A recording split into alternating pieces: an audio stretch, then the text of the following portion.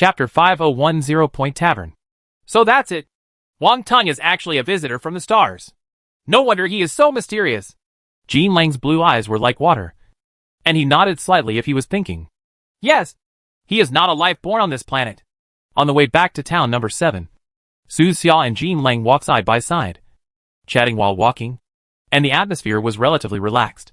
The two are similar in age, have the same abilities, and are even about the same height.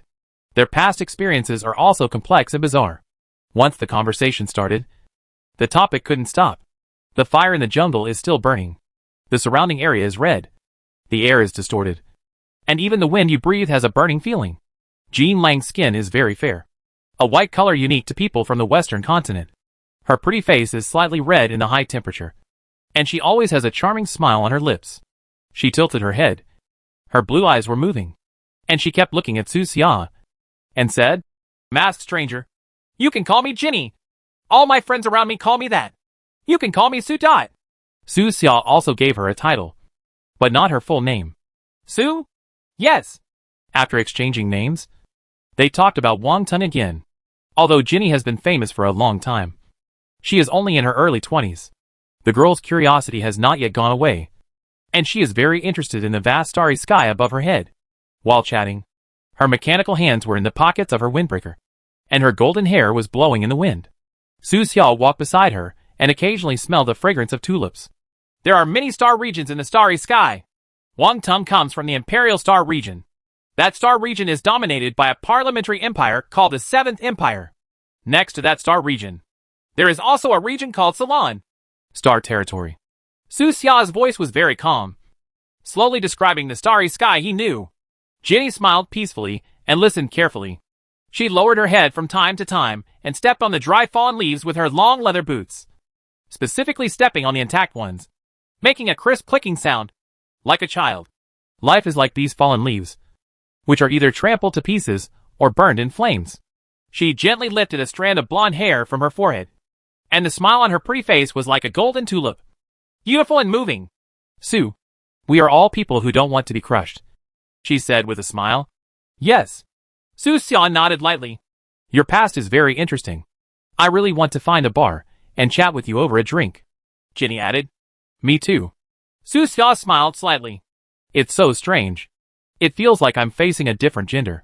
Ginny blinked, her beautiful blue eyes like a mirror, reflecting Su Xia's shadow. Just as he was talking, several more psychic waves appeared in the jungle. Ginny's teammate. They came to the southwest of the mainland this time to hunt down a psychic creature codenamed the Left Hand of Death. The left hand of the god of death is just a vest, and the man under the vest is the mercenary king of the northwest region of the mainland. This time, at the invitation of Wang Tung, the king of mercenaries in the northwest led his organization to the southwest. Because of this, Ginny and Francis came here. Therefore, there is a certain inevitability in this incident in town number 7. From the moment Wang Tung invited the northwest mercenaries, his failure was doomed.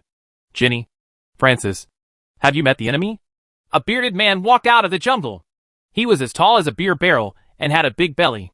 He was wearing a simple denim vest and was slightly bald. I didn't meet an enemy, but I met a friend, Ginny responded with a smile. Immediately afterwards, several more people came out of the jungle. One of them held a bloody human head in his hand, which belonged to the mercenary king of the northwest. In their team, the worst ones are all 5th level creatures, and they are all very powerful. They can easily kill the mercenary king of the northwest. After all, the mercenary king of the northwest is just an ordinary 5th level creature and does not have as many means as Wang Tung. Is it a masked weirdo? The beer barrel bearded man stared at Su Xia and asked. I've heard of this guy a long time ago. People outside say he is Wolf Girl's vest. Another person laughed. He looks pretty good. A very handsome young man.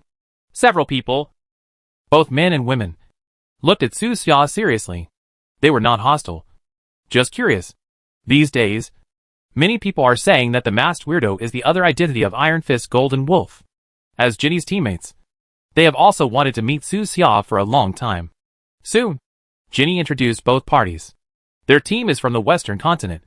It is a free hunting team that does not belong to any force. The team members are not willing to be bound by a large organization. They usually make money by accepting various public bounty tasks. There are 7 people in the team. And their code names are Golden Wolf, Gun King, Night Owl, Wine Barrel, Unicycle, Alwa Rose, and Cuckoo Bird. In addition to Ginny and Francis, the other 5 people were also famous creatures. This is the masked stranger. You can call him Su Dot. After introducing her own people, Ginny began to introduce Su Xia. Su? Hello. Su. I'm Keg. Nice to meet you. I am Duan. Everyone was very enthusiastic and did not doubt Su Xia's identity. They have been tracking the Northwest Mercenary King during this period and know everything about the incident in town number 7. Who else can fight Wang Tun here other than the masked weirdo? After getting to know each other, everyone walked towards town number 7. It was completely dark. Thunder was rolling in the sky, and the dark clouds were getting thicker and thicker. But no raindrops fell. It seemed that it would be brewing for a while. Rumble. The thunder was dull, but the sound of artillery fire on the ground was particularly loud. Players are still fighting with many mercenaries, and the battle is very fierce, with people falling every minute. As for the artillery positions of the Northwest Mercenary Organization, Su Xia no longer has to worry. During the chat, Su Xia learned that the hunting team coming from the Western continent this time was not only Ginny and hers, but there were also more than 10 hunting teams targeting the Northwest Mercenary Organization. The hunting team discussed in advance and finally agreed to let Ginny's team take the head of the Northwest Mercenary King. After all, their team was the strongest. The remaining resources of the Northwest Mercenary Organization will be divided equally among more than 10 other hunting teams. They have already taken action. Jiogong glanced at the message on the communicator, and then said to Su Xia, those dozen or so hunting teams were quite powerful, and in less than 10 minutes, they destroyed the artillery position of the Northwest Mercenary Organization 50 kilometers away. After all, those mercenaries are bullies, and shy of the strong. When they encounter someone stronger than them, they will be so scared that they run away. What's more, the mercenary king of the Northwest is dead, and there is no one left to lead them. Su Xia told Li Difu and the others the news. Li Difu and others conveyed the news to Mu Yang, Chu Tang and others from Nafeng. Soon, the Nafeng organization reorganized its team and began to hunt the mercenaries who broke out in the jungle.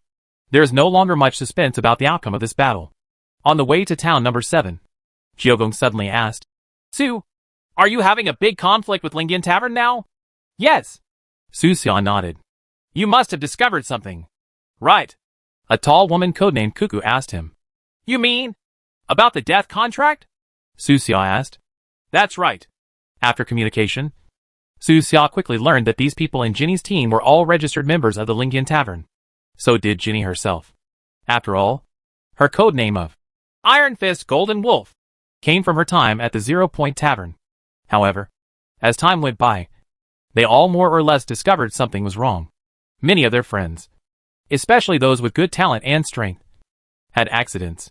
It's the kind of surprise that you can't see anyone alive, or you can't see a corpse after death. 3 years ago, Ginny also encountered the same accident, Cuckoo said. 3 years ago. It was also the time when the codename Iron Fist Golden Wolf disappeared. At that time, Ginny took on a protection mission and needed to protect a rich man on a cruise ship from the central continent to the western continent. This task is actually not difficult, because the rich man has no enemies, and asking her to protect him is just for basic safety reasons. However, just midway, the cruise ship suddenly hit something and broke on the spot, splitting in half from the middle. Then, there is a tragedy like the Titanic. After the cruise ship broke apart, a big explosion occurred. Ginny was in the center of the explosion. She was seriously injured on the spot and lost the ability to return to land. Cuckoo continued. Just when she was about to die, the people from Lingyan Tavern suddenly appeared and said they could save her. But they just needed her to sign an agreement. This story is not unfamiliar to Su Xia. That night in Conch City, he saw a similar story in the young genius named Chiyu. They were all accidents. They were all near death. They were all contracts. However, Chiyu's story is over. He died in Su Xia's hands. However, Ginny's story took a turn, because, on that night of the cruise, a change occurred. Of course, this variable is for 0 Point Tavern Gun King Francis. Francis didn't have any good impression of the 0 Point Tavern.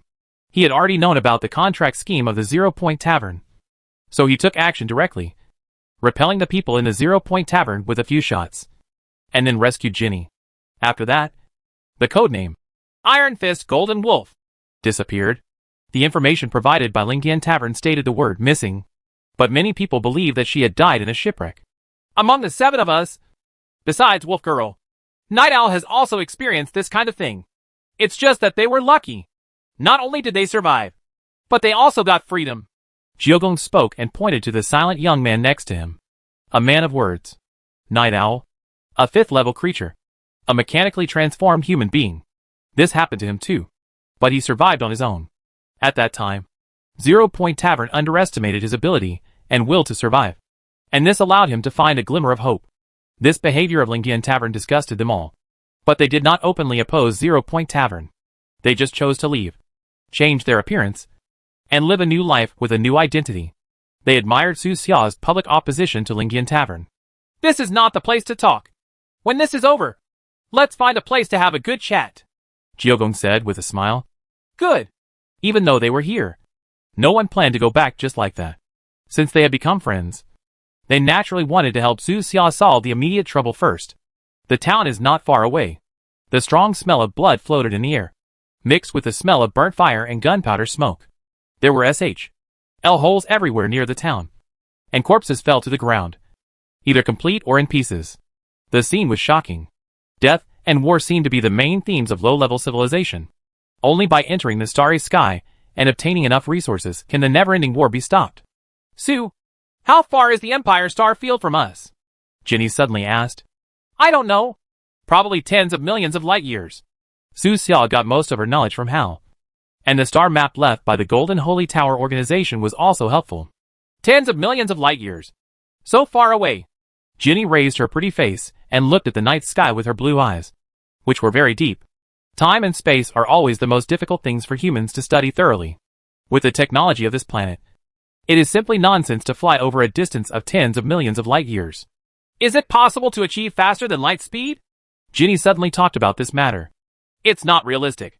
When we have speed in the space dimension, we lose speed in the time dimension. Su Xia replied. You mean time dilation? Ginny tilted her head and looked at Su Xia with a trace of curiosity in her beautiful blue eyes.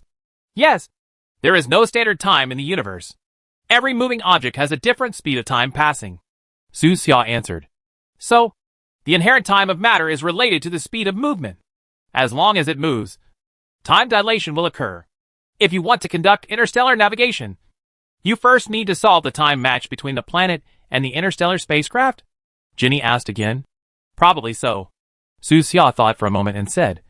In the Imperial Star territory, the mainstream method of interstellar exploration is to jump through a kind of space-time tube. They call the coordinates of the entrances and exits of those space-time tubes jumps dot. Point. And then take the exit of each space-time thin tube as the center and explore the starry sky around it. But how are the thin tubes of space and time formed? Ginny's eyes were deep and a serious look appeared on her pretty face. And she said slowly, we can fold the 2 dimensions to create a space passage in the 2-dimensional world.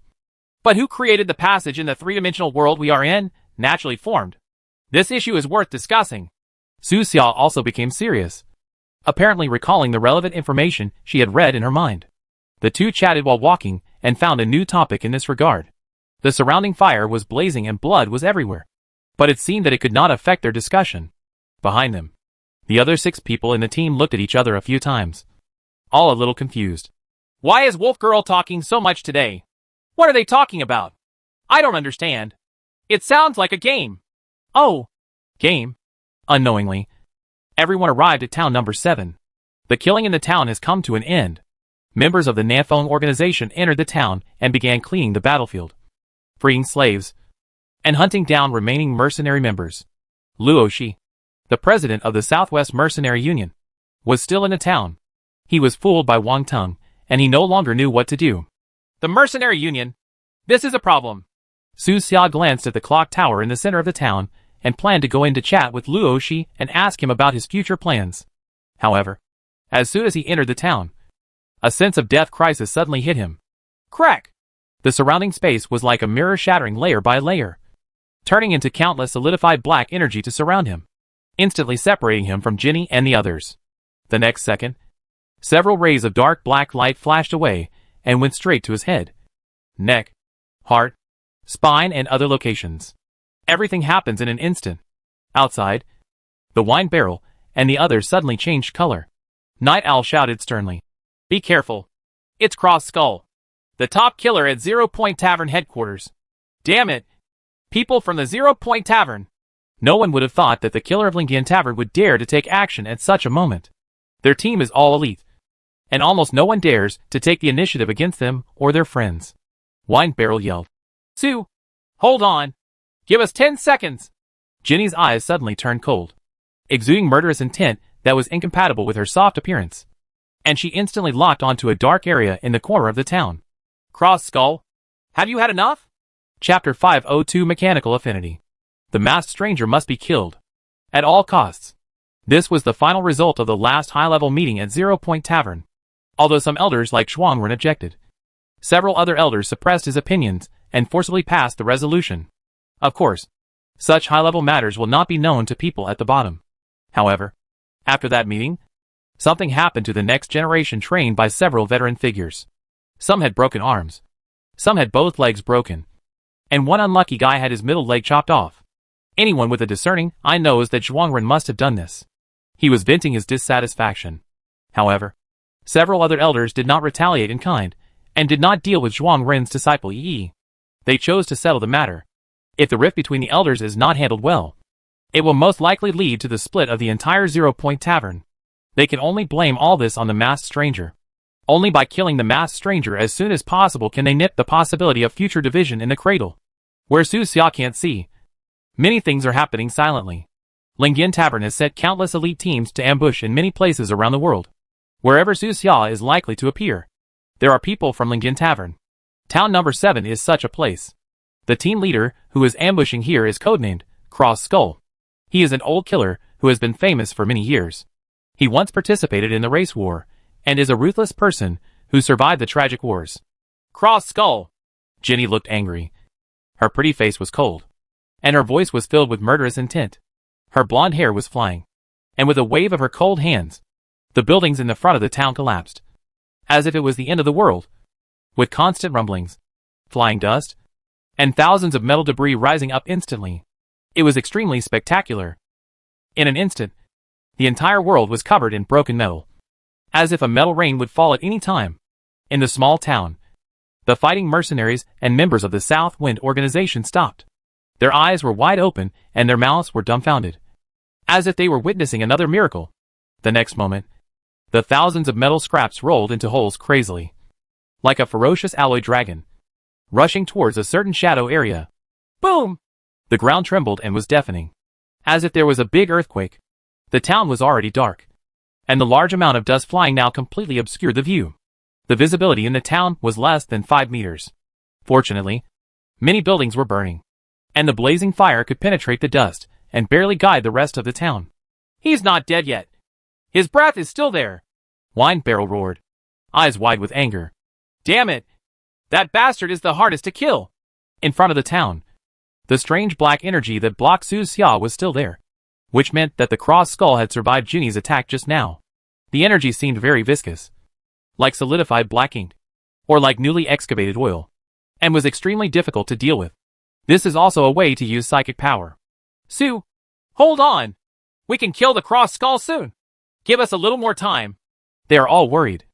After all, Su Xia has not fully grown up yet. Facing a veteran level 6 killer like Cross Skull, even creatures with the same psychic level would be extremely cautious, let alone a newcomer like Su Xia. They could only pray that Su Xia would hold on for a while longer until they got rid of the Cross Skull. He's over there! Night Owl's eyes were sharp, like a long sword, penetrating through the layers of haze and pointing directly at the shadow in front of the crowd to the right. The next second, he opened his mouth and roared, emitting an ultra-high frequency sound wave that ordinary people could not hear at all. Immediately afterwards, Francis looked indifferent, raised his hand and shot. Boom! The two of them worked together in tandem. The Wine Barrel then took action and jumped suddenly. His strong body was like a boulder, with muscles all over his body bulging, and his clothes were bursting. He slammed into the area. He is like a giant humanoid beast. His talent is giant strength. His bone strength and muscle density are far beyond that of ordinary people. He can smash the heads of ordinary creatures with one punch. No normal psychic creature would want to be approached by him. Being close to him means death. However, This time, the barrel met its opponent. Boom! In the shadow. A shadow jumped up and collided directly with the huge wine barrel. The impact was extremely violent. The man was knocked backwards and slammed back to the ground, causing smoke and dust to fly everywhere. The wine barrel was actually knocked out and flew straight into the jungle behind, causing sawdust to fly and smashing several big trees before it came to a stop. This scene made the rest of the team's hearts sink. The other party is well prepared, and they are also a team. Cross Skull is good at assassination, and his stealth, speed, and vigilance are all top-notch. His physical fitness is not strong, and one shot can kill him. There is no way he can collide with a humanoid monster like a wine barrel. Ha ha! Is this the legendary wine barrel? Nothing more than that. From the shadow, an equally strong figure jumped out. It was the man who had collided with the barrel just now. He looked younger, in his 20s, with short blonde hair, and his muscles seemed to be about to explode. His body was terrifying, and his forearms were thicker than many people's thighs. He was a muscular beast. His eyes were a little red, and he seemed a little excited. He licked his mouth and stared at the position where the barrel fell into the jungle. Wine barrel, do you still dare to come? He shouted loudly with a hoarse voice. Why don't you dare? The wine barrel jumped out, landed heavily, and suddenly raised his head to stare at the man. A junior who takes medicine every day. I can smell the medicine on you from a few hundred meters away. Do you think you can touch me if you grow muscles by taking medicine? Senior, don't look down on those who apply medicine. The man twisted his neck, smiled cruelly, and then jumped forward suddenly. The sudden burst of force pushed him directly in front of the barrel. At this moment, the rest of the team was also entangled with different opponents. Call out! An insidious bullet flew out from the depths of the jungle and went straight to Ginny's back at an extremely tricky angle. Fortunately, Ginny reacted in time and blocked the bullet. Francis' face darkened. He held the sniper rifle and whispered, I'll deal with that man. Give me 5 minutes. Careful.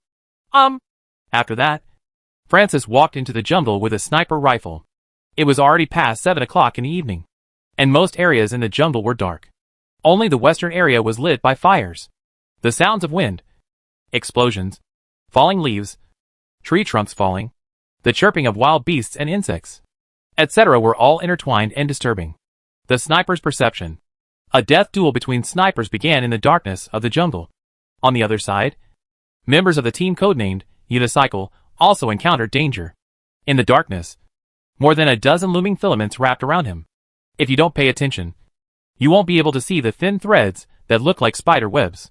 But one of the wheelbarrow's eyes suddenly turned red, and the pupil turned into a bloody color, flashing continuously, like a robot that sensed a crisis.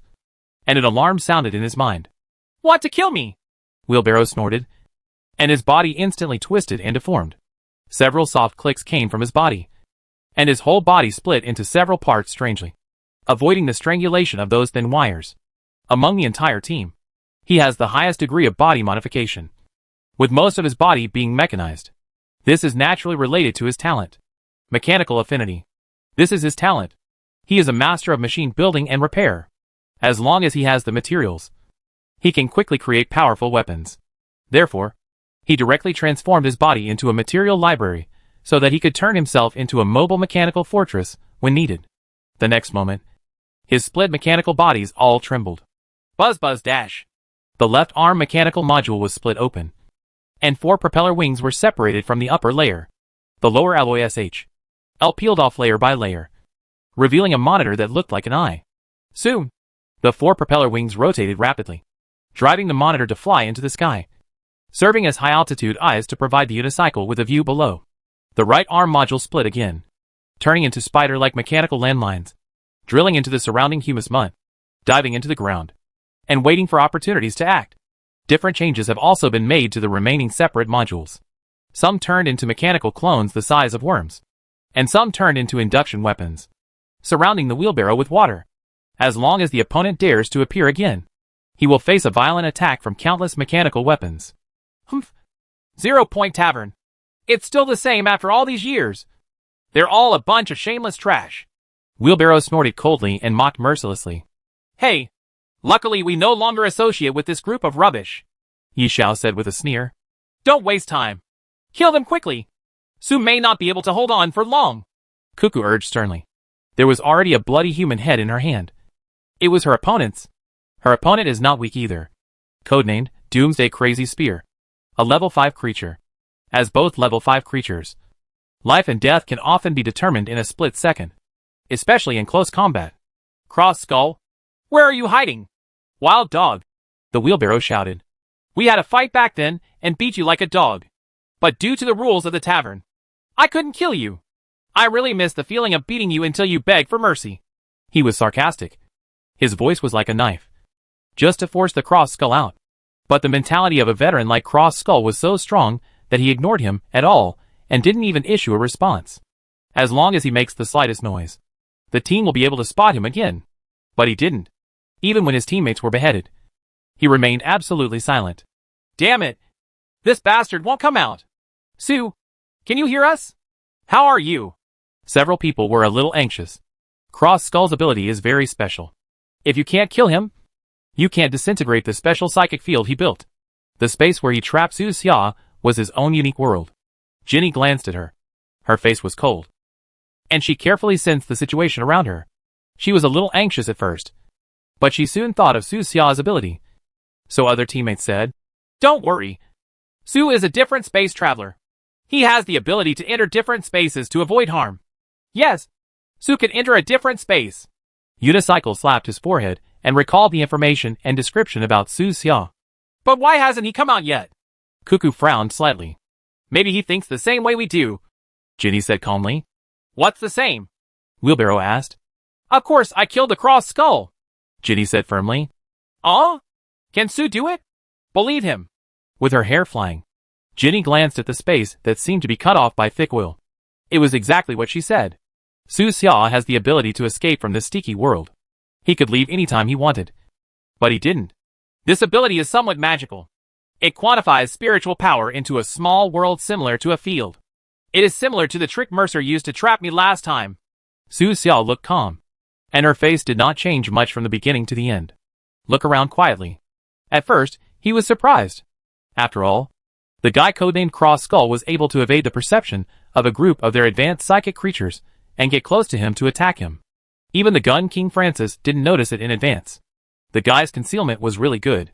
Su Xia vaguely remembered that among the teaching materials at Lingyan Tavern, there was an advanced textbook on concealment and assassination compiled by Cross Skull.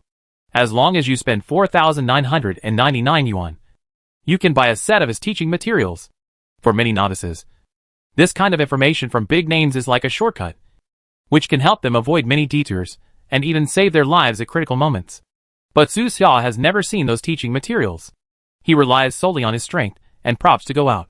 You can write advanced textbooks. You are a 6th level creature. You can be considered a half senior. And yet, you came to kill me personally. It seems that Lingyan Tavern can't sit still because of internal conflicts. After Su Xia thought for a while, he thought of the key point of the problem. Lingyan Tavern's several operations against him ended in failure. Even Fan Lu died. So he definitely couldn't save his face. They are eager to kill me. So they even sent people of this level.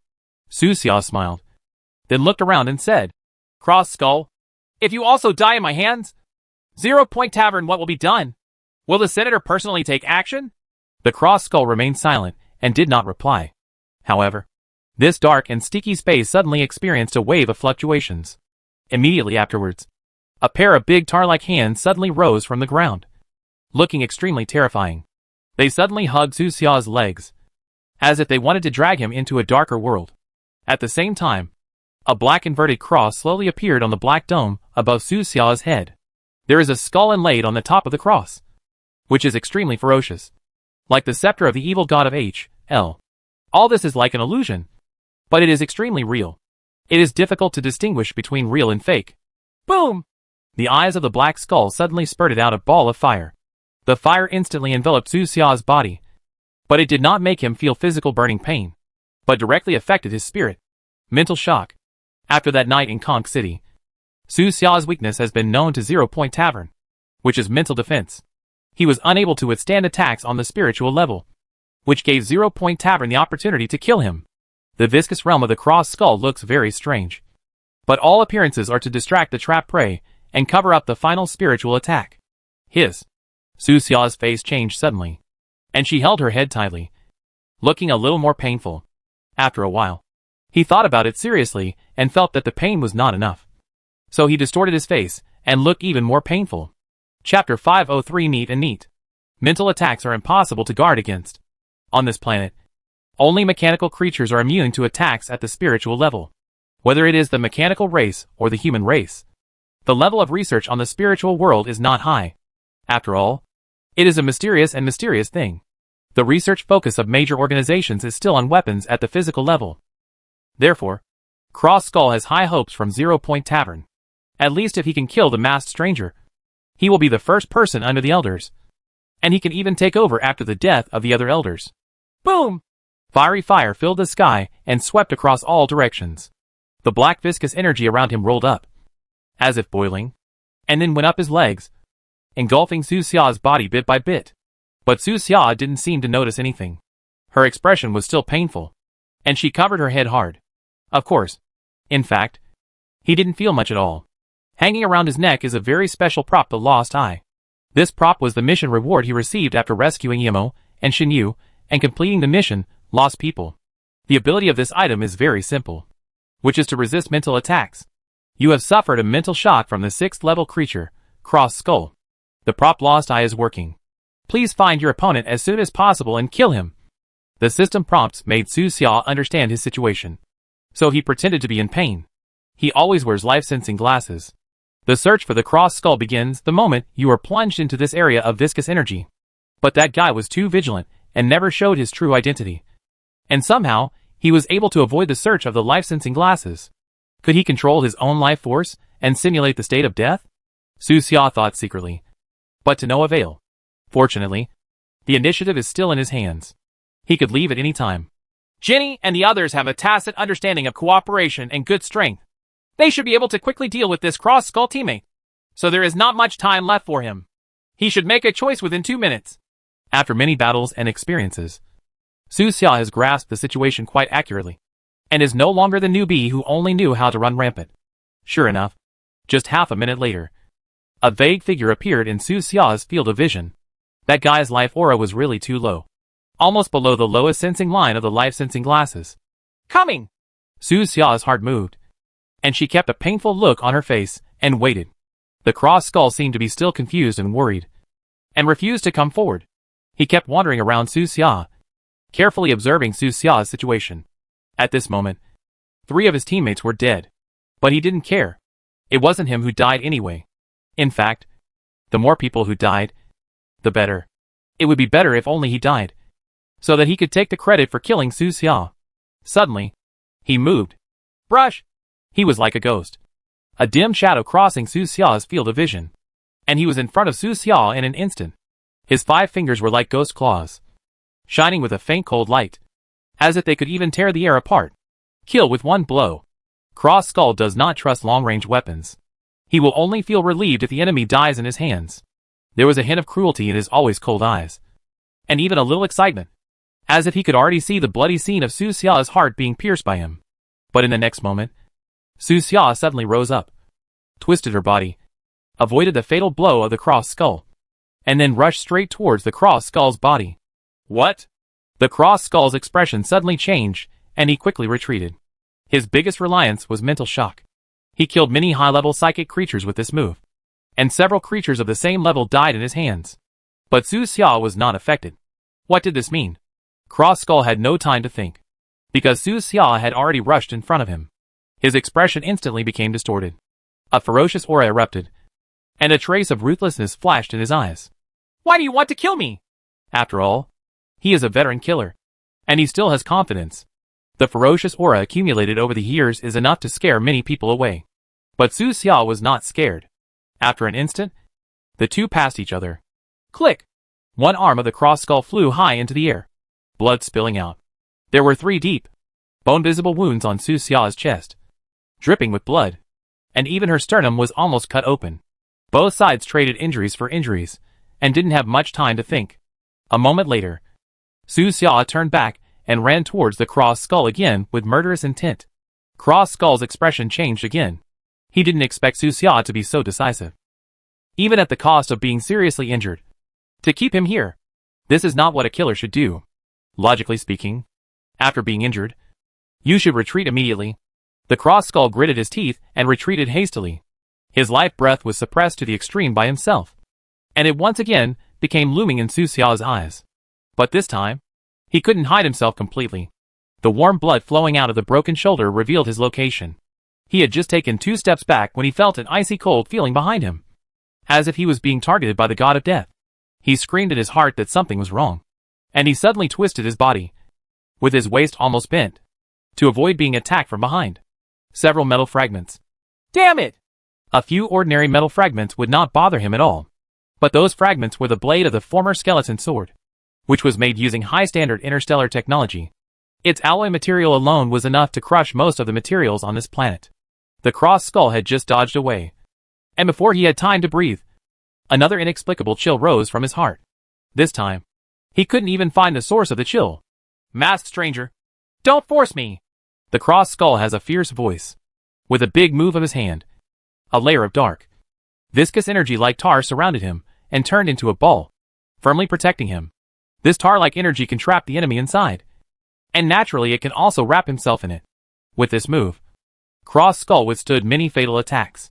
Even on a battlefield filled with artillery fire between the two clans, this move could save his life and prevent him from being killed by cannonballs falling from the sky. However, this time he miscalculated. The reason why he couldn't feel the source of the sense of crisis was because the crisis came from himself, not the outside world. She dash! The Cross Skull's eyes bulged, and a look of horror appeared on his face. His pale lips were slightly open and his mouth was trembling, as if he wanted to say something, but he couldn't, because, on his neck, an invisible dagger suddenly appeared. The dagger actually came out from the inside of his neck, stabbing his entire neck from front to back, cutting off his trachea, esophagus, blood vessels, etc. Hot blood poured into his trachea crazily, blocking his breathing passage and the possibility of his life. Boom! The black energy around the Cross Skull instantly dissipated and disappeared without a trace. He looked miserable, covering his neck in panic, and fell to the ground. His clothes were soaked in blood. After the energy collapsed, he and Su Xia returned to everyone's sight. Around them, Jinny and others saw this scene and hurriedly gathered around. Su, are you okay? Jinny asked seriously with clear eyes. It's okay. Su Xia responded with a smile. Su, you are so powerful. You can actually kill this guy? Cuckoo walked over and couldn't help but exclaimed when he saw the seriously injured Cross Skull. It's just a fluke. I have some tricks that ordinary people don't know. Su Xia behaved more modestly, because this time she really relied on the help of props. The invisible dagger that pierced the Cross Skull's neck was naturally made up of nanorobots. At the moment of the fight, some nanorobots climbed up the Cross Skull's body, then crawled along his nasal cavity, to his throat, and finally transformed into a thin and transparent dagger, piercing his neck. All I can say is that Cross Skull is unlucky. Whether it was the lost eye that resisted his mental impact, or the life-sensing glasses that helped Su Xia discover his figure, or the nanorobot that finally killed him. They were all technologies from the stars, and were simply not something that life on this planet could imagine. This is a technological breakthrough. If Su Xia could only control metal, then there was a high possibility that he would fall into a trap today, and at most, he would have to escape through different dimensions. Ha ha! Is it over yet? In the jungle, a heroic laughter suddenly came out. Immediately afterwards, the figure of the wine barrel appeared and jumped in front of everyone. He was carrying a mutilated corpse in his hand. It was the blonde young man who had provoked him before. With a look of disdain on his face, he threw the body aside and said, The medicine man actually wants to challenge my natural body shape. Apart from anything else, I have much better cardiopulmonary function than him. Even in a protracted battle, I can defeat him. Knock him down. As he spoke, he glanced at the pale Cross Skull. The wine barrel laughed again. Ha! You are a piece of garbage from Lingian Tavern. How does it feel to kill someone instead of killing someone? Ho ho. The Cross Skull looked unwilling, as if he wanted to say something, but he just made 2 unpleasant sounds with difficulty. Blood bubbles bubbled in his mouth.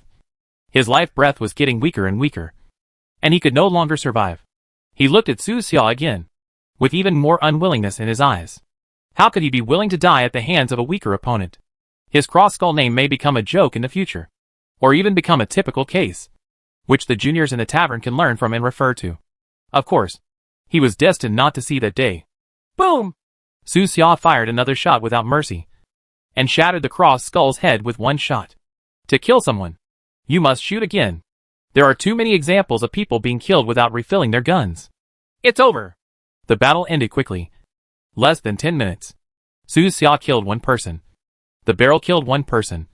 The cuckoo bird killed 3 people. Ginny also killed 3 people. And the wheelbarrow killed 1 person. 9 people in total.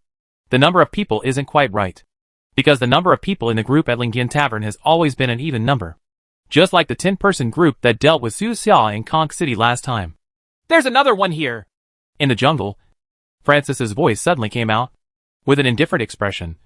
He slowly walked out of the jungle, carrying the body of a young sniper, and then threw it in front of everyone. This sniper was quite capable. He looked like he was only in his 20s. He was able to deal with the legendary Gun King for such a long time at such a young age. But he still died after all. A dead genius is not a genius. It is just a pile of flower fertilizer next spring. 10 people. Here we are. A family has to be neat and tidy to look good, Jiogong said with a smile. Would you like to package it and send it to the Lingyan Tavern? Wheelbarrow suddenly made a suggestion. Isn't this too arrogant? Let Su do it. It'll be fine if we become invisible. You're right. Su, if you want to provoke the tavern, you can pack these corpses and send them back. Everyone looked at Su Xia with smiles on their faces. Su Xia shook her head slightly. No need. I am a very low-key person, and I usually won't be so public. Su, are you quite low-key? Cuckoo asked with a smile. I am indeed very low-key, Su Xia said seriously. Most of the rumors about me outside are false. I have never done those things. Just like Brother Francis, many things have been inexplicably placed on me. On the body. After a brief discussion, everyone decided to throw these corpses to Nonfeng's people, and ask them to bury them anywhere they wanted. The battle in the town is still going on, and has reached the final stage. Next, the group entered the town.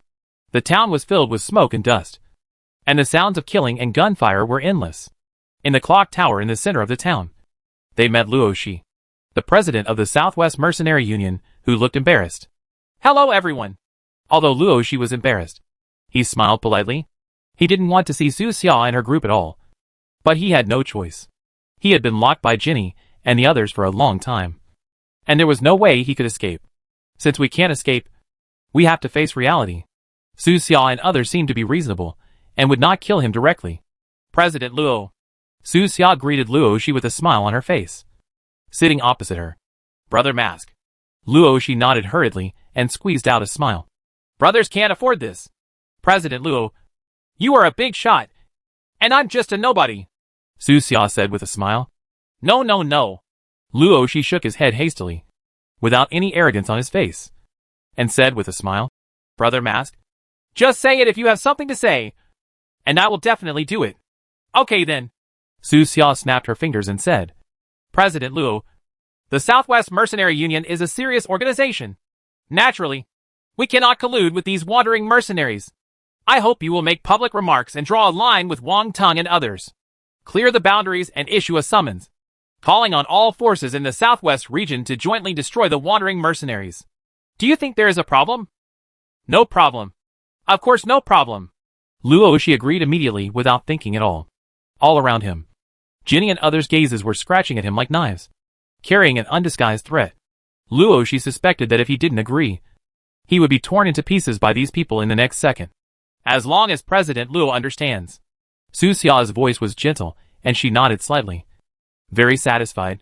The matter in town number 7 is finally over. Next is the pharmacist conference. But with the help of Hong Bafu and the others, and a 6th level pharmacy master sitting in charge of the conference, there won't be any problems. Master Wu Hongyu's reputation is not just for show. Even other pharmacists who are also at the 6th level must greet her with a smile when they see her. Therefore, there is actually only one thing left in front of Su Xia. Go to Dragon City. Chapter 504 ending. Su Xia is going to Longcheng. This matter has been delayed for too long. From the first day he came to this world, he wanted to go to Dragon City to meet the man who looked exactly like his old father. Previously, while communicating with Alexei, the person in charge of the river valley, at the valley gathering point in the northern Bear City, Su Xia learned that the Lord of Dragon City was seriously injured. After that, the urgency in his heart became even stronger.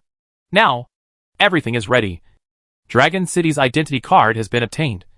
And things around Coral City are almost finished. And we just need to set off. It's time. Su Xia's eyes were deep, and she looked toward the southwest. He had a very strange feeling that this trip to Dragon City might completely change his understanding of the world. Time passed slowly, and it came to 10 o'clock in the evening. Luoshi left. He didn't dare to stay here for too long, for fear that Su Xia and the others would regret it. After this, the large forces organized by Nanfeng poured into town number 7, intending to completely clean up the entire town number 7. Mu Yang and Chu Tang were very smart. They carried out a psychological offensive before cleaning up. Surrender! You have been abandoned by Wang Tung. Surrender immediately. Hand over your gun and don't kill. You are Wang Tung's bait. And the Northwest mercenaries are the real executors of this trap plan. Don't you understand? You have all been deceived. In the small town at night, the fire flickered, smoke billowed, and most of the buildings collapsed. After the violence and bloodshed, this prosperous town number 7 has been reduced to ruins, and everything is dilapidated as far as the eye can see.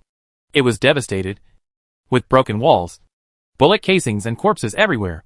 The tattered mercenary organization flag stood leaning on the ruins, the flag full of bullet holes and burn marks. The night wind howled, and the rotten flags fluttered in the wind. Against the backdrop of the firelight and hazy smoke, there was a unique sense of beauty from the war era. Put down your weapons. We in Natfong are not an unreasonable organization. As long as you are willing to atone for your sins, we can give you freedom. In the small town, scattered gunshots sometimes sounded in the corners. But what was more noticeable was the sound of members of the Natfong organization shouting on the ruins with loudspeakers. Of course, there were also voices of the rescued slaves crying with joy. Some people laughed. Some cried. In the middle of the town, there is a shabby bar. The roof of the bar had been blown apart by artillery LS in previous battles, and most of the surrounding walls had collapsed. The interior of the bar was in a mess, with tilted wine cabinets, broken bar counters, and dust everywhere. A building next to the bar was burning, and the fire was blazing like a shaking incandescent lamp, barely illuminating the interior of the bar. At this moment, Su Xia, Jinny and others were sitting in this shabby bar, each holding a wine bottle in his hand. Some of them were sitting on tattered tables and chairs. Some were sitting on collapsed walls, and some were sitting directly on the ground, talking and laughing, chatting about past life experiences and future plans. And the atmosphere was very harmonious. So, you really killed a clone of Mercer that time in Seahorse City? No wonder he was so angry that he didn't care about his image. Wine Barrel laughed loudly and drank from the bottle, his beard covered with fragrant wine. Su, you are so powerful. You can even deal with Mercer. Cuckoo chuckled softly and raised the bottle to Su Xia. It's just good luck. Mercer didn't want to kill me at first. He just wanted to torture me and make me collapse. That's why I found the opportunity. Su Xia smiled and told everyone about Seahorse City and Conch City. They had discussed it before, and after finishing the matters here, they would find a place to drink and chat. When I passed by this bar just now, Li Keg said that it would be better to just stay here and not bother to go anywhere else. Just like that, everyone started chatting. The conversation lasted until after 12 o'clock in the evening, and everyone was a little tipsy. Jinny's face was red and her eyes were slightly bent. She leaned against the corner, looked up at the night sky, and said to Su Xia beside her, Su, if you can find a way to the stars, don't forget me. I will too. I want to see the outside world. Okay. Su Xia responded with a smile. If I'm already dead at that time, you can take my ashes with you, Jinny said with a soft voice and a soft laugh. No problem. Su Xia nodded. And me, Jiogong suddenly said. Take my ashes up with you, and then tell my descendants that their ancestors are floating in the sky. Okay. Su Xia laughed dumbly. After all, Su Xia has actually found the road to the starry sky, which is the star map he obtained at the undersea pyramid. Now, all he needs is a vehicle that can allow him to enter the starry sky. After a while, Mu Yang, Chu Tang and others led many core personnel of the Nanfeng organization outside the bar. They looked at Su Xia in the bar, with excitement on everyone's face. Without Su Xia, they wouldn't be where they are today. They were originally just a group of slaves, and it was Su Xia who rescued them from that small town. Master Mask, do you still remember me? Chu Tang endured the excitement, his voice trembling. Of course I remember. Chu Tang, the little mercenary I let go at that time, Su Xia said with a smile. I also remember Muyang beside you. You guys have done a good job these days. Hearing this, the two of them trembled. Their eyes suddenly turned red, and tears almost fell. Back then, after leaving that small town, they led a group of slaves to wander around in the wilderness, eating and sleeping in the open air. They suffered a lot and were almost destroyed several times. Many times they could no longer hold on and wanted to die. But whenever they want to give up, the majestic figure of Su Xia standing on a high place at dawn will appear in their hearts. They didn't want to live up to Su Xia's expectations, so they gritted their teeth and persisted until now. With Su Xia's praise, their hardships during this period were all worth it. I don't like to be restrained. It's up to you two to walk the road in the future. Do you understand? Su Xia said to them seriously. Sir, we understand. Chu Tang nodded immediately. Don't worry. The south wind will only get stronger in the future, Mu Yang solemnly promised. No matter when you need me, we will go through fire and water for you. Good. Su Xia smiled with relief on her face. This was the first force he had built, and it certainly made him happy to see them thrive. Su Xia was so happy that he wanted to give out some rewards. But he took a closer look at his storage space and found that the things he could get away with were basically related to extraterrestrial civilization. The Nafeng organization no longer needs ordinary living supplies and arms supplies, because there are a large number of supplies stored underground in number 7 town that the mercenaries have no time to take away. He could only sigh and say some words of encouragement to the rest of the Nafeng organization. Many members who later joined the Nafeng organization came because of Su Xia's reputation. Now that they saw Su Xia with their own eyes and heard Su Xia's encouragement, their determination to stay in the Nafeng organization became much stronger. After a while, a voice suddenly came from behind the crowd. Master! Master! It's me! I'm Defu. Do you still remember me? Li Defu also came, wearing a battle-damaged mecha. He turned on the power of the mecha and forced his way to the front of the crowd. Then, he took off his mecha, revealing his true appearance. He was equally excited at this moment. It's been so long since the server was launched, and he finally saw the masked weirdo again. Although he often claimed to be the disciple of the masked stranger, he knew in his heart that he had not actually been recognized by him at all. Master, do you still remember me? Li Defu asked tentatively with a flash of expectation in his eyes, but also a little uneasy. Of course I remember. We met in Coral City. You were the young undead warrior. Su Xia changed her tone and said to him with a smile. Do you really remember me? Li Defu became even more excited. So much so that he stuttered a little.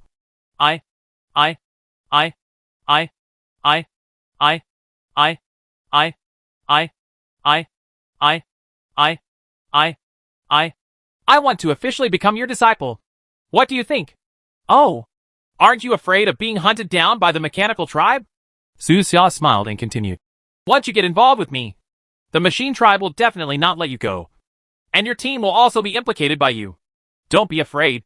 I am no longer the same person I was back then. My team is no longer the same team we were back then. Li Defu promised, patting his chest, and said, We have long been dissatisfied with those iron robots. When the time comes, we will raise the flag and fight those robots directly. Okay, since you are willing, I will accept you as my disciple. Su Xia nodded slightly. Ah, I passed the test? Li Defu looked pleasantly surprised. He thought it would be like some online games, where he would have to complete a bunch of tasks, collect a bunch of materials, or answer a lot of questions. But now, it was just a question and he passed. However, he was also a little strange. Why is the system prompt not triggered?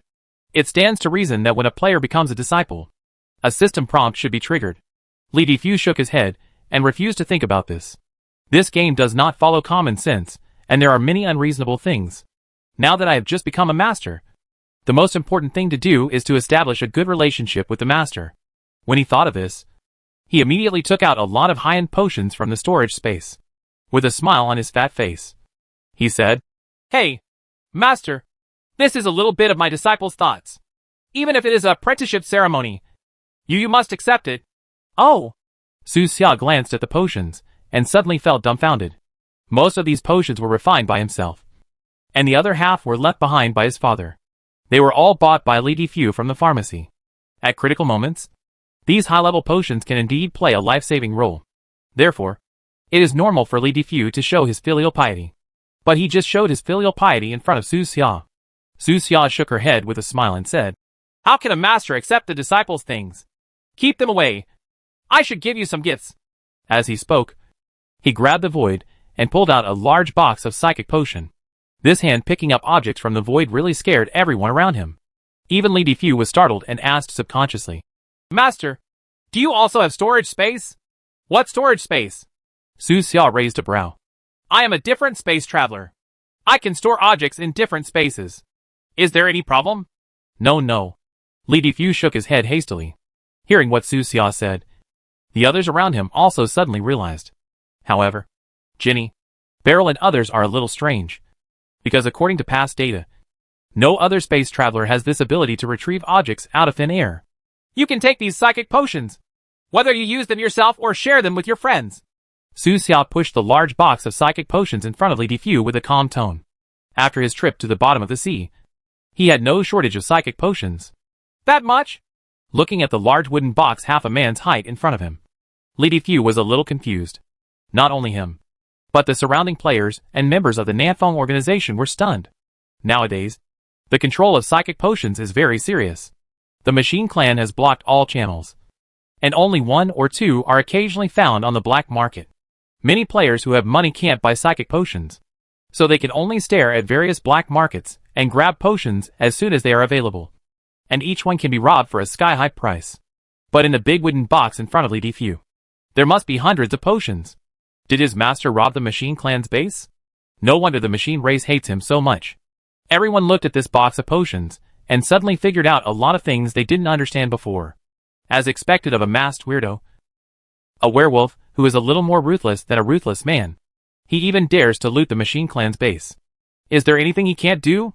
If he is allowed to grow for a while, will he go directly to the Silver City to fight the ultimate boss, the Mechanical Overlord? By the way, Chu Tang, Mu Yang, you two should take some too. Su Xia casually grabbed several large wooden boxes out of thin air and threw them in front of Chu Tang and Mu Yang. These many potions are enough to increase the strength of the core of Nanfeng's organization. This. The sudden appearance of several large boxes shocked both Chu Tang and Mu Yang into speechlessness. They stared blankly at these large boxes of psychic potions. Their minds went blank. They felt a sudden sense of happiness and dizziness. They couldn't believe it. Not to mention them. Even the wine barrels, night owls, and others in the bar behind were dumbfounded. Jiogong and others couldn't produce so many psychic potions. Most of their growth paths were difficult, and every psychic potion was obtained with their own lives.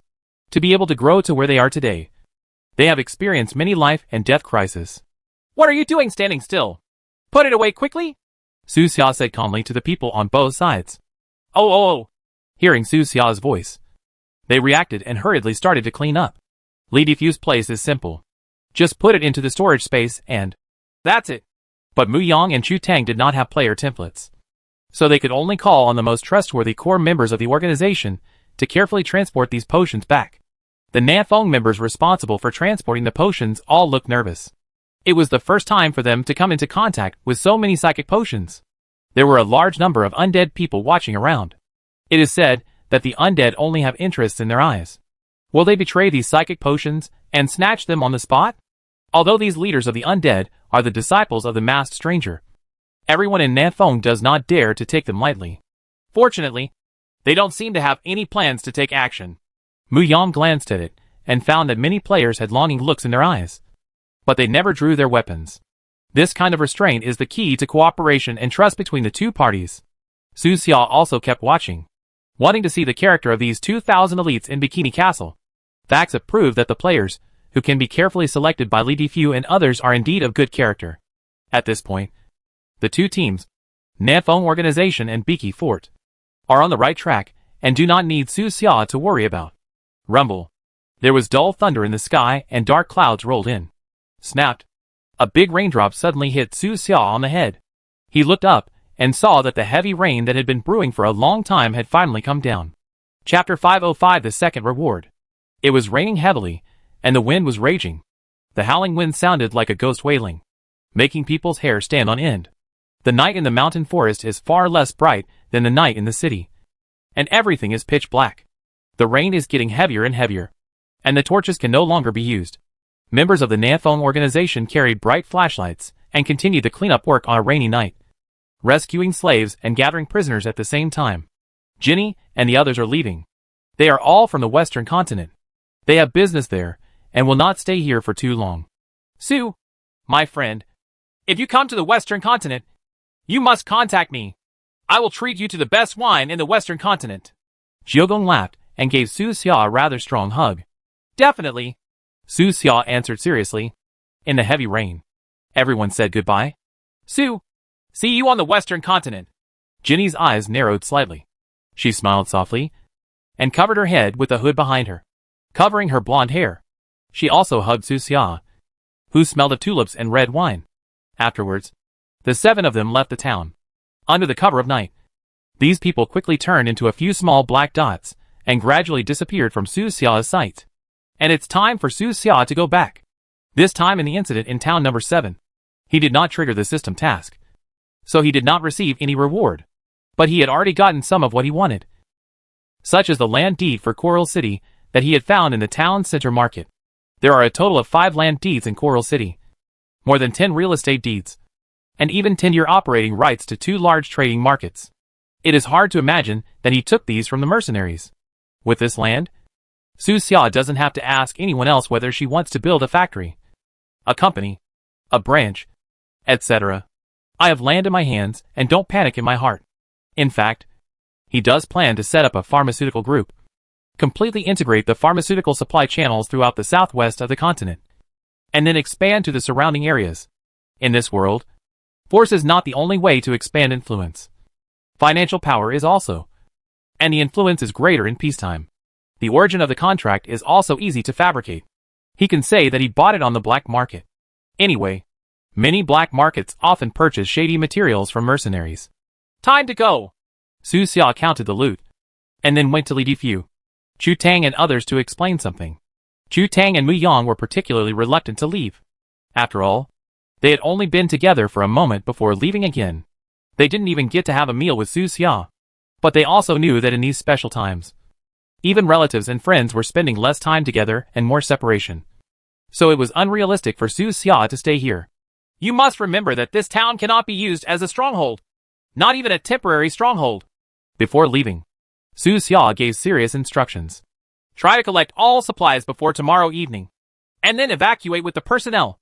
Break them into pieces, and avoid the patrol team of the mechanical clan. We understand. Master, don't worry. I will let my undead brothers protect them. Well, I believe in your abilities. Su Xia looked pleased, nodded slightly, and then looked at the horizon. Everything that needs to be said has been said, and what needs to be given has been given. He said nothing more, took one last look at the ruins of town number 7, then activated his speed boots and disappeared into the heavy rain. Back to Coral City. As for Dragon City, he planned to use his identity as commander to go there. After all, the old dean and others were friends with him as a commander and could help him settle in Dragon City. Now the whole Dragon City is treacherous. Undercurrents are surging. All kinds of rumors are flying all over the sky. And even the Lord of Dragon City is injured. Su Xia won't trust too many people. If possible, he would go to Dragon City this time to find out those guys who were hiding behind and spreading rumors. Oasis Camp. Old Station. Su Xia's commander opened the warehouse door and walked out slowly. It was already 2 o'clock in the morning, but the station was still lively. There were many new Night Owl players who were fighting monsters and upgrading overnight. The pharmacy, training shop, weapon shop and other shops were all full and bustling with people. Players wearing all kinds of strange equipment walked around the station. Some players did not fight monsters, but sat on the roof or lying on the grass to watch the stars and enjoy life in another world. Life in the game has become their second life for many people. The 2 brothers, Mo Zheng and Mo Zhan, have not rested yet and are training a group of players. These players were carefully selected by them and Lin Shan to serve as the undead outside team organized by Bei Feng. Commander! Seeing Su Xia coming out, the 2 brothers immediately dropped what they were doing and ran over to report to Su Xia the basic situation in the camp. After the report, Mo Zheng handed Su Xia a piece of news from the new camp. He said, Commander, this is what Chung Ping'an asked me to pass on to you. There are changes in Longcheng. The old dean of the college, Mr. Hu, has gone back with many people. Good. Su Xia nodded slightly. opened the message and looked at it. Over at the news station. The Academy and the Research Institute have temporarily reached an agreement not to wake up the two sleeping aliens. Due to internal changes in Dragon City. The old Dean Hu Yun took most of the people back to take charge, leaving only Zhang Fang to stay at the Oasis camp as a representative of the college. As for the Research Institute, Wang Luo, the director of the 051 Research Institute, also returned with a group of people, leaving a few people as representatives. As for Zhang Fang's teacher Shishi, due to the previous conflict with Su Xia, the old man's position in the camp has always been awkward. So this time, he also went back with the people from the college. At the end of this message, Zhang Fang's message was attached. Commander, there are many strange things about the Dragon City incident. The Dean hopes that you can go to Dragon City as soon as possible. With your wisdom, you should be able to find out those moths inside Dragon City. The Dean has forged an identity for you. The ID card is with me. Only the Dean and I know about this. You can enter Dragon City with this forged identity. This is an invitation. In order to facilitate Su Xia's movements, the old Dean even forged an identity card for him. After all, Su Xia's reputation as Commander of the North Wind is not small. Once he goes to Dragon City, he will definitely attract the attention of all parties. At that time, every move he makes will be under the watchful eyes of the outside world. And it will not be so convenient for him to secretly investigate something. I have an identity card here. I got it from a previous mission. Su Xia pondered for a moment. This identity should be the most secure. As for the identity card that the old Dean forged for me, only he and Zhang Fang know about it. But there are risks after all. Dragon City's identity card is not complicated. It is about the same size as a normal magnetic card and has a built-in identity chip. The difficulty in forging this kind of ID card is not the chip or material, but a suitable identity. There are many areas within Dragon City where credit cards are swiped online. If you want to pass the verification in those areas, the identity card information must match the personal information in the internal system. In other words, the old Dean must choose a suitable identity in Longqing's internal system to give to Su Xia. In doing so, he is bound to leave traces in the system. Although his authority is high enough, it is not foolproof. In comparison, Su Xia trusts the props issued by the system more. I'm going back to my new station. Please pay attention to your safety. Su Xia put away the letter and told brothers Mo Zheng and Mo Zhan something. Then he called Lin Shan again, gave Lin Shan a batch of psychic potions, and asked him to set up an appropriate reward and punishment mechanism.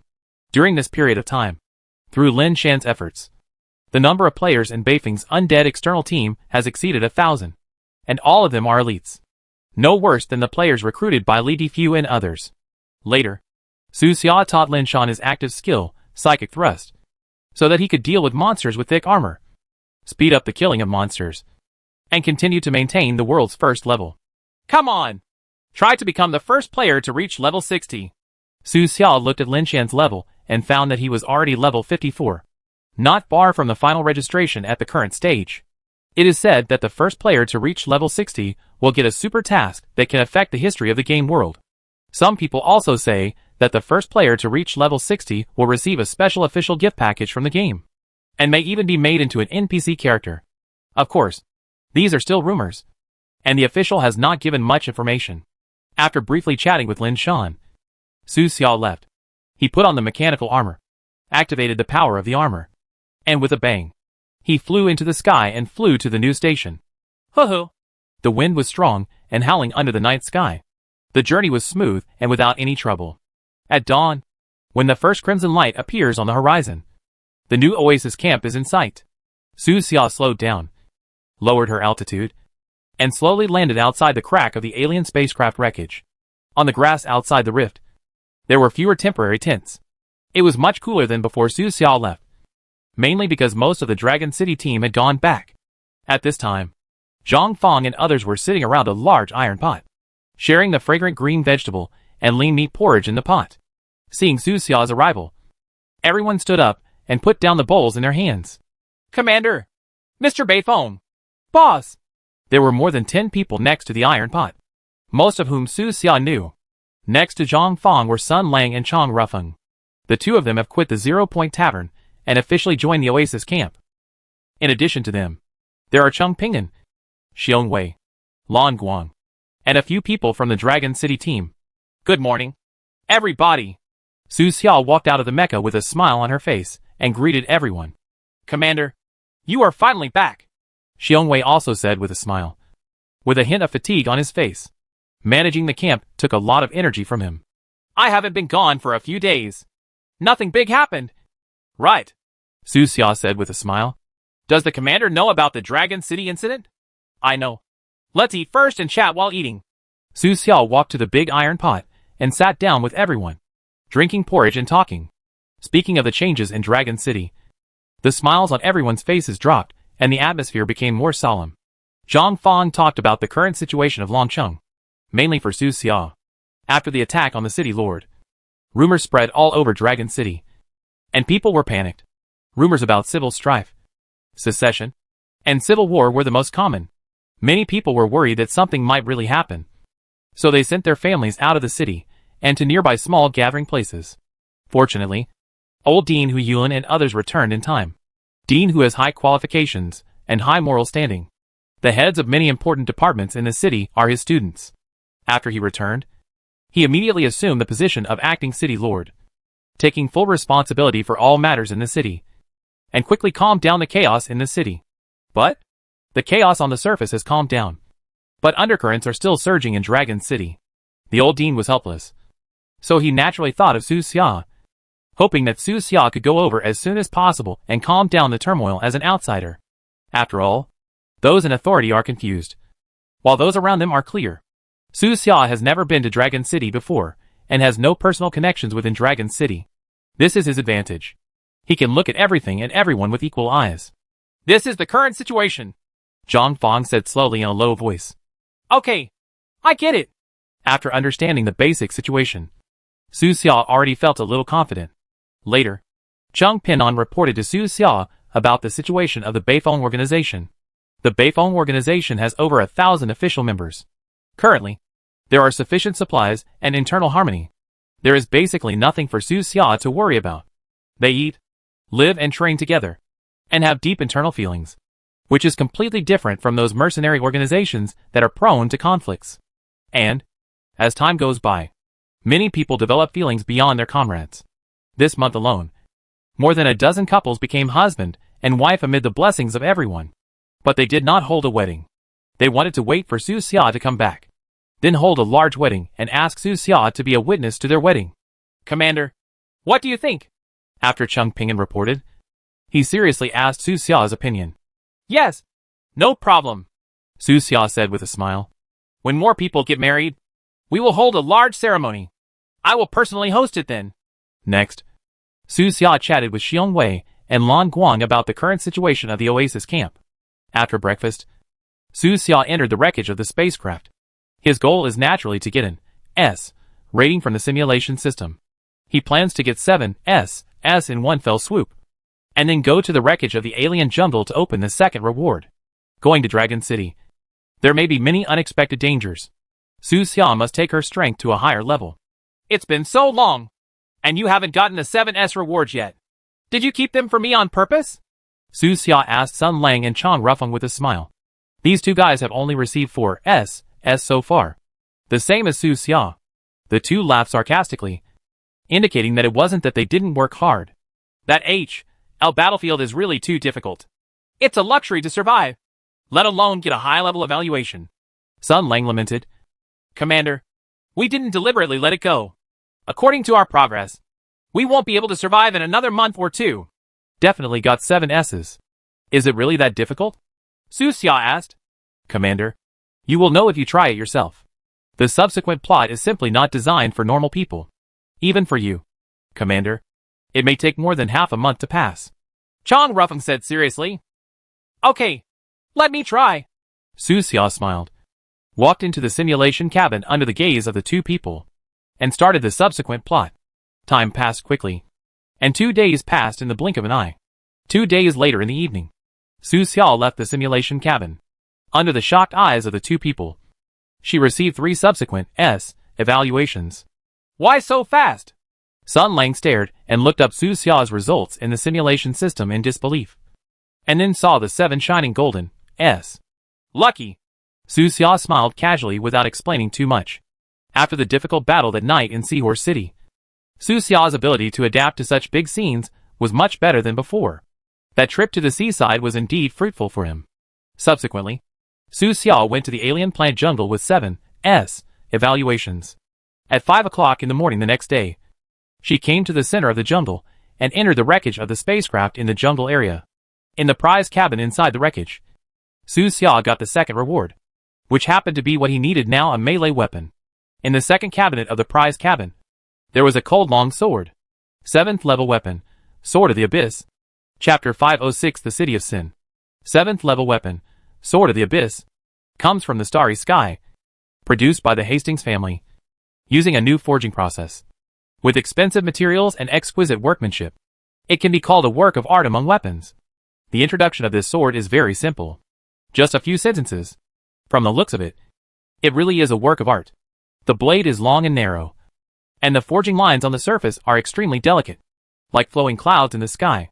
The sharp blade is glowing with a faint metallic light, and every inch is extremely perfect, which cannot but be admired. Of course, in Su Xiao's heart, any weapon is a work of art.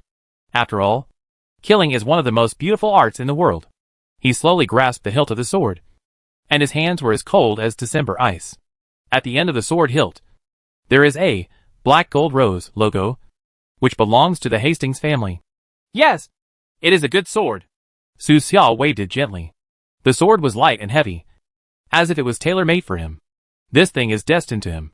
He put away his sword, turned around and told Hal behind him. Hal, I need to use the psychic potion, which may make me sleepy for half a day to a day or so. You close the entrance to the wreckage and don't let anyone in, even acquaintances. Let's talk after I wake up. Clear. Little Hal did his duty and immediately sealed off every area of the wreckage to ensure that not a single ant could crawl in. After that, Su Xiao entered a lounge deep in the wreckage. He closed the door and took out a large amount of intermediate psychic potions. These potions were all extracted from psychic pearls. They were of high purity and excellent quality. Looking at these potions, Su Xiao took a deep breath and slowly lay down on the soft bed in the lounge. Call. He picked up a potion, pointed it at his arm, and plunged it into it. Soon, a feeling of dizziness hit me, and the world around me once again became distorted but dreamy, full of unreality. The bed below seemed to turn into a lake, wrapping Su Xiao's body and taking him down little by little, sinking into the world of endless darkness. I don't know how long it took, but Su Xiao vaguely heard a voice. Doctor! Doctor! The voice gradually became clearer, as if it had broken through some kind of barrier and reached his ears. In addition, there are some noisy sounds around, such as low coughs, the friction of tracks, the shaking of carriages, etc., which sounds a bit chaotic. Su Xiao slowly opened her eyes. The darkness in front of her eyes faded, and the picture became clear from blur. He was on an old tram. This tram is very dilapidated. The interior is rusty. The roof and sides are covered with all kinds of messy small advertisements. The seats are dirty. It is swaying when moving, and the various parts creak, as if they will fall apart at any time. There were more than 10 passengers in the car. Some people coughed, some whispered to each other, and some looked out the window in silence. Su Xiao was one of the people silently looking out the window. As expected, he once again became Dr. Agar in the hallucination. The doctor's face was reflected on the old and yellowed tram glass. He was already quite old. He was middle-aged, with an unshaven beard and a tired face. His eyes were bloodshot. The corners of his eyes were wrinkled, and his hair was messy. He was silent and full of twilight. There is no trace of the genius doctor who once traveled in the stars in him. What happened? Su Xiao couldn't help but wonder to herself. What would make Dr. Agar look like this? Doctor! Doctor! Next to him, the voice of a female robot came, which was Dr. Agar's mechanical assistant. Dr. Agar slowly turned his head. His eyes were tired and his voice was hoarse. What's wrong? Doctor, we are almost at the station. The female robot reminded gently. Good. Dr. Agar turned his head and continued to look out the window. His eyes lowered, as if he had a lot of worries in his heart. Su Xiao still couldn't control herself in the hallucination, so she could only follow the doctor's gaze and experience everything in this hallucination. It was raining outside the window, cold rain falling from the gray sky. The world outside is dark and depressing. What a strange world. Through the glass window, Su Xiao saw isolated and dilapidated high-rise buildings. The main means of transportation in this world seems to be the tram. Countless old and rusty trams shuttle between high-rise buildings, like long snakes made of broken copper and iron, leaving unique mechanical traces under the gloomy sky. The cold rain stuck to the car windows, blurring the neon advertisements flashing on the tall buildings, and the various colors blended together. I don't know if it's because of the rain, but the whole world has a chill, as if it's covered in a layer of cold tones from old-school science fiction movies. Boom! The sixth platform has arrived. The horn in the tram suddenly emitted a cold, mechanical sound, which sounded emotionless. The car slowed down slowly and stopped in front of an old platform in the pouring cold rain. There were several passengers on the platform outside who had been waiting for a long time. They were all wearing similar old-fashioned gray and black jackets. They stood silently in the rain and light, like lonely shadows. Dr. Agar was also wearing similar clothes. He lifted the hood behind his head and covered his messy hair. He put his hands in his pockets and slowly walked out of the tram. There is a cold wind blowing outside, and the temperature is very low. The female robot walked silently beside him, letting the rain fall on her LSH. After leaving the platform, there are old high-rise buildings outside. There is no green vegetation to be seen. There are only various advertisements, either displayed on rusty advertising screens or projected in the gray sky with messy colors, giving people a very weird patchwork aesthetic. There were very few pedestrians on the street, and they were all silent, walking silently in the cold rain. Su Xia noticed that many people are reformers, and the degree of reformation is not low.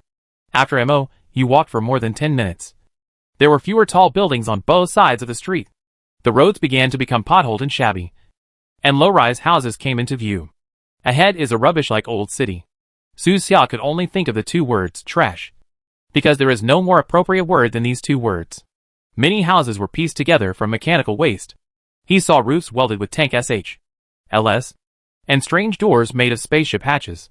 Various parts, modules, and LS could be seen everywhere.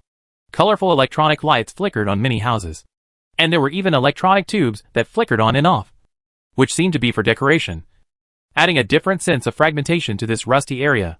It's weird in this area. Even the street lights on the street are strange. The first street light Su Xia saw was composed of a switch, a solar panel, a battery module, a broken robot head, and a rusty metal pole. The robot's head seemed to have been shattered by some kind of large-caliber bullet. A small part of it was missing. There was a large gap in the upper left side of the head, and the messy wiring inside could be seen. But the light-emitting module in its brain is still normal. Therefore, residents in this area separately connected the wiring of its light-emitting module, connected the battery module and solar panel, and finally welded it to a metal pole and fixed it to the side of the street to become a street light. Press the switch and the eye area of the robot's head will light up, illuminating the broken road ahead. This was the first time Su Xia saw such a crude and simple design. What a strange place. Continuing to move forward, Su Xia saw more strange things made of mechanical garbage. There are many weird mechanical stray cats and dogs running around on the roadside. Their bodies are in decay. Some are simply welded from the outer skin of iron barrels. They make a clicking sound when they run, and occasionally 2 pieces of rust fall off their bodies. The signboards on the street are very vivid. Every time you reach a fork in the road, there will be a broken mechanical arm pointing in different directions. The rusty L on the surface of the broken arm has been lifted, and several gray and black lines extend out, which are similar to the ones on the street. A long strip of display screen is connected together, and the name of the street in that direction is given on the display screen. These mechanical amputated arms are obviously high-tech prosthetics, but they are used in this kind of place. Su Xia wondered if there was a group of garbage guys who liked to open treasure boxes living here. Meow. A rusty robotic kitten suddenly walked up to the doctor's legs, rubbed against his trouser legs, and then rolled on the ground with its limbs upward, as if it wanted to be stroked. But the doctor didn't stop and walked straight ahead. The female robot paused for a moment, smiled, reached out to pick up the kitten, and gently stroked the rusty little head. Most of the ears on the kitten's head had broken off and fell off. The crack was a dark red rust stain, and the remaining half was also corroded by the rust and had several small holes. After advancing for some distance, a strange-looking building appeared on the right side of the road. It looks like a building, but it looks like a crashed spaceship. There is a bright light at the entrance of the building, and there are many colorful and chaotic graffiti on the surface. More than a dozen thick steel beams are inserted diagonally into the soil, and the other end is welded to the surface of the building, seemingly to support the building and prevent it from falling apart. Is this a restaurant? Su Xia smelled a scent, which was the smell of tomato stewed beef, which he was very familiar with. The doctor walked straight into this weird building, walked through a corridor that resembled the internal passage of a spaceship, and came to the depths of the building.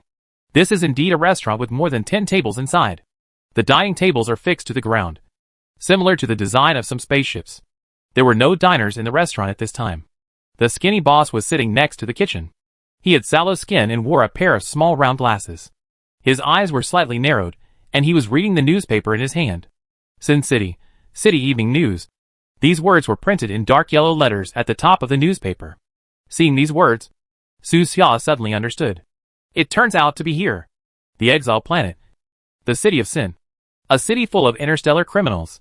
When he was chatting with Sarah, the submarine's intelligent housekeeper, at the bottom of the sea, he learned that Dr. Agar had been exiled to a planet, but successfully escaped in the end. No wonder there are so many mechanical and electronic waste. This kind of planet is not only a place for exile of prisoners, but also a place for discarding garbage.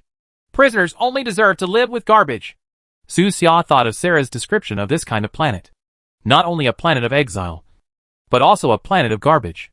If you want to survive here, you must have superb garbage picking skills and at least know some basic mechanical knowledge. Otherwise it will be difficult to survive. Everything here was built by interstellar criminals out of garbage. Even those high-rise buildings, billboards, neon lights, trams, tracks, etc. are all recast from garbage. The entire planet is a prison made of garbage. While Su Xia was thinking, Dr. Agar had already walked to the opposite side of the boss and asked in a deep voice, "Is my meal ready?" The boss looked up at him, then slowly put down the newspaper and said, "It's done. Come with me." He stood up unhurriedly. His legs and feet seemed to have some difficulty, and he limped towards the kitchen. Dr. Agar and the female robot followed behind him. The two parties walked through the back kitchen one after another, and then entered a dark metal passage. At the end of the passage is a circular alloy hatch. Snapped. The boss pressed the switch, and the hatch slowly opened, revealing a mechanical staircase that spiraled downward. With calm eyes, he held the handrail on the side of the stairs and walked slowly down. Moyle walked down more than 10 meters and reached the depths of the underground, and then opened another hatch. "Come in. What you want is here." He said something and then walked in. Dr. Agar followed him and entered the cabin. It was relatively dark in the cabin, with only a few blue light bars on all around. This cabin is very large, and seems to be a storage cabin. In the center of the cabin, there is something covered with black cloth. It is about 40 meters long, cylindrical, and more than 10 meters in diameter. You can't tell what it is just by looking at the appearance. Snapped. The boss pressed the remaining light switches in the cabin, and the entire cabin instantly became brighter. Then, he walked to the center of the cabin, reached out and grabbed the black cloth, and pulled hard. With a swipe, the black cloth was ripped off by him, and what was covered under the black cloth was completely displayed in front of Su Xia's eyes. That is, Su Xia's eyes narrowed, and she stared at that thing closely. That turned out to be a huge engine. The boss patted the tail of the engine and said indifferently, "The B-16 Overspeed engine is a product that Auroch Company has eliminated for hundreds of years. I spent a lot of money to let the employee of the garbage transfer spacecraft wrap this thing. Brought here from a pile of garbage. The power it converts is enough for you to rush out of this planet. As for the energy needed for the engine, you have to figure it out yourself." "Okay," Dr. Agar replied. "After you leave, don't forget our deal," the boss said lightly. Dr. Agar walked forward slowly and looked up at the huge creature in front of him. There was finally a trace of fluctuation in his tired eyes. Although it is a product that has been eliminated for hundreds of years, it is still usable and very useful. Only it can allow the doctor to leave the sinful planet that binds him. "From now on, I am no longer a citizen of the Empire, just an interstellar wanderer," the doctor murmured in a low voice. Escape from this planet meant escaping from prison.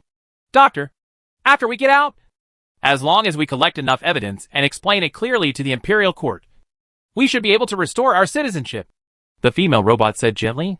"No, you are wrong, my friend." The doctor shook his head slightly. His eyes were bloodshot, and there seemed to be a hint of madness in the tired depths. He murmured, "The Imperial Court is just a tool to help those in power manage the lower-class citizens. It will never provide justice to people like us. The female robot was stunned. This was inconsistent with the Imperial Court described in her information. It even touched her underlying logic, causing her to have some logical conflicts. She hesitated and said, "Then we need to break this false world and seek the truth." Chapter 507 Escape from the Prison. Boom! The huge engine roared, and the terrifying power lifted the rocket into the sky. This is an extremely spectacular moment. The roar of the engines was deafening. The smoke filled the air, and the entire planet seemed to be shaking. The rocket tore apart the shackles of gravity, like a retrograde meteor, or like a giant dragon soaring into the sky, getting further and further away from the Earth. At the same time, piercing alarms sounded across the planet. "Warn! Warn! The prisoner escapes! The prisoner escapes! Please intercept immediately. Can be destroyed directly if necessary." On the ground, hatches opened one after another, and countless drones were awakened and flew out from the underground base. Their engines roared and flew towards the place where the prisoner's escape was detected. In that area, under the shocked gazes of countless prisoners, the huge rocket was rising higher and higher, escaping from the surface of the planet at an alarming speed. "I'm so envious! Someone is leaving again!" An old criminal was smoking a pipe. His eyes were cloudy. He looked up at the rocket and couldn't help but sigh. He has spent most of his life on this criminal planet and has witnessed many super criminals escaping from the planet. Among them, 99 out of 100 failed, and would eventually end up with the ship destroyed and no one alive. Even the intact body could not be found. Some of them disintegrated halfway because the quality of the rocket was not up to standard. And some of them fell apart because they did not have a powerful enough engine power, and fell halfway through the flight. Of course, more were destroyed by drone patrols. Only the lucky 1% can break through the obstacles and successfully escape from here. Will the one who escaped today be one of the 1%? The old criminal shook his head. He was not optimistic because the drone patrols had already flown over and the rocket was still in midair. It was too late. The acceleration of the drone is extremely terrifying, and it will take at most 5 minutes to catch up with the rocket. Sure enough, not long after, those drones approached. "Warn! Criminal! Control the rocket landing immediately. After 3 warnings are invalid, I will legally attack you." Cold voices came from those drones, without any emotion. This kind of warning is useless most of the time, because, on this criminal planet, many of the rockets made from countless mechanical waste cannot land or be recovered normally. It's a one-way ticket to freedom or death. Criminals who choose to flee know this. But since they dare to act, they are already prepared to die. Seeing that there are more and more drones around, almost all the drone patrols in this area have gathered around, and the drones from further areas are also flying here. But the rocket still did not land or even slow down, and its speed continued to increase. With unparalleled determination, it rushed into space under the gaze of countless people. "Oh, he's finished." The old criminal held a metal pipe, sighed softly, and blew out a puff of rich smoke. The other criminals around him also sighed, feeling pity for that one. None of them have the courage to escape, but they hope to see others escape, so that they can at least retain a little hope in their hearts. In front of the restaurant that looked like an abandoned spaceship, the boss also raised his head and narrowed his eyes slightly, looking at the rocket rising higher and higher on the horizon. "Can't even this genius doctor become 1%? The boss frowned slightly. He believed that Dr. Agar could succeed. Otherwise, he would not take the risk to provide the doctor with an overspeed engine. He knows Dr. Agar's abilities and his determination. He knows a lot about the doctor's past. The boss knew that the reason why Dr. Agar was exiled here was because he conducted a biological experiment that was not allowed by the Empire, resisted the laws and law enforcement officers of the Empire, and tried to create a monster that was a fusion of human and insect. After this incident was reported, Dr. Agar, who was once a genius doctor, became the evil doctor in the minds of countless people and became the target of verbal criticism from many righteous people. But the boss knew very well that the doctor did this just for a promise. The doctor once promised that in 3 years, he would go to a remote planet to rescue a human being infected by Zerd genes. 3 years have passed long ago. And 3 years and 3 years later. Time flies by. And that person may have died long ago. But the doctor refused to give up and persisted, eventually ending up on this criminal planet. On this planet of criminals, there are many people like the doctor who do not subjectively want to commit crimes, but just do it out of some persistence or have to do so. And some of them are even falsely accused. Although this place is called a crime city, there are very few criminals who actually commit heinous crimes. Those who have committed serious crimes are locked up in tighter places, and it is impossible for them to have the scope of activities of a planet. Alas! Even he couldn't succeed. The boss couldn't help but sigh. He could see that there was no hope for the rocket ship. Maybe in the next second, he would see the scene of the ship being destroyed and people dying. However, at this moment, in another area in the distance, there was a sudden roar. The earth trembled, the engine roared, and another rocket rose into the sky. Like the rising sun. Buzz! Flames spurted out. The power of technology burst out, and the surrounding air was disrupted by powerful impact currents. This rocket is more powerful, faster, and more terrifying. It moves forward as if it is going to pierce the sky. Warn! Warn! The prisoner escapes. The prisoner escapes. A new siren resounds through the sky, deafening and enlightening. However, most of the drone patrols in this area have already flown to the area where the rockets were previously raised, and only a few remain at the base. After the alarm sounded, the few remaining drone patrols were all activated, flew out of the base, and quickly flew towards the location of the second rocket. Seeing this scene, countless criminals in the city below were all shocked. On the same day, 2 rockets took off. They flew higher and higher, like 2 burning fireballs, lighting up the dark sky. This fiery scene made the blood of the people below boil. Their hearts surged, and they were filled with excitement. Come on! Come on! Must fly out! Countless people stood on the rooftop waving their hands and shouting at the top of their lungs. At this moment, death doesn't seem so scary anymore, and a road to freedom is burning. Many people thought that the owners of these 2 rockets had made an agreement to break out of the prison together today and regain a new life. But a few people realize it. The first rocket was probably just a decoy to attract drone patrols in the surrounding area. The way to salvation lies in the second rocket. Those drone patrols obviously also analyzed this, and started to use the maximum afterburner beyond the design range, roaring across the sky in violent trajectories. As long as they can intercept the second rocket, even if the engine life is shortened, it doesn't matter. Looking at the drones going away, many people couldn't help but sweat for the second rocket. It must succeed! This planet has many loopholes in its previous systems and institutions, so the lucky 1% will occasionally appear. But as time goes by, many loopholes have been filled, so the escape path for latecomers will become increasingly difficult. Before today, no one had succeeded in more than 10 years. If neither rocket ship succeeds, what else can be done to escape? This failure undoubtedly dealt a huge blow to the prisoners.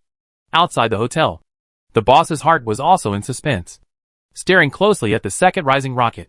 At this moment, hundreds of patrol drones were flying over at full speed. Warn! Criminal! Control the rocket to land immediately.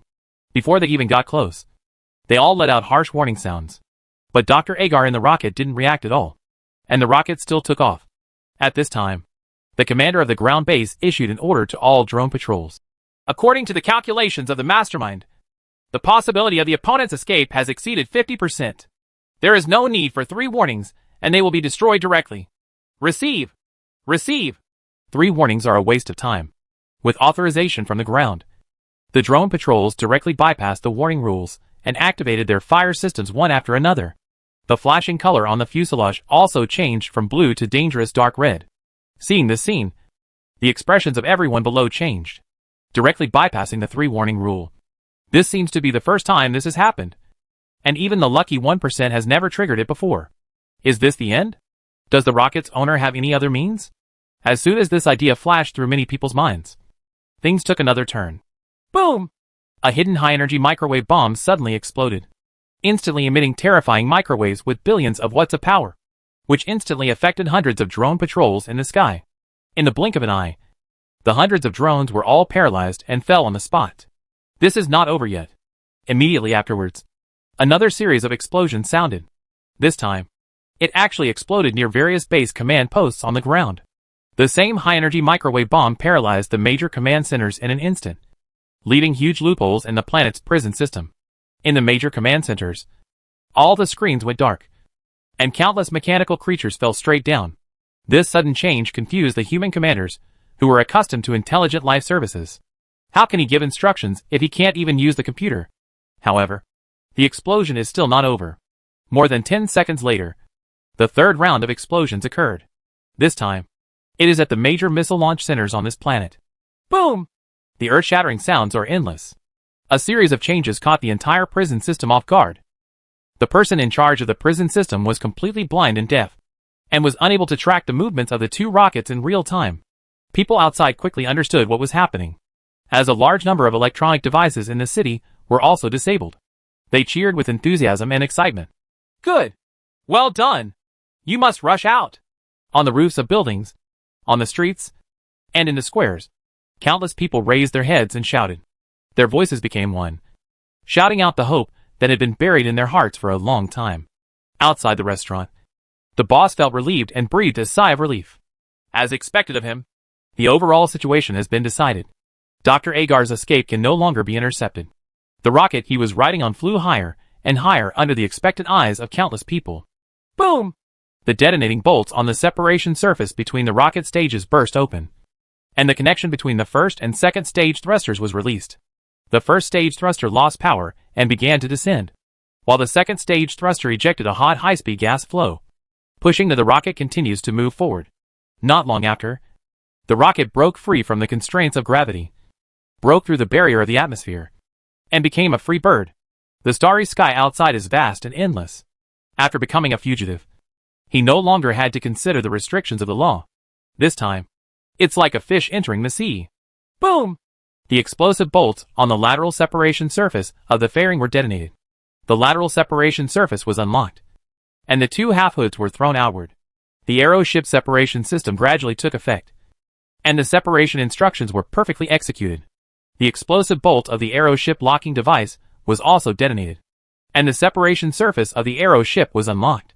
Four sets of compression springs pushed the spacecraft to accelerate away from the secondary thruster, and the reverse thrust device on the secondary thruster also started at the same time, pushing it away from the orbit of the spacecraft. At this point, the rocket's two-stage thrusters lost their function and fell to the Earth, and the starship in the fairing is free. Buzz! The spacecraft vibrated, turned on its power, and sprayed out dazzling firelight from its tail. It flew over the small satellites disguised as stars and crossed the camouflaged star curtain area. The star curtain is a special weapon that can forge a starry sky and interfere with the observation of the starry sky by criminals on the exiled planet, making it impossible for them to determine their position in the star field. Dr. Agar drove the spaceship, streaking through the starry sky with shining light, heading straight for the nearest thin tube of time and space. On the planet behind, the administrators of the prison system have given up the chase, although they also have starships.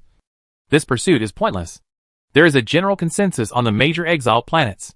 That is, if the prisoner has escaped from the planet, he no longer belongs to the management system of this planet, but to the higher-level interstellar management system. Shinkong, I'm back. Dr. Agar stood in front of the control console at the front of the spacecraft, with a look of nostalgia on his face, as if he was thinking of his time traveling among the stars when he was young. Time has changed so many things. Doctor, where should we go next? The female robot asked. Let's find a remote planet to settle down first. I need to find some helpers. The doctor's voice gradually became quieter, and the world in front of Su Xiao gradually became darker, and gradually lost all color. The hallucination time passed. After a while, Su Xiao opened her eyes, and saw the familiar lounge of the wreckage of the spacecraft. He slowly raised his hand, and a ray of blue energy wrapped around his fingertips, like a beating electric light, much stronger than before. Level 6 creatures. The limit of this planet. Chapter 508 Infinite Death. Su Xiao looked at the time. It was already 10 o'clock in the evening. He remembered using the potion around 6 in the morning. 14 hours. This time is almost calculated by Su Xiao. He stood up, put away all the potions, and took some food from the space to fill his stomach. Afterwards, Su Xiao fully sensed her current self. Her overall perception was sharper. Her use of psychic power became more flexible, and her strength was greatly improved compared to before. He opened the door and found Hal standing guard outside loyally, motionless and very responsible. The Hal in this area is much colder than the Hal in the Oasis camp. He has a cold temper. Hal, my promotion is over. Su Xiao walked out of the room and said with a smile. Congratulations, Captain. Hal said a compliment, but his voice still didn't sound too fluctuating. What's going on outside? Su Xiao asked. No, everything is fine. That's good. Su Xiao stretched, revitalized her stiff muscles, and then walked towards the exit. He actually wants to find a fight with someone now to verify his true strength. Of course, The matter at hand is more important. Let's go to Dragon City first. There is an undercurrent surging in Dragon City now. Rumors are spreading everywhere. And there must be someone behind all this who is adding fuel to the flames. If Su Xia can find out those people behind her, there will definitely be a fight. I have to leave for a while. How? Please guard this place. Su Xia gave instructions, then left the wreckage of the spaceship, put on the familiar Fourth Order mecha, soared into the sky, and headed straight into the depths of the southwest mountainous area. Dragon City, one of the 7 major gathering places for humans, is known as the last fortress of the human race in the southwest of the central continent. This city is very mysterious, and has always been the place of longing for many wilderness resistance fighters. There are many legends about this city. Some people say that it was built underground, so the Machine Clan has never been able to find it. Others say that it was built inside a mountain, hollowing out more than a dozen mountains. Of course, some people think that the Machine Tribe has discovered the location of Dragon City a long time ago. But they just didn't take action and deliberately left behind this not-so-strong opponent. Only when there are rivals can there be competition. And only when competition can promote the development of science and technology. Maybe that's right. Su Xia has fought against the Machine Clan many times, and is very aware of the Machine Clan's capabilities. Although the mountainous area in the southwest is vast, as long as the mechanical tribe searches for it at all costs, they will definitely be able to find the location of Dragon City. Perhaps leaving part of the human resistance is to reflect the technological development level of the machine race? Su Xia thought secretly. When there is only one powerful force left on a planet, this force can easily lose the motivation to make progress and start fighting and splitting among themselves, causing science and technology to stagnate and eventually succumb to internal friction. The most powerful time is also the most dangerous time. Su Xia understands this truth. The legendary mechanical master should also understand. Perhaps, only after another qualified opponent will the Machine Clan start to take action against the human resistance. Su Xia thought as she moved forward. Not too slowly.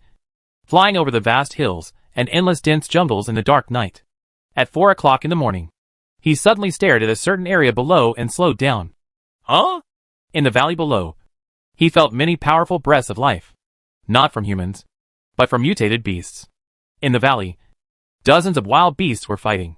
The scene was very bloody, with broken limbs and arms everywhere, and the sound of roaring could be heard endlessly. Deep in the valley, there is a crack, and there are more beasts and monsters that are fighting in the crack. Cave? Su Xia became a little more interested, lowered her height, and slowly landed above the valley. In this world, there are many mysterious caves. There are high-level monsters in some caves, and there may be treasures buried by previous generations in other caves. For example, the large cave map discovered in the north previously. The treasures buried in that map caused a chaotic war among the players in the entire north. And there has been no result yet. Insect nests are actually a type of burrow, but the risk factor is considered to be the highest among burrows. In the cave that Su Xia discovered, many beasts have evolved the characteristics of insects, such as thick armor, sharp horns, sharp claws, etc. These beasts are all crazy, confused. Their eyes are red, and they're in a very strange state. Could it be that they have eaten some kind of hallucinogenic food by mistake? Su Xia's eyes moved slightly, and he felt that he might be able to find some precious medicine refining materials in the cave. Thinking of this, he didn't hesitate and killed directly. His end was like a wolf entering the sheepfold, rampaging and killing countless people, carving a bloody path in the blink of an eye. By the time he reached the entrance of the cave, his titanium particle level had risen 3 levels in a row. Su Xia has never cared much about the level of titanium particles, because this upgrade route can only strengthen the flesh and blood body to a certain extent, and is far less powerful than the psychic route. So what if the flesh and blood body becomes stronger? It's not about a bullet. After briefly looking at the upgrade bar, Su Xia lost interest, and then entered the cave. Roar! A beast that looked like a giant elephant rushed towards him. Its fangs were sharp, and its roar was deafening. Su Xia activated the power of the mecha, jumped up suddenly, performed a leaping slash, and then connected with the psychic thrust. She penetrated the beast's head, and then landed firmly on the ground. Killing these monsters is much easier than killing humans and machines. The current situation is a complete abuse game for Su Xia. At this moment, a system prompt suddenly popped up in front of his eyes. Warning, pollen particles from the death flower have been detected. Please turn on the mecha's poison gas protection system.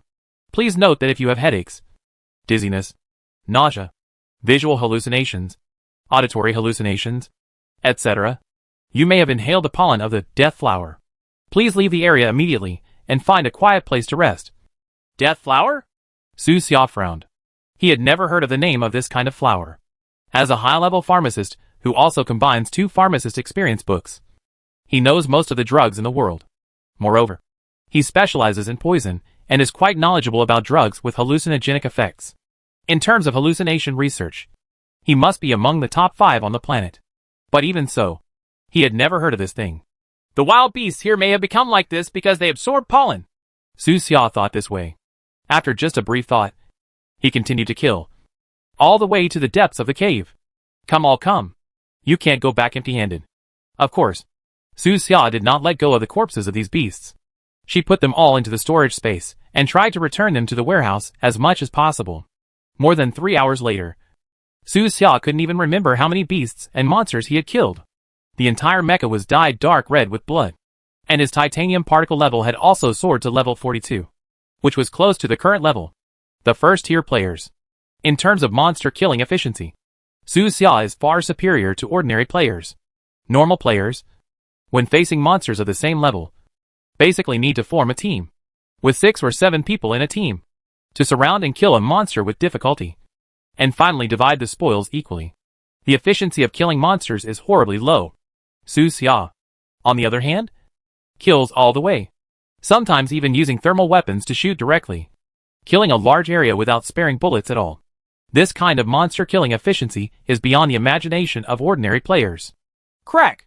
Another monster was decapitated by Su Xia. The body was separated. Blood flowed wildly, and it fell to the ground unwillingly.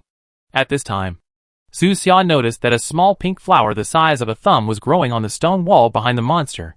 The petals are translucent and look very fragile, as if they will break in the slightest breeze.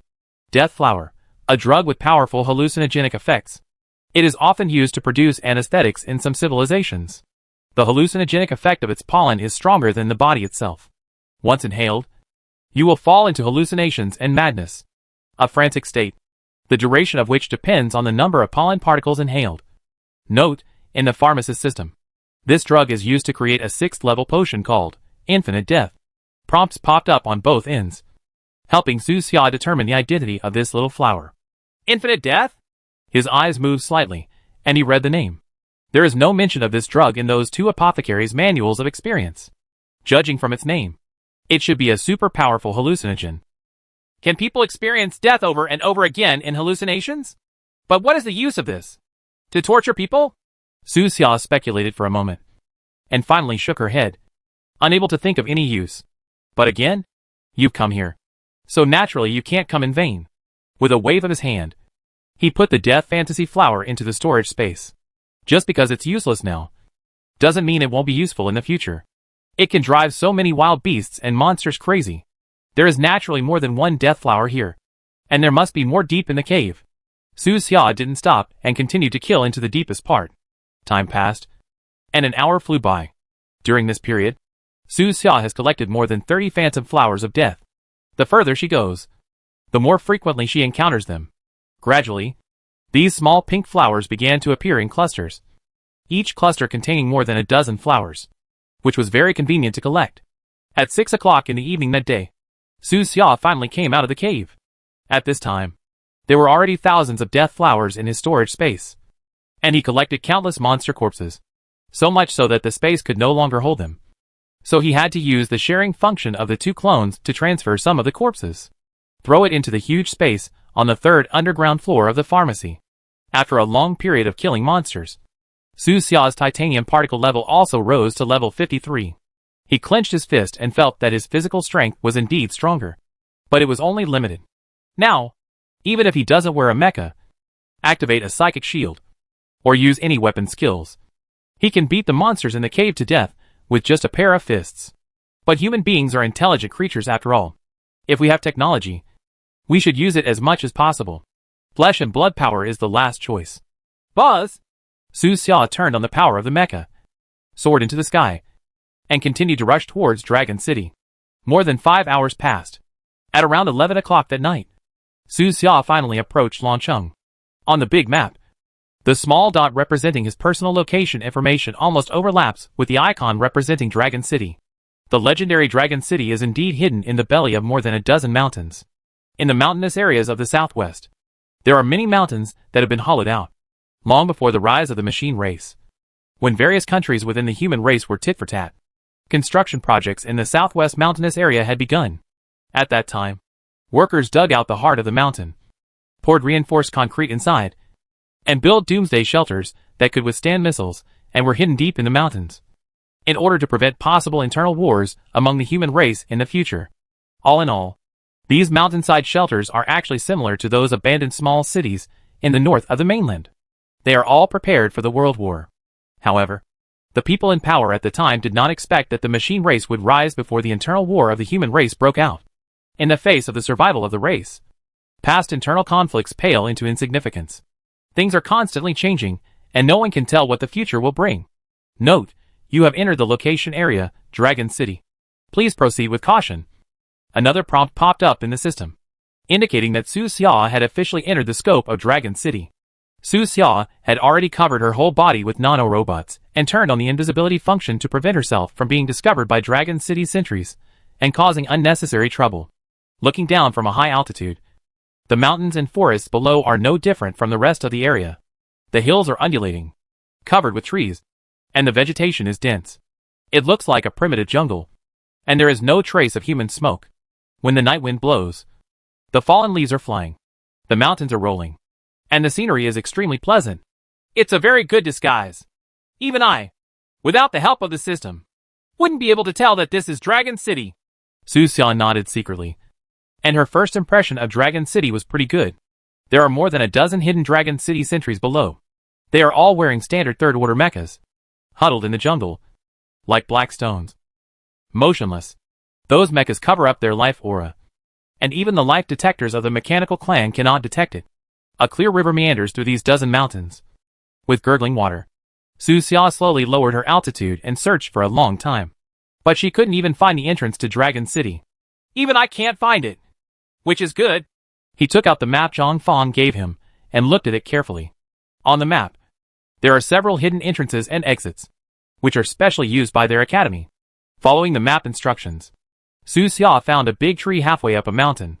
At the bottom of the big tree, she discovered an extremely secret cave entrance. He took off his mecha and jumped into the hole. After descending about 2 meters, he landed on the ground. This is a long corridor. There were no lights in the corridor. It was pitch black. Su Xia wore life-sensing glasses and walked forward in the darkness for about 70 meters until she reached the end of the corridor. At the end is a large door, and next to the door is an identity-sensing device. Please show me your ID card. Su Xia's arrival was detected, and an emotionless mechanical sound came from the identity-sensing device. Su Xia did not hesitate and immediately took out the identity card awarded to him by the system and placed it on the sensing device. Ding! Identity passed. Su Xia. Welcome back to Dragon City. Chapter 509 Metal. Su Xia?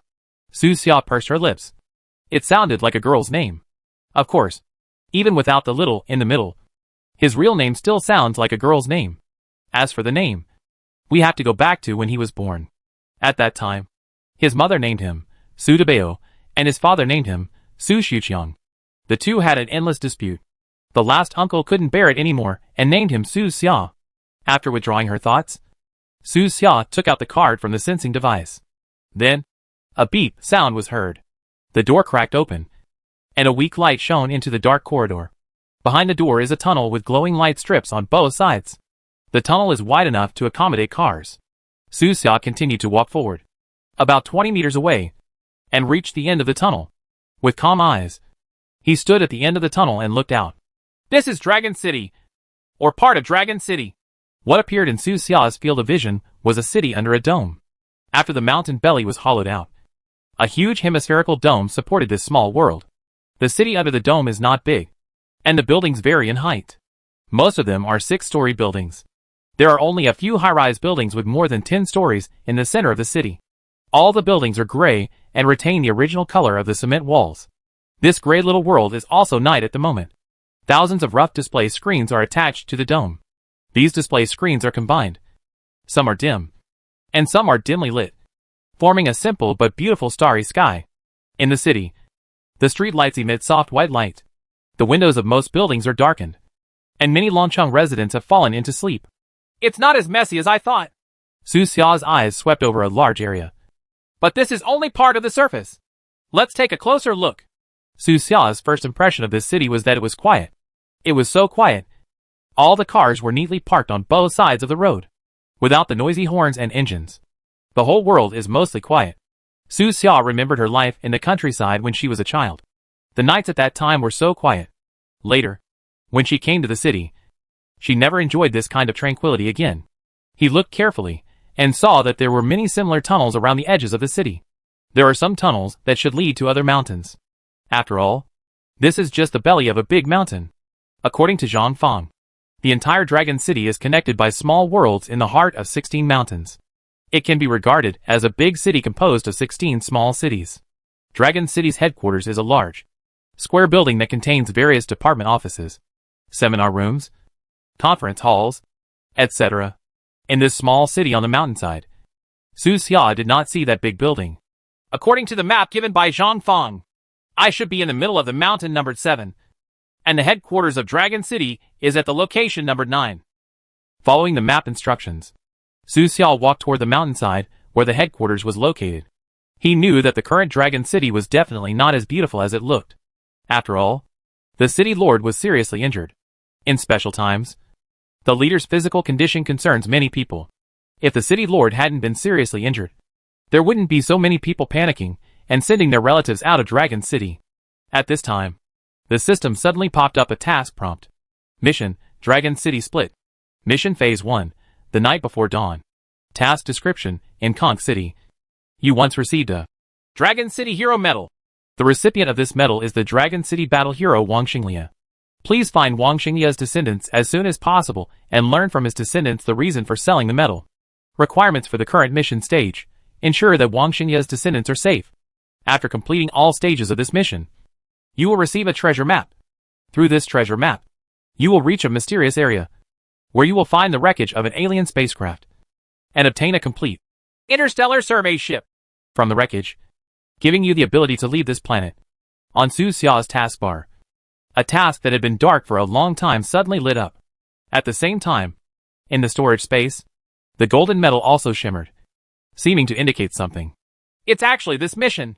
Su Xia took out the hero medal from the storage space, stared at the medal, and thought for a moment. The descendants of heroes are so depressed that they sell their medals. This is also one of the problems of Dragon City. The beauty on the surface is only superficial after all. You have to dig deep to dig out the rotten stuff. He clicked on the mission details, and saw the location of the mission target in the details. In the small city numbered 8.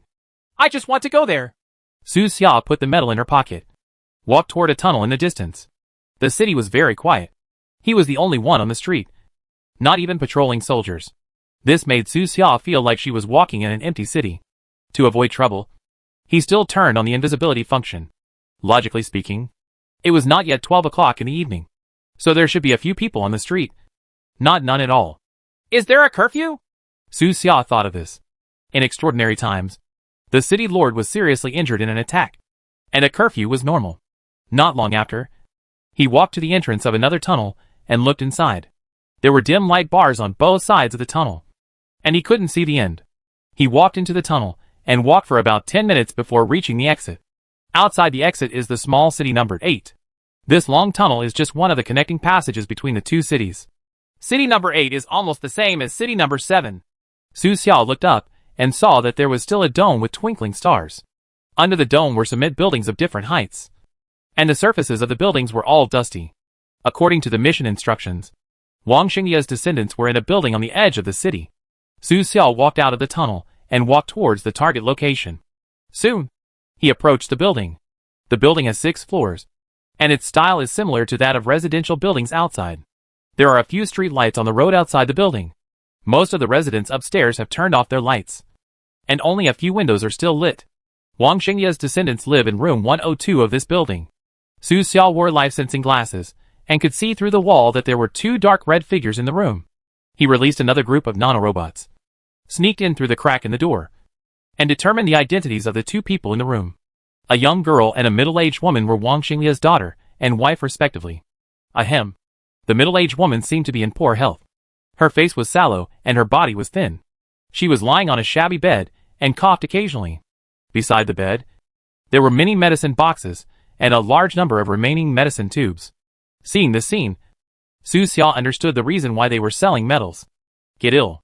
No matter in which era, a serious illness can drain an ordinary family's savings. He approached the door and knocked lightly. Dong dong dong. His knuckles collided with the wooden door, making a dull sound. The two people in the room had puzzled expressions on their faces, probably wondering why someone would knock on the door so late. The girl wanted to open the door, but the middle-aged woman grabbed her, shook her head gently, then got up from the bed with difficulty, and staggered to the door. Click! The door lock turned, and the door was opened a crack. There is also a metal chain on the door and wall to prevent criminals from rushing in directly through the gap. The middle-aged woman looked at Su Xia cautiously, and then asked, "Excuse me, what can I do?" "Yes, someone asked me to treat you." As he spoke, Su Xia took out a medicine box from behind, as if he were doing magic, and showed a pharmacist's identity card. The middle-aged woman was startled. "This is our house. No need to pay. Someone has already paid for you." Su Xia knew her difficulty and said first, "Have you paid?" The middle-aged woman was confused, but she didn't ask any more questions. Instead, she opened the metal chain on the door, and invited Su Xia in. The woman's name is Liang Qian. On the shoe rack at the entrance, there are wedding photos of her and Wang Xinglia when they were young. Their daughter's name is Wang Mingqi. She looks about 15 or 16 years old, not tall, thin and small. She is diligently preparing tea for Su Xia. "Mr. Doctor, please drink tea." She wiped the water stains on her hands and brought the tea to Su Xia. "Good." Su Xia nodded slightly and took the tea. He put the tea aside, sat on a chair, and began to carefully observe the condition of the woman Liang Qian. After a while, he said softly, "Lung cancer?" "Yes," Liang Qian answered with difficulty. She was thin and with a haggard face. In the trash can nearby, you can see bloody paper balls. The blood was coughed up by her. "It's already late. If we were on Earth, we could basically start arranging funeral arrangements." "You are the family members of heroes. Why don't you get free medical care?" Su Xia asked as she opened the small medicine box and took out the medicine. "Yes." "Just." Liang Qian opened her mouth, but hesitated. She seemed to have some difficulty. She looked at Su Xia and asked carefully, "Mr. Doctor, are you not a resident of Dragon City?" "Well, I just came here today." Su Xia didn't hide anything. "Continue to talk about the medical treatment in Longcheng. Your body is like this. You should go to the hospital to lie down. Why are you still at home? Doesn't the hospital implement free treatment?" This, Liang Qian hesitated for a moment, and then began to explain the current situation. The family members of heroes like them do have many benefits, such as free medical care, housing, education, etc. If they can be implemented, they will definitely be able to live a good life. But the problem is that there are many people in Dragon City who are family members of heroes. As long as they are family members of soldiers who have received medals such as the Combat Medal, the Medal of Courage, the Medal of Heroes, etc., they can be regarded as family members of heroes. When the number of people increases, the resources become insufficient. Medical resources within Dragon City are particularly tight, and there are simply not enough beds in the hospital. Making an appointment for a simple lung examination requires queuing for more than half a year. Free is indeed good, but when resources are scarce, its benefits cannot be reflected, so that many people have to spend a lot of money to go to private institutions for treatment. The resources of those private institutions are all smuggled in through various channels, and the price is particularly expensive. So that's it. Su Xia thought thoughtfully and understood the problem. In the final analysis, it is still a matter of resources. Only with sufficient resources can free services be truly implemented and benefit the residents of Dragon City. But, when Su Xia saw Liang Qian's hesitant expression, she suddenly thought of several other questions.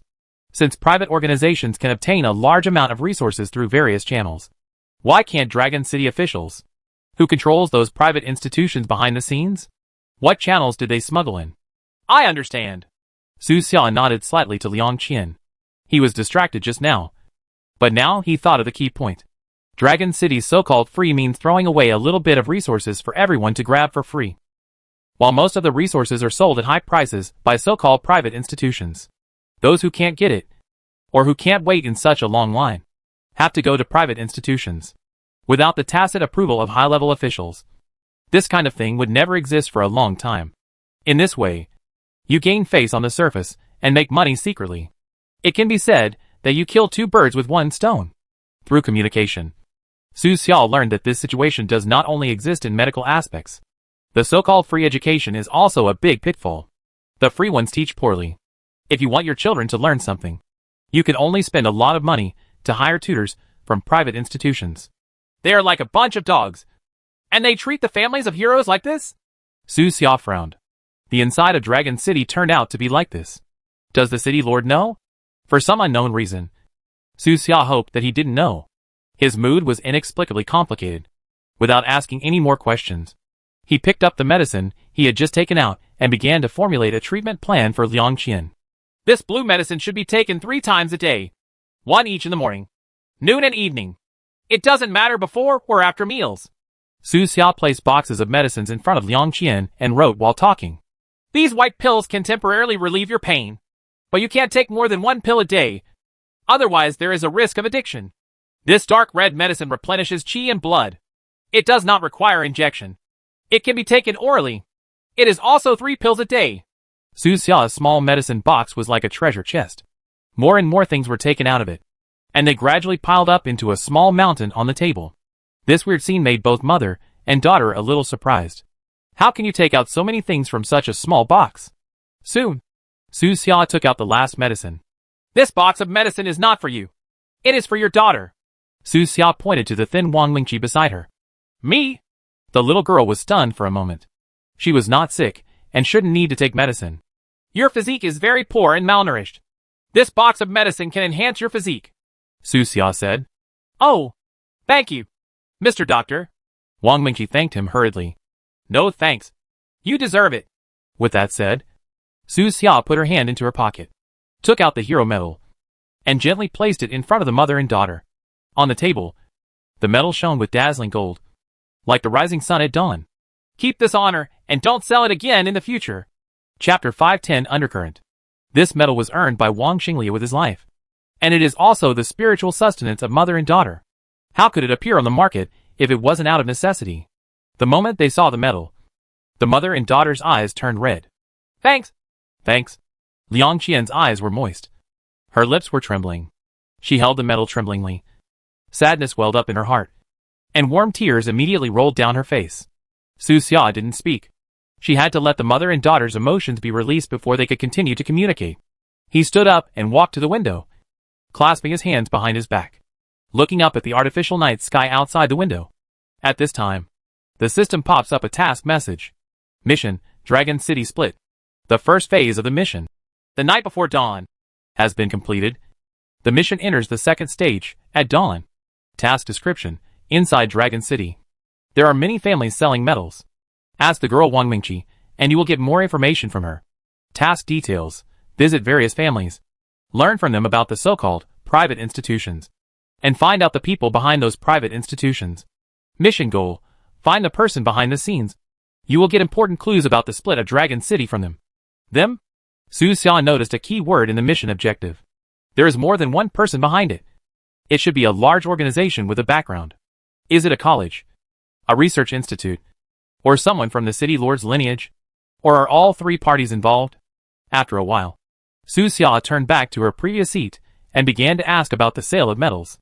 It was the little girl Wang Mingqi who sold this metal. Since her mother was seriously ill, she has been responsible for the family's financial resources. But she is not old and has few connections. She can only do odd jobs occasionally. Her income is not enough to pay for her mother's medical expenses, so she can only sell all the valuable things in the house. Many families in Dragon City have medals of honor, so they can't be sold for much money. She deliberately left Dragon City and went to the surrounding small gathering places to sell. There are many formal ways to leave Dragon City. Ordinary city residents can leave as long as they pass inspection. Su Xiao came in through the secret entrance provided by Zhang Fang. He did not encounter any security soldiers inspecting him. He just passed the ID card identification. Around Dragon City, there are dozens of temporary gathering places of various sizes. Some locations are specially opened by Dragon City to trade with merchants outside. Wang Mingqi's eyes were still a little red. He had cried for a while after seeing the medal. Now his mood had barely stabilized, and he began to tell Su Xia about selling the medal. In Dragon City, there were many families, like hers, who had to sell their medals for some reason. Foreign businessmen are willing to pay high prices. After all, this is a symbol of honor. At first, Andrew from Conch City transported a batch of arms and supplies for trade. At a certain trade gathering place, he happened to see the medals sold by Wang Mingqi. He started to collect them. So he spent thousands of dollars to sell the medals. Later, Su Xia conquered Andrew and saw this medal in his basement. The whereabouts of the batch of arms and supplies transported by Andrew became a mystery. After all, Dragon City has its own arsenal and does not need to purchase it from outside. At that time, Su Xia asked Andrew, and Andrew said that he himself did not know. The other party just entrusted his company to hide the arms in the sea cargo and then sent them to Longcheng. As for who in Longcheng wanted these arms, he didn't know. Knowing too much is not a good thing. According to Andrew, their company has delivered hidden arms to Dragon City more than once. And the accumulation of those arms is enough to launch a rebellion within Dragon City. Perhaps the weapons used by those who attacked the Lord of Dragon City not long ago came from this. Su Xia thought of this. There is no doubt that there is a mole in Dragon City. Without the mole, there is no way the arms would have passed inspection and been shipped in. Thinking of this, Su Xia said to Wang Mingqi, I want to meet the other families of heroes who sell medals. You should know some of them. Right. Yes, Mr. Doctor. I can take you to see them. Wang Mingqi replied honestly. Is it okay now? Su Xia asked again. Not now. It's the curfew period. Unless there are special circumstances. You can't go out after 6 in the morning. Wang Mingqi explained. Well, let's talk about it in the morning. Afterwards, Su Xia chatted with them about other topics. For example, the curfew was indeed started after the city lord was attacked. This was rarely required before. In Wang Mingqi's memory, the last time a curfew was implemented was probably 8 or 9 years ago, when she was still in the 2nd grade of elementary school. The reason for the curfew that time was very simple. It was nothing more than a fight between people from the academy and the research institute. Both sides were full of martial arts and insisted on fighting with fists. As a result, the fight became more and more fierce. And finally they got angry. And rockets were fired from both sides. All the ammunition was taken out. If the fight continues, I'm afraid they will be able to directly drive armored vehicles to shoot at them on the street. Later, the city lord came forward to mediate between the two parties and forcibly ended the farce. What kind of person do you think the city lord is? Su Xia suddenly asked this question. He didn't really want to ask, but he thought about it and asked anyway. Thinking of the current situation of Dragon City, he felt that the mother and daughter would not have a very good opinion of the Lord of Dragon City. However, to Su Xia's surprise, both of them had a very good impression of the city lord and gave quite positive comments. The city lord is a good man. He often brings up things to improve our lives at various meetings. But his opinions alone cannot influence the entire council. Many people in the council are from colleges and research institutes. Wang Mingqi blinked, said while recalling. With that said, she took out a photo and handed it to Su Xia. She continued, When I was in elementary school, the city lord came to our school to give lectures. I was lucky enough to take a photo with him. Look, Mr. Doctor. Let me see. Perhaps due to the passage of time, the photo is a little yellowed and the edges are a little blurry. But when Su Xia saw the man in the photo, she still had mixed feelings in her heart. And her father's former appearance came to mind. The two are so identical that no difference can be seen. While at the Oasis camp, Zhang Fan also showed Su Xia the photo of the Lord of Dragon City. However, in Zhang Fan's photo, the city lord was already gray-haired and nearly 50 years old, much older than the father Su Xia remembered. And this photo was taken 9 years ago, when the Lord of Dragon City didn't have that much gray hair. This is the Lord of Dragon City. Su Xia slowly put down the photo. Her expression remained the same, but she had an indescribable feeling in her heart. Now that he has come to Dragon City, the truth is actually very close. Next, Su Xia asked some other questions, and both of them answered seriously. In their answers, Su Xia noticed another phenomenon. Although the two of them thought the city lord was a good person, they were in the minority. Privately, many people believe that if they change the city leader, or change the entire leadership, their lives will definitely become better. Some people even hope that Eagle City or Lion City will send leaders over. believing that the leaders there will definitely lead them to a brighter path. In recent days, such remarks have become more and more widespread, and people are talking about them everywhere. These remarks are also one of the factors causing instability in Dragon City. The entire Dragon City was undercurrent, and rumors were spreading. Some people smelled something was wrong, but they couldn't find out what was wrong. They could only pray that there would be no civil strife and division. Today's Dragon City can no longer withstand a civil strife. After the civil strife, even if Dragon City can be stabilized again, its overall strength will drop a lot, and it will completely lose its status as a large gathering place, and even become a vassal of other large gathering places. When the time slowly came to 1 o'clock in the morning, Su Xia took the initiative to end the chat, and let the two of them go to rest. Snapped. He turned off the lights, and sat alone on a chair in the dark room, thinking silently. Thinking is a good habit. At the same time, he dispersed a large number of nano-robots throughout the city, accepting the feedback from the small robots little by little. This city, on the surface, is completely asleep, but there are still many people tossing and turning, worrying about the future in the dark night. Through the nano-robot, Su Xia saw many pictures and heard many sounds. On the 4th floor of this building, there lived a pair of brothers. The elder brother and younger brother were both asleep. They sat in front of the window and looked at the sky, chatting in low voices about the future. The younger brother said, "Brother, will life be better in the future?" The elder brother replied, "I heard that the city lord is going to die. It should be better to get a new city lord." On the 3rd floor of the building opposite, there was a couple who couldn't sleep either. They looked at the sleeping children with smiles on their faces, but there was a trace of deep sadness hidden under the smiles. The wife sighed and said, "Oh, milk powder is expensive again. People are saying that there is going to be another war. Materials are in short supply. I don't know when this kind of life will end. It's okay. It's okay. Don't worry." The husband comforted. "I heard from old Lu that the Lion City on another continent will send us supplies. When they do, we will be better off.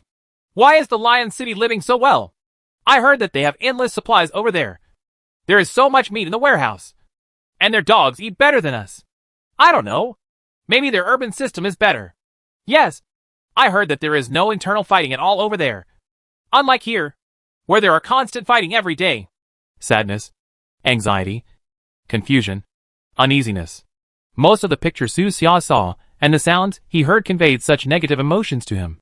Among them, many negative emotions are driven by false news, such as information about the Lion City. The Lion City is in the Western continent. Jiogong and Jinny are from the Western continent. They told Su Xia about the situation there when they were drinking and chatting before. The supplies there are also quite tight. There is not much to give to others. There is not enough meat to eat, let alone filling the warehouse. As for internal fighting, the internal fighting in the Lion City is even more terrifying. More than a dozen factions, including traditional royalists, youth factions, independent factions, etc., are noisy every day, and few policies can be implemented. Each faction is not yet united within itself.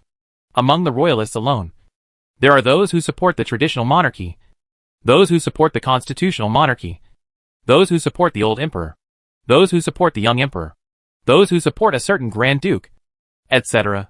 There are a lot of complicated factions. There are endless disputes. Jiogong said that the martial arts there are also relatively strong. Imperial city PKs are often staged, and it is normal for them to fight with fists and kicks. There must be someone behind the spread of such large-scale false information, but both the college and the institute have denied it. Su Xia recalled her days at the Oasis camp. At that time, both Director Hu Yuan and Director Wang Luo said it was not them, but knowing people but not their hearts. Although Su Xia has a system, she can only see part of their personal experiences, but not their innermost thoughts. The night passed quickly. At 6 o'clock in the morning, the little girl Wang Mingqi got up early. She prepared breakfast for 3 people quickly and diligently, and then began to clean the house, with her thin and small figure running around the room. After a while, she finished what she was doing and asked curiously, "Mr. Doctor, didn't you take a rest?" "Take a rest for a while," Su Xia replied. "You must rest more. Otherwise you will feel uncomfortable. Don't worry. I know." Su Xia smiled and had a very good impression of this little girl. At around 7 o'clock in the morning, Su Xia had breakfast with the two of them. Then, under his guidance, Liang Qian began to use the first course of medication. The effect of the medicine was excellent. After only one use, Her face became much rosier and her body became less uncomfortable. This result made both mother and daughter very happy. Mr. Doctor, you are really amazing. Wang Mingqi couldn't help but be happy. The medicines we spent a lot of money on are not as effective as your medicine. I have already seen the medicines you bought before. They are just medicines to relieve pain and relieve symptoms, Su Xia said. Although those medicines are not fake. They are basically scams. Su Xia did the math and found that the cost of all the medicines they bought before was less than 100. Even if the transportation was difficult, and they changed hands several times. The price should not exceed 1,000. But they spent tens of thousands. The profits involved are simply unimaginable. In comparison, the prices at Su Xia's pharmacy are really the best among consciences. After a while, Su Xia and Wang Mingqi went out. The two began visiting families, who also sold metals. The outside world is already bright. The countless display screens attached to the dome simulate the effect of dawn. There is a sun-like spotlight hanging in the east. The spotlight will slowly move to the west as time goes by. Finally, it sinks under the rockery on the west side. People come and go in the city, just like an ordinary city. Didi. Vehicles are driving on the road. Street shops are open. And the rich aroma of breakfast is wafting in the streets and alleys. Such a man-made small world would be like a paradise if there were no external wars and internal struggles. Chapter 5:11 External Forces. A paradise. For some reason, Su Xia suddenly thought of this. This small world, in ancient times, was really like a peach orchard. Of course, ancient science and technology was not developed, and it was impossible to dig out a small world in the heart of the mountain. Even if it could be dug out, it would not be able to solve the problems of air circulation, sunlight, food, clean water, etc. There are some things that only modern technology can do after all. Walking on the street, you are surrounded by pedestrians and cars. There are no robot patrol sentries or large rumbling machinery. This is a purely human world. The air is relatively clean and the circulation system is doing a good job. Su Xia took a few deep breaths. He and Wang Mingqi were walking on the main road of city number 8. The road was very wide, and the vegetation on both sides added a bit of greenery and vitality to this gray reinforced concrete world. Wang Mingqi knew many families who sold metals. She met them at those temporary trading gathering points. There were more than 10 families in city number 8 alone. The two of them were heading to one of the families named E. Not long after walking, several official black cars from Dragon City suddenly appeared in front of the road. Didi! The leading car blew its horn and cleared the way ahead. Judging from the direction of the convoy, it was heading towards the central building of city number 8. What a coincidence! Su Xia smiled and glanced at the car in the middle. Sitting in that car was Hu Yun, the old dean of the academic school. He was now the acting city lord of Dragon City, and was responsible for handling the affairs of Dragon City while the city lord was injured. Although the car's glass is one way, it cannot block Su Xia's system and life-sensing glasses. Su Xia's heart moved, and she sent a group of nanorobots to follow those cars. Afterwards, he continued to move forward with Wang Mingqi as if nothing had happened. Soon, the motorcade passed them. In the car in the middle, the old dean Hu Yun was frowning, wearing a pair of old glasses, and carefully looking at the various documents and materials to be processed today. Strangeness. He suddenly felt that someone was watching him. The perception of advanced psychic creatures was quite keen, so he subconsciously raised his head and looked out the window. This time, I happened to see Su Xia's back. The old dean was shocked and thought he had been blinded. This back figure is so familiar. North Wind. Is it him? Is he coming? The old dean still wanted to confirm. But the car he was riding in was not slow and had already traveled more than 20 meters. Su Xia's figure also disappeared around the corner behind and was no longer visible. Is he really here? The old dean murmured in a low voice and put down the documents in his hands. He made an identity card for Su Xia to facilitate Su Xia's passage in Longcheng. However, according to the system, the identity card is still pending activation and has not been officially put into use. In other words, Su Xia should not have come yet. If he really comes and uses the ID card at the entrance, the old dean will get a notification that the chip built into the card has been activated. That guy Zhang Fong didn't know how to send me a message. If Beifeng is really coming, how did he avoid the access control system? The old dean thought for a while, but still couldn't figure it out. He naturally hopes that Su Xia will come. The situation in Longcheng was too difficult, and it would be difficult for him to sustain it alone for too long. As the leader of the academy, the old dean thought that he, as the acting city lord, would be able to do things more smoothly. At least those Dragon City employees, who had graduated from the academy, would listen to him. But things went counterproductive. And the real situation was much different from what he imagined. Even among the students he had personally taught, a large number stood on the opposite side or ignored his words, let alone those ordinary students. In addition, people from the research institute are watching eagerly. It's really difficult for him to sit in this position. He came to city number 8 today mainly for an impromptu meeting to discuss the curfew and the handling of rumors in the city. The old dean had a hunch that this meeting would definitely not go smoothly. Well, the old dean sighed softly and rubbed his tired eyes.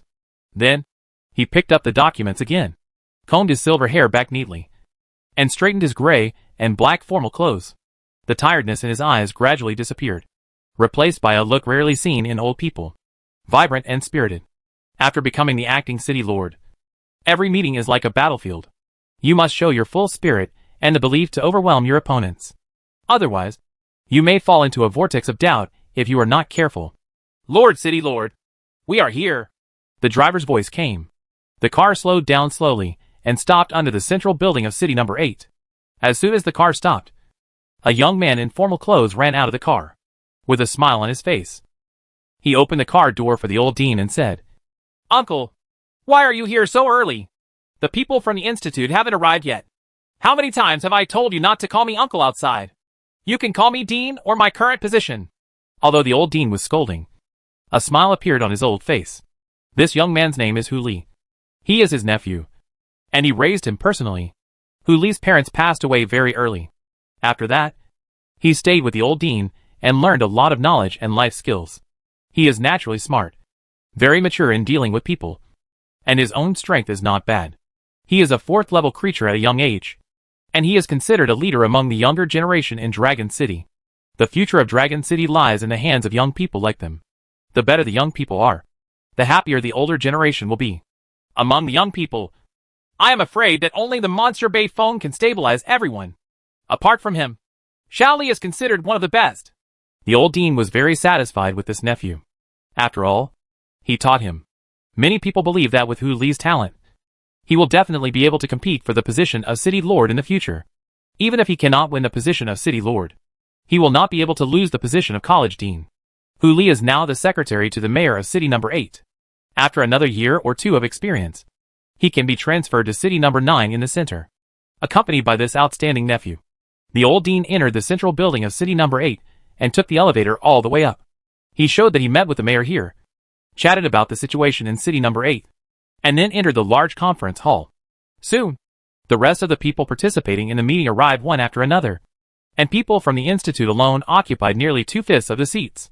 The full name of the research institute is Quadu Research Institute, which has multiple research institutes including 051, 031, 022, and 073. Among them, Wang Luo, the director of Research Institute 051, is known to Su Xia. The group of nanorobots sent by Su Xia was hidden high in the conference hall, with a panoramic view of the situation below. Wang Luo is here. He is the 3rd person in the entire KU Research Institute. Standing next to him are the 2nd-in-command Xiao Hao and the 1st-in-command Qin Shou. Su Xia silently observed everyone sitting down. In the conference hall, everyone's seat is particular. Wang Luo sat in the 3rd seat in the 1st row on the left side of the conference hall. Xiao Hao and Qin Shou in front of him were the real controllers of the entire institute. On the academic side, in addition to the old dean, a large number of highly qualified professors also came, including Shi Sishi. As for City Lord Su Yulong's faction, Li Feng, the City Lord's assistant, attended. Su Xia has also seen this Li Feng.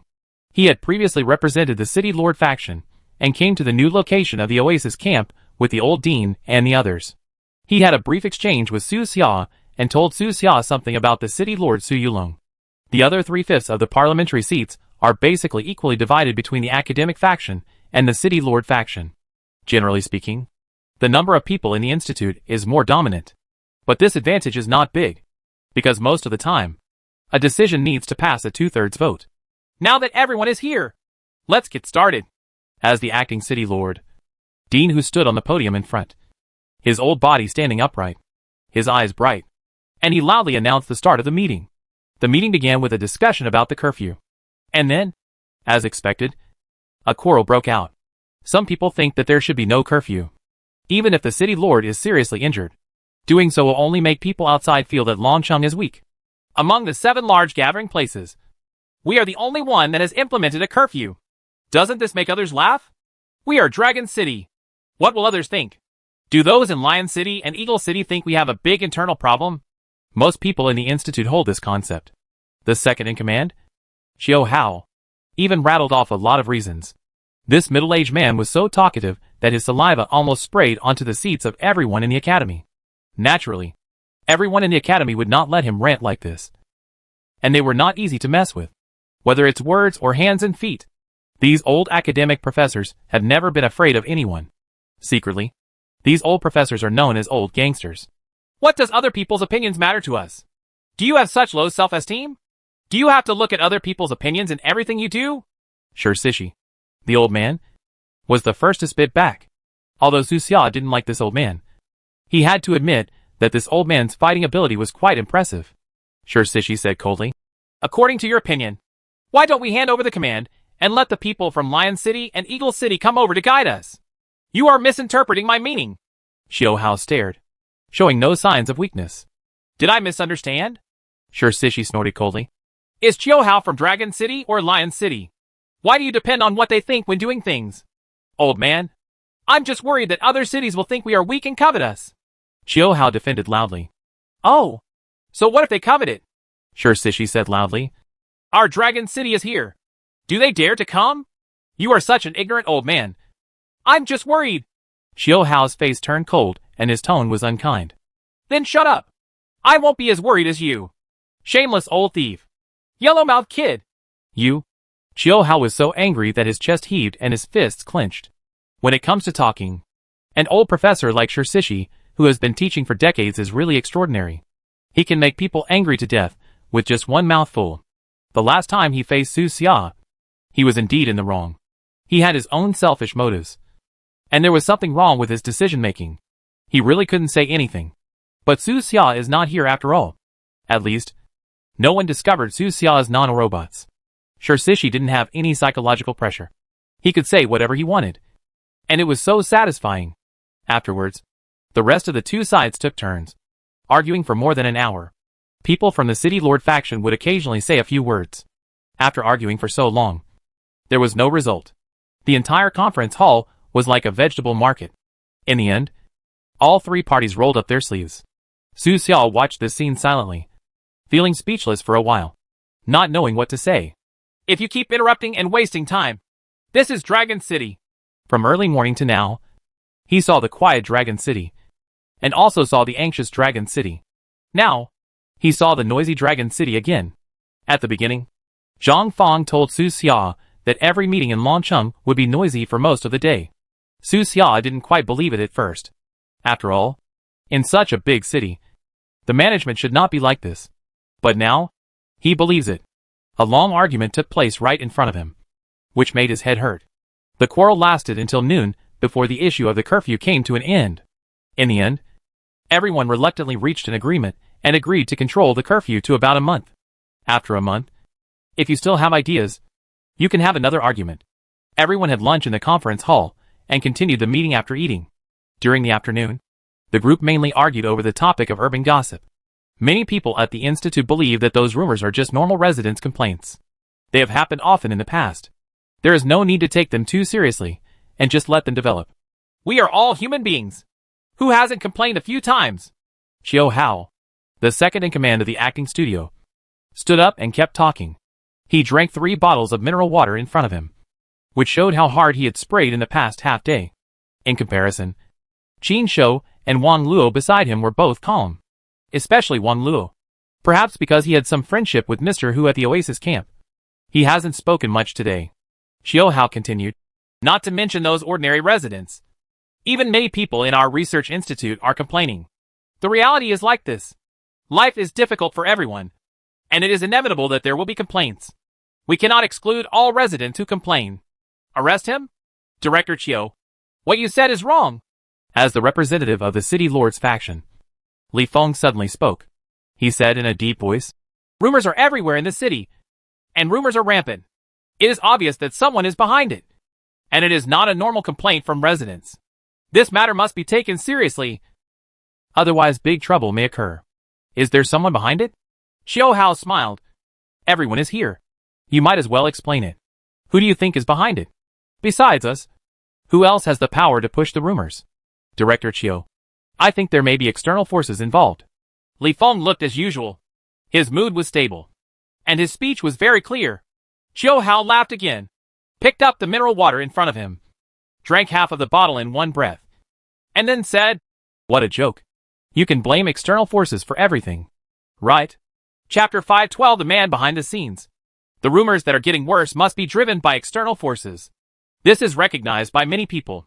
Xiao Hao said this just for the sake of refutation. Anyway, if the academic faction supports it, he has to stand on the opposite side and refute it. In short, he cannot make the other party too happy. Before the city lord was injured, you said that external forces were involved. Now, regarding the rumors, you are saying that external forces were involved. Why are external forces so powerful? Where are they? Why didn't I see them? Xiao Hao shouted. Maybe it was because he drank half a bottle of water that his voice was much louder than before. Why are Director Chiu so excited? On the academic side, Hu Li, the nephew of the old dean, suddenly spoke, with a smile on his face and an easygoing tone. He said, Mr. Li Feng only said that there may be external forces, not directly affirmed. Director Chiu does not need to be so excited. After all, you are not a member of external forces. Right? You little brat. There's a hidden meaning in your words. Xiao Hao's tone was cold, and he turned his eyes to Hu Li who was speaking. I didn't. Director Chiu. Don't get me wrong. Hu Li said with a smile. Don't beat around the bush and speak directly. Xiao Hao shouted. I think I've been very direct. Hu Li's smile remained unchanged. Different from the older generation, this young man seemed not to like scolding, and preferred words that were hidden in the thin layer. The old dean on the podium smiled, and was quite satisfied with his nephew's performance. In this day and age, you should not speak too directly, otherwise you will easily be caught in a loophole. In some cases, gaps in words can be fatal. I remember that you just won the Youth Award not long ago. Right? You can't even explain it. Is this what the outstanding young people in Dragon City are like? Are you worthy of that award? Xiao Hao looked unkind and spoke coldly to Hu. Immediately launched a personal attack. Of course I'm not worthy. Does Director Chiu think I'm worthy? Hu Li asked curiously. But the next moment, he looked astonished again, patted his head, and said with a smile, Sorry. It's my fault. Director Chiu, you are no longer a young man. I shouldn't ask that question. You must be careful. Don't take it to heart. It's just that you, Director Chiu, acted very young, which made me think you were communicating with peers. You? Xiao Hao was so angry that his face turned red and blue. He couldn't tell that Hu Li was mocking him. Young? This word can be a compliment or a derogation, depending on the context in which it is used. Xiao Hao's identity must be used in a derogatory sense. After all, he is the second in command of the KU Research Institute. He is very senior, and is currently the oldest group of people in Dragon City. He can be called a veteran figure. What does it mean for a veteran to be called young? If it were the old dean Hu, he might be able to comment like this. But it was the old dean's nephew Hu Li who spoke. You're a sharp-tongued boy. You're relying on your uncle's support. Right. Xiao Hao stared at Hu Li fiercely. Director Chiu, you can't say this nonsense. Hu Li looked surprised. In terms of seniority, you are also my uncle. Do you want to support me? As long as you say a word, I will help you debate immediately. You little bastard. Xiao Hao was so angry that his lungs almost exploded. A man in his 50s can't compare to a young boy in his 20s. Where does this put his face? In the conference hall, the rest of the people were much quieter, their eyes scanning Hu Li and Xiao Hao. This is the first time many people have seen the fangs of the dean's nephew. Even people from the Research Institute have to admit that this young man is indeed very outstanding. He speaks rationally and slowly, smiling from beginning to end, and has no major mood swings. Not showing off one's emotions is the most basic quality of a good politician. The words are divided into two parts. Return to Su Xia. After visiting for most of the day, Su Xia had already locked in several institutions. Private institutions such as Yiming Clinic, Lina Club, and Lugui Exchange either provide smuggled drugs to the outside world, or provide assistance in item transactions. Life in Dragon City is not very good, but as long as nothing serious happens, every family can basically live on. Families who had to sell metals or other items had trouble at home. Either they have family members who are seriously ill, or they have made some venture capital investments, or they have fallen into casino scams, or even been contaminated with banned-addicted drugs, all of which are in urgent need of money. Overall, not everyone deserves sympathy. Even among the family members of heroes, there are people who gamble on dogs. When they are short of money, such people can sell anything, and some can even sell their own children, let alone medals of honor. The time came to 6 o'clock in the evening. The crimson sunset is simulated on the dome, which looks particularly beautiful. Su Xia and Wang Mingqi returned home, had dinner together, and then stopped going out. At this time, the meeting in the central building of city number 8 has not yet ended. The group of people in the meeting are still arguing. Su Xia looked at the time and couldn't help but shook her head. From 9 o'clock in the morning to after 6 o'clock in the afternoon, he was worthy of being a politician. If it were Su Xia, she might have had a headache and left midway. Su Xia sat by the window, looking at the sunset outside the window, silently sorting out and analyzing the information she got throughout the day. He left several groups of nanorobots in the private institutions he targeted. He could see the situation inside and outside those private institutions at any time, so he was not in a hurry. During this period, he also arranged for some nanorobots to go to surrounding vegetable markets, bars and other places. This kind of place is perfect for spreading rumors. This is the experience Su Xia gained in town number 7 before. After all, the infiltration team of the Nanfeng organization spread rumors through such locations, thus shaking the internal stability of the mercenary organization. At the end of the day, Su Xia gained a lot. I found 3 people who spread rumors. They all appear to be ordinary residents, but they are actually employees of the Research Institute. It's interesting. Su Xia picked up the tea in front of her and took a sip. One of the several private institutions that was targeted was also determined by Su Xia to be related to the Research Institute, and the fund provider behind it was the 031 Research Institute. This research institute is under the direct jurisdiction of Qiu Hao and is responsible for biological genetic research. The 3 people who were found to be spreading rumors were also from the 031 Research Institute. The Research Institute is not clean. I hope Wang Luo's 051 Research Institute will not be involved. Su Xia was not nostalgic, but he felt that Wang Luo was a pretty good person with excellent abilities and character who could contribute to the development of Dragon City.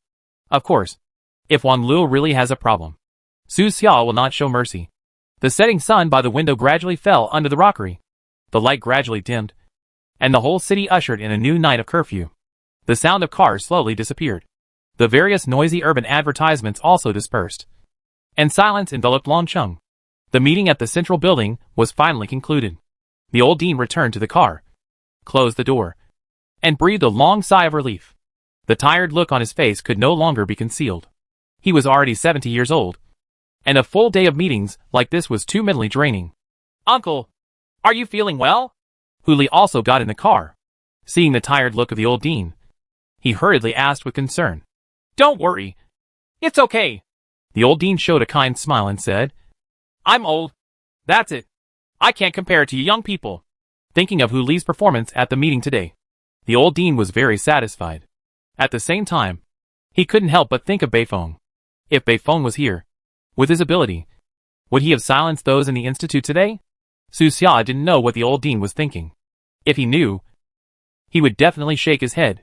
He prefers to be quiet, and quarrels with others are not what he is good at. He prefers to collect evidence and use enough evidence to completely suppress his opponents. If the opponent still refuses to accept it, just kill him with a sword. No need to talk nonsense all day. Buzz! Outside the building, cars started to drive one after another, taking the congressmen from the 3 parties back to their respective residences in the night. Among them, some important members, such as Wang Luo, Qiu Hao, Qin Shou and others, had nanorobots left on their bodies by Su Xia, so that Su Xia could keep track of their movements at any time. Qiu Hao, the second in command of the institute, is Su Xia's key observation target. The problem lies with the 031 Research Institute he is responsible for. Does he have private contact with Lion City or Eagle City? Su Xia thought silently. In the next few days, Su Xia was observing. He is not in a hurry, and only by putting in a long line can he catch the big fish. The current situation has not reached its worst yet, and things inside and outside Dragon City are relatively stable. During this period, the pharmacist conference in Coral City was successfully held. Because of the presence of Master Wu Hongyu, pharmacists from the entire southwest region and even further areas were attracted. With the destruction of the mercenary organizations in the southwest, transportation in the southwest has become much safer. This is also the reason why those pharmacists dare to come to Coral City. In the past, many pharmacists would not feel safe even if dozens of security personnel were hired. After all, the security guards might be working with mercenaries. Many people secretly thanked Su Xia and the Nanfeng organization. And some even wanted to find channels to donate money or materials to the Nanfeng organization. Thanks to the masked weirdo and his Nanfeng organization. Without them, those damn wandering mercenaries would have been so rampant. Alas, one of my brothers died at the hands of those wandering mercenaries, and the masked stranger avenged him. I heard that the mercenary force in the northwest region was also defeated. It was the friend of the masked weirdo who did it. Yes, the mercenary king in the northwest was killed. Well done. When will the masked weirdo come to the southeast? The wandering mercenaries here should also be beaten. The surrounding cities are doing nothing, allowing them to burn, kill and loot, and even issue them legal robbery certificates. After the battle in town number 7, Su Xia's reputation reached a new peak. From the northwest to the southeast of the mainland. From large cities to small towns. From wealthy areas to slums. From trade centers to small vegetable markets. His name is being recited throughout the continent. This action is related to the vital interests of many people. Once the wandering mercenaries were eliminated, business exchanges throughout the southwest and northwest began to become more frequent. The economy slowly recovered, and people in both areas could personally feel the benefits of large-scale trade flows. The entire continent has a little more life and vitality. It is against this background that the pharmacists' conference was successfully held. The number of 4th level pharmacists attracted exceeded 3 digits, and there were countless pharmacists below 4th level. The scene was lively, full of people, and cheerful laughter continued. Everyone expressed their feelings at the conference, own thoughts and opinions. For most pharmacists, this is the first time in their lives that they have met so many colleagues. The more you communicate with your peers, the more benefits you get. Some pharmacists even had an epiphany on the spot and were promoted directly, refining higher-level potions on the spot. Ha ha. Ha ha. I understand. From now on, I am also a 3rd-level pharmacist. Congratulations. I have a breakthrough too. Congratulations. There were congratulations to each other, and everyone's face was beaming with joy. At the end of the conference, there was a competition between Su Xia and Li Mu. This pharmacist conference was originally held in the name of a competition between the two of them, and they were naturally the final figures. Both of them refined excellent 5th-level potions, and after Master Wu Hongyu's judgment, the result ended in a draw. A draw is the best outcome. After the conference, most pharmacists were reluctant to leave. There are countless colleagues to communicate with here. 1st-level pharmacists can seek advice from 2nd-level pharmacists, and 2nd-level pharmacists can seek advice from 3rd-level and 4th-level pharmacists. Wu Hongyu, a 6th-level master, will also occasionally give classes and provide some experience. There are also a lot of resources provided by Su Xia here. They don't have to worry about food and accommodation. It is simply a holy place for pharmacists. Some people even plan to move their families to Coral City. Taking advantage of this warm atmosphere, Su Xia told everyone about her idea of a pharmacist school. Everyone, I plan to open a school to turn the profession of pharmacist into a systematic discipline and cultivate more talents in the future. As expected, this idea was supported by everyone. This exchange meeting made them all understand that working behind closed doors in the past was a dead end. Only by gathering everyone's wisdom and seriously studying this profession as a discipline can the future of this industry be brighter. Soon someone approached Su Xia and expressed her willingness to become a teacher in the school. After that, there are some complicated and trivial matters. Return to Dragon City. After several days of observation, Su Xia made more discoveries. He has discovered a total of 26 people spreading rumors in the city, and has targeted more than 10 private institutions. After investigation, it was found that all these people and institutions have research backgrounds. Research all the big questions. Those who spread rumors are very cleverly chosen. They are basically people like Old Li next door, Old Lu from the market, and Old Huang from the stall. They are close to life and more people believe what they say. They would go to a kiosk at the entrance of a market to buy cigarettes every 2 days. It seemed like an ordinary move, but the cigarette packs contained new rumors they needed to spread. That canteen is also the property of the Institute. On the 10th day of observation, these people received news of the gathering. So they gathered in a secret basement under a club. Everyone has done well recently. This is the reward you deserve. Please accept it first. In the basement, a young man smiled and asked his men to place several large boxes in front of these people. This young man was wearing a human skin mask, so the smile on his face looked a little stiff. And he even had a bit of an uncanny valley effect. Crack! Click! The box was opened, revealing a thick stack of banknotes. Seeing the banknotes in the box, the seriousness of those people suddenly revealed a light of desire, as if they could not wait to grab a pile immediately. Don't worry. These will all be yours. The young man smiled, turned around and left the basement after speaking. He went all the way up and returned to a private room on the first floor of the club. In the private room, there were several blonde people sitting on the sofa waiting for him. What about those people? One of them asked.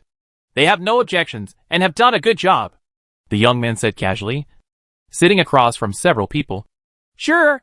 Of course. Believe in my psychic talent. The young man smiled slightly, reached out and grabbed the human skin mask on his face, and ripped it off. The face under the mask was clearly something Su Xia had seen before. The nephew of the old dean. Hu Li.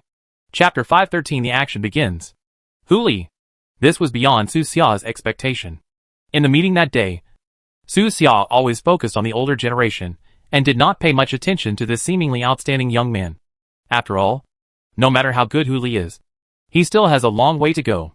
At present, he has not even entered the core level of City Number 9, and is still working as the mayor's secretary in City Number 8 to hone his abilities.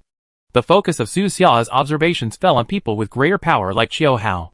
What role did Hu Li play in this matter? Su Xia frowned slightly and continued to observe. Except for Hu Li, the other people in that private room were not from this continent. Through their communication, Su Xia learned that these people were from Eagle City and Lion City. Eagle City is on the eastern continent, separated from the central continent by a sea. It is said to be the most powerful among the 7 human gathering places. The Lion City is on the mainland to the west, also separated from here by a sea. The purpose of these people coming here is very simple. Just as Su Xia thought, they wanted to overthrow the current Dragon City and build a new Dragon City. A completely obedient Dragon City. You, the old city lord of Dragon City, cannot see the situation clearly and always go against us in the gathering place. This is not good, and we don't like it very much. In the private room, a blond man with blue eyes said in a deep voice. I know. Hu Li sat opposite this man, always with a confident smile on his face, making it difficult to see what he was thinking. He smiled lightly and said, according to the agreement, the new lord of Dragon City must be the person designated by me. You won't forget it. Right. Of course I won't forget it. Who? We are people who value promises very much. Another blonde woman said. She was from the Lion City. Oh. The corners of Hu Li's lips raised. His smile became more obvious, and he said, when Xingqing traded weapons with you for food, you used moldy and rotten old food in exchange. Is this what you mean by valuing promises? Who? That incident was dominated by conservatives and had nothing to do with us. Now the Lion City is dominated by our faction. The blonde woman replied. Oh, if you change your faction, you can deny what you have done before, as expected of you Western Continent people. Hu Li picked up a glass of red wine, with a smile on his lips and sarcasm in his words. Who? I hope you can pay attention to your words. The blonde woman frowned slightly, looking a little unhappy. Of course. Don't worry. I'm a gentleman. Hu Li took a sip of red wine with graceful movements. At this time, there was a sudden knock on the door. Dong, dong, dong. Several people looked at each other, and one of the blonde men stood up, walked to the door, looked through the peephole, and then opened the door. After opening the door, a middle-aged man walked in, glanced at the situation in the private room, and frowned after seeing Hu Li. Su Xia was not surprised by this person's arrival, because he had been monitoring this guy, the top leader of the research institute, Qin Shou. During these 10 days, Qin Shou has been very cautious. He didn't do anything out of the ordinary, and he didn't send any inappropriate information to anyone. It wasn't until today that he showed his flaws. Director Qin came very quickly. Hu Li still smiled and raised his glass to Qin Shou. Qin Shou replied lightly, then found a chair and sat down. The others in the private room were not surprised by his arrival, and they had obviously made contact. The arrival of Qin Shou also answered a question that Su Xia had always had: the whereabouts of those arms. Director Qin, those weapons are all hidden, but be sure not to be discovered by that old guy. The blonde woman asked. Well, it's hidden, Qin Shou replied calmly. Director Qin doesn't seem very happy. Hu Li suddenly spoke and asked with a smile. I took the biggest risk but got the smallest profit. If it were you, would you be happy? Qin Shou asked calmly. Director Qin's words are wrong, Hu Li said with a smile. After this is completed, the entire Dragon City's finances will be in your hands. The benefits are not small. I'm a little excited. Little brother, put away your sarcastic face and speak up. Qin Shou snorted coldly, as if he didn't like cooperating with Hu Li. Hu Li, as his name suggests, is as cunning as a fox, and his deep and scheming mind is totally inconsistent with his age. The cooperation with Lion City and Eagle City was led by him. Even the specific cooperation matters were drawn up by him personally. This young man's calculations are very deep, and he has even left a way out for them to fail. And there is more than one way left. Among them, the best way out is to pretend to be innocent and unaware, and blame everything on Qiu Hao, the second in command of the Institute. Yes, Qiu Hao has nothing to do with this matter, although the problems all lay in the 031 Research Institute under his jurisdiction. He had no idea. It was just that there was something wrong with the people under him. So he behaved like that at the meeting that day. Director Qin, is there any problem with Qiu Hao? Hu Li asked with a smile. Well, everything is under control. Unlucky Qiu Hao didn't know it yet, but he had become the scapegoat for this matter. Even if things succeed in the end, he will be slowly squeezed out and gradually become a marginal figure in Dragon City. He might even die inexplicably one day and be gradually forgotten. At this moment, he was still in his office at the 031 Research Institute, analyzing a research report submitted to him by his subordinates. Ah, sneeze! Qiu Hao suddenly sneezed. His face darkened. He rubbed his nose and whispered to himself, Damn it! That old guy Shirsishi must be scolding me behind my back. In the private room, several people were still communicating. The blonde woman asked Hu Li, After the new Dragon City is established, who do you plan to make as the city leader? Yourself? Or your uncle? Or someone else? Hu Li smiled and said, Of course it's my uncle. I have to repay my uncle for raising me so well. Right. The smile on his face is natural. But for some reason, everyone else saw a hint of sinisterness. After the new Dragon City is established, the old dean will probably not have a good ending. Don't underestimate your uncle. His influence in Dragon City is not low, the blonde woman reminded. Also, I heard that he met a very capable rebel commander outside. So pay attention to that person. Oh, Northwind? Hu Li spoke casually and said with a chuckle. He's just the leader of a small organization. I know him. So don't worry too much. Don't underestimate the enemy, the blonde woman said. Don't worry. My uncle secretly applied for an identity card for Bei Feng. He thought no one knew about it, Hu Li said easily. But I have already obtained his authority. As long as the identity card is activated, I will be notified. And then I will make that Bei Feng regret coming to Dragon City. As he spoke, he took a sip of his drink. People in small places should stay in small places. This kind of thing is not something he can interfere with. Who? You seem to have a problem with that Bei Feng? The blonde woman noticed that Hu Li's tone fluctuated to a certain extent compared to before, indicating that he was not calm deep down, and was far from as relaxed as he showed. At this time, Qin Shou on the side spoke. He said lightly, He always thought that he was the best person of the younger generation. Until not long ago, the old guy came back from the Oasis camp and kept saying Bei Feng's name in front of him, which made him very uncomfortable. Director Qin, don't say such nonsense. Hu Li smiled calmly, as if he didn't take it to heart. There seems to be something wrong with the atmosphere. Seeing him like this, the other people were very interested and didn't ask any more questions. Afterwards, they chatted about the specific time of action. At present, the power of various rumors has not reached its maximum, and Dragon City is still relatively stable. Even if there is a sufficient batch of arms, it may not be able to completely overthrow the current system, so they still need to prepare. After discussion, they set the time in 3 months. Lion City and Eagle City will fully support your actions. 3 months is not a short time. You two must pay attention to your own safety and not be exposed in advance. You don't have to worry about this. We know. The chat between the two parties went smoothly.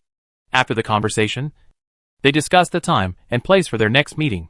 After a while, Hu Li put on his human skin mask and left the private room first, leaving the club through a hidden secret passage.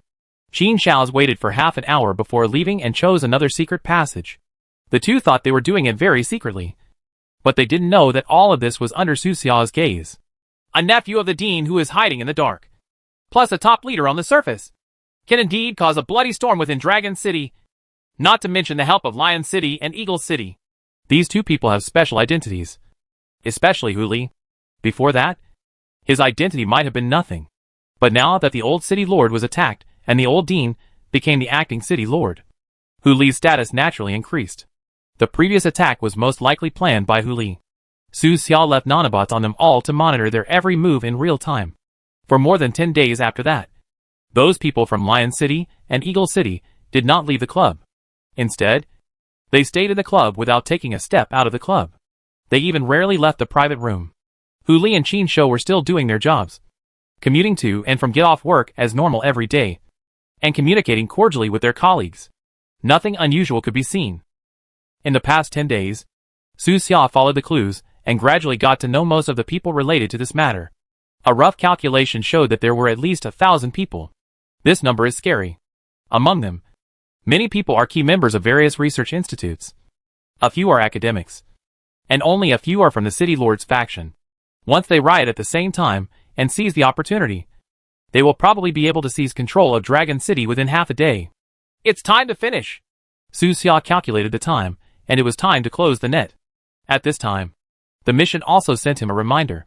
Mission, Dragon City Split. The second phase of the mission, Daybreak, has been completed. The third phase of the mission, Bloody Dawn, starts. Task description: after a long investigation, you have basically figured out the reason for the split of Dragon City and found out the mastermind behind it. It's time to take action. Task requirement: protect the safety of the acting city lord, Hu Yun, and ensure his survival until the end of the task. The mission requirements are not difficult. Beside Hu Yun, there were several people arranged by Hu Li. It would be okay for Su Xia to kill them in advance. With the strength of Old Dean, Hu Yun's 5th level creature, as long as he is not plotted by someone close to him, he will basically have no problem surviving to the end. Su Xia looked out the window. It was dusk now. The sky was crimson, and it was particularly beautiful. He stood up from his seat and slowly moved all the muscles in his body, and a crackling sound came from the keys of his 10 fingers. Mr. Su, it's time for dinner. Miss Wang Mingqi's voice came from the kitchen. Very clear. Good. Su Xia smiled and walked over to have dinner with the two of them. After dinner, he said to the two of them, Tonight, there may be some gunfire in the city. Don't be afraid. It won't affect you. Just close the doors and windows and that's it. Mr. Su, is something big going to happen? A look of worry appeared on the woman Liang Qian's face. It's not a big deal. Just a few people died. Su Xia smiled gently, reassuring the two of them. When the sun rises tomorrow, Dragon City will still be Dragon City. They will still be with them, and there will be no changes. Afterwards, Su Xia gave some more instructions and left some weapons. Both mother and daughter knew how to use weapons, because Dragon City had trained every resident over the age of 10, which saved Su Xia a lot of trouble. After doing this, he went out. It was already after 7 p.m., and it was almost time for the curfew to be implemented. Su Xia turned on the stealth function and walked along the main road of City Number 8 towards the tunnel leading to City Number 9, and then entered City Number 9 through the tunnel. City Number 9 is the largest city in the entire Dragon City. It is full of high-rise buildings, busy with traffic, and prosperous, making it look like a modern metropolis. Compared with the other 15 cities, City 9 has a lot more neon colors and is no different from the big cities in the outside world. In the center of the city, there is a large square building, which is the center of power of Dragon City. Su Xia came to see the old dean. But the old dean is not in the central building at this time. He is in the college on the east side of the city. The college is very large, much larger than the pharmacist school that Su Xia is building, with more than 20 buildings, like an independent small town. When Su Xia saw the old dean, he was in his college office, wearing a pair of presbyopia, frowning and processing a piece of information about expired food by the light of an old desk lamp. The door of the office is open so that others can come in and report to him at any time. Suddenly, there seemed to be an invisible wind blowing. Crunch! The old wooden door moved slowly and closed. The old dean raised his head, lifted the glasses on the bridge of his nose, and a smile appeared on his old face. Although it seemed that there was no one else in the office, he asked, "Beifong? It's me," Su Xia replied, slowly appearing. After seeing him, the smile on the old dean's face became even stronger, and he asked again, "Is that you, the person I saw that day?" "Yes." Su Xia pulled up her stool and sat across from the old dean's desk. "You probably won't believe what I'm going to say next." Chapter 514, The Night of Killing. "That's how it is." Su Xia gently placed a miniature recorder on his desk, which recorded most of what he observed during this period. Among them, there were scenes of Huli meeting people from the outer city. He told the old dean the whole thing.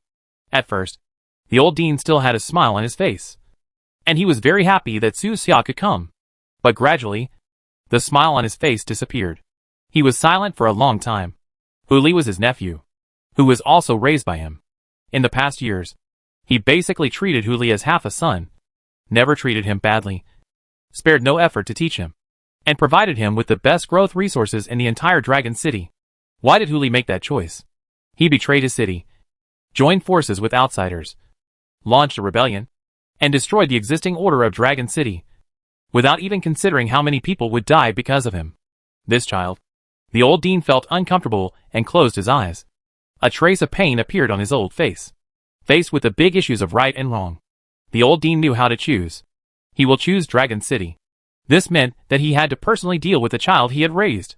The old dean still couldn't figure out why Huli did that. Was it to seize the position of City Lord? But with his ability and his identity, as long as he doesn't take the wrong path, the position of City Lord will almost certainly fall on him in the future. After a while, the old dean opened his eyes, with a trace of regret flashing in his eyes. "Commander, thank you very much." He looked at Su Xia, said this, and then let out a long sigh. "No thanks," Su Xia said calmly. "Commander, please wait here for a while. I need to see the City Lord." The old dean took a deep breath, suppressed the discomfort and pain in his heart, supported his old body with both hands, and stood up slowly. He was going to see the old City Lord, explain the situation, and get the power to mobilize Dragon City soldiers. "Commander, the City Lord doesn't know much about your situation. If I take you to see him, he may be suspicious." "I'm really sorry," the old dean explained to Su Xia. "It's okay. I understand," Su Xia replied. City Lord Su Yulong, a man whose name and appearance are exactly the same as Su Xia's father, is currently recuperating in the underground secret room of the academy. Of course, according to external reports, he was lying in the central hospital receiving treatment. Reporting like this is just to stabilize public sentiment. The man lying in the central hospital was just his substitute. Even in the academy, only a handful of people knew the news. The old dean didn't leave the office and pressed a button under his desk. Then, there was only a soft click sound, and the wall behind him began to move, slowly retreating, revealing a deep staircase leading underground. "Commander, wait a moment." After saying that, the old dean turned around and walked into the underground. Su Xia looked calm. Although he didn't move, his nano-robot followed. About 70 meters underground, there is a huge space with various firearms and weapons placed in it. It is an underground arsenal. At the edge of this arsenal, there are several separate small rooms. The old dean walked into one of the rooms. Su Xia's nano-robot followed him, and after entering the room, she saw the man lying on the hospital bed. "It's really him." Su Xia's heart trembled. Although he had been mentally prepared, when he actually saw his father, various emotions still came up with memories. Su Yulong, his father, has been dead for more than 10 years on the other side of the earth. Time passed so long that Su Xia's memory was blurred. But today, the pictures in the depths of her mind gradually became clearer, making Su Xia's mood complicated and inexplicable. In front of the hospital bed, the old dean elaborated on the current situation of Longcheng and Su Xia's findings. Then he expressed his personal thoughts and recommended Su Xia to Su Yulong. Su Yulong looked solemn. Although his injuries were not yet healed, his majesty did not diminish, and he said, "Okay, just do as you say. The north wind is outside." The old dean mentioned Su Xia again. "I will see him in person after this is over. I'll tell him." The exchange between the two did not last long. Su Yulong trusted the old dean very much and directly delegated power, handing over the entire power of Longcheng to the old dean. Soon, the old dean left the room, went up the stairs, and returned to the office on the ground floor. With a soft click sound, the wall behind him slowly reset and returned to its previous appearance without any trace of movement. Commander, you can start taking action. The old dean's voice was low. Good. Su Xiao looked at the time. It was already 11 o'clock in the evening. The night falls. Dragon City is very quiet during the curfew. Like a sleeping baby. The two of them split up, and the old dean went to mobilize special operations soldiers to take charge of large-scale arrests of relevant personnel. Su Xiao is responsible for dealing with key people, such as those people from Lion City and Eagle City. Just like that, the silence of the night was broken. Half an hour later, a gunshot sounded, officially kicking off the bloody night. Boom! After the gunfire, a researcher from the 031 Research Institute fell in a pool of blood. He also held a gun in his hand and planned to resist. But the Longcheng Special Operations soldiers reacted faster than him and ended his life with one shot. Immediately afterwards, gunshots rang out one after another throughout Longcheng. Countless people woke up from their sleep. People were panicked. Some thought it was a civil unrest, and others thought it was an attack from the machine race. But soon, an official text message from One Dragon City appeared in people's communicators. Notice, there will be a drill tonight. It was a very short notification text message. So short that it didn't even look official. But after seeing the text message, people's emotions stabilized a lot, and most people lay back in bed with peace of mind. Still, a few were anxious, especially those recruited into the rebellion's plans. The continuous gunshots outside, as well as the armored vehicles and special operations soldiers performing blockade missions at various intersections, all indicate that tonight's matter is far more than a simple exercise. Damn! Something happened! Qin Shou stood in front of the window of his living room with a gloomy face. Through the glass window, he could clearly see that there were more than a dozen armored vehicles parked downstairs in his house. Countless special operations soldiers surrounded his house. Their cold muzzles pointed at the doors and windows of his house, blocking all his exits. In the sky, drones circled and buzzed. A black car drove slowly and stopped downstairs. The car door opened, and the old dean got out of the car expressionlessly, then raised his head, looking at Qin Shou through the cold window with his old eyes from a short distance away. Qin Shou's face turned pale, and he clenched his fists. How did this old guy know? Did Hu Li leak the news? He immediately thought of Hu Li. After all, Hu Li was the nephew of the old dean, and was raised by the old dean for more than 20 years. But what he didn't know was that Hu Li also thought of him immediately. At this moment, Hu Li also looked at the large number of armored vehicles and soldiers downstairs in his house. His expression extremely ugly. How could this happen? Did Qin Shou leak the news? Hu Li's expression was uncertain. He never thought that he would fail. Since he was a child, he felt that everything he did should be successful. Failure is something only mediocre people can taste. And he, Hu Li, is a smart man.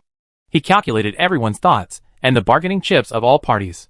He worked hard and even took risks to intercept and kill the old city lord. And finally created the current scene. You shouldn't fail. What part went wrong? He couldn't figure it out and replayed his actions in the previous days over and over in his mind. Until a strange figure suddenly appeared in his field of vision, and he understood the reason for this accident. It was a very young man, about the same age as him. The man stood outside the window and glanced at him indifferently, as if looking at a corpse. North Wind! Hu Li gritted his teeth, and his eyes almost burst out with anger. With just one glance, he recognized that person, that young man who is said to be better than him, more successful than him, and more suitable to be a leader than him. The legendary Commander North Wind. When did he come? Why didn't I get the news about the activation of the identity card? Was I tricked by that old guy? At this moment, the figure of the old dean appeared in Hu Li's mind. He preferred to believe that he was defeated by the old dean. Maybe the old dean noticed something was wrong with him very early, so he let him go and used him as bait to fish out his entire plan. Hu Li could only think about this aspect, because he didn't want to believe that he was defeated by Su Xia, which would make him uncomfortable. Su Xia stood below with a calm expression and glanced at Hu Li upstairs. The next moment, he jumped suddenly. Boom!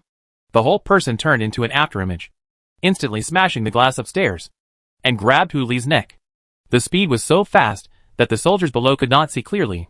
In the blink of an eye, a figure was thrown in front of them. Boom! It's Hu Li. This young fourth-level creature was subdued by Su Xia on the spot before he even had time to react. In terms of combat strength and combat experience, Su Xia can beat him 8 ways. North Wind! Hu Li was unwilling to give in, extremely angry, and yelled loudly. He was now in a very embarrassed state, covered in bloodstains from broken glass. His clothes were in tatters, and psychic suppressors were placed on his neck and hands, and he was thrown to the ground like garbage. Is something wrong? Su Xia asked calmly. Don't be proud. I didn't lose to you, Hu Li said angrily. Oh! Su Xia spoke casually and glanced at him lightly. After saying that, he turned into an afterimage and disappeared, not giving Hu Li a chance to speak again. His tone was very calm, without a trace of emotion, as if he was treating an ordinary passerby, not paying any attention to Hu Li. This kind of contempt made Hu Li's eyes red, and he felt even more humiliated. But he couldn't do anything now. He could only hammer the ground hard, lying on the ground helpless and angry. Under the night, Su Xia shuttled around like a ghost. Not long after, he arrived at the club where several Lion City and Dragon City members were hiding, perhaps knowing that the matter had been exposed. Those people had anxious faces and were contacting the external contact points in their two cities, hoping that the external contact points could send people in to rescue them. But as soon as they made contact, Su Xia came to the door. Boom! He looked coldly and violently kicked the door open. Several people in the room were shocked. They turned to look at where Su Xia was, with either shocked or fierce expressions on their faces. One of them pulled out a weapon on the spot, pointed at Su Xia's head and shot. With a bang, a bullet fell in front of Su Xia, but did not penetrate his psychic shield.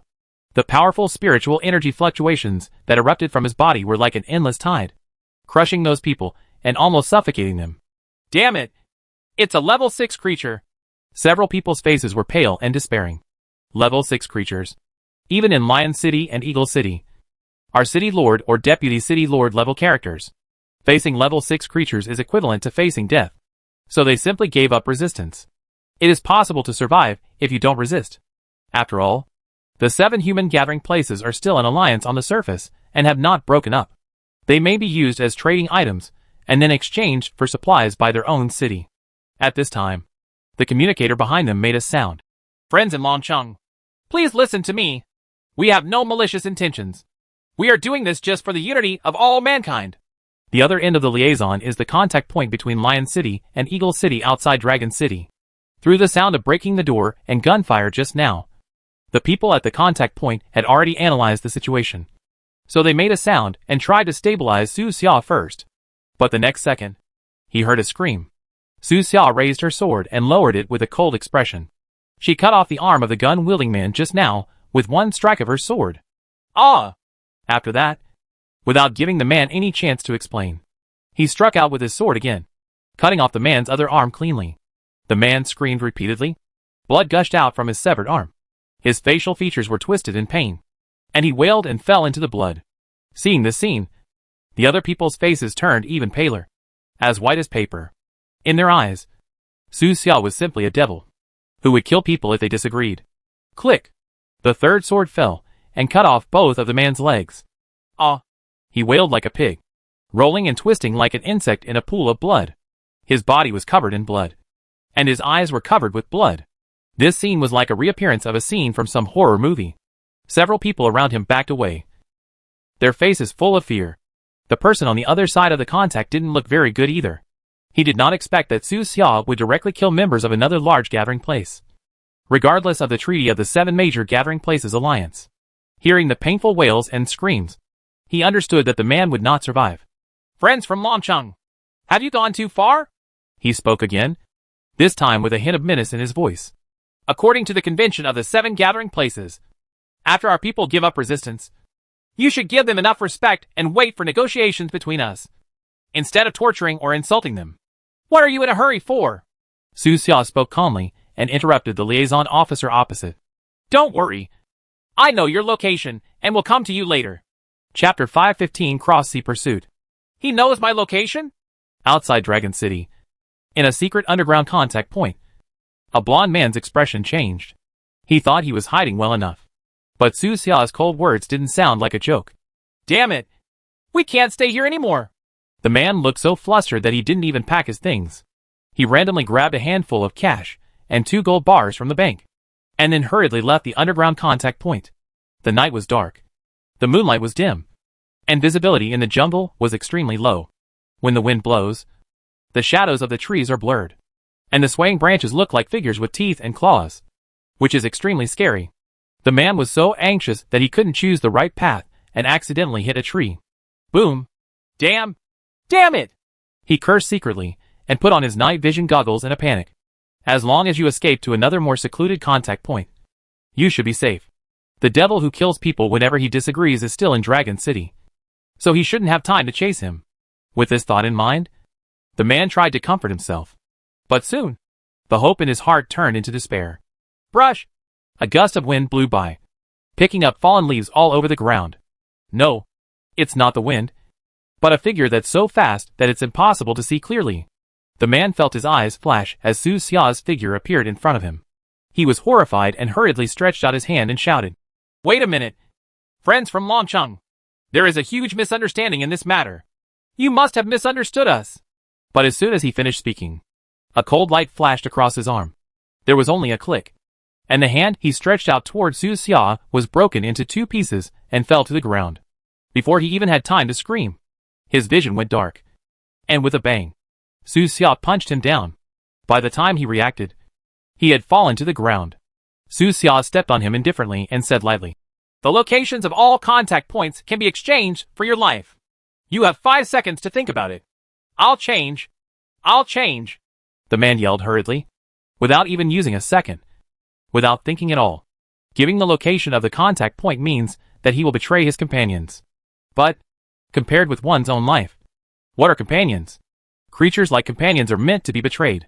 It didn't take long for Su Xia to obtain some of the contact points of the 2 cities, Lion City and Eagle City. In the central continent, this man doesn't know everything, because most of the time, they communicate on a single line, in order to prevent situations like his. "Very good. I saved your life." Su Xia nodded slightly, then grabbed the man's collar, took him back to Longcheng, and threw him to the central hospital of Longcheng. After that, he kept going back and forth between the city and outside the city, intending to catch all the people at the contact points. The more people you catch, the more information you get. Many contact points knew something was going on, and some stood still, thinking they would not be found. Others packed up their things and ran away, thinking they could outrun Su Xia.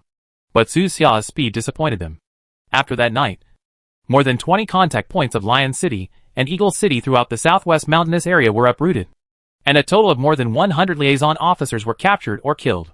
Almost all of these liaisons are elites, who are proficient in various skills, and can speak at least 3 languages. The loss of so many people at once was enough to make the intelligence agencies in those 2 gathering places heartbroken. But Su Xia felt that this was not enough. Although the mountainous areas in the southwest are clean, there are still spies deployed by Lion City and Eagle City in various small cities in the southwest region. There is still an important person that has not been caught. In order to subvert Dragon City, Eagle City sent their deputy city lord, Ronnie, who is now in a city called Manatee City on the southwest coast. Only by catching or killing that Ronnie can the opponent be truly shocked. According to records, Ronnie is a level 5 creature. It is unrealistic to capture him alive and bring him to Dragon City. Killing him is the easiest. Su Xia's eyes were cold, and she quickly browsed the information about Eagle City's senior officials. He rarely had such serious murderous intentions. But just now, the old dean sent a message. He had asked Hu Li many details about the last attack. The last attack on the Lord of Dragon City was indeed planned by Hu Li. But the weapons used came from Yingcheng, and the group of mercenaries who took action also came from Yingcheng. And that, Ronnie, was commanding from afar in Manatee City, and negotiated with Hu Li many details such as the time, location, and retreat route of the attack. The other party didn't hold back at all. He was completely focused on killing his father. They did it in the 1st grade of junior high school, and Su Xia did it in the 15th grade. Everyone can do something as simple as killing someone. Let's see who kills harder. Su Xia's eyes flashed coldly, and she closed the information in her hand. At this time, the old dean sent another message. "Beifeng, everyone who should be arrested has been arrested. You can also come for interrogation." "No, there is still a big fish that has not been caught," Su Xia replied. "Are you talking about that Ronnie?" The old dean quickly replied. "He is in Manatee City, which is too far away from us, and he should have received the news. He may have been in the submarine returning to Eagle City. Now it was too late to catch him. It doesn't matter. I invited a friend who also has a submarine. The friend Su Xia mentioned was naturally himself. His body in Coral City had moved. Now that the sea between the central continent and the eastern continent has been blocked by the machine tribe, Ronnie will definitely return to the eastern continent where Eagle City is located via submarine. After all, Dragon City's violent actions have shown its attitude. And Ronnie will not stay in Manatee City stupidly and wait to be caught. Pay attention to the mechanical tribe. If you can't do anything, give up and don't be impulsive. The old dean sent another message, telling Su Xia to be cautious. Don't worry. I know. Su Xia replied. Good. The old dean didn't say much. He believed in Su Xia's ability. Su Xia is different from those young people who are called young talents in Dragon City. He has proven his ability through incidents one after another. Soon, Su Xia received a reminder from the mission. Mission, Dragon City Split. The third phase of the mission, Bloody Dawn, has been completed. The mission is over and the rewards have been distributed. Please check carefully. Mission accomplished. This means that Dragon City has been temporarily stable. But Su Xia did not stop moving. And another body had already embarked on the road to the sea. That Ronnie will most likely land at Blackfish Port in the eastern continent.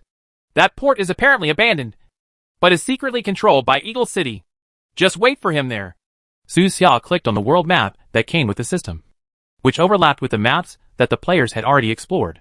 They compared each other and determined their own course of action. He couldn't find Ronnie's submarine in the vast sea. After all, the probability of finding it was too small. The machine race couldn't find him in the sea at the beginning. What he has to do is wait and see. According to judgment, Blackfish Port is the most likely. Even if Ronnie couldn't be guarded there, Su Xia could just go and squat him outside Eagle City and kill him in front of the entire Eagle City. Call. Su Xia slowly exhaled, and her consciousness kept switching back and forth between the two bodies, which was really difficult. Fortunately, the main affairs on Longqing's side have ended. There are still many things to do next, such as interrogations, internal rectification, announcements, etc., as well as the final treatment plan for the many rebels. But Su Xia does not need to deal with these. Just give the old dean and the others a headache.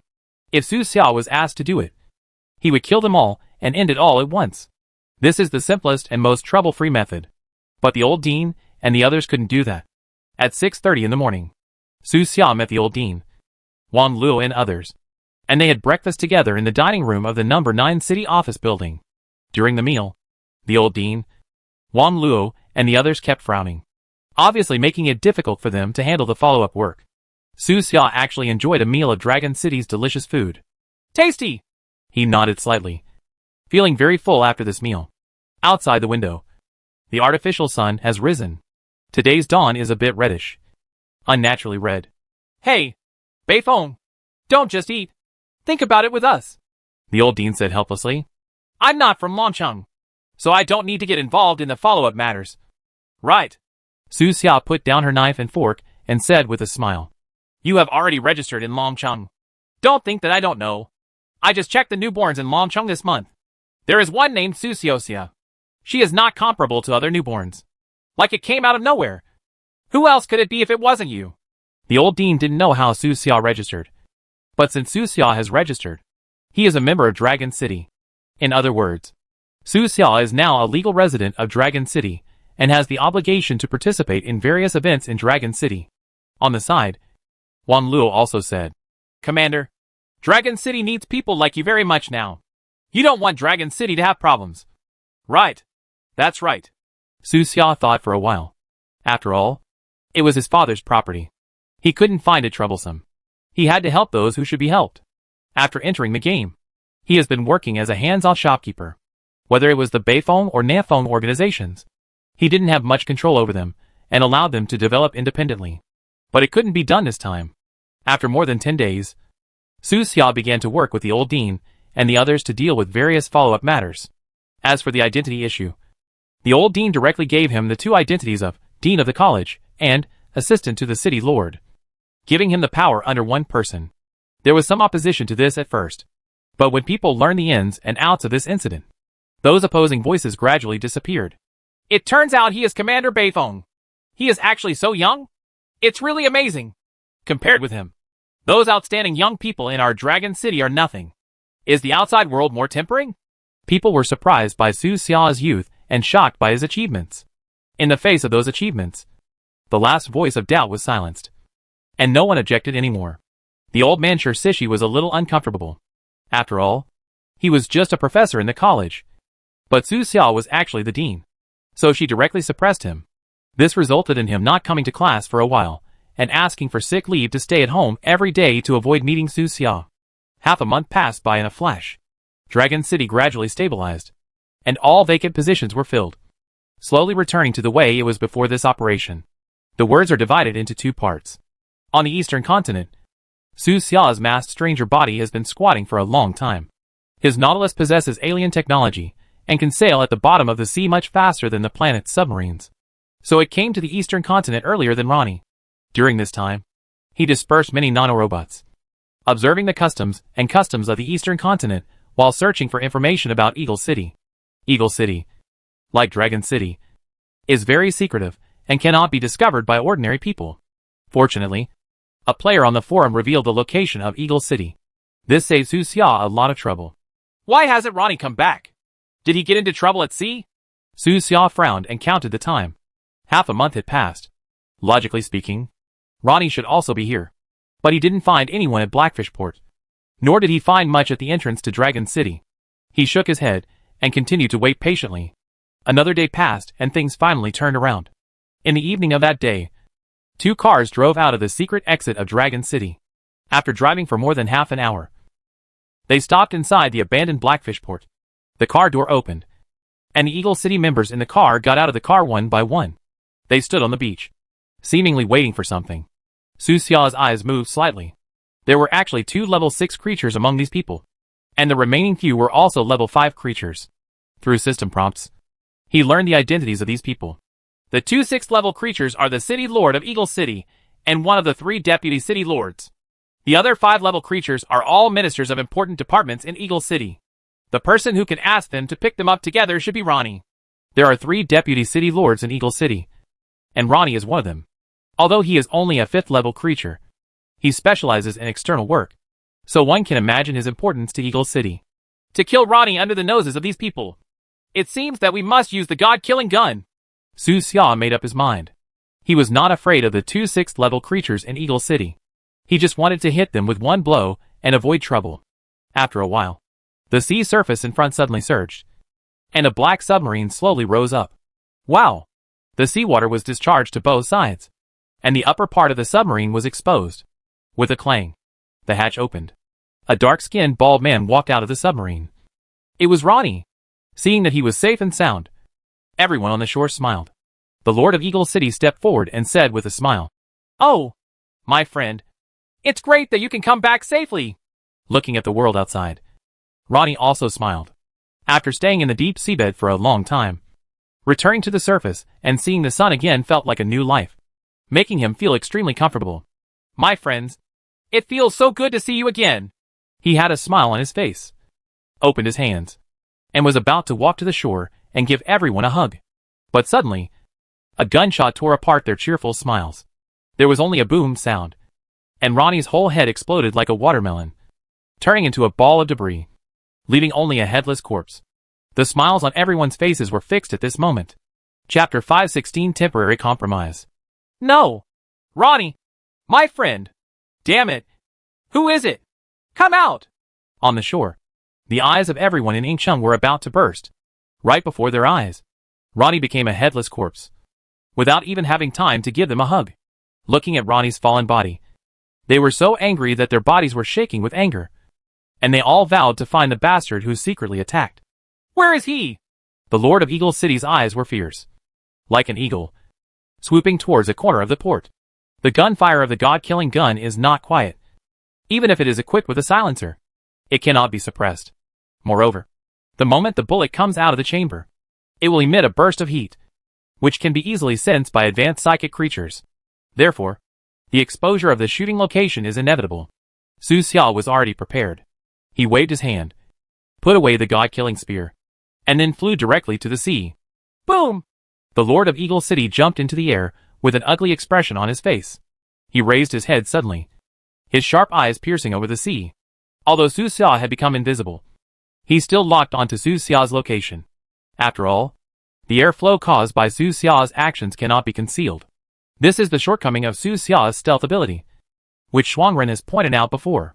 Su Xia also knew it, but he was not in a hurry.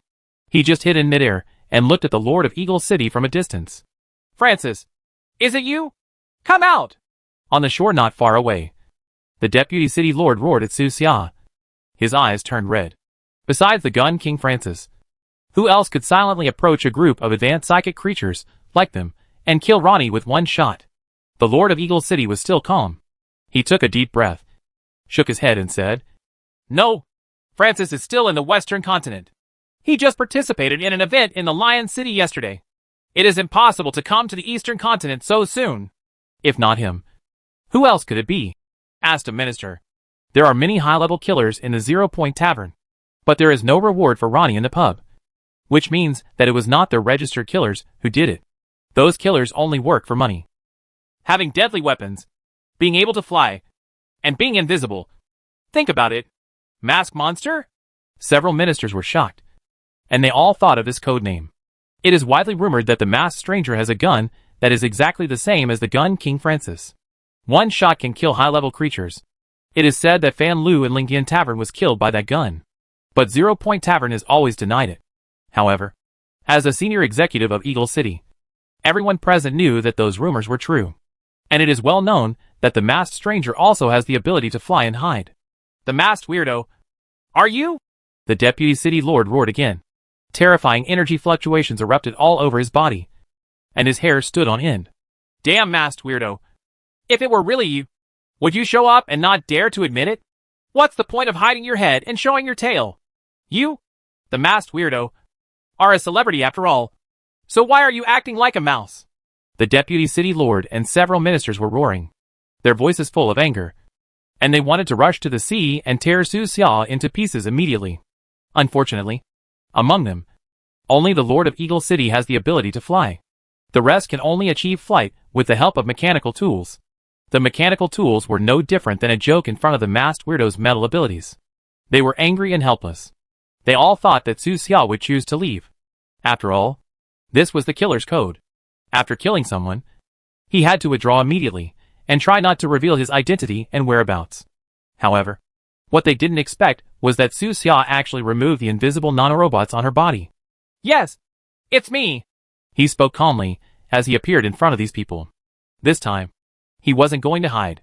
The Dragon City incident involved his father and almost led to his death. Even after killing Ronnie, Su Xia still felt uncomfortable. So he showed up directly and asked indifferently, "I killed him. Do you have any objections?" His sudden appearance caused all the people in Eagle City on the shore to freeze.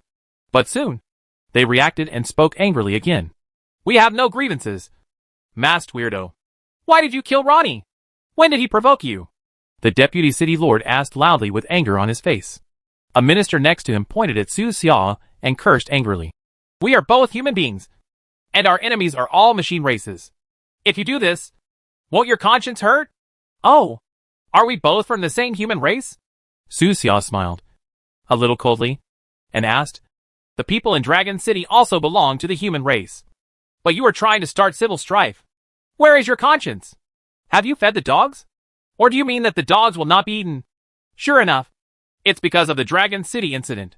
The Lord of Eagle City's eyes were cold. He had already thought of the problem. According to records, Commander Beifong was good friends with the masked stranger and once saved the masked stranger's life. This time, Commander Beifong was involved in the Dragon City incident. "Masked stranger, I need an explanation for this matter." The Lord of Eagle City stared straight at Su Xia and said slowly, "Just you?" Su Xia asked coldly with a cold look on her face. "Masked stranger, don't be too arrogant," the Deputy City Lord shouted. "This is the Eastern Continent, not your Central Continent. You killed people from Eagle City, and you want to leave without giving me an explanation? Oh, what explanation are you going to give to Long Chung?" Su Xia asked with a sneer. "One code equals one code. These are two different things," the Deputy City Leader shouted angrily. "Joke." Su Xia's face was indifferent, and with a wave of her hand, the submarine below instantly transformed. There were a few clicks, and the entire submarine seemed to be under unimaginable pressure. After deforming, it shattered into pieces within a few seconds. Boom! The remaining 10 or so people in the submarine were crushed to pieces on the spot. They didn't even have time to scream, and their bodies were shattered into pieces, with no bones left. This is the explanation you want. Is it enough? Su Xia sneered. Her attitude was extremely tough. Seeing that scene, the deputy city lord's eyes stood up. His eyes almost spit out fire, and his chest was about to explode with anger. The dozen or so people in the submarine were also members of Eagle City. They had nothing to do with this matter at all. They were just responsible for undersea navigation, and they were killed by Su Xia like this. Masked stranger, you are seeking death, the deputy city lord roared angrily. What? You want to kill me? Su Xia sneered, glanced at everyone, and said, Can you kill me with just you? If you can't kill me today, I will go outside Yingcheng tomorrow and kill everyone who comes out, until there is no one left in Yingcheng. Hearing Su Xia's bloody words, everyone on the shore felt a chill. They could hear that Su Xia didn't tell lies. He would really block the entrance to Eagle City. He is a level 6 creature that can fly, fight, become invisible, and has all kinds of weird props and abilities. If we can't kill him today, the future of Eagle City will definitely be full of blood. On the shore, a minister gritted his teeth and shouted, Masked stranger, don't you think about the human race? Now that the human race is in decline, our actions in Dragon City are only for the future. Are you willing to start a civil war between the humans in Dragon City and Eagle City? Su Xia glanced at him coldly and said, It's none of my business. The man's tone was stagnant, and he didn't know what to say for a moment. Several others turned their attention to the Lord of Eagle City. Now, both sides have made their words clear. Although they are angry, they have nothing to do with Su Xia. They can only wait and see what the Lord of Eagle City says. The Lord of Eagle City looked at Su Xia's position, was silent for a moment, and then said, Masked stranger, the matter has come to an end. We don't know each other anymore. From now on, we can each go our own way without interfering with each other. How about that? As soon as he said this, before Su Xia could express anything, the others became anxious. City Lord, this is undoubtedly a compromise. But Ronnie died in front of them, and more than 10 submariners died just now. How could they compromise? Su Xia's tough and threatening look made them unwilling to compromise. But then, the words of the Lord of Eagle City made them wake up from their anger. You all have families. I won't say more. Think about it yourself. Upon hearing this, the others fell silent. Yes, if Su Xia is really ruthless, with his stealth ability, it won't be a problem to sneak into Eagle City. What will happen to their families then? Could it be that he also wanted to go to Dragon City to kill the people in Dragon City? Will the two sides continue to kill each other like this? By then, no one could laugh. The Lord of Eagle City looked at Su Xia and said loudly, Masked stranger, what do you think of my proposal? Can? Su Xia responded coldly and said, Watch your paws. If something like this happens again, I will not give you another chance to negotiate. After saying that, his body slowly disappeared and entered the invisible state again. On the coast below, everyone in Eagle City had red eyes. Frustrated. It's so frustrating. They were angry and unwilling. But they were helpless and couldn't even find a channel to vent their anger.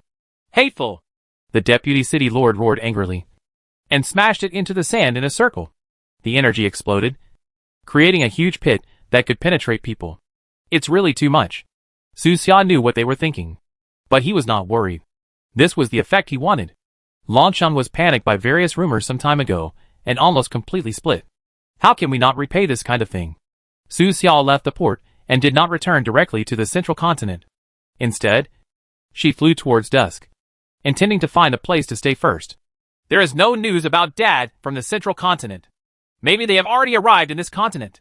Su Xia wanted to find traces of her father, but he was here after all. The last time Dad's team appeared was in Seahorse City. If their direction of action did not change, they would most likely arrive at the southern coast and take a ship or submarine to the eastern continent. At that time, the mechanical race had not blocked the sea. Trade between the two continents was smooth, and cruise ships traveled continuously. With the ability of Dad's team, it is very easy to come to this continent. Time passed slowly, and 3 hours flew by. The sea breeze at night is very gentle. The waves lapped gently on the beach, and the waves rolled, layer after layer. The hazy silver-white moonlight gently covers the sea, which is beautiful and moving, like a layer of floating veil. Hoo-hoo. The evening breeze blew Su Xia's hair, It's already 10 o'clock in the evening. When he flew into the area, he spotted a giant cruise ship that had been stranded. So he slowed down and planned to spend the night here. There were still a lot of troubles in Dragon City, and he couldn't move all night. Otherwise, he might be distracted and bump into mechanical creatures. Let's stay here tonight. Su Xiao walked on the beach and slowly walked towards the cruise ship. The waves surged and took away his shallow footprints. The cruise ship looked to be quite old, with its exterior rusty and stained, leaving only the dark red color of rust. There were 4 large chimneys emitting soot on the exterior, making it look like an industrial product from the last century. Under the night, this rusty cruise ship looks like a sleeping giant, but it will never wake up again. Out of caution, Su Xiao always wore life-sensing eyes. Why is there anyone else? He was surprised to find that there was still a living person in this cruise ship that had been stranded for who knows how many years. It was a man, in the staff cabin of the cruise ship. He was sitting, looking up at the dim moonlight outside the window, motionless, as if he was remembering something. A homeless person? Su Xiao slowly floated onto the boat without worrying too much. He did not feel any danger from that person. He entered the cabin, found the rusty stairs, and walked step by step toward the staff cabin below. The dull sound of footsteps echoed in the cabin. Before he could get closer, the hands of the man in the cabin below suddenly moved. Immediately afterwards, the melodious sound of piano floated out from this decaying cruise ship. He's playing the piano. Su Xiao was surprised that there was an intact piano in this stranded rotten cruise ship. And she was also surprised by the man's superb piano playing skills. The sound of the piano is extremely soft, as gentle as the undulating waves outside. It matches this beautiful night very well. Once you hear it, you will never forget it. He slowed down, not letting the sound of his footsteps disturb the other party. Accompanied by the sound of the piano, Su Xiao slowly came to the staff cabin below. Su Xiao saw the person playing. The man had blonde hair and was wearing a black performance suit. He was sitting in front of the small round window. He moved his fingers lightly. His eyes were serious, and he pressed each key smoothly. The soft moonlight shines on him through the small round window, leaving a touch of white on the piano, which separates him from the surrounding decay and darkness. It looks particularly beautiful, like a moving painting. Su Xiao sat down slowly and listened quietly to the sound of the piano. It seemed that he had not rested for a long time. Surrounded by the sound of the piano at this moment, a wave of tiredness surged into his heart, and he almost wanted to lie down and rest immediately. He enjoyed it and listened carefully to the end of the performance. Good to hear, Su Xiao said to the man by the window with a smile. The man responded with a smile. Thank you. No guests have been here for a long time. This cruise ship has been abandoned and there will be no more guests, Su Xiao told him. I know, the man replied softly. Why don't you leave? With your ability, you can find a good job on the shore, Su Xiao asked him. The land is too big, he responded softly, his voice as soft as the sound of his piano. He raised his head and looked at Su Xiao with a smile. His eyes were like the endless sea, blue and clear. Guess from afar. Can you do me a favor? He asked. What's up? Help me bring this record to a friend on land. She lives in New York City. He slowly leaned over and took out a record wrapped in paper from the drawer on the side. The look on his face softened as he looked at the record. At this time, a prompt popped up in front of Su Xiao. You triggered the mission record. Mission details. Go to New York City and transfer the record in the hands of the pianist to a girl living at 27 Mott Street. During the mission, you will get unexpected information. Chapter 517, The Forgotten Land. Mission, record. A random mission with no specific reward. Su Xiao knew that the New Testament city in the mission was a very famous city in the eastern continent with a population of several million. With a thought in his mind, he clicked to accept it, and the task appeared in the task bar. Unexpected information. Su Xiao looked at the task description and thought for a moment. This is a very strange description. What message could it be? He stood up slowly, walked to the window, and took the record from the pianist's hand. In this day and age, records were outdated and inconvenient, requiring record players that were difficult to carry around. Only some nostalgic people like records. They may sit in front of the yellowed glass window on a sleepy afternoon, look at the swaying leaves outside the window, and slowly listen to the passing time. I will try my best to bring it to you, Su Xiao solemnly promised. Thanks. The pianist smiled slightly, with a soft expression, and thanked him aloud. Then, he moved his fingers lightly, jumping lightly on the black and white keys, and continued to play the soft music. Su Xia also returned to the place where she was sitting before, which was a rusty metal step. She slowly lay on the sloping step, closing her eyes, and feeling the flow of music and time. The waves outside the ship rise and fall, gently lapping against the hull, forming a soothing lullaby that perfectly complements the music being played by the pianist. The night gradually goes by. Early the next morning, Su Xia said goodbye to the pianist and headed inland to the big city called New Testament City. In the eastern continent, the patrols of the mechanical tribe are much smaller, and there are almost no mechanical creatures on the road. The machine tribe is divided into 3 camps. The central continent is the deep diver camp, and the city of deep divers is in the sea. Someone on the player forum previously revealed that it is a giant metal ball. On the eastern continent, there is the sky camp of the machine tribe, and it is said that the headquarters is floating in the sky. But Su Xiao looked up for a long time and didn't see any city in the sky. Is it really in outer space? No one knows how far the technology of the mechanical race has developed. If they could really build a city in outer space, Su Xiao wouldn't be surprised. The customs of the eastern continent are different from those of the central continent. The sense of wasteland here is stronger. The deserted Great Plains stretch as far as the eye can see, with only a few roads across the Great Plains. The wind and sand roar, and the weeds turn yellow. Walking along the road, it is deserted, and you can occasionally see 1 or 2 abandoned bars or motels. From time to time, you can see some broken down cars with only SHLs left, abandoned on the side of the road. Most of the cars have bullet holes on the surface, and some cars have rotten bones inside. All you can see is desolation. Everything is dilapidated, desolate and dead. After flying for more than 2 hours, Su Xia finally saw a small town. But unfortunately, there was no one there. The billboard at the entrance of the town has tilted. The steel structure is rusty, and the broken advertising cloth is flying in the wind and sand, like a lonely man welcoming guests from afar. There are some dilapidated shops on both sides of the town. The windows of the shops have been smashed long ago, and the contents inside have been robbed. The empty shelves are covered with sand and dust. In this abandoned and broken place, Su Xia actually saw a few players. They appear to be wasteland enthusiasts, racing around town in modified vehicles. Alas! They laughed loudly, like free birds. There are too many restrictions in the real world, but only in games can you be unrestrained and have a different kind of life. Most of the vehicles they drove were modified from old cars or trucks. The traces of welding were obvious. They looked exaggerated and grotesque, full of a strong wasteland style. Almost every vehicle had flames spraying from the back, which made Su Xia think of a scene from the movie Mad Max. It has to be said that the appearance of players has also injected a bit of vitality into this desolate world. Su Xia continued to move forward, and the world ahead gradually showed traces of human habitation, mostly brought by players. Every once in a while, there will be gathering places or supply stations established by players. That evening, he finally came close to his goal. New Testament City. A very prosperous human city. This city was a symbol of prosperity before the war, with tall buildings and busy traffic. It was a city filled with money. After the war, thanks to its geographical advantages and people's psychological factors, the place recovered quickly.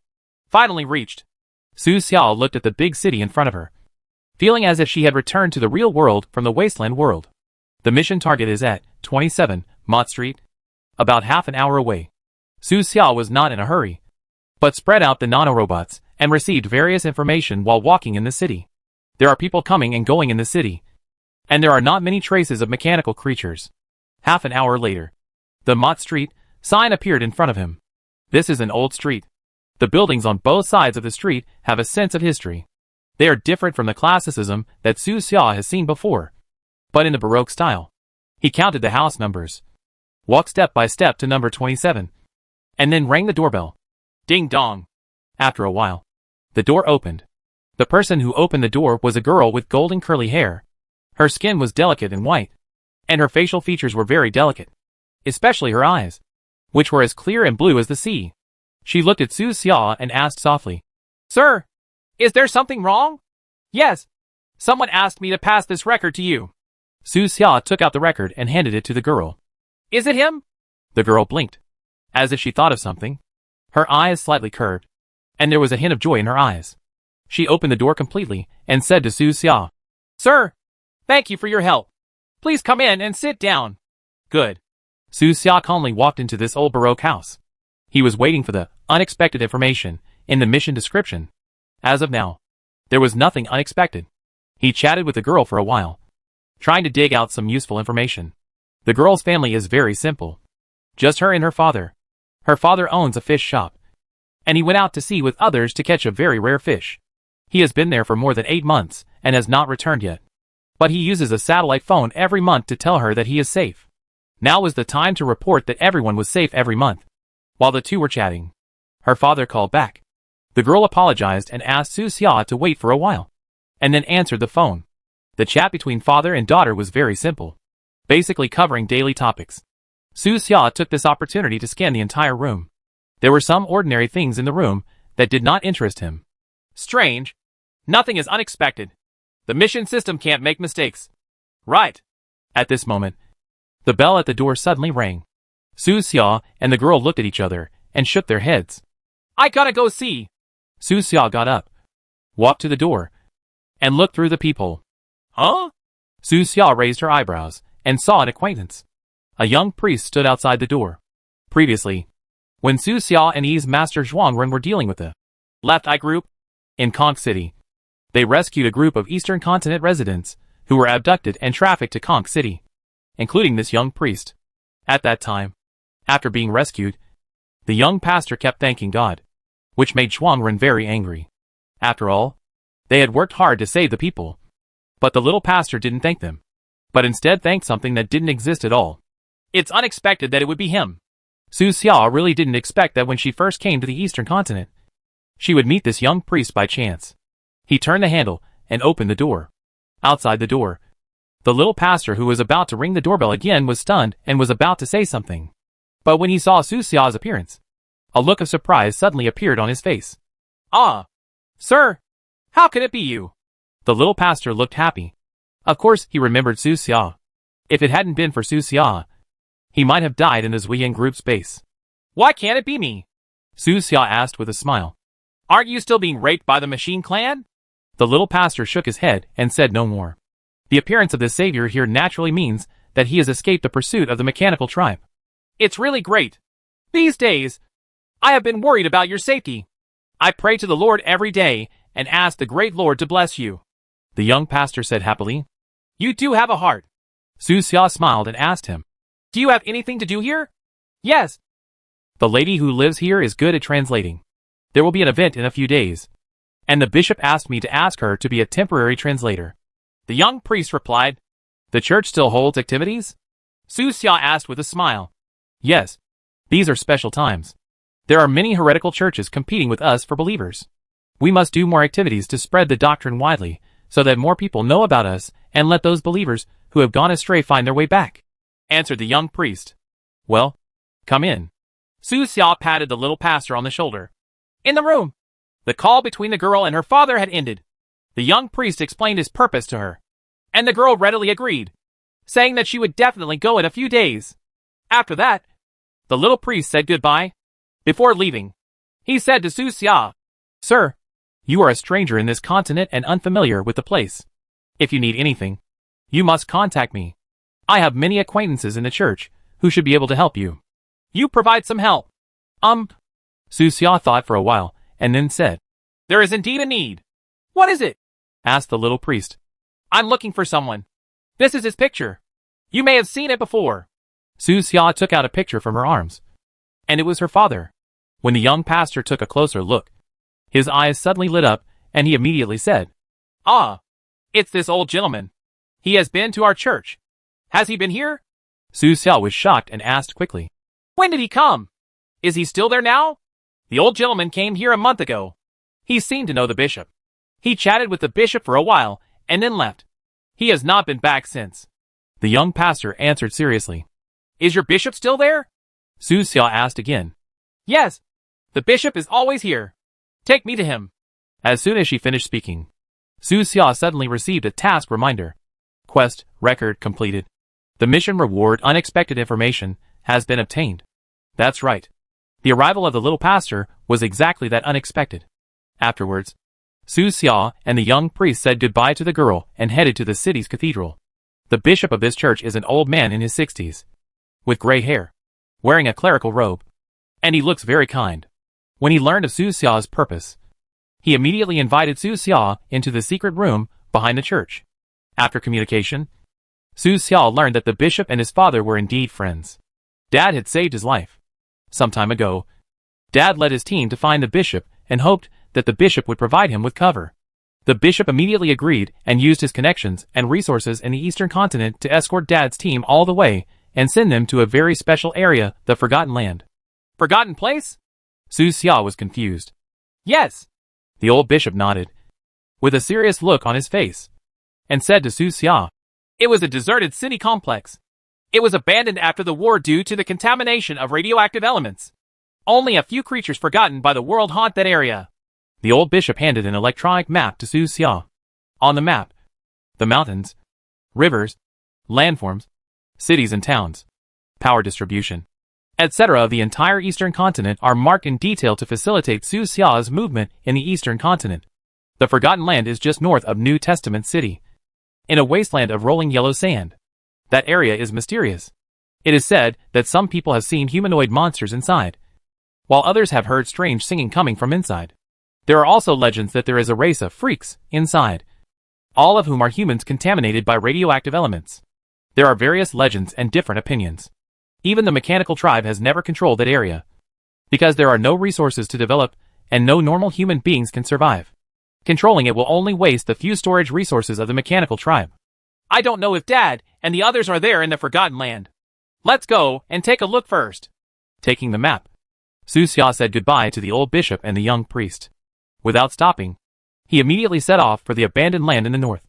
After leaving New Testament City, the bustling world gradually faded away, and desolation and silence returned to Su Xia's eyes again. Su Xia's speed was neither fast nor slow. After 6 hours of flight, the Forgotten Land, marked on the map, finally appeared in front of her eyes. There are several large lakes here. Before the war, they were the industrial pearls of the eastern continent. Industrial cities were built along the lakes, and the cities were connected together. Hundreds of chimneys rose from the ground, supporting the industrial economy of the entire continent. But later, with the leakage of radioactive waste, this area was no longer suitable for human survival, and people gradually moved away. This area was slowly forgotten. Please note, you have entered the special map, Forgotten Land. This area is contaminated by radioactivity. If you feel unwell, please exit immediately. Su Xia narrowed her eyes slightly and landed slowly.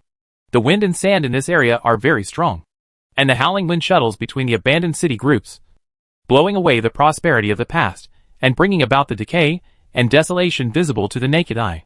Chapter 518, The Rusty Steel Angel. Whoops! The wind and sand are rolling, and the whole world is gray and yellow. In front of Su Xia was an abandoned industrial city. The factories in the city have long been dilapidated. Many chimneys have collapsed. The tall transmission towers have decayed, and everything is covered with a layer of barren yellow sand, giving a strong sense of wasteland. Swish! Swish! Swish! Su Xia stepped on the soft yellow sand, facing the wind and sand in the sky, squinting her eyes slightly and shaking her hair, walking step by step through the city, looking for signs of life. The city's main roads can no longer look like their original appearance. A thick layer of sand and soil has accumulated, at least 30 centimeters deep.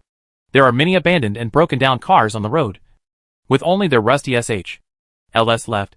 Not long after walking, Su Xia reached the lakeside. The lake is turquoise, and there are some green low vegetation growing on the shore, adding a bit of vitality to this desolate world. At this moment, Su Xia suddenly noticed a figure sitting on a tall building not far away. Robot? Su Xia frowned slightly and took a closer look. Iron Angel, the first generation of intelligent machine housekeepers, mainly used to serve human families. After the war, they were not recognized by the machine race, but were not accepted by the human race. Most of them were destroyed, and a very few were scattered around the world. The first generation of intelligent machines? The history of this planet emerged in Su Xia's mind. Before the age of psionics, there was an age of intelligence. That era was so short that many people have forgotten it. At that time, technology companies had already created robots that were intelligent enough, and their language and movements were almost the same as ordinary people. Steel Angel is a product launched by a certain technology company. However, after the advent of the psionic era, the mechanical race driven by psionic power rose. Racial wars broke out, and the era of intelligence was forcibly ended. The machine tribe are all psychic creatures, and do not recognize these old intelligent machines powered by electricity. And humans no longer trust these machine stewards because of the racial war. I can actually see a machine butler here. It is indeed a forgotten place. Maybe there are more forgotten creatures here? With this thought in mind, Su Xia rose into the sky and flew towards the tall building. Not long after, he landed on the roof of the building. Su Xia looked at the robot. This is a rusty steel angel. He is sitting on the edge of a tall building. He is in tatters and tatters. The metal SHL is pitted, and the circuits of the left arm module are exposed. And some of the circuits are even broken. Someone is here again. He sat there with his back to Su Xia, murmuring in a low voice, with a sizzling electric sound in his voice. And the sound-producing components seemed to have aged. Again? Has anyone come here before? Su Xia walked to him and sat down slowly, her legs dangling over the edge of the tall building. A lot of people have come and gone over the years, the steel angel said. Has anyone been here a month ago? Su Xia asked him. Yes. A team. Where are they? Have no idea. What direction did they go? Have no idea. This steel angel seemed a little dull, looking into the distance. Su Xia asked some questions, and most of the answers she got from him were, I don't know. He felt that he was not as smart as a psychic robot. Most of the time, this robot is talking to itself and talking about the past. With dull eyes, he looked at the lake in the distance and murmured in a low voice. This place used to be very beautiful. The lake was clear. There were many children who liked to play by the lake. And there were many cars on the road by the lake. Su Xia couldn't get the answer she wanted, so she had to ask him. What are you doing here? He replied. Waiting for someone. Who are you waiting for? My family. The robot slowly raised its rusty head, blinked its eyes, and seemed to be thinking. They left and asked me to wait here for a while. They wanted to send the child out first and pick me up after a while. How long have you been waiting? 20 years. How long can you wait? Have no idea. The so-called family of this robot butler will probably not come back. In his programming, the people he serves are his family.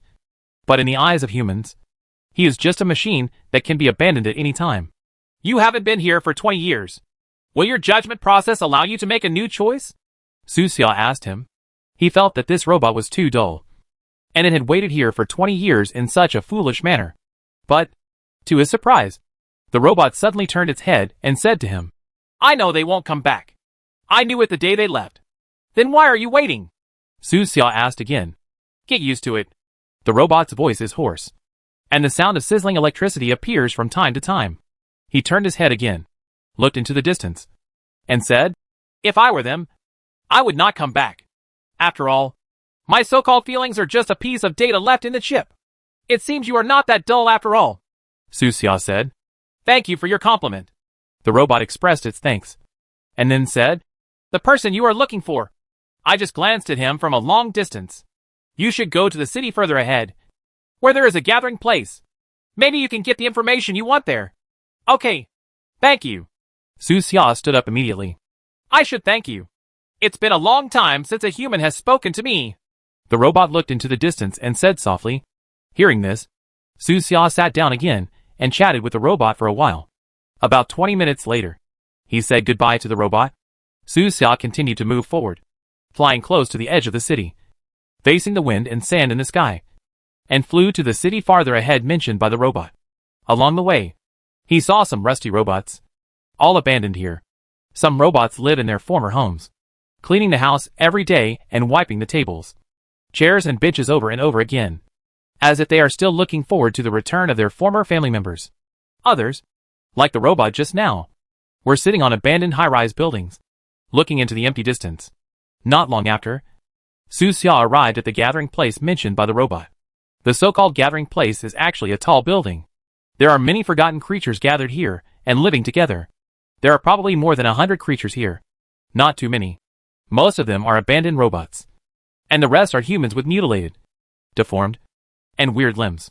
These human deformities are not caused by radioactive substances. Most of them are born this way, and a few are acquired disabilities caused by car accidents, wars, etc. Some of their hands and feet are atrophied. Some are short in stature, and some have mutilated facial features. They are discriminated against by society, ostracized by their peers, can't find friends, feel lonely even if they live in a big city, endure all kinds of looks every day, and finally choose to come to this forgotten land. Su Xia entered the gathering place, found a man with disabled legs, and asked him about the situation here. This is my home. I have found many friends here and gained recognition here, the disabled man said to Su Xia. But there is radioactive material here, Su Xia said to him. It's just a few years less to live. The disabled man smiled. In the outside world, living is just like death. So why not come here? My friend. What about you? What are you doing here? I'm looking for someone. Su Xia took out her father's photo and showed it to the disabled man. Around the disabled man, several other deformed people came over to take a look. It turns out it was him. He did come here. A month ago, the disabled man said. Yes, I've seen him too, said a deformed man next to him. Do you know where he went? Su Xia asked him. This, you have to ask Laoan. He has talked a lot with the old man in the photo. He should know where the old man went. Yes, go ask Laoan. The Laoan they talked about was a robot who had recently arrived in the land of forgottenness. Laoan is also a robot born in the intelligent era, but he has not been abandoned by his buyer, the disabled man said. His buyer is a fishing boat captain who often takes him out to sea to fish. But not long ago, the fishing boat capsized in the wind and waves, and everyone on the boat died. As long as his machine survived, he was very sad. He had no other place to go, so he came to the land of oblivion. After everyone's introduction, Su Xia learned about Laoan's life. In the corner of the gathering place, Su Xia found Laoan. This intelligent robot is also very old, and his body is in tatters, and the sea breeze has corroded his body. He was sitting in the corner, talking on the phone with a satellite phone in one hand and a crumpled piece of paper filled with contact numbers in the other. Su Xia stood aside for a while without disturbing him. During this period, Laoan made several phone calls, and every time he changed his voice through his voice module. Some were rough, some were hoarse, and some were clear, pretending to be different people, and reported to the person on the other end that he was safe. Hey, wife, I'm at sea. The weather is very good today. Dad, work has been going very well recently. So don't worry. Little guy, how have you been studying lately? After making the call, he let out a long sigh, put down the satellite phone dejectedly, and squatted in the corner with a sad face. Everyone on the ship died, and he was the only machine left. He couldn't do much. He could only use different voices, pretend to be the crew members, and call the crew members' families, making the people on the other end of the phone think that the crew members were still alive. Every crew member is the breadwinner of the family. In these difficult times, once something happens to the breadwinner, the entire family will collapse. What's the point of doing this? They will eventually get the news. Su Xia walked to him and squatted down slowly. I don't know either. Laoan looked dejected and shook his head. He just wanted to bring hope, even if it was false, to the families of those sailors. Maybe it can be fake for 2 or 3 months. Maybe it can be longer, like half a year, but it will eventually be shattered. I can give you a sum of money, and you can distribute it to the families of those crew members. In this era, money is also hope, Su Xia said to the robot. What do you need me to do? Laoan asked. Find me someone. Su Xia took out the photo and placed it in front of Laoan. Laoan took a look and recognized the person in the photo, and said to Su Xia, It's Master Dad. He came to our place last month, but he left again. Where did he go? Su Xia asked him. Who are you from Master Dad? Laoan seemed a little worried and asked more questions. I am his apprentice. It turns out that your father, Master, said that his apprentice might come after him, and he asked me to tell him. Tell me what? He said they are in good condition. Don't worry. Go back and guard the pharmacy. Dad had anticipated the current situation in advance. The two guys Hong Bafu and Lan Bafu probably don't have the ability to investigate here. But Su Xia is different. As long as he is willing to put in the effort, he will definitely be able to find this place. So Dad asked the robot to leave this sentence. As for whether Su Xia listens or not, that is his own business. Master Dad also said that if it is the apprentice who looks thinner, he will most likely not be obedient. So he asked me to tell you that if you want to find him, you can go to the center of this area, and there will be someone waiting for you there. I understand. Thank you. Get new information. Pointing to the central area of this forgotten land, Su Xia left a sum of money to the old robot and left. He traveled non-stop, without resting in the middle. and traveled for nearly an hour against the dust in the sky, and finally arrived at the center of the forgotten land. This central area is no different from other areas. It is desolate as far as the eye can see, with vicissitudes of life and dilapidation scattered in the wind among the abandoned buildings. This is also a gathering place. But there are more creatures gathered here. Su Xia's life-sensing glasses captured information about more than 1,000 living entities. This is a large gathering place, Su Xia thought to herself. He took a brief look and saw that there were not only robots and humans, but also a very scary-looking humanoid monster, just like the monsters in the Coral City underground laboratory. Hybrid? Su Xia's eyes narrowed. And there was a monster mix with humans and insects here. Moreover, those monsters seem to be conscious and can live together with other creatures. This is strange. Did Dad find a solution to his insanity? If there is such a way, wouldn't it be possible to mass-produce such monsters? With doubts, Su Xia stepped on the yellow sand and walked into this area step by step. As soon as he walked in, he felt countless voyeuristic eyes on both sides of the road. In those high-rise concrete buildings that seemed deserted, there were pairs of eyes hiding behind the windows, looking at his uninvited guest. His arrival seemed to break the harmony and tranquility here. In less than half a minute, a short human walked out of the building next to the road, looked at Su Xia cautiously, and asked, "Who are you? What are you doing here?" "I'm looking for my teacher," Su Xia replied calmly. "Who is your teacher?" "A pharmacist. Come with me." The exchange between the two was brief. The short man waved his hand, signaling Su Xia to follow him, then turned and walked towards the building. Chapter 519 The City Lord Meets You. Dad is not here. Su Xia swept around and dispersed the nanorobots, carefully observing the residents here. There is no sign of Dad or his team here. The robot named Laoan told me that there will be someone waiting for me here. It should be left by Dad. Unfortunately, Dad himself is not here. Su Xia hasn't seen her father for a long time. Although she knows that her father is very capable, she can't help but worry occasionally. This world belongs to the machine race after all, whether it is himself or his father and the others. They seem to be free and comfortable, but in fact they are just trying to survive in the cracks. He followed the short man and entered the building in the central area. The building is very empty. It used to be a shopping mall, and you can still see some dilapidated store signs. Now, it is home to many forgotten creatures.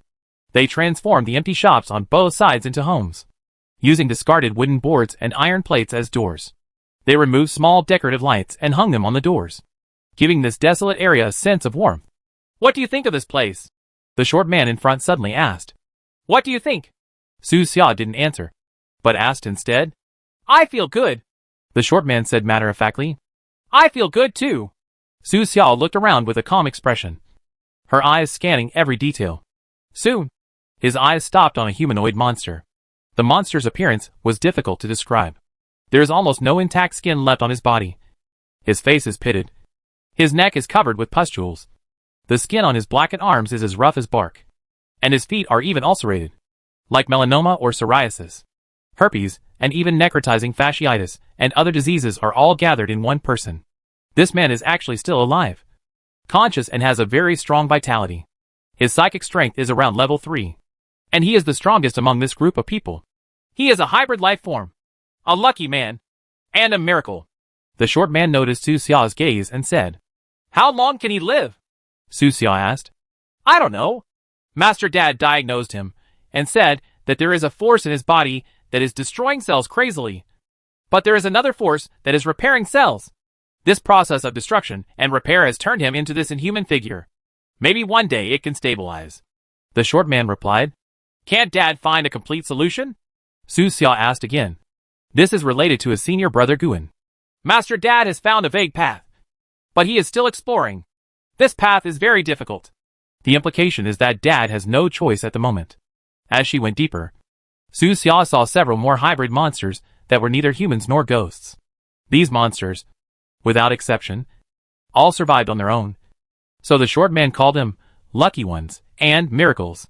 After all, that kind of genetic experiment is too cruel. It would be great if one of 1,000 experimental subjects can survive. But the one who survives is often delirious.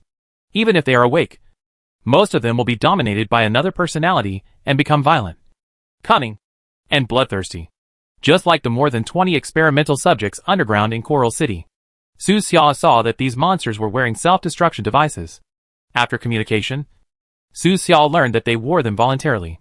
If they lose control one day, the manager of the gathering place can use the remote control to detonate the self-destruction device and destroy them to prevent other creatures in the gathering place from being harmed. While Su Xia was observing these people, the residents of the gathering areas on both sides of the mall also cast curious and scrutinizing eyes, looking at Su Xia carefully. Are you Master Dad's apprentice?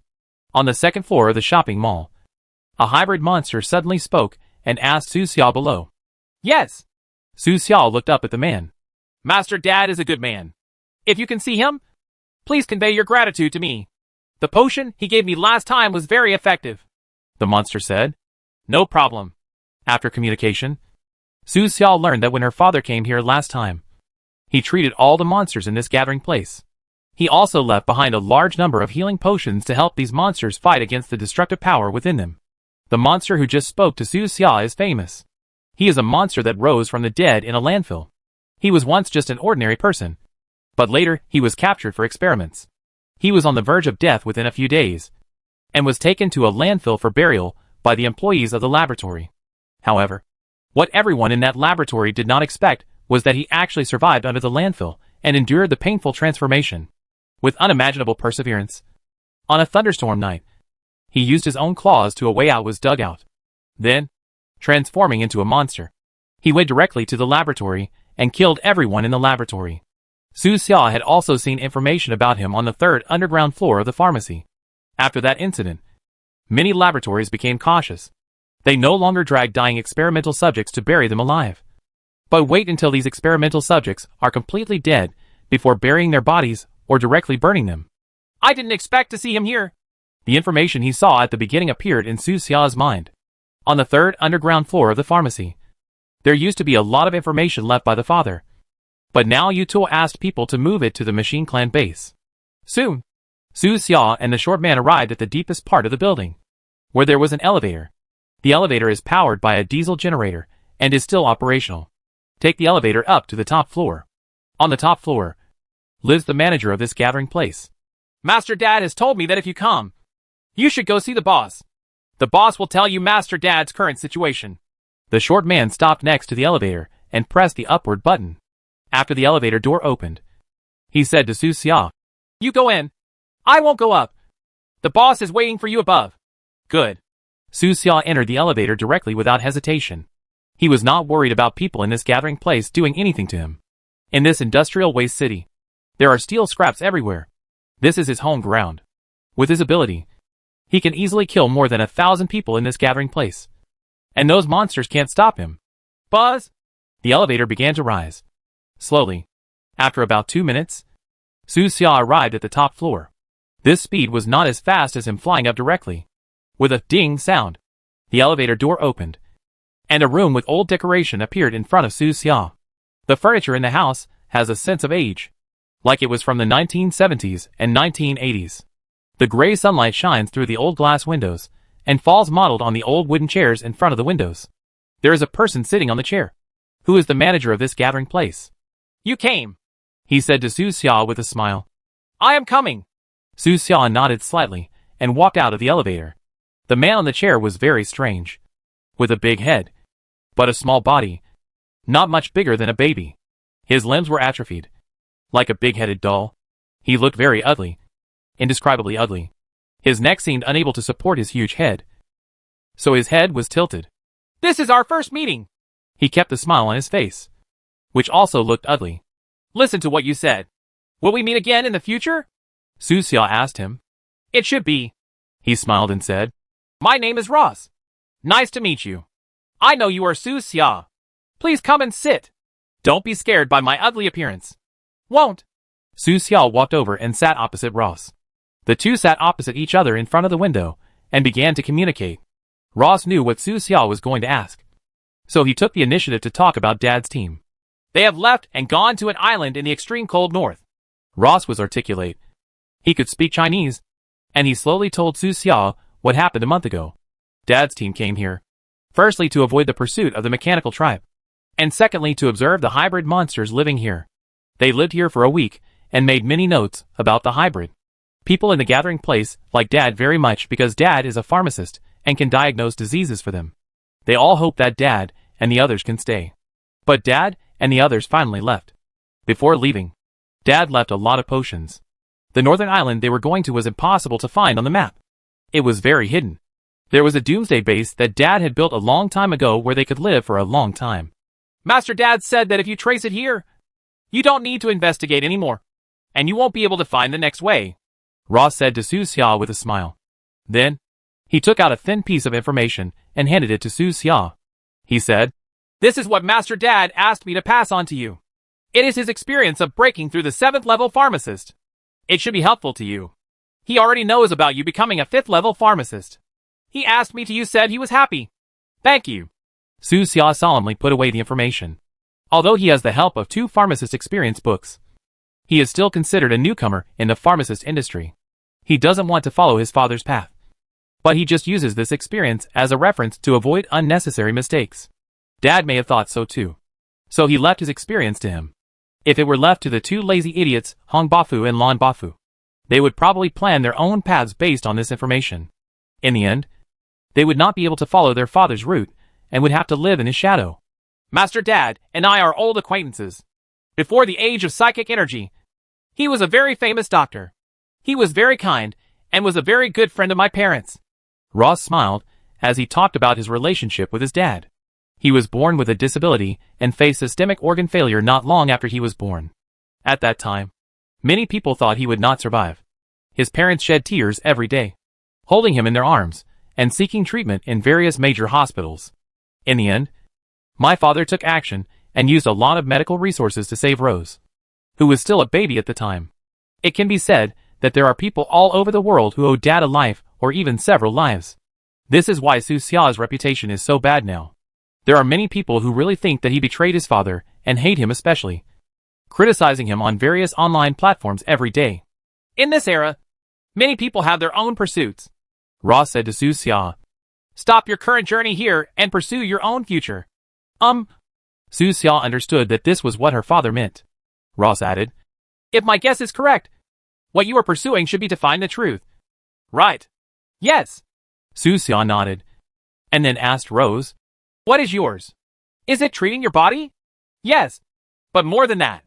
Ross smiled slightly and tapped the side of his wooden chair. There was only a click sound, and the wooden chair under him began to deform. Only the surface layer was made of wood, and the interior was made of metal. These metal structures slowly fit into his body, covering his atrophied arms and torso, closing layer by layer, and finally turned into a set of mechanical armor of normal human height. He stood up like this, at the height of a normal person, with a free smile on his face. This era is very bad, but it also has good sides, such as the development of mechanical technology. He looked down at his robotic arm and said slowly, that's true. Su Xia nodded slightly. This set of mecha was also tailor-made for me by the team members of Master Dad. My previous set was relatively bulky, so they replaced it with brand new materials. With this mechanical device, it is no longer that important whether his body is treated or not. He can already live a normal life. In this state, his head only looks a little larger than an ordinary person's, and there is no other abnormality in other aspects. After I have this body, there is only one thing left that I am looking for, Ross said. What is it? Su Xia asked subconsciously. Resurrection of a man. Your relatives? No. That's love. That's not really true. A trace of bitterness appeared on Rose's face, and she shook her head slightly. Seeing him like this, Su Xia didn't ask any more questions. Everyone has their own story, and some stories are hidden deep in their hearts. Master Dad told me that your potion talent is better than his. Ross asked Su Xia sincerely. Su Xia, my friend, do you think you can develop a potion that can bring people back to life in the future? Difficult. Almost impossible. Su Xia shook her head. Resurrection from the dead was beyond the scope of technology and belonged to magic. He pondered for a moment, thought for a while, and then said, if he only died for a few minutes, he might still be able to be revived. What if the body was frozen immediately after death? Ross continued to ask with a glimmer of hope. It's also difficult. Su Xia said, it's difficult but not impossible. Rose lowered his eyes slightly and murmured softly. Su Xia didn't make any more noise, looking at the windy and sandy world outside the window. lost in thought about future technology. At this moment, the body in Longcheng suddenly received a piece of news. The message was sent by the old dean. Beifeng, get ready. The mayor is here to see you. Chapter 520, Finding the Boundary. This is a meeting that Su Xia has been looking forward to for a long time. He has a lot of doubts in his mind, and they will probably all be solved in this meeting. The Lord of Dragon City has left the college underground. The meeting place is not in the college, but in a very mysterious area. Beifeng, the location of this meeting is quite special. It is a secret space under the central building. The old dean found Su Xia and told Su Xia some things that needed attention. So far, only the Lord of Dragon City has entered that secret space. Apart from this, no one has ever entered that place. Not even the old dean. No one knows what's in there. The old dean didn't know either. You must pay attention to this meeting. The old dean warned seriously. The city lord may want to train you as his successor. After all, your current strength, qualifications, and reputation are basically enough. And you are younger than us old guys. The future is bright. I understand. Su Xia nodded repeatedly. Don't underestimate the city lord just because you are a level 6 creature. He has far more knowledge and insight than you think. The old dean warned again. I know. It's a pity that the lord of the city has no heirs. If he had children and could teach them himself, he would definitely be able to cultivate a suitable successor. The old dean sighed and thought of Hu Li whom he had trained. He was completely disappointed with Hu Li. Inside Dragon City, the other outstanding young people are not much better. Most of them are flowers in the greenhouse. Looking at the entire Dragon City, among the young people, only Su Xia, an outsider, is more suitable to be the successor of the city lord. The two of them talked as they walked, and soon arrived at the basement of the central building and walked to an elevator. Beifeng, I can only send you here. The old dean stopped and said to Su Xia, the elevator will take you to an underground arsenal. After you get out of the elevator, keep walking inside. About 500 meters away, there is a door, and behind the door is the secret space. Okay, I get it. Su Xia nodded and entered the elevator. This scene actually gave him a sense of déjà vu. When the clone was in the land of oblivion, he also took the elevator to see Rose in this way. It's just that the elevators are in different directions. One goes up and the other goes down. The elevator took Su Xia down slowly. Not long after, the elevator stopped steadily. With a ding, the elevator door opened, and a huge underground arsenal appeared in front of Su Xia. All kinds of weapons are piled on the shelves, and there are countless kinds of weapons. He didn't stop and walked straight forward. According to what the old dean said, after walking about 500 meters, he saw a dark door. Before he could step forward and knock on the door, the voice of the Lord of Dragon City came from inside the door. Come in. Good. Su Xia nodded briefly, then pushed the door open and entered. The area behind the door is the mysterious space at the entrance of the old courtyard. Not quite what he imagined. This area, known as the most mysterious area in the entire Dragon City, felt very empty to him. The surroundings were very dark, with nothing but a dim white light in the middle, illuminating the central area.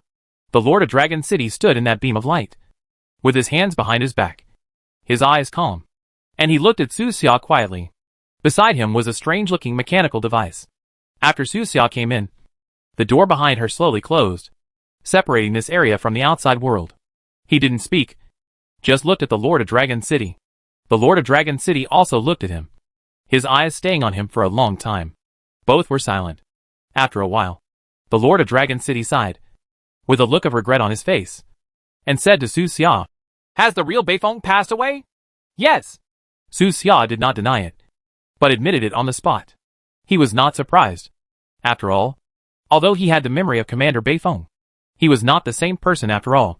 Whether it is his acting style or language style, he cannot be consistent with the former Beifeng. It's not that easy to pretend to be someone. Moreover, his strength increased too fast. Abnormally fast. As if he was cheating. There must be information about the former Commander Beifeng here in Longcheng. As long as you read the information carefully, and compare it with Su Xia's behavior and style, you can see some clues.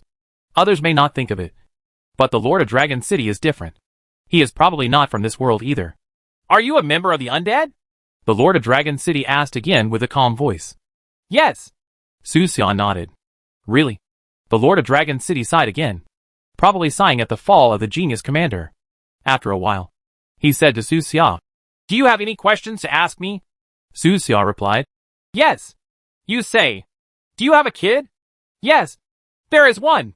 The Lord of Dragon City nodded slowly and replied in a deep voice. I have a daughter named Su Xiaosiu. If she grows up smoothly, she should be about the same age as you. It just so happens that the name you registered in Dragon City is. But it's the same as my daughter. Daughter? Su Xiao was startled and asked hurriedly. Just a daughter? No son? This answer was very different from what he had been expecting. He thought he would get another answer. That answer was what he had been waiting for. Why do you ask this? What kind of answer do you want? The Lord of Dragon City looked at him, as if he had guessed something. There was a trace of softness in his eyes, and he said slowly, The time that has passed cannot be recovered, and the people who have passed cannot be recovered. Same. Can't be recovered? Su Xia's body was shaken, and she murmured in a low voice. It's not recoverable. If I guess correctly, in your world, I should be your father? The Lord of Dragon City asked him gently. Yes. Then, your name may be Su Xia. I have discussed it with my lover before. If it is a boy, it will be called this name. The Lord of Dragon City's voice became calmer and less majestic than before. He looked at Su Xia and said softly, I also hope that you are my child. But after all, we are just wandering souls in two different worlds. My child died of illness more than 10 years ago. It can be seen that your father has also passed away a long time ago. Su Xia opened her mouth and suddenly fell silent. He looked at that familiar face. And there were still many things in his mind. But he couldn't say them out. Those words were what he had been preparing for a long time to say to his father. But the man in front of him was not his father. And his father, perhaps as the Lord of Dragon City said, everything that has passed away is lost and cannot be recovered. He withdrew his gaze, lowered his head and stopped talking. He sat slowly by the door, leaning against the cold door. He was silent for a long time, as if something was tearing in his heart, which made him feel a little uncomfortable. Many of the things he did when he came to this world were all for this meeting today. But now, those things seemed to have no meaning. You should still have some questions in your mind. And I can't answer those questions. The Lord of Dragon City suddenly said, Step forward and touch the machine next to me. Maybe you can get some answers. Hearing this, Su Xia slowly raised her head. When he entered the door just now, he noticed the machine next to the Lord of Dragon City. The machine was very strange. It was about half a person tall. It looked like a metal cylinder. But there were many indicator lights of different colors on the surface. Su Xia looked at it for a long time and didn't get any prompts from the system. This is also strange. In the past, as long as you looked at anything for a long time, the system would give you a prompt. Its name is called Xuanjia. Maybe you have heard of it. The Lord of Dragon City spoke slowly. Searching for the world. Su Xia murmured in a low voice. He had indeed heard of this name. Back when he was in the underwater pyramid and got the star map left by the Golden Holy Tower organization. He heard a message. At the end of that message, the word, searching for boundaries, was mentioned. Could it be that the Xuanjia mentioned in the message is this strange machine? But the Golden Holy Tower organization came to this planet 10,000 years ago. Could it be that this machine has existed on this planet for tens of thousands of years? What does this machine do? Su Xia stood up slowly. He did still have many doubts in his heart. You will know after contact. The Lord of Dragon City did not answer. Good. Su Xia didn't hesitate. It was useless no matter how much hesitation she had to try. With focused eyes, he slowly walked forward, walked into the light beam in the center of the area, and approached the weird machine step by step. Finally, under the gaze of the Lord of Dragon City, Su Xia took a deep breath and slowly placed her hand on the machine. Buzz! The machine vibrated slightly, and the various indicator lights on the surface lit up one after another. The next moment, a feeling like an electric shock came from Su Xia's palm. This feeling was very familiar to him. It was the same every time he started the bracelet. But this time it was stronger. His vision went dark, and he fell straight down. But the ground behind him was not hard. He seemed to have fallen into a cold lake. His whole body was wrapped in the lake water, and his body continued to sink, falling into the boundless depths of darkness. Fall. Keep falling. The darkness seemed to have no boundaries, and the fall seemed to never stop. I don't know how long it took, but Su Xia finally regained consciousness. Su Xia covered her forehead, feeling severe pain in her head, as if her brain had been torn apart. He frowned, slowly opened his eyes, and found that he was back in the dormitory. with the familiar dormitory bed curtain in front of him. He was covered with the familiar school quilt, and the familiar smell of laundry detergent lingered on his nose. Why were you sent back? Could it be that the machine has the same function as the bracelet? Su Xia subconsciously raised her hand to see the bracelet. But the next moment, he was surprised to find that the dark bracelet was missing. His arms were empty. Nothing. What happened? Su Xia's eyes froze. Could it be that she couldn't return to the game world through that bracelet? He stood up hurriedly, ignoring his headache, and turned on the computer, intending to log into the game through the computer to see if his character was still there. But soon, his heart sank, and he stared straight at the computer desktop. On his computer desktop, there was no icon for the game Starry Sky at all. Something's wrong. Su Xia clearly remembered that on the day the game was launched, he downloaded the game with several roommates, and they also played the game at the same time at night. However, later on, he kept using his wristband to play games and used the computer less. After all, the computer could not bring that immersive feeling. During this period, he never deleted the game, unless a few other people in the dormitory touched his computer while he was going downstairs to eat. This would not happen. But now Su Xia is the core of the Bikini Castle team, and the other guys in the dormitory will definitely not do this as long as there is nothing wrong with their brains. Something's wrong? Is this an illusion world? Su Xia rubbed her eyebrows and murmured softly. At this time, Li Defu's voice suddenly came from the bed. Hey, Lao Su, are you up? Does your head still hurt? Hearing this voice, Su Xia's eyes lit up, and she immediately opened the bed curtain. The person who got out of bed was the familiar Li Defu. Several other roommates were also in the dormitory. The room chief, Yu Wenchuxu, and the two brothers, He Shi and He Ju, were sitting together, playing LOL, their fingers moving quickly on the keyboard. Another roommate, Li Sihua, was playing a gun game and kept staring at the screen with a very focused expression. Everyone is here, Su Xia said. Of course I am. Today is Sunday. We don't have to go to class. We are all single. We have no one to hang out with, so we can only stay together and play games. Li Defu shrugged, feeling that Su Xia was asking nonsense. This was how he spent every weekend before. He looked up at Su Xia and asked, Old Su, how is your head? Is it okay? What's wrong with my head? Su Xia's head did hurt, but he thought it was caused by the boundary finding machine. You forgot? Li Defu's eyes widened. He jumped up quickly, touched Su Xia's forehead, and said, It's broken. Could it be that he was hit and lost his memory? What caused amnesia? Su Xia was a little surprised. You fell down while playing basketball yesterday and hit your head. You kept complaining that you had a headache. We sent you to the hospital for a checkup. The doctor said you had a slight concussion and there was no need to be hospitalized. Just come back and rest for a few days. Have you forgotten it? Li Defu asked Su Xia. Me? Play basketball? Su Xia was stunned. His basketball skills were not very good and his height was not good. He had not played for a long time. Li Defu looked at him with a strange look and said, Lao Su, you are the captain of the school basketball team, the president of the basketball club, and the only one in the dormitory who doesn't like to play games. You won't forget these. Right. That's right. Lao Su, why don't you go to the hospital for a checkup? Room Chief Yu Wenchuxu also raised his head and asked Su Xia, What kind of basketball president? Are you guys going to work together? Just as she was talking, Su Xia was suddenly startled. He noticed that these roommates did not call him Brother Su, but Old Su. Wrong. Something is very wrong. He glanced at the games his roommates were playing and asked tentatively, Are you guys going to play Looking Up at the Stars? Looking Up at the Stars? What is this? Li Defu was stunned and asked. It seems to be a dark cuisine from the Republic of China. Li Sihua added. Yeah, I've heard of it too. He nodded in agreement, and searched for pictures of the starry sky sect on his phone. Old Su, you mentioned the words looking up at the stars when you were talking in your sleep this morning. Yu Wenchuxu, the room chief, spoke. Talking in sleep? Su Xia looked at Yu Wenchuxu. Yes, I remembered. Li Defu also said.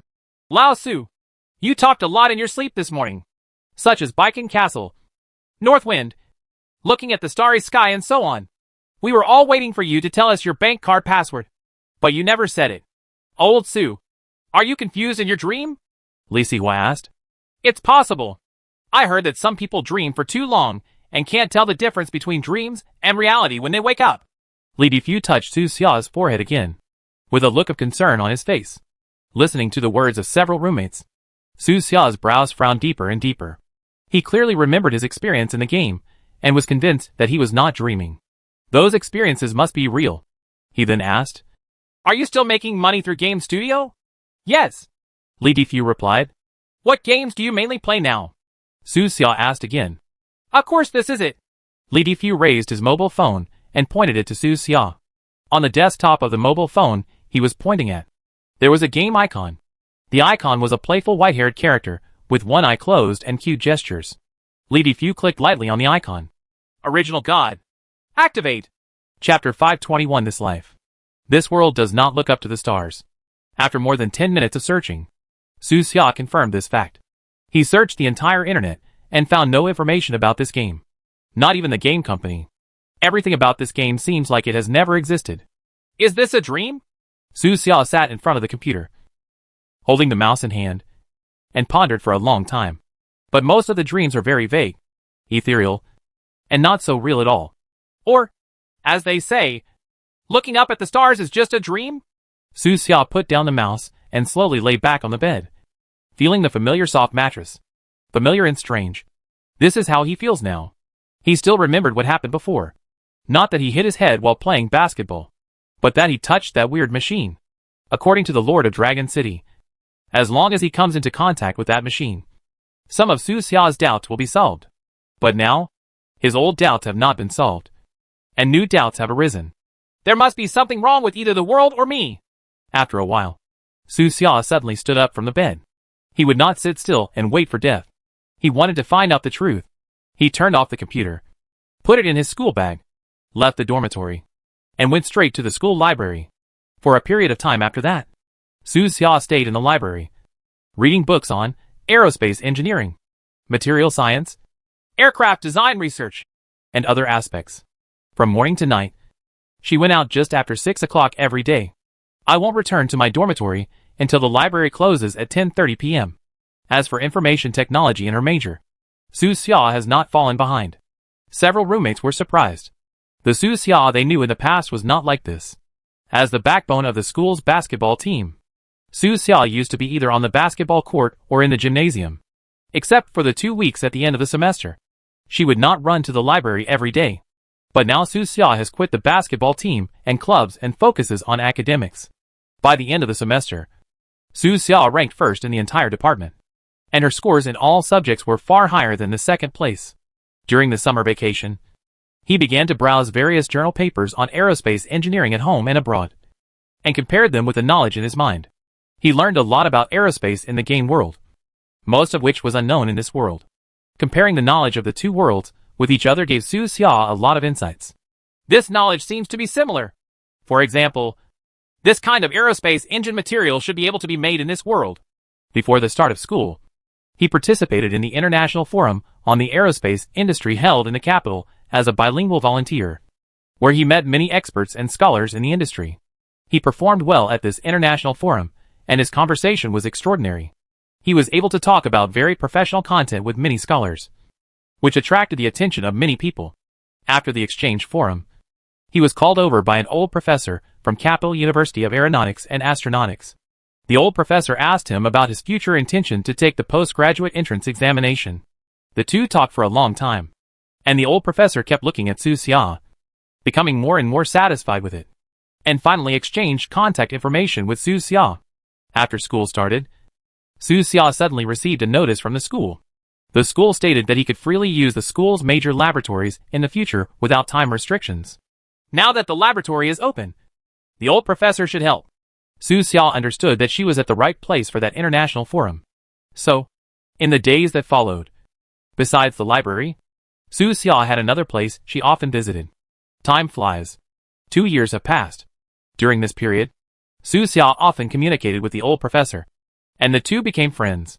In his senior year, in the school laboratory, Su Xia successfully created an aerospace engine material that he remembered. Finally, it worked!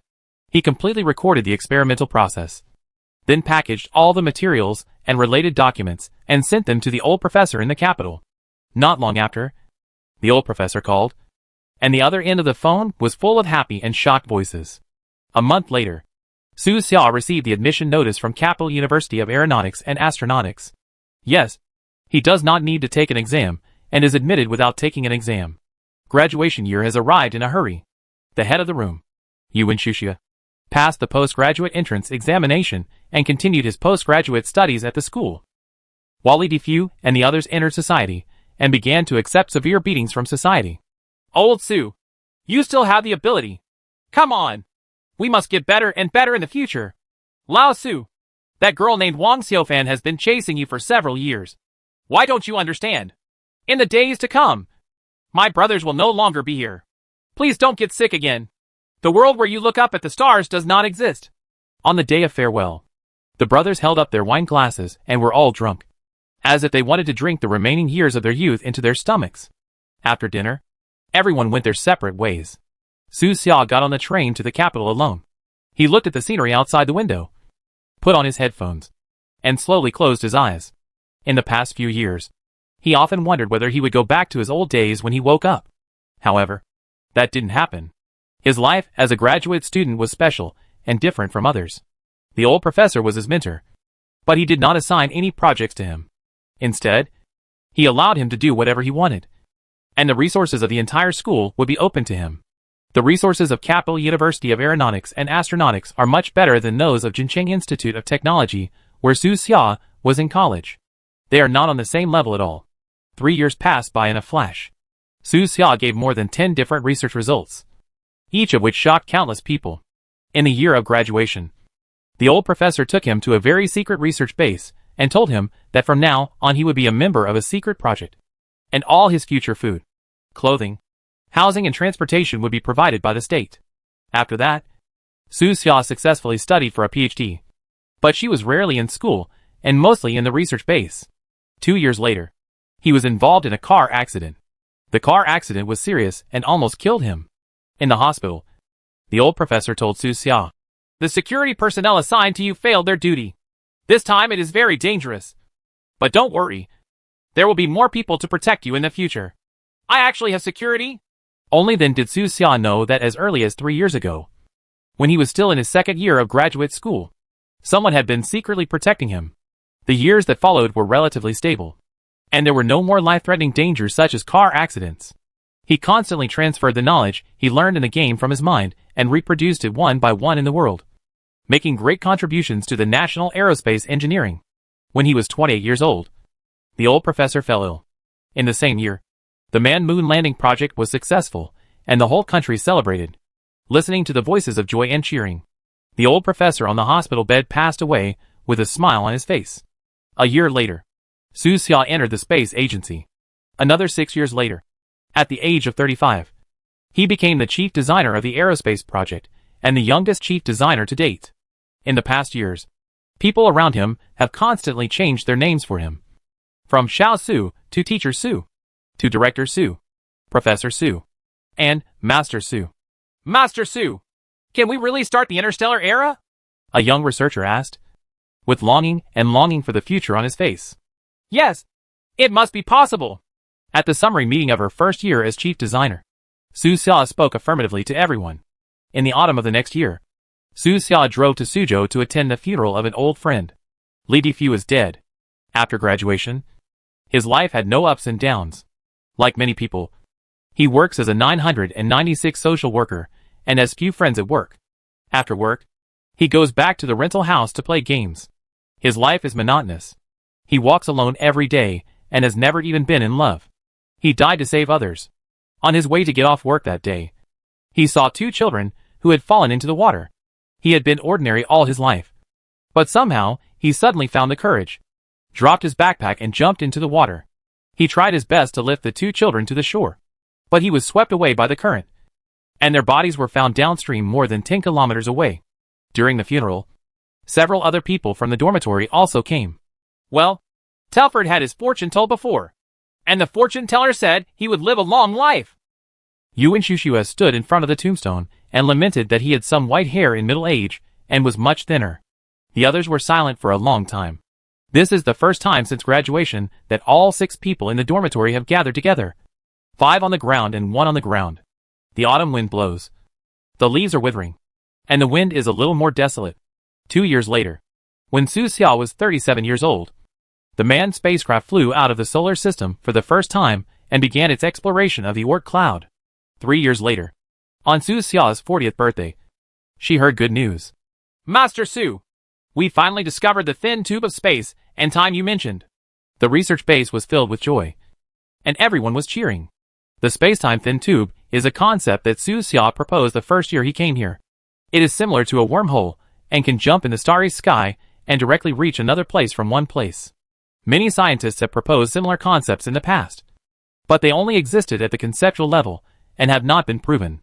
And now, it has finally been confirmed. A year later, a spaceship that could travel through the thin tube of time and space was built, and the first shuttler set out to explore the more distant stars through the thin tube of time and space. After this, the Interstellar exploration project ushered in a decade of golden development. Living planets were discovered one by one. Jumping points were marked one by one, and a large amount of starry sky resources were transported back to Earth, many of which Su Xia knew in the game world. Interstellar exploration has accelerated the development of science and technology. After 10 years of technological explosion, the Earth has finally entered the interstellar age. During this period, Earth civilization came into contact with more than 30 different interstellar civilizations. Through exchanges, Earth civilization has obtained more than 30 different star maps and combined them. 10 years of development also allowed the Earth star fleet to leave the Milky Way for the first time and begin exploring unknown galaxies such as the Magellanic Cloud, the Doradus Galaxy, and the Straw Hat Galaxy. At the same time, the explosion of resources has also promoted the improvement of social welfare. Under Su Xia's leadership, new generations of robots were introduced, replacing the heavy and tiring work, and the burden on ordinary people became lighter and lighter. When he was 60 years old, the first interstellar crisis broke out. The Earth fleet encountered an extremely cruel interstellar colonial civilization, and a war broke out between the two sides. In response to the crisis, countries around the world urgently formed a coalition of human civilization. Outside the organization's headquarters building, a statue was erected, which belonged to Su Xia, 60 years old. Looking at her statue, Su Xia looked indifferent. Most people, when they reach his age, have already begun to entertain their grandchildren and take care of themselves. But he just wants to find the truth. 5 years later, people on Earth saw the Great War. In fact, the war ended 5 years ago, ending with the complete victory of the Earth fleet. It's just that the star area where the war broke out is 5 light years away from the Earth, so it has only been observed by most people now. In the same year, it was another autumn, a season when the vegetation was withering and leaves were falling. Su Xia returned to Jincheng and attended the funeral of another old friend. Yu Wenshu learned to death. He died of a sudden cerebral hemorrhage and was still teasing his grandson before he died. His life was perfect. He reached the position of deputy mayor in his career. Emotionally, he was a loving couple and had a happy family with children and grandchildren. He died with a smile on his face and no regrets. 2 years later, 2 brothers, Heili and Heju, fell into the water while fishing in a boat and both died. The 2 brothers have never been separated. Their lives and careers are very ordinary, but they are happy to be ordinary and have no big pursuits. They started to like fishing in middle age and died of fishing in the end. Time flies, and it's another 3 years. When Su Xia turned 70, she sent away her last roommate, Li Sihua. Li Sihua has lived a good life. He started his own business a few years after graduation, and immediately took off after catching the trend. At the age of 33, he sold his startup company, made 9 figures of money, and then began to travel around the world. He has been to more countries than Su Xia has been to cities.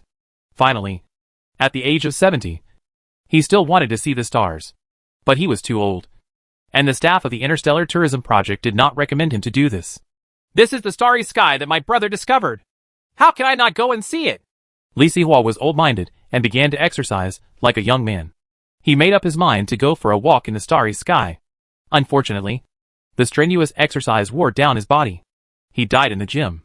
This autumn, Su Xia attended his funeral. Old friends are gone one by one. Su Xia's friends from his youth have all passed away, and he is the only one left. He has gray hair. His body is not as upright as when he was young, and he looks a little rickety. A few years later, when he was 75 years old, interstellar exploration ushered in a major breakthrough. The Earth fleet encountered the fleet of an interstellar empire, which claimed to be the Seventh Empire. Through friendly exchanges, the Earth side obtained an extremely large and detailed star map. On the star map, there are the words, Vern Star Territory. In Su Xia's memory, the blue star in the game is in this star field.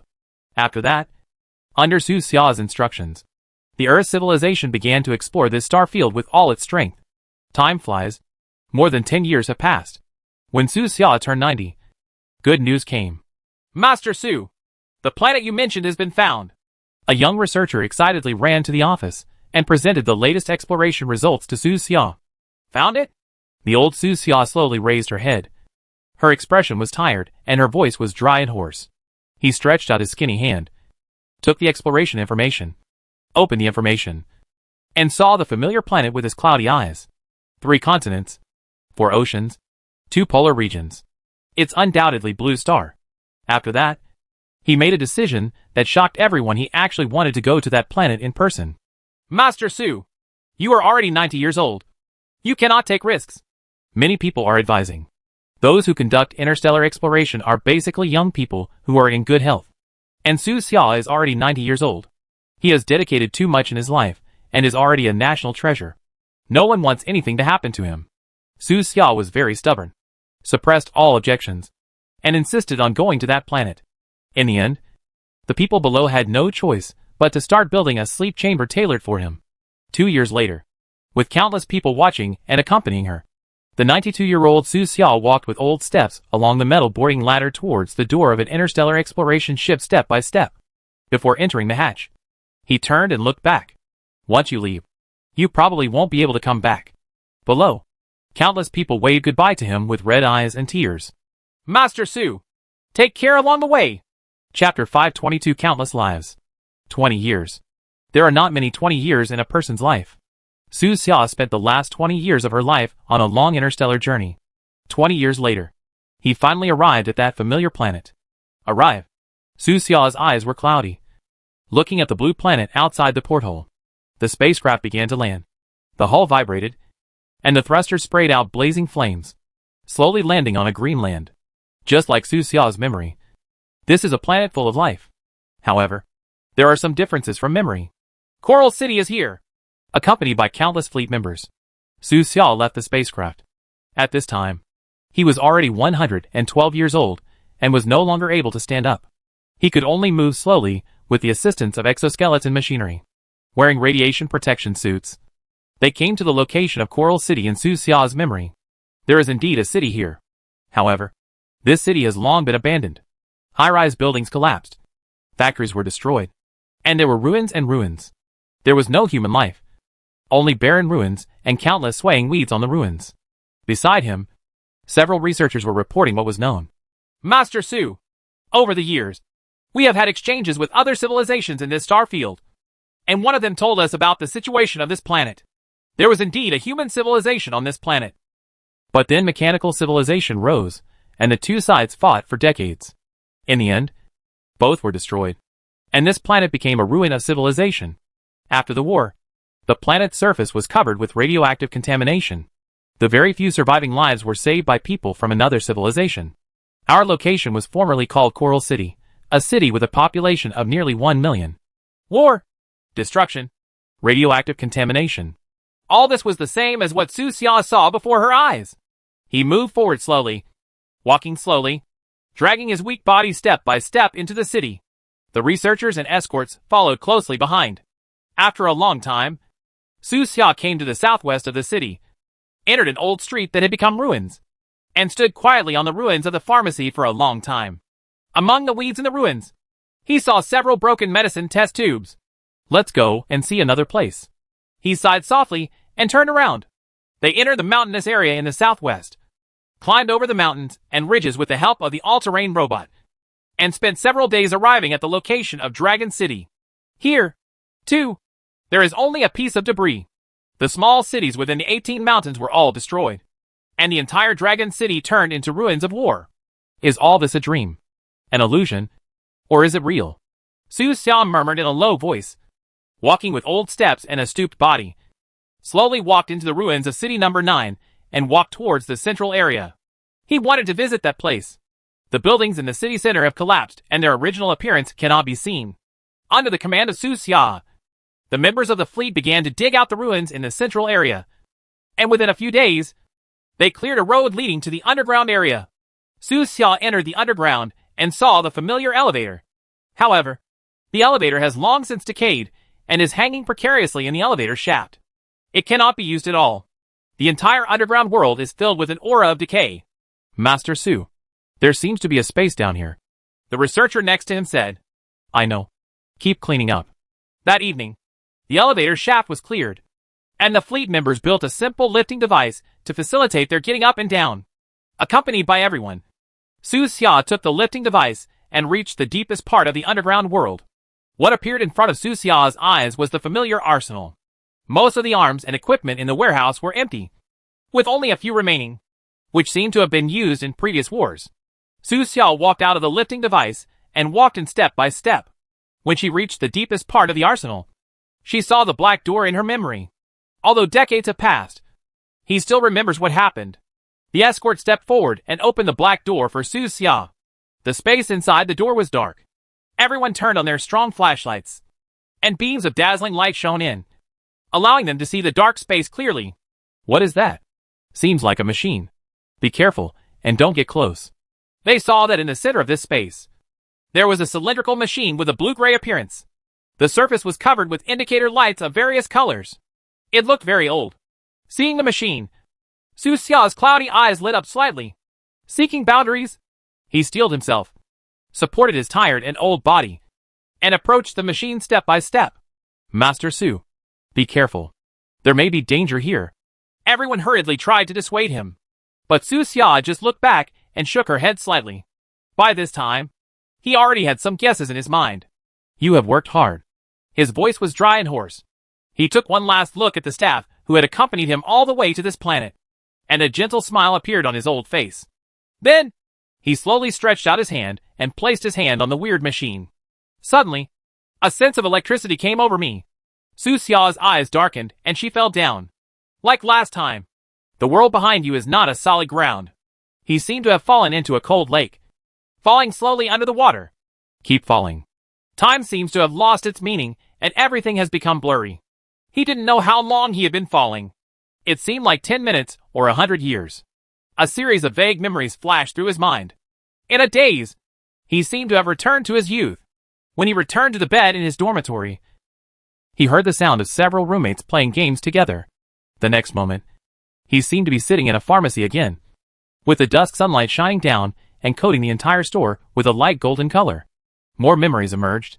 In a daze, he saw that he had turned into a cowboy, with a sharp expression and fierce eyes, and was having a noon duel with the enemy in the wind and sand. After a while, he transformed into a superhero, wearing a black robe, fighting criminals in the bustling metropolis at midnight.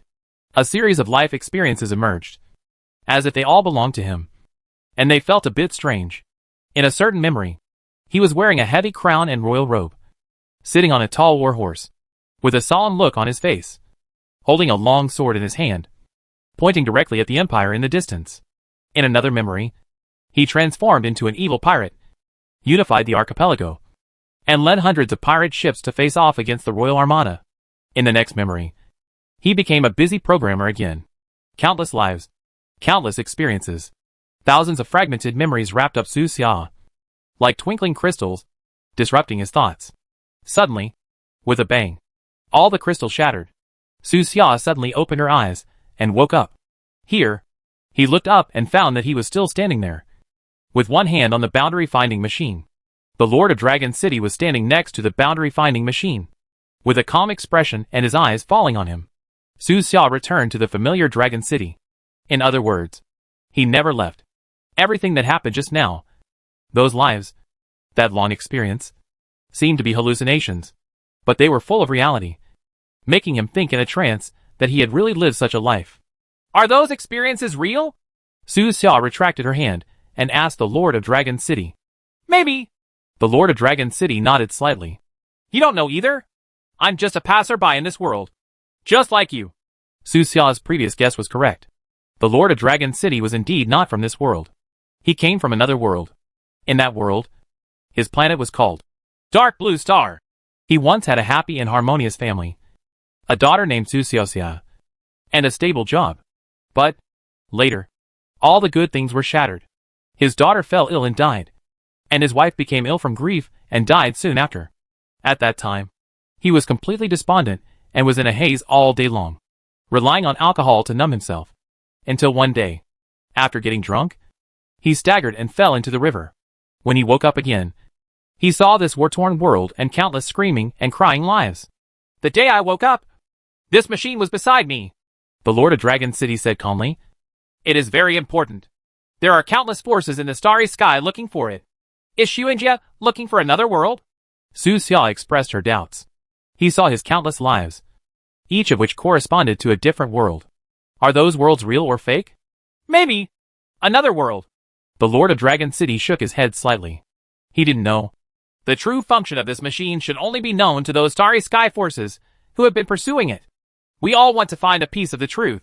When we know the truth will become clear when the true purpose of this machine is revealed. Then you need to go to the starry sky, Su Xia said after being silent for a while. You should have a solution. Right. The Lord of Dragon City asked him. Su Xia has a treasure map in his hand, which he got during the mission, Dragon City Split. Following the guidance of the treasure map, you can find a complete interstellar survey ship. But there is still a little trouble.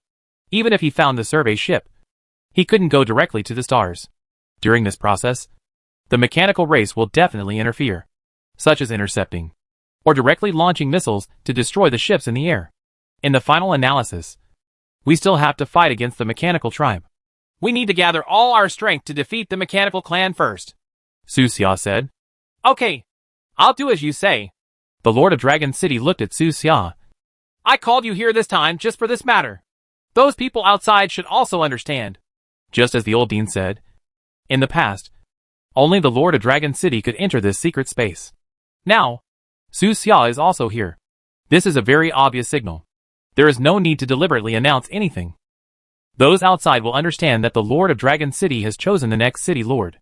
In the past, colleges and institutes might have objections and request a general meeting to vote. But no more. The name of Beifeng has already spread throughout the streets and alleys of Longcheng. Su Xia's heart moved, and she suddenly thought of something, and said, Have you known about the rebellion for a long time? Hearing this, the Lord of Dragon City smiled slightly and nodded. Yes. You kept them to pave the way for me? Su Xia asked again. You could think so. I see. Su Xia sighed. He thought that this rebellion was all due to him. Without him, Longcheng would probably have a different ending. But looking at it now, even without him, the outcome of this rebellion would not have changed in any way. Hu Li is too immature after all. How can he defeat the Lord of Dragon City? Perhaps the Lord of Dragon City was not paving the way for him, but just waiting for the right person to appear. Su Xia just appeared at the most suitable time. Let's go. It's time to confirm your identity, the Lord of Dragon City said gently. Go to a meeting first, and then go meet some guests with me. Guest? From another continent. The two of them walked and talked, leaving this private space. Soon, the Lord of Dragon City held a formal meeting, officially recognized Su Xia's identity as Deputy City Lord, and transferred more than half of his power to him. Neither the Academy nor the Research Institute had any objections to this and expressed their agreement. The academic school is still managed by the old dean. As for the institute, Qin Shou, the former top leader, has been imprisoned and is now jointly managed by Qiu Hao and Wang Luo. Wang Luo won't talk about it. He has friendship with Su Xia. As for Qiu Hao, he already knew that Qin Shou and Hu Li planned to use him as a scapegoat, so he was especially grateful to Su Xia. I didn't expect that we would actually reach an agreement on the next city lord. The old dean smiled and looked at Qiu Hao and Wang Luo. If it were someone else, I might object. But it's Beifeng after all. Qiu Hao shrugged. This was his savior. If he still objected, wouldn't he be worse than a pig or a dog? After the meeting, everyone went to the living room together. A guest from another continent has been waiting in the living room for a long time. People from the Lion City? Su Xia's eyes narrowed, and she saw the blonde guests. Yes. The Lord of Dragon City nodded slightly. There were 3 guests in the living room. Through the system prompts, Su Xia saw the identities of these 3 guests. They come from the conservative, liberal and youth factions in the Lion City respectively, and are representatives of these 3 factions. Within the Lion City, The Royalist faction is the largest, followed by these three factions, and the other dozens of factions have no real power.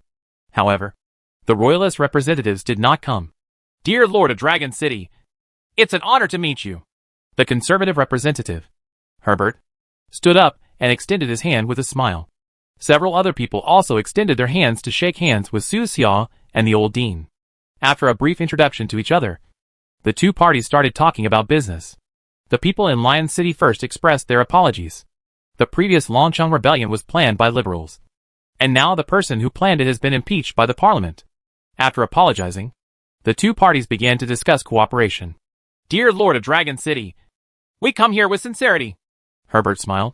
His tone was gentle, and every move he made had the feeling of an old-school gentleman. Everyone should be able to feel that the mechanical clan can no longer sit still, and a war is just around the corner. Another person said. So we need to work together. They made it clear that as long as they can cooperate, everything can be discussed. The old dean glanced at these guys and said calmly, That sounds nice. Why didn't you Royalists come? Which faction is the most powerful? Right. Can you three decide the affairs of the Lion City? The Royalists are more stubborn, which is indeed a problem. Herbert did not deny it. But as long as we achieve results here, and the three parties join forces to put pressure on them after we go back, I think they will give in. What if they don't give in? Wang Luo asked seriously. You haven't resolved your internal matters yet. So you just come here to talk to us?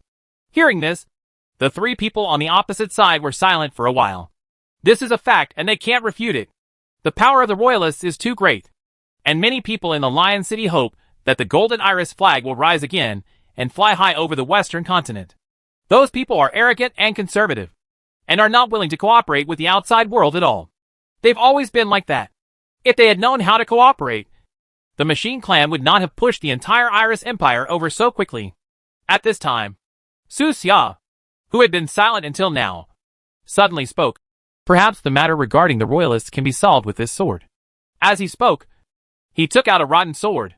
This sword was found among the treasures of a sunken ship at the bottom of the sea. It belonged to the former Iris Empire, and was a sword of power that symbolized supreme power. Later, it was secretly taken out by a prince, and finally sank to the bottom of the sea with the ship. Seeing this sword, the three people opposite were shocked. An incredible look appeared on Herbert's face, and he said in shock, Is this the sword of power? Chapter 523 Battle of Destiny. Sword of power. What a sword of power. It has been missing for hundreds of years. Why is it here? Across from them, the three people from the Western continent couldn't sit still, and their voices were trembling when they spoke, which was a sign of being overly excited. This sword is a symbol of royal power. The former heroic leader of the Iris Empire used this sword to fight in the north and south, led hundreds of thousands of cavalry, and secured a large territory for the Iris Empire. Although the three of them are not royalists, they have grown up listening to the story of this sword. This sword has a very special place in their hearts. Could it be an imitation? Even the royal gemstone on the sword's hilt is the same. How could it be an imitation? Take it back to the royalists. Only they know the details of this sword. They must know whether it is true or false. Several people couldn't hold it any longer and wanted to take this sword back to the Western continent immediately. If it was really that sword, then things would be subtle. Su Xia is the one who recovered the sword of royal power. According to the past regulations of the Iris Empire, he will be awarded the title of Grand Duke Edward, and become a member of the imperial nobility, and the top nobility. He will also receive a lot of money, land, estates, and other rewards.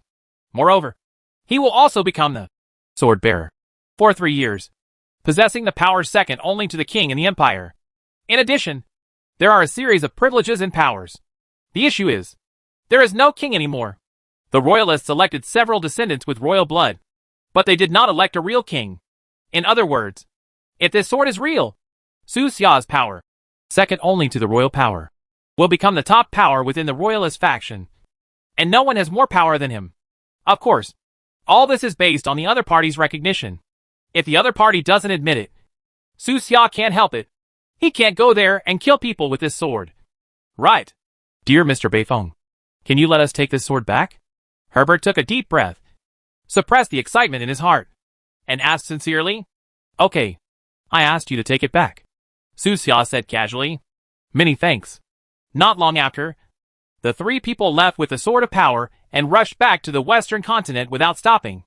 After that, Su Xia began to follow the Lord of Dragon City, handle the internal affairs of Dragon City, and become familiar with the arrangement process of various things. 10 days later, news came back from the Western continent. That sword is real. It is said that the entire Lion City entered a state of carnival that day, and countless people took to the streets to celebrate the return of the sword. Many people believe that this is the will of the gods. Otherwise, the sword would not have returned to the Lion City at such a critical moment. The Great Sword of Kingship. It is a symbol of power in war. Someone waved a golden fleur-de-lis flag on the street and shouted loudly, "This is God's will. God tells us that we need a war. We can't back down anymore. We should destroy the mechanical tribe, take back our land, and regain our former honor. That's right. We need land in the sun. Fight for honor." Among the people marching on the street, there were obviously people arranged by several other factions. These people have only one thing to do: call for war. The machine tribe has been making big moves recently, and they are probably unable to sit still. They are either launching a war against the undead, or launching a war against the 7 remaining human gathering places. They cannot sit still and wait for death. In the past, they had been unable to convince the royalists. But now, the sword's return has created an opportunity for them. On this day, when everyone in Longcheng was having dinner together, news came from Lion City. "The royalists have been persuaded," said the Lord of Dragon City. "It seems that the sword is indeed useful." The old dean sighed. "Thanks to Beifeng. Without him, this cooperation would definitely not be so smooth. Speaking of which, will the various rights they gave the commander be implemented?" Wang Luo suddenly asked. "Yes. I heard that the person who finds the sword will become the sword bearer for a period of 3 years, with rights second only to the king. Those people won't be cheating, right?" Xiao Hao asked. "They didn't mention this in the message." The Lord of Dragon City shook his head slightly. "In half a month, they will come again to discuss some basic issues. Then let's talk about it in half a month," Su Xia said. Everyone nodded. They also know that it is unlikely that those powers will be implemented, but they can verbally squeeze those guys when the time comes. A few days later, news suddenly came from Xiongqing in the north of the mainland. They were also going to send someone to discuss cooperation. Their timing was a coincidence. It happened to be the day those people from Lion City came. It seems that on that day, they may hold a tripartite meeting. "It seems that I can't sit still anymore," the old dean said with a smile. "It's not like everyone can't sit still. Xiongqing in the south is quite stable and hasn't sent us any news," Wang Luo said. "Those people in Xiongqing are always wavering, so ignore them for the time being." Pass through the large mountainous area in the southwest. Continue to the southwest, and climb over a high mountain, which is the territory of Xiongqing. Speaking of which, the two sides are actually very close to each other. However, the contact between the two parties has always been very shallow, and there is basically no contact between them. The old dean said that those people in Xiongqing love to take advantage of small things, and they will not do anything that is not cheap. When dealing with this kind of guy who likes to take advantage, you must be patient and not reveal your intentions in advance. Otherwise, the other party will be aggressive and step on your bottom line to take advantage of you. Time passed like this day by day, and the day of the tripartite talks finally arrived.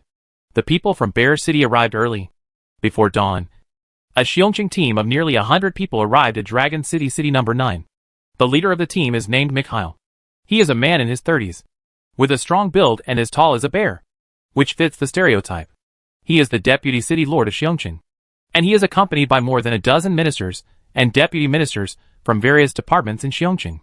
In addition, Su Xia saw an acquaintance. The shy and thin little Peter, the son of the lord of Bear City, was also in the visiting team.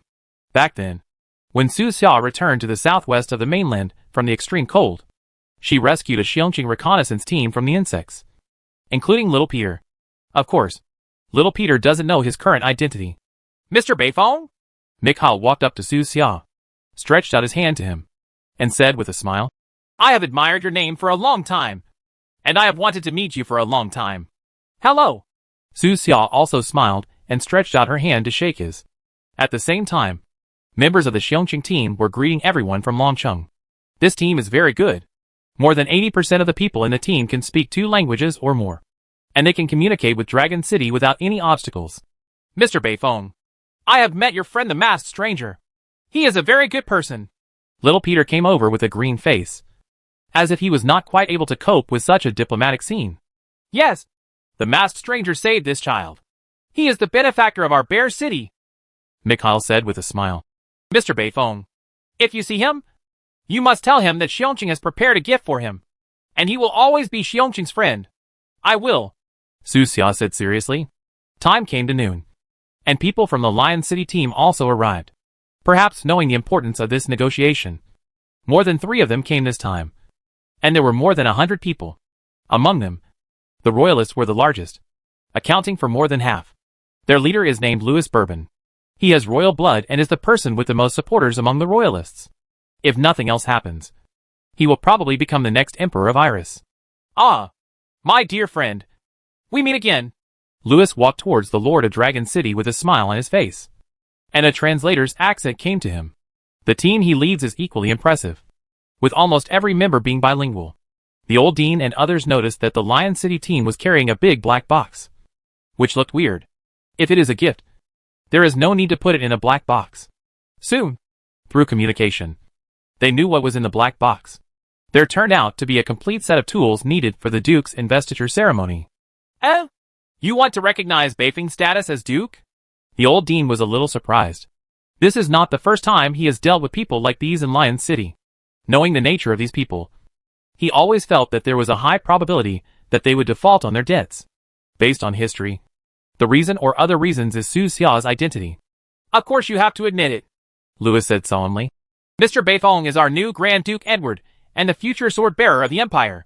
He has the power second only to the royal power. This news has spread within the Lion City. We value it. The spirit of contract is not about people who break their word.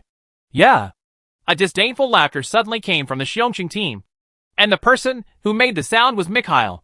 He crossed his arms, looked unkind, stared at the people in the Lion City team, and spoke very directly, not beating around the bush at all. In that grain trade, all the grain your Lion City gave us was moldy and rotten. Is this what you call the spirit of contract? Dear Mr. Mikhail, my department was not responsible for that incident.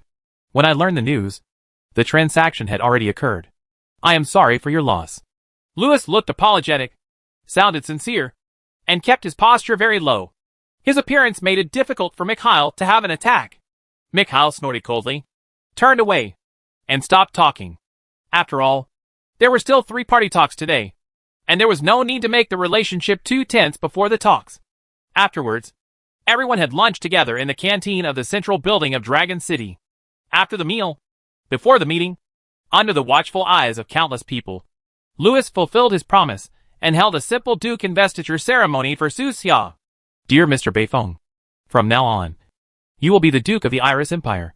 With a smile on his face, he put on the ducal robe for Su Xia and put on the ducal medal for him. In fact, in the normal investiture ceremony, Su Xia should have sworn allegiance to the Iris Empire. In addition, there were a lot of procedures, but these procedures were cancelled by Louis. After all, Su Xia has a special status. After the ceremony, Wang Luo smiled and asked, Commander, how does it feel to be a noble? Generally, Su Xia shrugged. The capital was already dead, and he, the Grand Duke, did not have much power. He can receive a title salary every month, but he has so much money now that he doesn't care about that salary at all. As for the dukedom, it has long been occupied by the mechanical tribe. As soon as the ceremony ended, Su Xia took off a furry ducal robe. It was really painful to wear this thing in this weather. It was too hot. Subsequently, the 3 party talks officially began. As the Deputy City Lord of Dragon City, the Grand Duke of Lion City, and a friend of Xiongqing's benefactor, Su Xia naturally had to attend this meeting. At the meeting, the 3 parties began to exchange opinions and information, mainly about the mechanical race.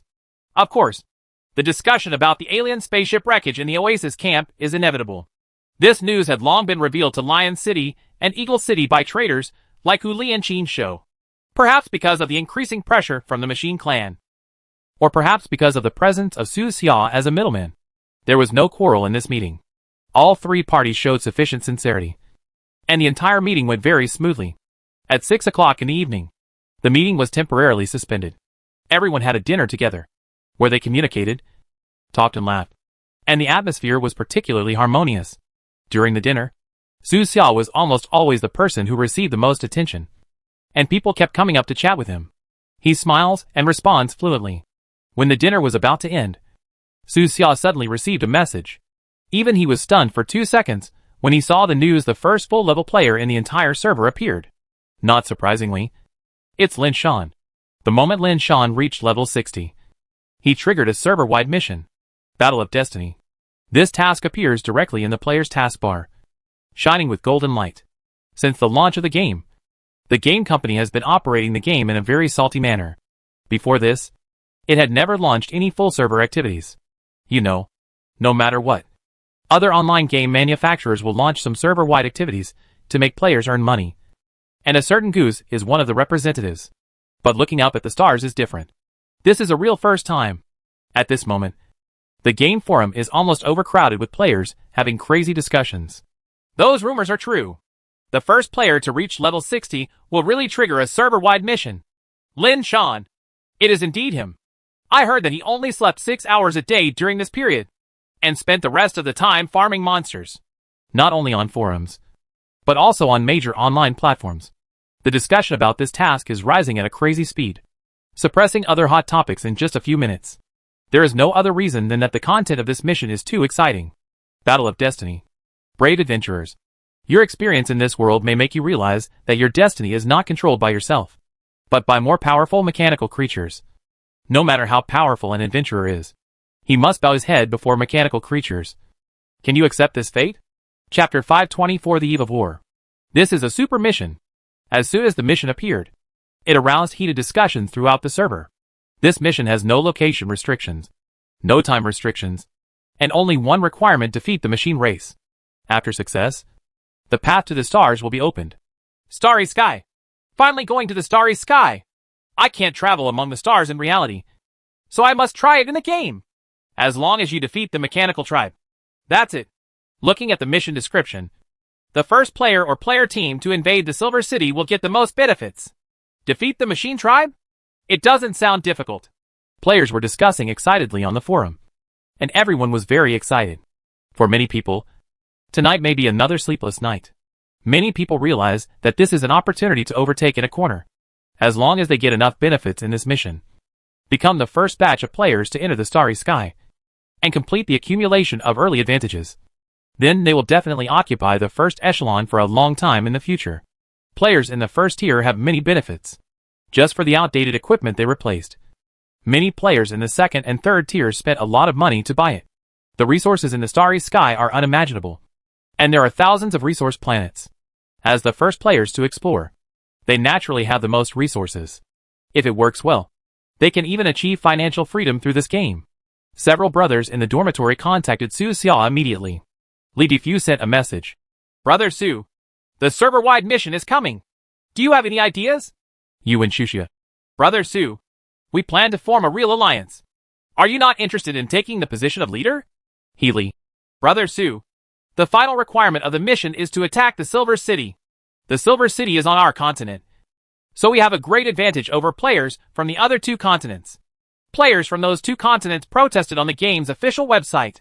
They all felt that the game official favored players from our continent. After all, the game company belongs to our country. The roommates spoke one after another in the dormitory discussion group, and the vivid avatars danced here. This scene couldn't help but make Su Xia feel a little emotional. He thought of that period of life that seemed both real and illusory, and thought of every time he attended their funerals. Those memories were still floating in his mind, and they didn't look fake at all. So much so that he would occasionally fall into a trance. After a while, Su Xia spoke in the group. What do you say about the alliance? Brother Su, players from the entire continent have formed an alliance together, and our team is the representative of the Southwest region. Li Defu immediately replied. The rest of the player teams in the Southwest region have recognized it. We launched a vote on the forum, and more than 79% of the individual players also no comments. Where is the Sijideo team? Su Xia asked again.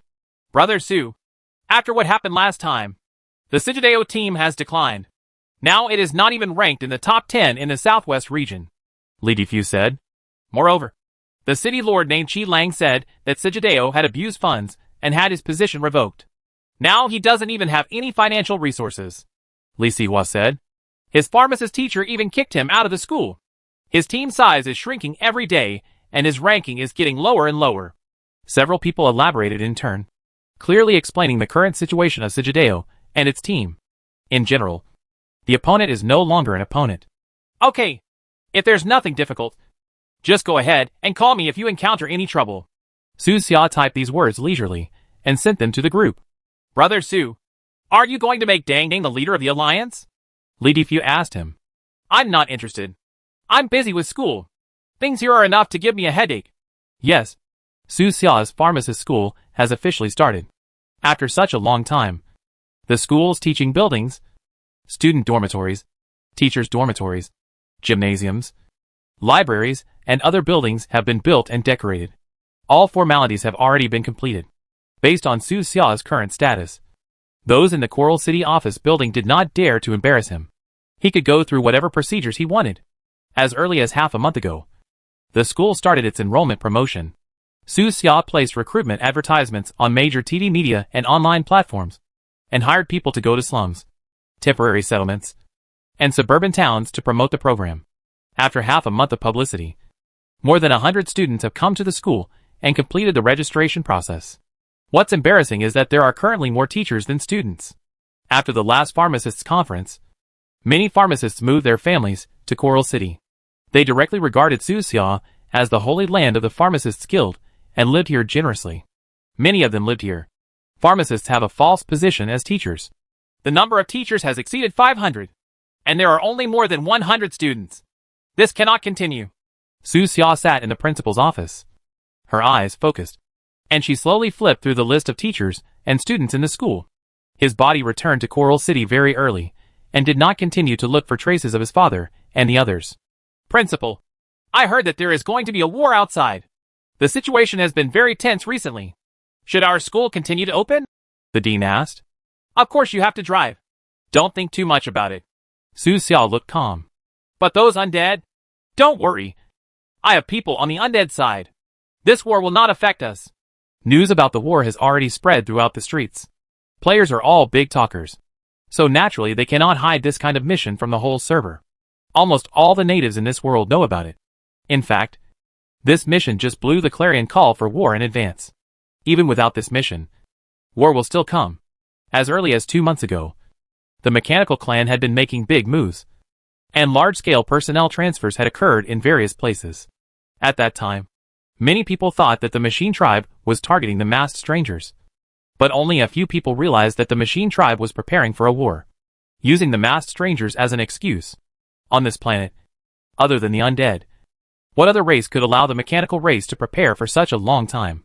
The human race and the Zerg race have long been disabled, and they are hiding in various parts of the world to survive. Well, the mechanical race is so powerful, and the undead race are all immortal. This battle is simply unimaginable. The teaching director sighed. He came from the war years, and was in awe of war. Don't think so much. Just let us be responsible for recruiting people. Su Xia said lightly. This battle will take a long time. There is no doubt about it. The player's strength is far inferior to that of the mechanical clan, and they can only rely on their immortal bodies to fight hard, constantly consuming the resources of the mechanical clan. And more than 80% of the resources on the entire planet are in the hands of the mechanical race. How long will it take to consume them all? It is rumored that the various resources currently exploited by the machine tribe are less than 10% of their total reserves. Most of the resources are deep underground, either as strategic reserves or because they are too difficult to mine and have not been mined by the machine race for the time being. Principal, why haven't the robots started driving away the undead in the city yet? The dean asked puzzledly. I am also an undead. Do you want me to be driven away? Su Xia asked him with a smile. No, no, no. That's not what I meant. The dean waved his hand hurriedly. The current situation is very delicate. It is best to stay the same to cope with the ever-changing situation. Su Xia said slowly. The undead tribe is not united within itself, and some of them can be won over by the machine tribe. Of course, the machine tribe will not be here. Drive away at the right time. Just wait slowly. Time will give all the answers. After saying that, he put down the information in his hand, stood up and stretched. A guest is coming. No one else in the office felt it. Only Su Xia felt it. It was a familiar 5th-level psychic wave. With a smile on his face, he walked out of the principal's office and saw Yutuo standing with his hands behind his back in the corridor outside. It was evening at this moment, and the corridor was filled with the afterglow of the setting sun. From Yutuo's position, you can see the children playing in the playground below. Lord City Lord. Su Xiao walked over and said low to Yutuo. Yutuo nodded slightly, looking calm. He kept looking at the children playing below, and after a few minutes, he turned around and said to Su Xiao, "Your school is pretty good. The buildings on the ground are just in a circle, and the underground space extends in all directions. In normal times, it is a school, but in war it is a qualified war fortress." Yes, Su Xiao's school was built according to the specifications of a military fortress. He is not short of money now, so he will naturally build as good a building as he can. In wartime, as long as it is cut off from the surrounding area, his school will become a city within a city. If it is equipped with anti-aircraft missiles on the roof and crane guns set up in the surrounding windows, it can be detached from the outside world and reopened after the war is over. Even if the ground is lost, you can still fight underground and use the underground world that extends in all directions to slowly deal with the enemy. Compared with the city lord's base, my place is nothing, Su Xiao said modestly. Not bad. Enough to protect yourself. Yutuo looked at Su Xiao. Which side are you going to stand on in the next war? The city lord knows that I have no right to choose. Su Xiao replied seriously. Very well. You are a smart man. Yutuo nodded with satisfaction, turned his head, and looked at the children running and playing on the playground again. Su Xiao took out a storage disk, handed it to Yutuo, and said, Lord City Lord, this is the pharmacist textbook I compiled. Yutuo casually took the storage disk. He didn't ask any more questions and left after a while. In the evening, Su Xiao invited Su Jianxi, the director of the urban construction department, and treated him to dinner. After the meal, Su Xiao handed Su Jianxi the land deeds and real estate deeds obtained last time in the mercenary town, and said, Minister Su, take a look at these lands. Su Jianxi took over these contracts with confusion and didn't understand what Su Xiao wanted to do. Su Xiao smiled slightly and continued. There are 2 pieces of land that happen to be around the school. As long as the land in the middle is bought, it can be connected with the school. Master Su, do you think the school is not big enough? Su Jianxi couldn't help but ask. The current school is large enough to accommodate 5,000 to 6,000 teachers and students. The entire Coral City has a population of only a few 100,000, less than 1 million. And there are not many school-age students, many of whom are attending other schools. Su Jianxi feels that the current scale is enough. Su Xiao smiled and said, Be prepared for a rainy day. I have connections in both the mechanical tribe and the undead tribe. When the war starts in the future, my place can become a temporary gathering place to house homeless refugees. I see. I understand. Su Jianxi suddenly understood and felt admiration in his heart. Taking in refugees is not an easy task. When the number of refugees increases, the daily food expenditure becomes astronomical. Su Jianxi lowered his head and carefully looked at the various contracts Su Xiao gave him. He was surprised when he saw the first contract. Isn't this the land in the hands of the grain merchant Qin Fan? He couldn't help but say, that guy is very attached to the land and refuses to spit out an inch. I have looked for him many times before, and he has always been refused to sell. Minister Su, formal methods are not enough to deal with people like that. Su Xiao said with a smile. I know. Su Jianxi nodded and continued reading. The 2 pieces of land close to the school used to be 2 large residential areas. They were later bombed during the war and are still in ruins. They are separated from the school by some old streets. As long as the old streets in the middle are bought, they can be connected into a large area. As for the other distant lands and properties, Su Xiao did not intend to let them go. He wanted to transform those places into material warehouses or backup bases. Next, Su Xiao drew a simple sketch and explained his idea to Su Jianxi. It wasn't until 11:30 p.m. that Su Jianxi left with a bunch of contracts. Later, Su Xiao left the school alone and returned to the pharmacy. On the way, he went to a small hotel. In the hotel, there lived 4 advanced psychic beings. These 4 people had been favored by their father. They wanted to assassinate Su Xiao long before the pharmacist exchange conference. And they also wrote threatening letters to Su Xiao. But later, the eldest of the 4 changed his mind, thinking that Su Xiao was different from the rumors, and planned to observe it for a while longer. This observation is observed now. Su Xiao didn't want to give them any more time and walked directly into the hotel.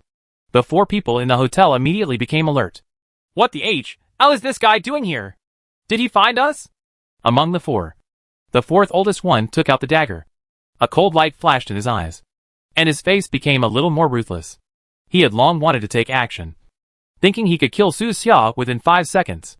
4th, don't be impulsive, the eldest man said, holding down 4th's hand with a steady voice. Boss, that bastard is coming to our room, the 4th child whispered. If we don't take action, he may notify the guards of the mechanical clan, and then we will be in trouble. Just as he was talking, Su Xia had already walked to their door. He stopped, turned around and faced the door, took hold of the door handle, and turned it gently.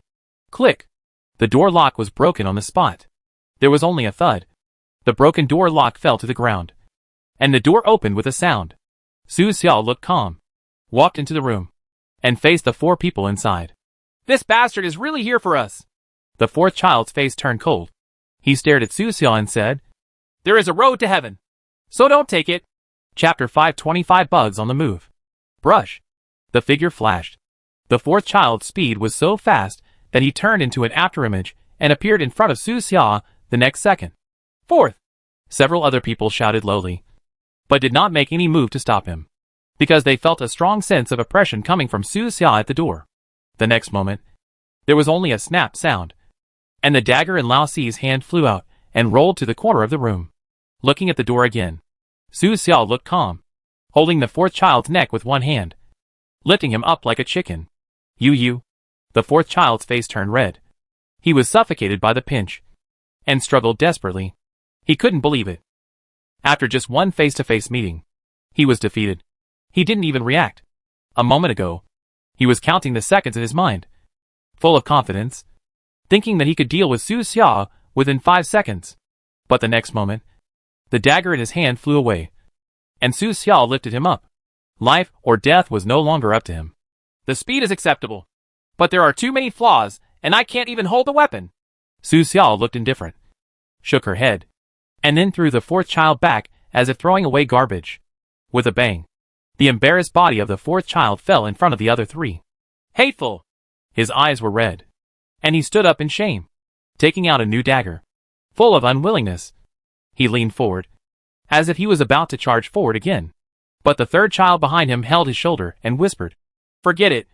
4th child, you are no match for Master Su. What kind of master? He's just a villain, Lao Si said unconvinced.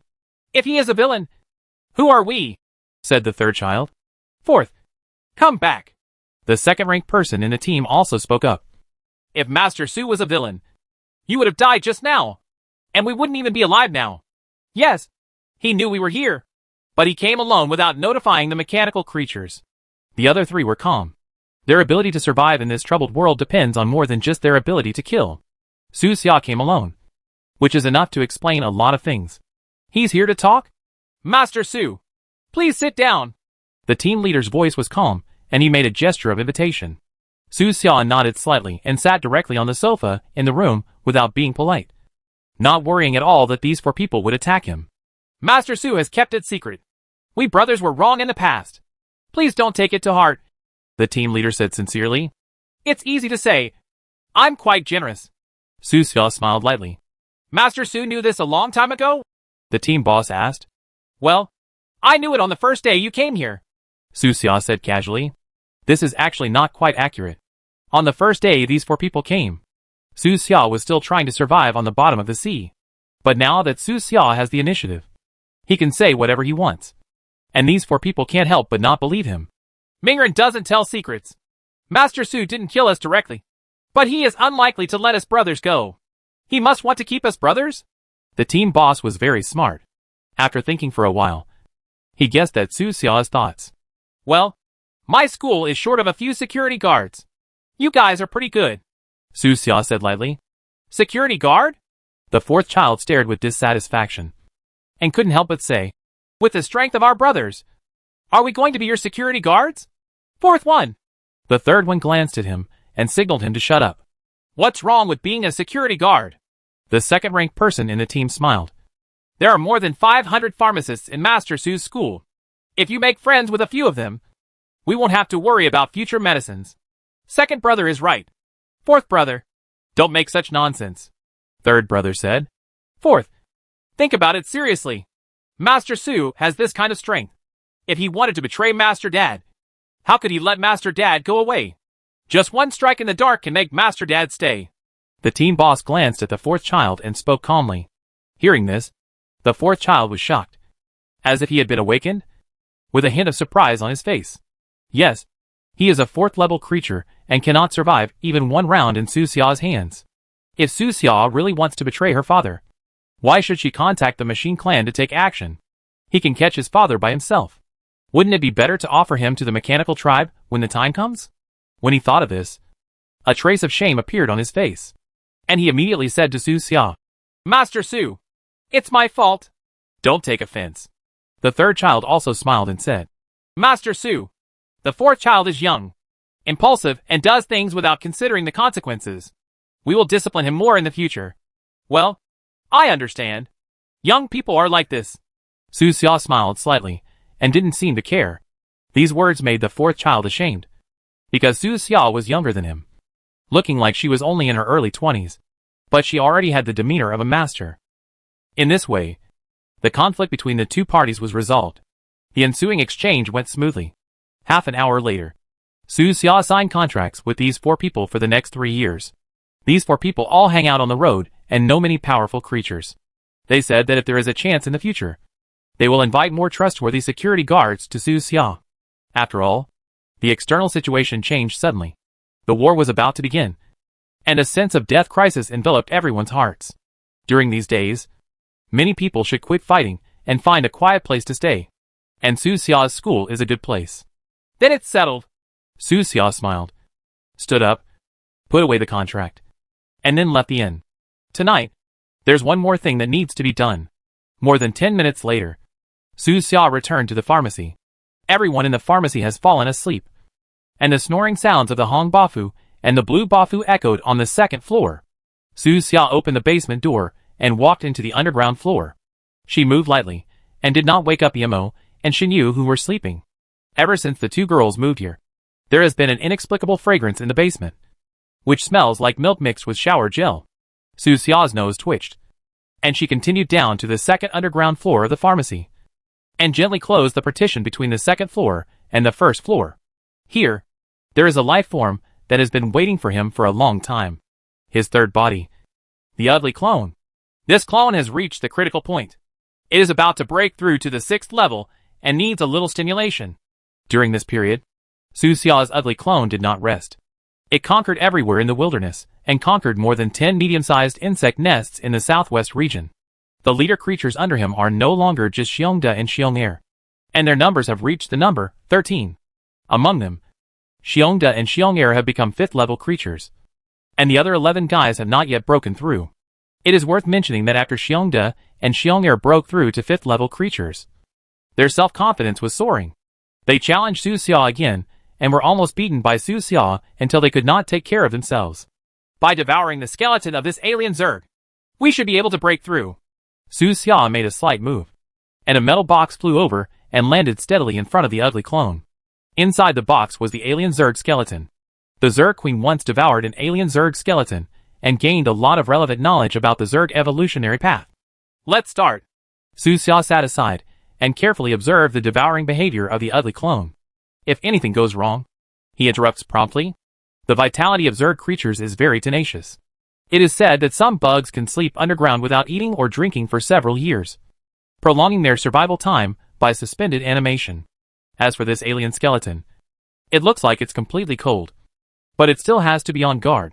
Fortunately, the devouring process went very smoothly. After the devouring was completed, white threads grew out of the ugly clone's body, entangled with each other, and gradually turned into a large white cocoon. The breath of life in the big cocoon was weak at first, but gradually strengthened as time passed. Until 6 o'clock in the morning, the vitality reaches its peak. Stab dash. The ever-dark claws tore through the cocoon, and the transformation ended. The ugly clone emerged from the cocoon. His appearance has not changed much. He is still humanoid, with jewel-like dark red scales all over his body, 2 sharp horns on his head, a pair of wings on his back, and a long tail, which looks like something from some myths and legends. H.L. Demon. At this time, he is already a 6th level Zerg, standing at the top of the Zerg on this planet. Moreover, there were some more devoured memories in his mind. Those memories are about the road after the 6th level of the Zerg. It's time to conquer the bugs in the entire southwest region. Taking advantage of the darkness of the early morning, the ugly clone left the pharmacy. In the evening of this day, he returned to his insect nest base camp in the wilderness. What Su Xia didn't expect was that in his base camp, there was a guest who had been waiting for a long time. Haidar! He focused his gaze and looked deep into the insect nest, feeling the fluctuations of creatures of the same level. It was the octopus monster Haidar. Not seen for many days, the octopus monster Haidar has also become a level 6 creature. Els! Long time no see. Haidar's mental fluctuations came. I didn't expect you to become a level 6 creature. Her Majesty the Queen did not misjudge you. You too, my old friend. Su Xia responded. He flapped his wings, whipping up a gust of wind, and flew into the dark depths of the insect nest. Deep in the insect nest, he saw Haidar's true form. Haidar still looks like that, with tentacles all over his body swaying, floating in the air, and covered with a piece of brown tattered linen cloth. He looks very weird, and he feels a bit scheming. Haidar, my old friend, why did you come to see me? Su Xia asked him. Els, the days of Zerg division should be over. Haidar's voice was erratic, carrying a faint spiritual power. Has the Queen decided to take action? Yes. Haidar's tentacles flickered, and an illusory scene appeared in front of Su Xia's eyes. In the picture, thousands of Zerg creatures surrounded the Queen and surrendered. Els, the human race has begun to cooperate, and the undead have also taken action. We don't have much time left, Haidar said slowly. What does the Queen need from me? Su Xia asked him. Els, are you sure about unifying the Southwest? Of course. In the Southwest region, there is another Queen's messenger named Frel. He became a messenger earlier than you. I know. As early as a few months ago, Su Xia was found by that Frel's man. At that time, Frel already had more than 10 medium-sized insect nests. He sent his men over and proposed merging with Su Xia. At that time, Su Xia only had 2 medium-sized insect nests. Even stupid people like Xiongda and Xiong'er can see that it is not a merger at all, but an annexation. Now, Su Xia is no longer the same person as before. Els, although Frel is arrogant, he is loyal to the Queen, Haidar said to Su Xia. There must be a battle between you and him. If you can, try to let him survive. Well, okay, Su Xia said. That Frel is a 5th level peak creature, and Su Xia doesn't want to kill it directly. If possible, it is natural to focus on subjugation. The conversation between the two did not distract from the rest of the creatures in the hive. More than a dozen surrounding lord creatures, including Xiongda Xiong'er, were surrounding the surrounding stone platform at this moment. Listening to the words of the two people, they were all a little excited. Fighting and killing are what these bugs like most. They could foresee that a huge racial war was not far away. Els, after the things here are over, we will go to the Western Continent with the Queen, Haidar said to Su Xia. Western Continent? Go and recover the insect nest there? Su Xia asked. Yes, there are Queen's messengers over there, but they have encountered a lot of trouble. There are several powerful hive lords who want to establish themselves as new kings, and among them, there seem to be special creatures cultivated by the machine tribe. Okay, I get it. The two communicated for a long time. It wasn't until late at night that Haidar left and slowly disappeared into the endless wilderness. As soon as he left, Su Xia sent a message to all the small and medium-sized insect nests under his control, issuing a call for war to every insect. His road of conquest has begun. The words are divided into 2 parts. Back to Coral City. Another peaceful morning.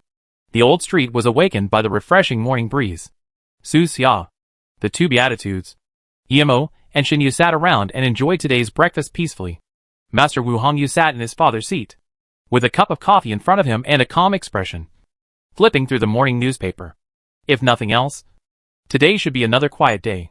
However, accidents always come when they come. At 10 o'clock in the morning, old Ed Wu Hongyu suddenly threw a document to Su Xia and said calmly, See for yourself? Your industry has been suppressed. My estate? Su Xia was stunned. Apart from pharmacies and schools, what other businesses did he have? These 2 aspects have not been suppressed and are currently developing well. He picked up the document and looked at it carefully before he understood what had happened. The industry of purification potion is actually this.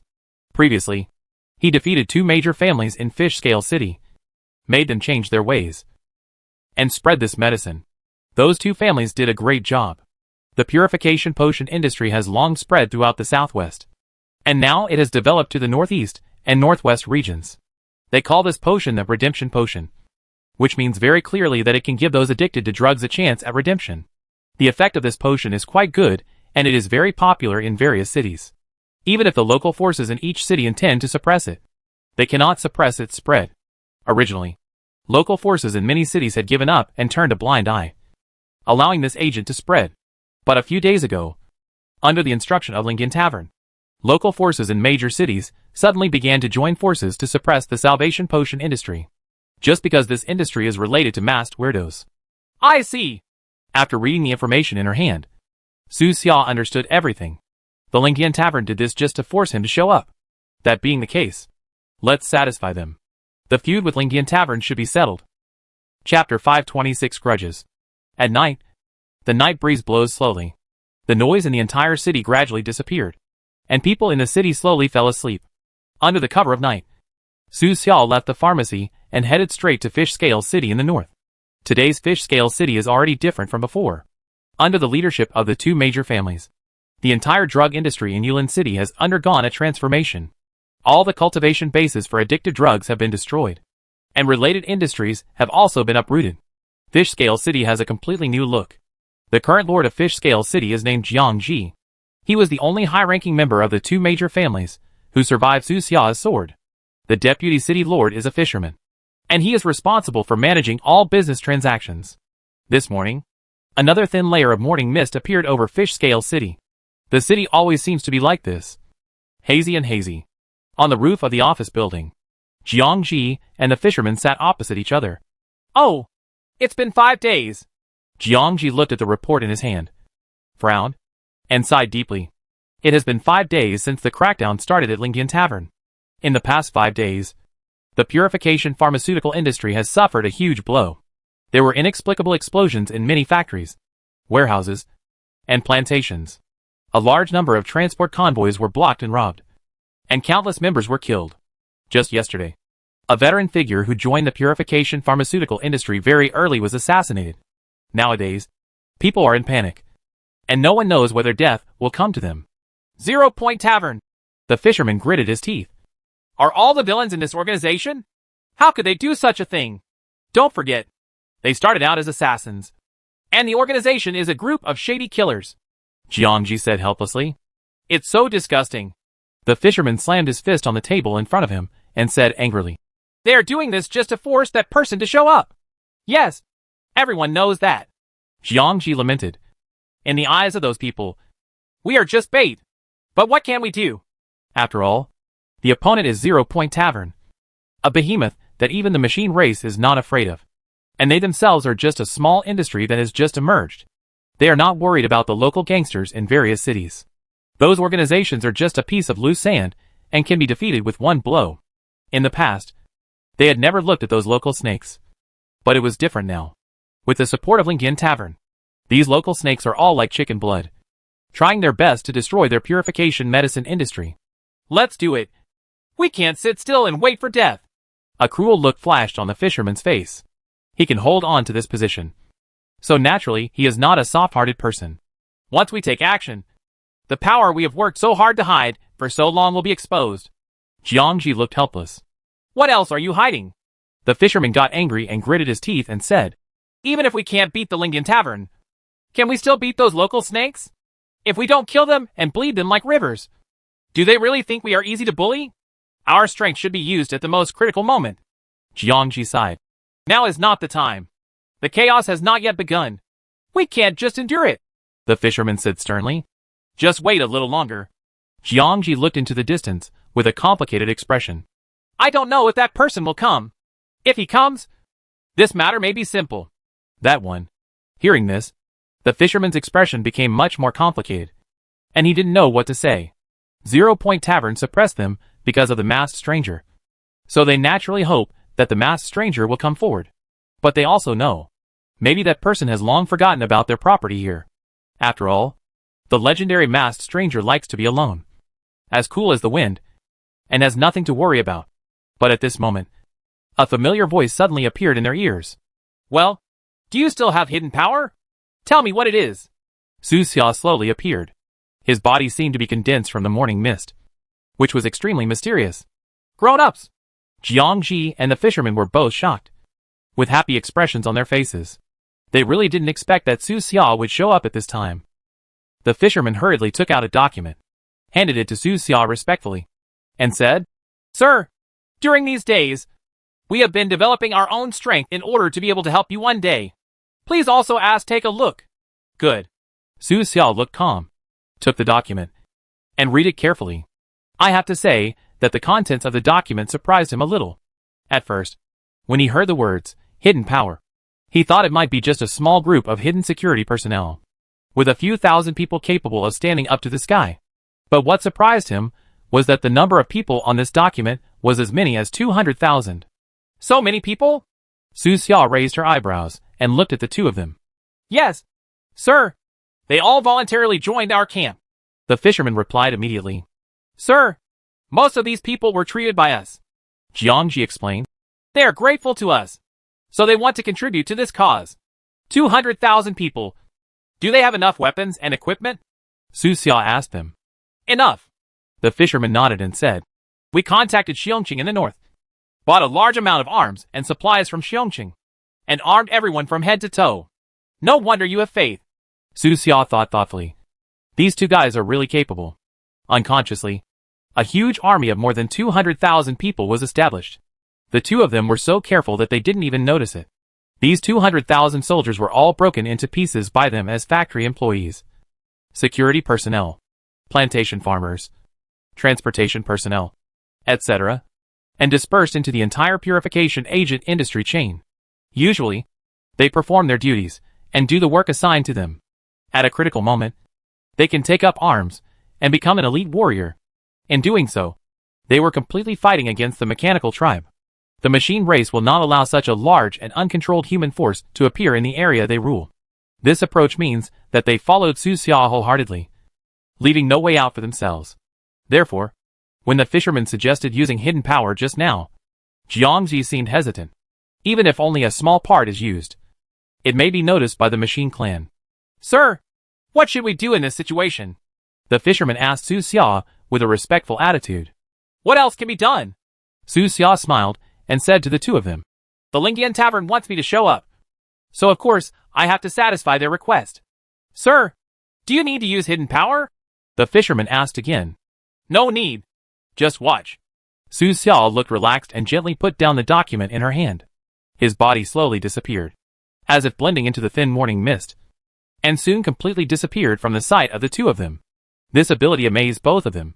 Although I had known that Su Xia had the ability to become invisible, seeing it with my own eyes was another matter. Are we really not doing anything? Jiang Ji hesitated again. The adults have said it, so let's just watch. I believe it. Adults, the fisherman said seriously. The four words, masked stranger, have become a belief in his and many people's hearts. So what if the enemy is 0 Point Tavern? As long as the masked monster takes action, nothing can't be solved. Just like that, the two stopped all actions and defended in place like a shrunken turtle, regardless of any sounds from the outside world. A few days flew by. In the past few days, local snakes in other cities have been attacking the pharmaceutical industry with increasing intensity.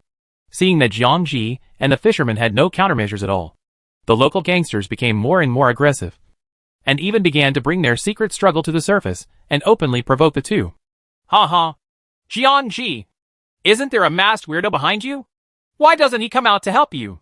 The person who said this was a local gangster in Haixing City who had already had conflicts with Jiang Ji.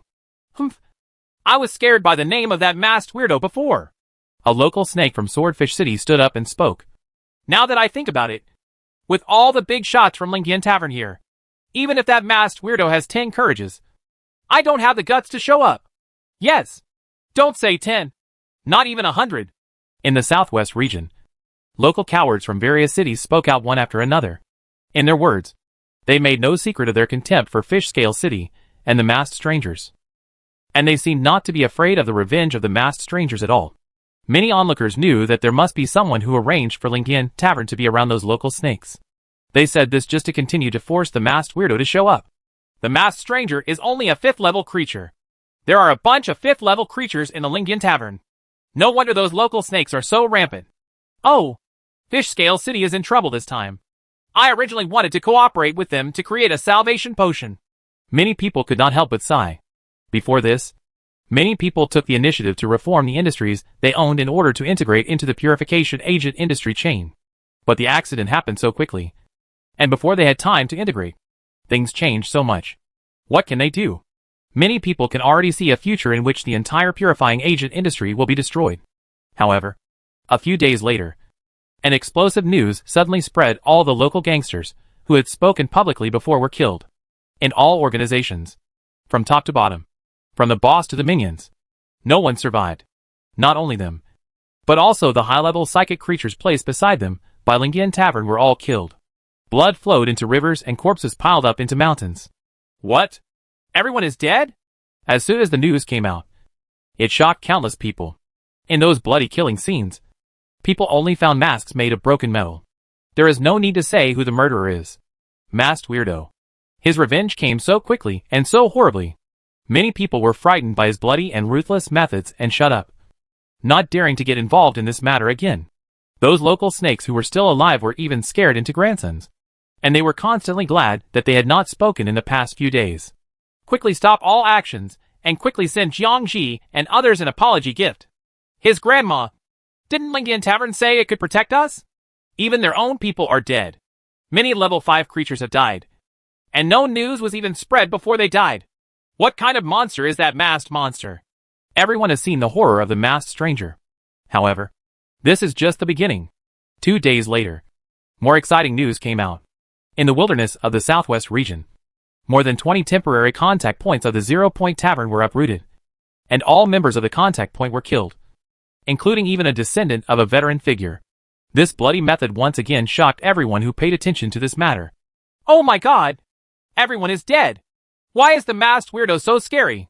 He wouldn't kill innocent people indiscriminately before. What's the indiscriminate killing of innocent people? Lingian Tavern maliciously attacked his property. Aren't the people in his property innocent? In this matter, Lingian Tavern violated the taboo first. After this reminder, many people remembered that this matter was indeed done wrong by Lingian Tavern. No harm is done to the family. No crime is done to relatives and friends. This is considered a default rule among major organizations. Lingian Tavern broke this rule this time. Even ordinary pharmaceutical transport employees were killed by them. They seem to have no bottom line. Just like the wandering mercenaries in the wilderness.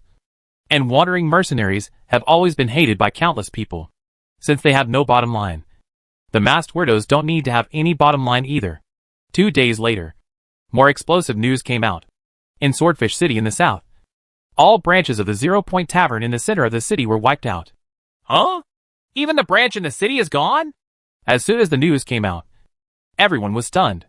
Before this, no one would have thought that the masked stranger would dare to attack the branch in the city. After all, there is a base of the mechanical tribe in the city. Aren't the masked monsters afraid of being blocked by the Machine Clan? Soon, photos of the scene were posted. The scene was really tragic. It's simply terrible. The entire Swordfish City branch, from the ground to the underground, was directly condensed into a metal ball. And no one escaped. A lot of blood overflowed from the gaps in the metal ball. And just looking at it made people's scalp numb. Those members of the Lingian Tavern in the branch were squeezed to death. Everyone felt suffocated when they thought of that horrific scene. At this moment, the identity of the masked weirdo has truly become the spokesperson of death. Now that it's like this, do you still want to fight at Lingian Tavern? Many people are speculating. What will 0 Point Tavern do if the losses are so huge? Compromise or continue to struggle? Today's masked stranger seemed to be no longer something that 0 Point Tavern can deal with. If this continues, Lingian Tavern's losses will only increase. And more people will die, until the entire organization is slowly killed. But soon, the furious 0 Point Tavern announced their next move. The killer masked monster. The hunting team from the headquarters came out in full force, vowing to get rid of the masked stranger. Chapter 527: The Cause and Process. In the days that followed, the entire continent was enveloped in a bloody storm. Death and carnage became a regular feature of the daily news. In just 10 days, More than 50 contact points at the 0 Point Tavern were destroyed, with more than 1,000 deaths. And all of them were elites. From the southwest to the northeast of the continent. From well-defended urban centers to deserted and cold wilderness areas. News of death is everywhere. Level 4 or even level 5 creatures that used to be superior in the past have become the main targets of death during this period. Dead. Another level 5 creature is dead. This person's code name is Midnight Bell Tower. Right. He can be considered a legendary figure. I have heard his story. I didn't expect that he would die in the hands of the masked stranger. It is said that he was killed by a masked stranger, not a sneak attack. The masked stranger forcibly smashed his head in front of many people. During these days, one legendary creature came to an end one after another. You know, in the eyes of many people, these legendary creatures are almost the spokespersons of mystery and immortality. In the past, the death of one would cause a huge sensation. But now, these people were harvested one by Su Xia like weeds, and died without dignity. Has anyone counted how many level 5 creatures have died? Including the Midnight Clock Tower. There should be more than 20. Lingyan Tavern has suffered a big loss this time. These 5th level creatures are all rich. If one dies, one will be missing. The strength exposed by Lingyan Tavern this time really shocked many people. After all, for ordinary large organizations, it would be good to have 2 or 3 level 5 creatures. And some may even have only 1. And Lingyan Tavern was able to dispatch so many. And I don't know how many will follow. However, no matter how many there are, they can't withstand the killings of masked monsters. If this continues, can they still hold on? Ha ha. Those villains at Lingyan Tavern have kicked the bucket this time. On the forum, the captain of the large organization Fire Death Squadron spoke, siding with Su Xia without any scruples. At the same time, the head of another large organization, the Wilderness Investigation Team, also stood up to express his support for Su Xia. These two large organizations are interesting. Long before, when Su Xia was being chased on the sea, they had expressed support for Su Xia. Their organizations are all in the wilderness, scattered in the ruins of various cities, gathering and dispersing like the wind. They are not afraid of being surrounded and suppressed at all. So they have this confidence. Their remarks are not surprising. But what is really surprising is Luoshi, the president of the Southwest Mercenary Union. Uncharacteristically, President Luo actually sided with the masked weirdo this time. I think the two sides can sit down and have a good talk. After all, it's not a big deal. What he said seemed fair. But he just wanted to talk about it on both sides. But if you think about it carefully, more than 20 level 5 creatures have died in Lingyan Tavern. Isn't this a big deal? Anyone with a little bit of intelligence can see that President Luoshi is obviously partial to the masked geek. So he just needs to explain it directly. That's really weird. Doesn't he always hate masked weirdos? Hee hee. It seems the rumors are true. When town number 7 was destroyed, he was caught by a masked stranger. Some are well informed and quickly understand why.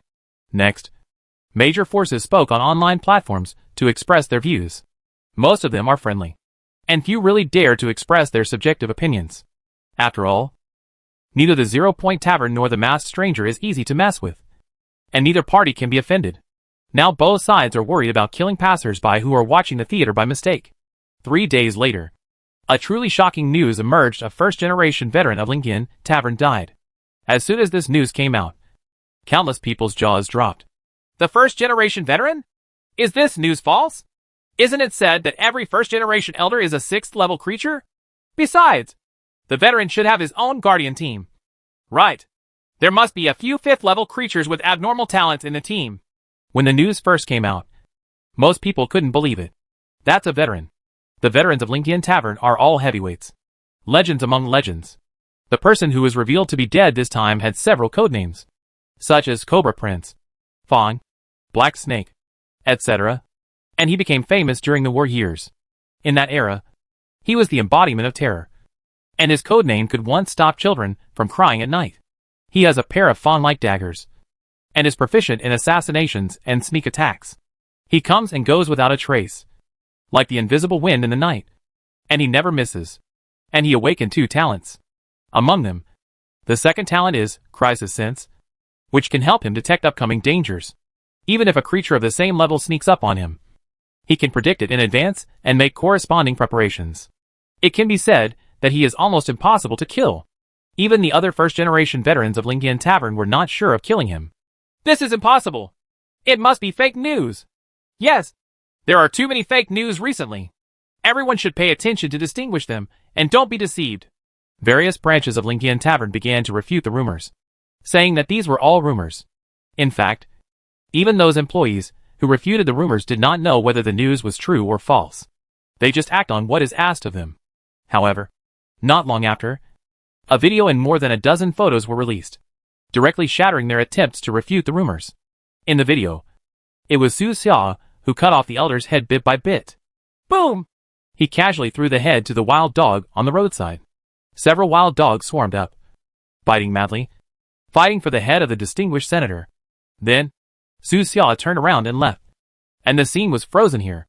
In the frozen scene, you can see more than a dozen tragic corpses. Except for the veteran. The others are all members of his escort team. Aw, damn masked weirdo. On this day, an angry roar came from the basement of the headquarters of Lingian Tavern. The death of a senator is a huge event. Not even the machine tribe has caused such serious losses to 0 Point Tavern. This was undoubtedly a heavy slap, mercilessly hitting the face of the entire Lingian Tavern. Send all your strength to me! The masked weirdo must be killed within a month! I will never compromise at 0 Point Tavern. The angry senators convened a Senate Council, which issued a joint order before the council was over. Never compromise. No matter how high the cost. The masked monster must be eliminated. As a result, in the next month, the smell of blood on the mainland became even stronger, and the number of dead members of the Lingian Tavern was uncountable. And the number was mind-numbing. War broke out in countless areas, and almost every day the hunting team of the 0 Point Tavern encountered the masked stranger head-on. Every morning, people can hear the news of the destruction of the tavern branch or the death of the 5th-level creature. According to incomplete statistics, during this period, more than half of the members of the Lingian Tavern have applied to withdraw from the tavern out of fear. There was no way. The tavern headquarters and the masked strangers were already killing each other like crazy, and neither party had the intention to take even one step back. Most ordinary members just want to do some tasks and make a little money. They didn't want to be involved in this killing between madmen at all. A few hundred yuan a month. Why are you working so hard? Dead. All dead. All the branches in Haiyan City were wiped out. And the branch in Sponge City was also gone. Everyone died. Each one more miserable than the other. Will it be our turn next? Quit now. Even the elders are dead. We can no longer get involved in this matter. During this period, please stay away from the tavern branch and never go back. More and more people are quitting. It is said that at the end of this month, the tavern's withdrawal application system was stuck because there were too many people applying. More people didn't even write a withdrawal application. They just broke their ID cards and never returned to the tavern. On the last day of this month, the words, Bloody Moon, appeared in the headlines of newspapers in major cities. As if by appointment, various news media published this month's bloody killings on their most prominent front pages. Too many people died. In the past, Lingian Tavern was very mysterious, and many ordinary people did not know about this organization. But this month's killings and deaths have long shattered its mysterious veil. You can't hide these things even if you want to. After all, wars break out every night, and the noise is terrifying. In this month of bloodshed, there was one party whose attitude was very subtle, and that was the Machine Tribe. It's strange. The masked stranger and 0 Point Tavern are fighting like this.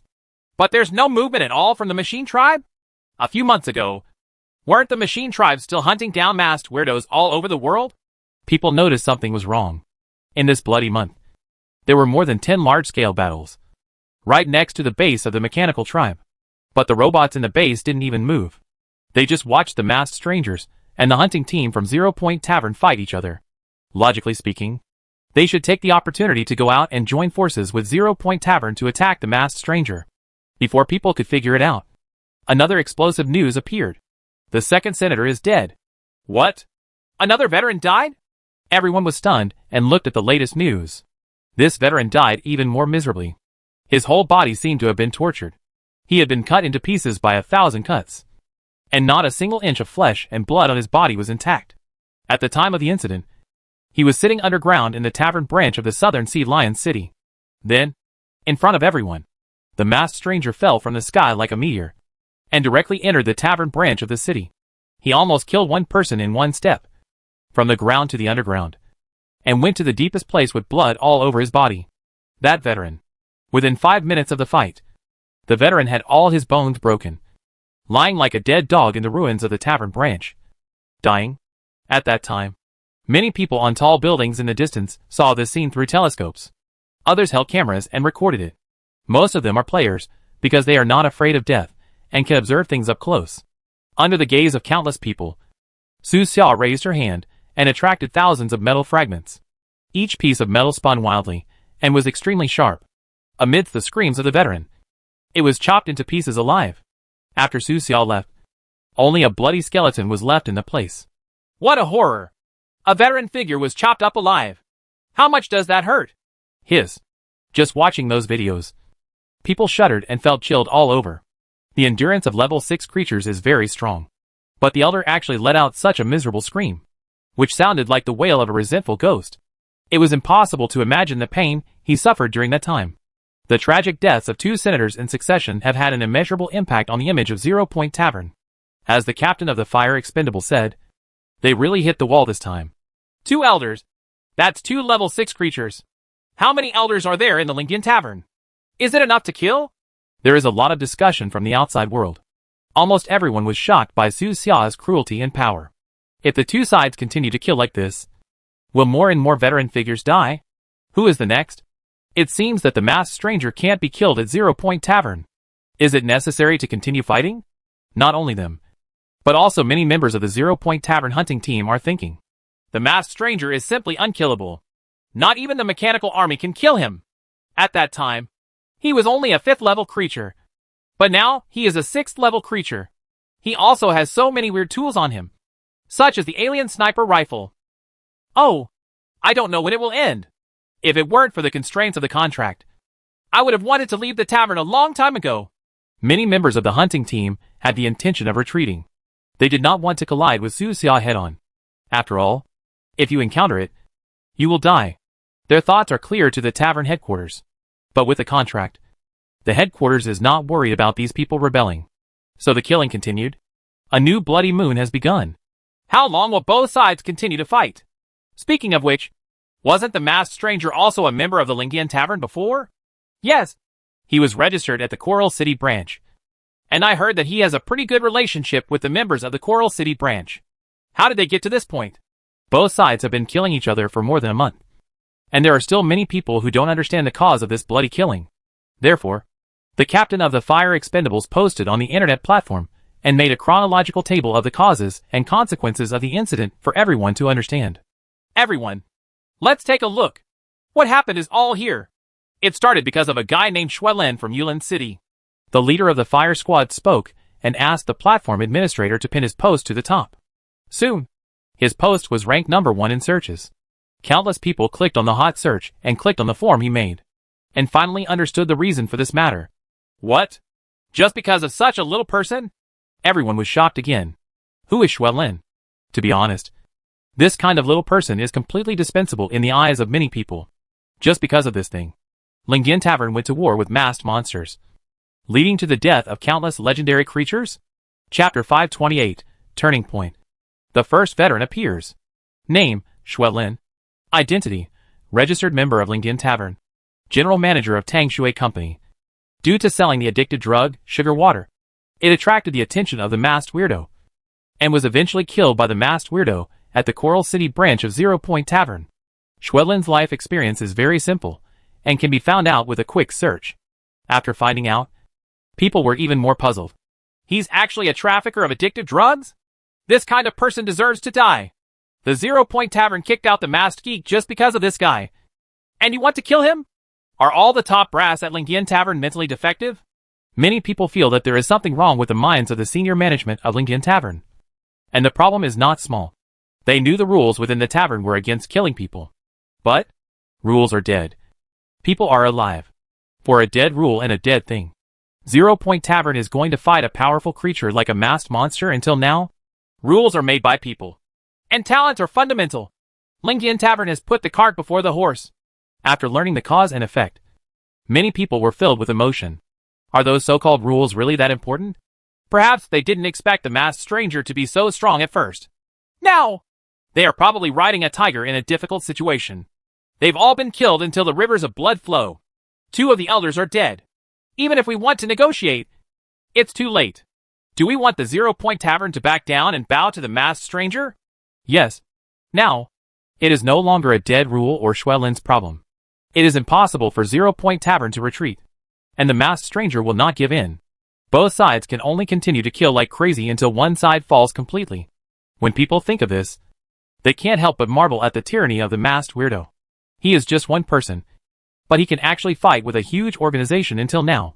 In the bloody month of the past, he had countless battles almost every day, but every time he ended in complete victory. Like a machine that would not be injured or tired at all, even if it is a mechanical creature.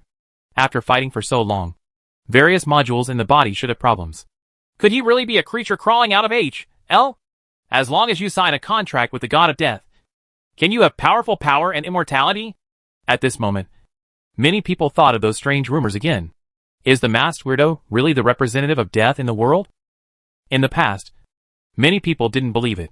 After all, it sounded too evil. But now they couldn't help but believe it. The power of the masked monster had exceeded their knowledge. Keep watching and see what happens next. The mechanical race is the most critical. They haven't moved yet.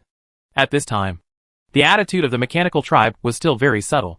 Not only did they not strengthen patrols, but they withdrew the team searching for the masked weirdos from all over the place. The intensity of the searches dropped again and again, almost returning to the level before they were wanted. By doing this, the mechanical tribe seems to be deliberately telling the masked stranger, hit them as you please. Hit them however you want. Without the threat of the machine race, there would be too much room for the masked monsters to play. Half a month passed by in a hurry. In this half month, only a few more people died than last month. As for Lingian Tavern, more than 70% of the members have applied to leave. Even among those who have not applied, more than half are hiding outside and do not dare to return to the branches in various places. There was no way. During this period, all the Lingian Tavern branches in various cities in the southwest of the mainland were almost wiped out. The tavern in Swordfish City is the most unlucky. The tavern branch in this city was the first to be destroyed by Su Xia. Later, he chose a more secretive location to open the branch. He thought it would not be discovered. But it turned out that it was patronized by Su Xia again a few days ago. No one in the branch survived, and everyone was killed. The masked stranger is so cruel that he does not allow any branch of the 0 Point Tavern to exist. Even some branches in the north have been removed. He wants to fundamentally destroy the entire tavern. You can't say that. Branches in Coral City, Fish Scale City, and Seawar City are still there. It is said that the store managers in these city branches know the masked geek. It's no wonder. In the entire southwest region, there are only branches in these cities left. People don't even want to notice. A large number of members of the tavern branch, who were hiding outside, also saw the clues and ran to those cities to escape. Some even directly joined the tavern branches in those cities. Especially here in Coral City. Quite a few people have joined the tavern recently. They all know that Coral City store manager E and the masked stranger are very good friends. No matter how murderous and ruthless the masked weirdo is, there is no way he would attack the branch in this city. Time passed slowly, and amid increasingly heated discussions and concerns, the second bloody month came to an end.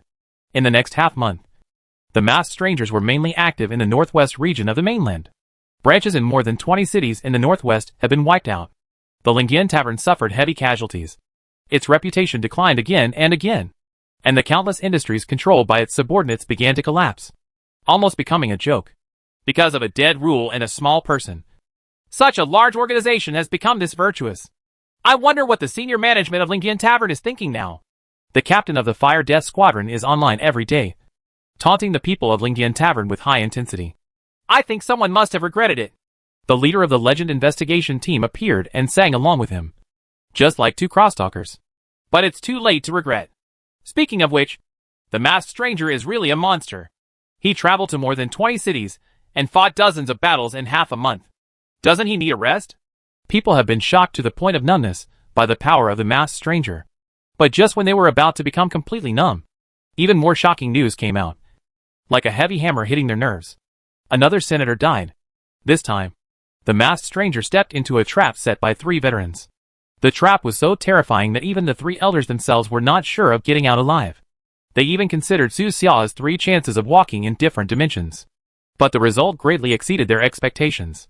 Not only did Su Xia kill him, but he also blasted one of the elders to pieces on the spot. The other two elders were also seriously injured and escaped. As soon as this news came out, the entire continent was shocked. 3 people fought against 1, and they were killed in return. Are these veterans of Lingian Tavern all papery? Why are they all so weak?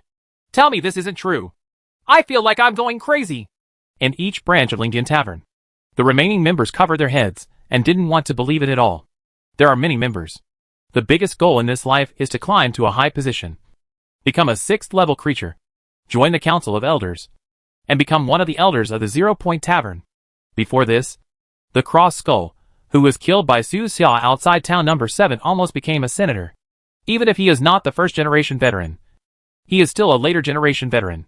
After all, the first generation of senators were also mortal.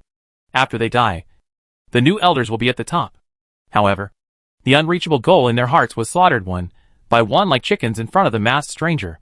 This is a huge blow to them. Many of them grew up listening to the legendary stories of these elders. It's fake. It must be fake. How could 3 elders be counterattacked if they join forces? Someone murmured with a pale face. Hey, don't kid yourself. The video has been posted. Many tavern members sighed. No matter how much they didn't want to believe it, the facts were before their eyes. The body of the dead senator is still in the battlefield, hanging on a high flagpole. The other 2 elders had already run away and did not dare to go back to collect the corpses. After the battle, a few players boldly ran into the battlefield, and before Su Xia left, they conducted a simple interview with Su Xia and asked about Su Xia's feelings. But Su Xia just said 4 words lightly. Vulnerable. These 4 words, like 4 sharp swords, severely shattered the psychological defenses of many tavern members. Their goal in life unexpectedly ended up with such an evaluation from the masked stranger. TSK. TSK. That's an incredible evaluation. He's worthy of being a masked weirdo. The captain of the Fire Death Squadron immediately appeared and stepped on the 0 Point Tavern's face in a timely manner. 3 senators have been defeated. What else can the Lingian Tavern do? Are you going to ask the Machine Tribe to take action? With the arrogance of 0 Point Tavern, they probably won't ask the Mechanical Tribe to take action. They are already like this. And they are so arrogant. There was a lot of talk from the outside world, and most of the talk was about the decline of Lingian Tavern. Many of those who make such remarks are best accounts of various large forces. After all, they had been suppressed too hard by 0 Point Tavern before. Everyone is a large force. Why should you, Lingian Tavern, be so superior? Now there is an opportunity to add insult to injury. And of course they will not let it go. In the next few days, Lingian Tavern remained silent and did not make any comments on the matter. It only sent people to collect the body of the senator. This attitude makes people wonder if Lingian Tavern is up to something dirty. It is impossible to admit defeat. After all, 0 Point Tavern had already promised that it would never compromise with the masked stranger. Just 2 days later, a new piece of news appeared. The legendary first elder of the Lingian Tavern appeared in the elders' meeting. The first senator? Who is this person? I've never heard of him. After hearing this news, many people were puzzled. Are the first generation veterans of Lingian Tavern still ranked? Didn't they set up the Lingian Tavern together in the first place? Of course, using established does not seem to be accurate. After all, the 0 Point Tavern has existed for a long time. These first generation veterans only rebuilt the 0 Point Tavern in the Psionic era. I can't find much information. I only know that he has a code name called Broken Cocoon. Haven't any of you heard of it? I've never heard of it. It sounds very powerful. Those who rank first are all ruthless characters. He must be here for the masked stranger this time. There will be a big move in 0 Point Tavern next. There is very little information on the internet about this first senator. Mysterious and powerful. These are the 2 most basic impressions people have of him. Many people believe that the veteran may personally take action to stop the masked stranger and put an end to the masked stranger's murderous journey. However, 3 days passed by in a flash, and Lingian Tavern never made much progress. In the northwest region of the mainland, masked strangers have gone crazy. Why is there no news from the headquarters? Didn't it say that the first senator has come out? In the northwest region, many branches had to disband themselves in order to protect themselves. The heads of each branch were waiting impatiently. The longer they wait, the less sure they feel. Is the news that the first senator came out just to appease them? Seeing time passing day by day, they couldn't help but think about this. There are also different opinions and various speculations from the outside world. Not only the central continent, but also the other 2 continents have focused their attention on Lingian Tavern. Everyone wants to know, what will Lingian Tavern do next? The two sides have been fighting for several months. So it won't just end. Right? A few days later, the news finally came out. This news is completely contrary to what many people speculated. What? The first elder gave a resurrection coin? What is the resurrection coin? This question quickly appeared in everyone's mind. Soon, a professional gave the answer.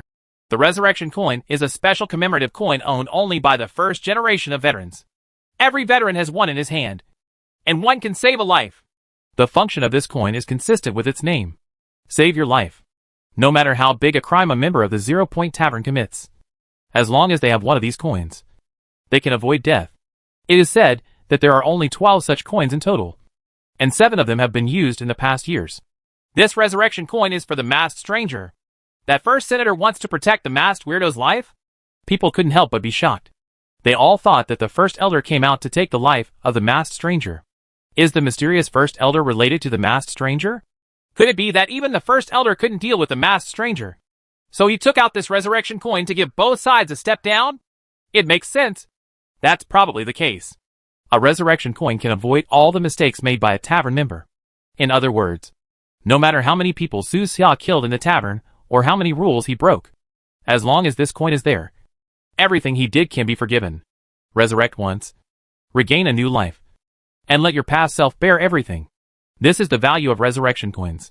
But the problem is whether I can accept the masked geek or not. Yes, the choice is in the hands of the masked stranger. What if he doesn't want to accept the settlement? It depends on whether he wants to take this step. At this moment, everyone's focus was on the masked stranger. The outcome depends on how he chooses. In fact, Su Xia was a little surprised when she heard the news. Resurrection coin? He was originally prepared for a counterattack at Lindian Tavern and planned to have a showdown with the first senator. But the result turned out to be like this. Chapter 529, A New Era. Do you want to take this resurrection coin? Su Xia rubbed her chin and thought for a moment. In fact, the appearance of resurrection coins means that Lindian Tavern has retreated. At least half a step back.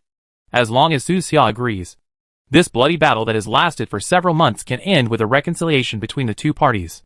Su Xia herself does not need to pay any price, and will not lose even a little bit of reputation. On the contrary, in the past few months, he has completely established his reputation. His fame now far exceeds that of any legend in the psychic era.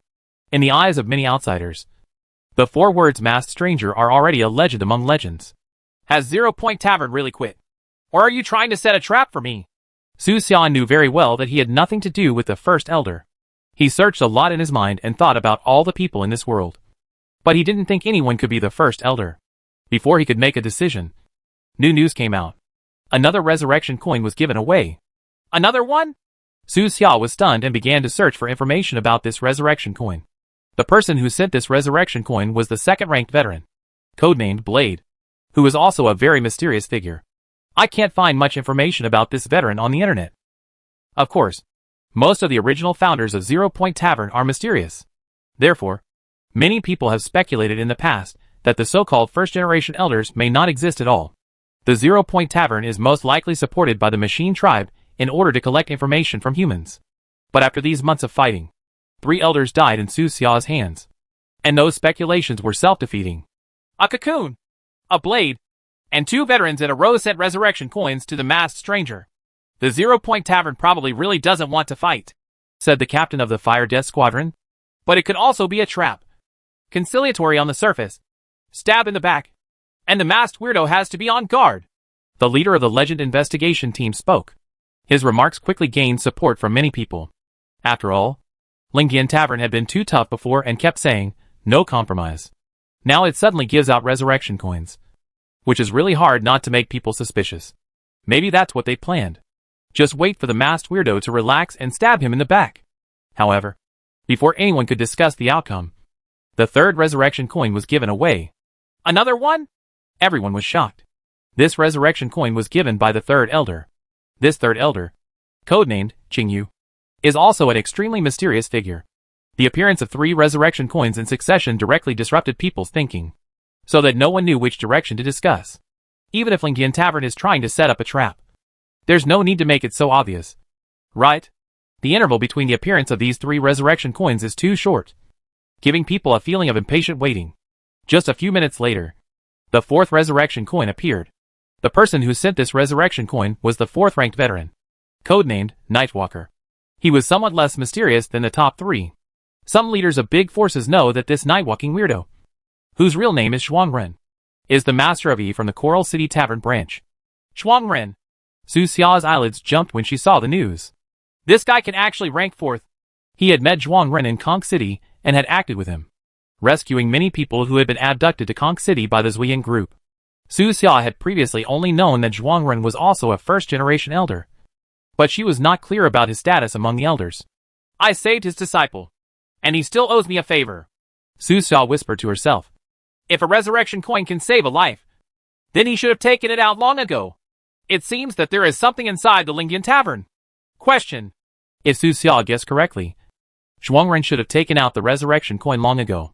However, the other elders of the Lingyan Tavern did not agree and forced themselves to take action against him. After these months of killing, the other elders saw the horror of Su Xia. 3 elders were killed by Su Xia personally, and 2 were seriously injured. Therefore, those elders had to find a way out for themselves and brought up the matter of resurrection coins. The emergence of the first senator may also have something to do with Shuangren. Of course, these are just Su Xia's guesses. We could only ask Shuangren at that time.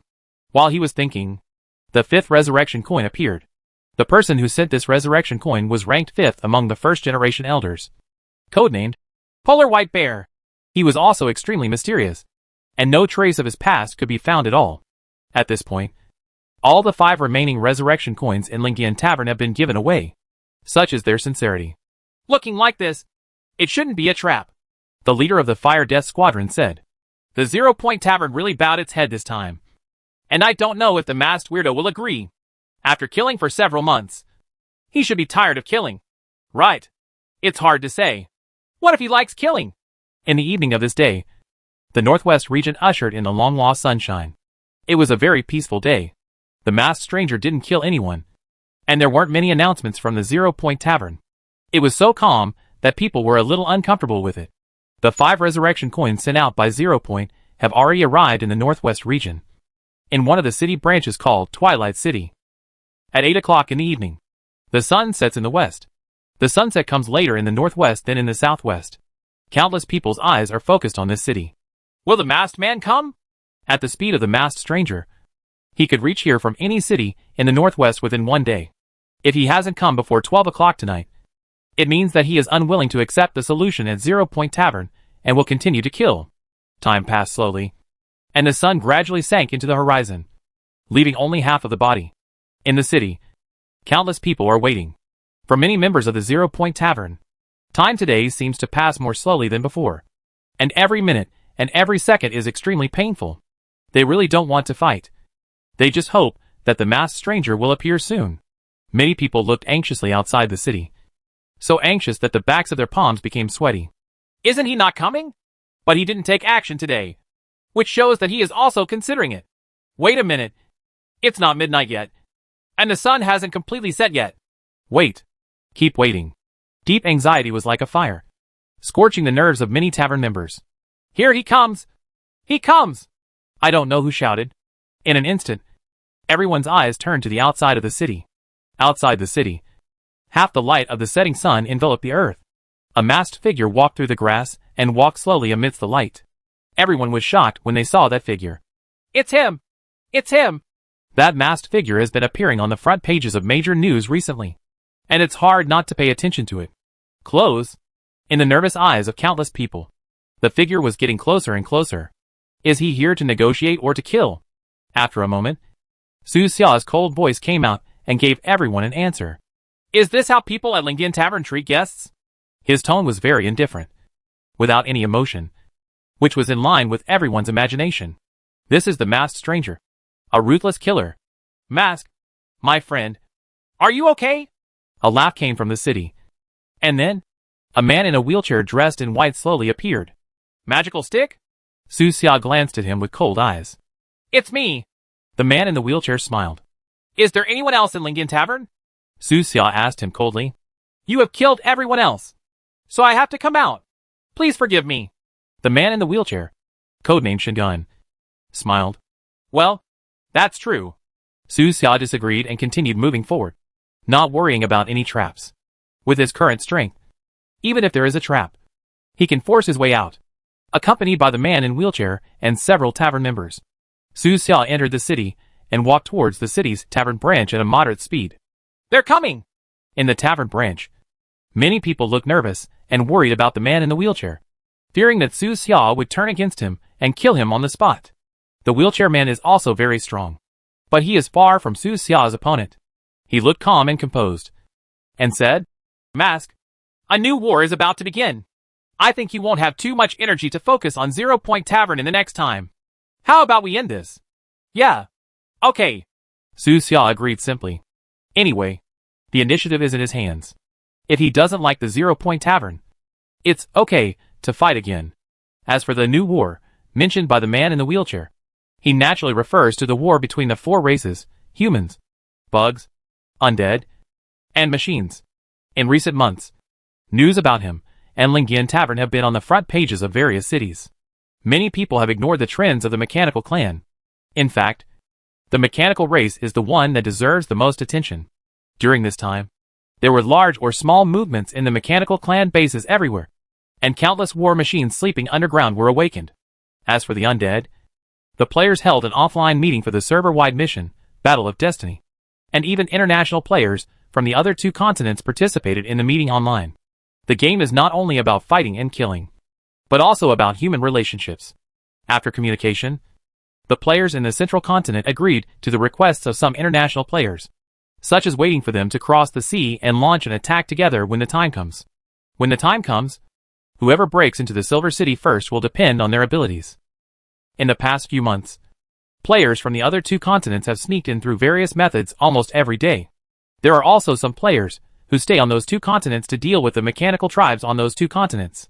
As for the Zerg, Su Xia's ugly clone did not stop after conquering the entire southwest of the Zerg swarm. Instead, it climbed over the mountains and continued its path of conquest, directly penetrating the entire southern subcontinent and stopping at the seaside. Later, the ugly clone followed the Zerg queen to 2 other continents and conquered the Zerg on those 2 continents. The entire Zerg race is close to unity.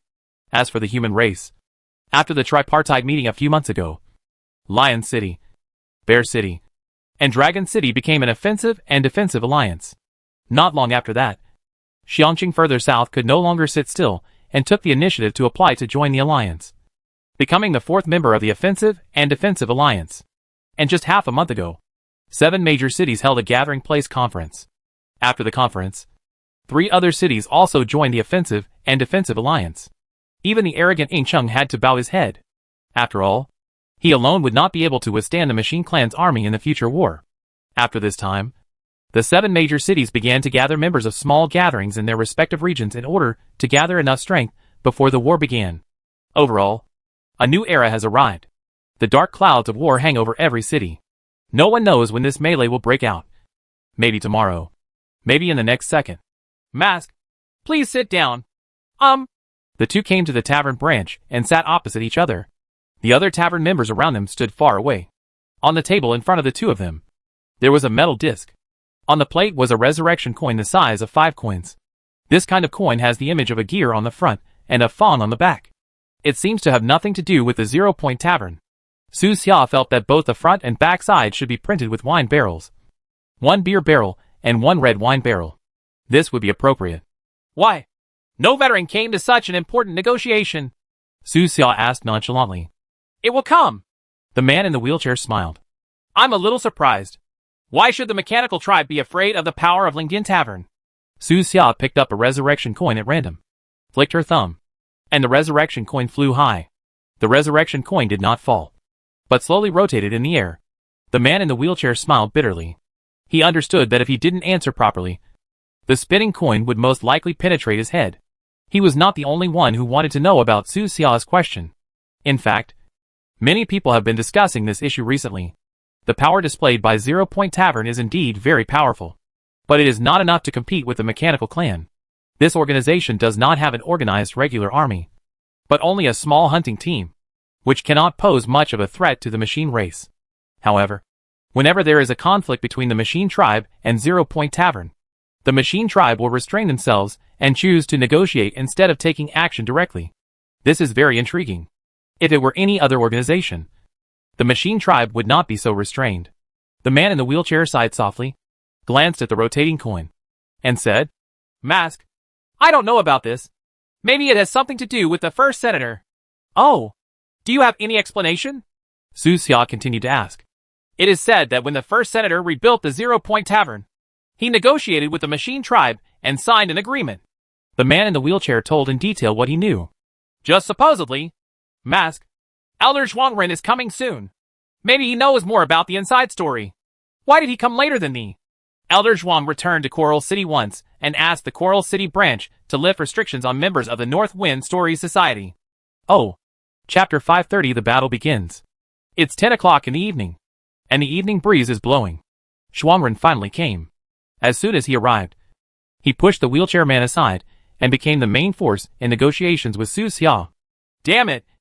You two have been talking for so long, and you haven't even opened a bottle of wine? Zhuangren slapped the table with a bad expression. The man in the wheelchair gave another wry smile and immediately ordered someone to get wine from the underground wine cellar. Not long after, barrels of mellow wine were brought up one after another. That's right. How can we talk without drinking? Zhuangren raised his eyebrows, picked up a small wine bucket, and drank several swigs of it for himself. Then, he wiped his mouth, looked at Su Xia, and said cheerfully, I rushed here from Coral City all night, for fear of missing the negotiation with you bastard. I didn't even drink a sip of water along the way, and my throat was about to burst. Smoked. Let's get down to business. Su Xia smiled calmly. Business? What's there to say? Do you agree to a truce? You bastard? Agree. Isn't that enough? What else is there to talk about? Zhuangren looked indifferent, as if he came here all night just to drink and didn't care about the negotiations at all. The man in the wheelchair couldn't help but remind, Mr. Zhuang, the details have not been agreed upon yet. The contract can only be finalized after the details are agreed upon. Both parties must sign the contract. This is a verbal commitment. Sign a shitty contract. Zhuangren interrupted him rudely, then pointed at Su Xia and said, This bastard is a 6th-level creature. What kind of contract do you think can bind a 6th-level creature? The man in the wheelchair looked embarrassed and replied, You can't just sign nothing. Right. Why not? The man in the wheelchair was silent for a long time, and finally sighed, rocking the wheelchair and stepping aside. As smart as he is, he can naturally guess the purpose of the tavern. There are so many members of the Council of Elders, but only Zhuangren, a veteran who has a good relationship with Su Xia, comes to negotiate. This is enough to explain a lot. Since we're not talking about business, let's talk about something else. Su Xia looked calm, picked up a glass of wine for herself, and chatted with Zhuangren while drinking. He talked about the previous issue. That is, the relationship between 0 Point Tavern and the Machine Tribe. What surprised him was that even Zhuangren, the 4th veteran, had many things he didn't know. In fact, Zhuangren didn't know the 1st and 2nd elders at all. Didn't you rebuild Lingyan Tavern together? Su Xia asked in surprise. Yeah, but those two bastards have always been wearing masks. Just like you. They have no idea what they are like under the masks. Zhuangren said that among the 12 first-generation elders of the Elders Association, the 1st elder and the 2nd elder are the most mysterious. After the 0 Point Tavern was rebuilt, the two men rarely showed up. Every time the elders meet, the 1st and 2nd chairs are vacant, even though they are both veterans. Zhuangren and others do not know the details of these two people. As for the 3rd elder, the mysterious figure codenamed Qingyu, Su Xia has actually known him for a long time. Master Wu Hongyu? Su Xia was surprised. That's her. Through communication, Su Xia learned that the identity of the pharmacist was just a cover for Aunt Wu Hongyu. This old aunt used to be a ruthless person who killed people without blinking an eye. In this regard, it is somewhat similar to Su Xia. He also has a pharmacist identity as a cover. As for the 4th elder, it is Zhuangren himself. There is nothing to say about this. As for the 5th elder, his identity is somewhat unusual. His codename is Polar White Bear. As long as you think about it, you can guess his identity, Zhuangren said lightly. Remind you? You saved his son. It's actually that one? Su Xia was surprised again. The 5th patriarch of Lingyan Tavern is the legendary Lord of Bear City? He suddenly remembered that during the previous tripartite talks in Dragon City, Xiongqing representative Mikhail had said Xiongqing had prepared a big gift for the masked stranger. Is that great gift the resurrection coin in front of me? The fact that the city lord of a human gathering place is actually the elder of a neutral organization is weird no matter how you look at it. As for the other 7 first-generation elders, Su Xia has already met 5 of them. The 3 who died in Su Xia's hands, and the 2 who escaped with serious injuries. The 3 who died happened to be the 10th, 11th and 12th veterans from the bottom, and the 2 who were seriously injured were the 8th and 9th. The remaining 6th and 7th elders, one is a paleontologist and the other is a occult researcher. Neither of them are involved in the daily affairs of the tavern. In the past few months, those 2 people had been conducting research in their own laboratories and had no idea what was happening in the outside world. Zhuangren had been unable to contact them until 2 days ago. In other words, in the past few months when Su Xia and Lingyan Tavern were having a stormy fight, the 1st, 2nd, 6th, and 7th seniors had not taken care of the tavern's affairs at all. The Council of Elders was basically controlled by the 5 elders, who were extremely hostile to Su Xia. Those 5 guys were dead and injured, which makes me feel quite comfortable. I have long disliked them.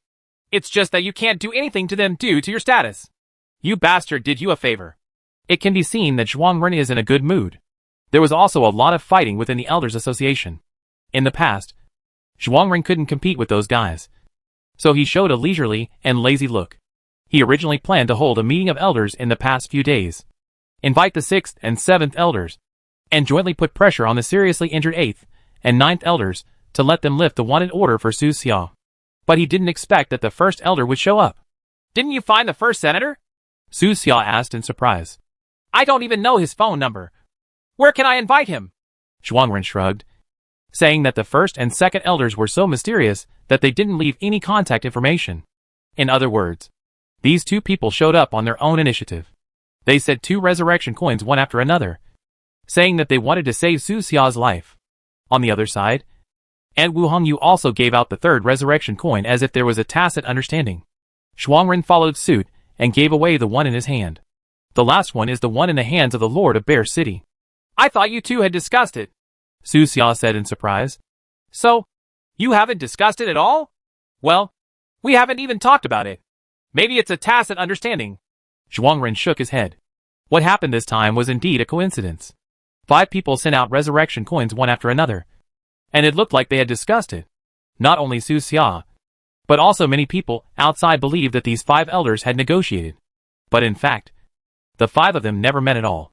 Next, Su Xia and Zhuangren chatted a lot about Lingyan Tavern until dawn the next day. Finally, the 2 returned to the original topic, which was the relationship between 0 Point Tavern and the Machine Tribe. I don't know much about this matter.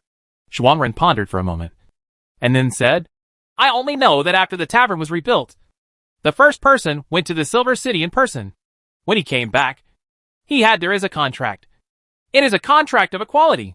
That contract represented the Machinery Clan's recognition of the status of 0 Point Tavern. This is also the biggest difference between 0 Point Tavern and other large forces. Other large forces, let alone taking contracts, cannot even enter the gate of Silver City. In general, Lingyan Tavern's current reputation is inseparable from the breaking out of the cocoon of the first patriarch. After chatting all night, there were several large empty wine barrels beside the 2 of them. Okay, I said everything I need to say. Is there anything else I need to know? Zhuangren asked Su Xia. Yes. Su Xia nodded. Why is there still more? Last question. You say about the wreckage of the alien spacecraft controlled by 0 Point Tavern. Oh, that thing is in the far north. If you want to see it, go and see it yourself. Zhuangren acted indifferently and casually threw a map to Su Xia, which marked the location of the alien spacecraft wreckage. He stood up slowly and was about to leave when he suddenly thought of something. He looked at Su Xia again and asked. The intelligent butler of the alien spacecraft said that the new master he already had should be. Could it be you? Su Xia smiled and did not answer. Seeing him like this, Zhuangren had the answer in his heart and didn't ask any more questions. The 2 parted ways. This bloody killing that lasted for several months ended with this. After the news spread, there was a heated discussion in the outside world. Various parties had different opinions. Some thought it was a real peace, while others thought it was a short truce. But no matter what, the next period of time should be spent in peace. Of course, many people saw the storm hidden under the calm. Trouble is coming. The leader of the Fire Commandos sighed. The month-long battle between Su Xia and Lingyan Tavern was just the beginning of this troubled world. The real cruelty is yet to come. Although things are still peaceful on the surface, prices in various cities have begun to rise, especially for food, not to mention other cities. Let's talk about Coral City, where Su Xia is located. In just a few months, food prices in Coral City doubled. Although there are many grain merchants maliciously raising prices, it is enough to see the problem. After returning to Coral City, Su Xia took charge of the school, continued to recruit students, and continued to improve the school's various rules and regulations. At the same time, he also sent many people to purchase supplies. Don't be too expensive. When the war really comes, all the banknotes in your hands will become waste paper. It is the best choice to exchange them for food now. Su Xia has already stocked up a lot of food, and a lot of other supplies, all of which are stored in the pharmacy and the school's underground space. The pharmacy is not far from the school, only 1 or 2 kilometers, and the underground has long been opened by Su Xia. In the past few months, Su Jianxi and his construction department have not been idle. They have connected 2 other areas to the school, greatly expanding the size of the school. The size of the entire school is no less than that of a small village. It is like a city within a city. A very solid exterior wall was built on the edge of the school. It is tall and thick and uses quite a lot of materials. If you knock off the cement layer on the surface, you can see the dense steel bars inside. Within the outer wall, there is a taller and thicker inner wall. Inside the inner walls, there are reinforced concrete buildings built according to military fortification standards. The ground of the school has also been reinforced. The reinforced concrete layer alone is 35 meters thick. It is not afraid even if it encounters the most advanced ground-penetrating bombs. When Su Jianxi saw the sketch Su Xia gave him, he sighed. This is really crazy. For the school project, the progress of other projects in Coral City has been slowed down a lot. During this period of time, Su Jianxi lost more than 10 pounds and his skin darkened a lot. After the project was completed, his first request to Su Xia was not to settle the final payment of the project, but to have his family move into the school. Master Su, there are only 5 people in my family. They won't cause you much trouble. I am willing to pay all their expenses while they live here. Su Jianxi obviously smelled the atmosphere of war. He had built the school with his own hands, and he was well aware of the terrifying defense capabilities of the school. Su Xia alone had asked him to build more than 50 escape routes underground, and Su Xia would definitely prepare some backups. On the day of the war, the probability of surviving in school far exceeded the probability of surviving outside. Facing Su Jianxi's request, Su Xia agreed without much thought. Okay, Minister Su, you can bring your family here, and all the daily necessities you can bring at home. Su Xia nodded and said, Thank you very much. Su Jianxi solemnly thanks.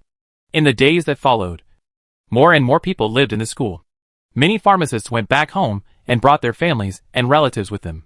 2 months later, the number of people in the school exceeded 10,000.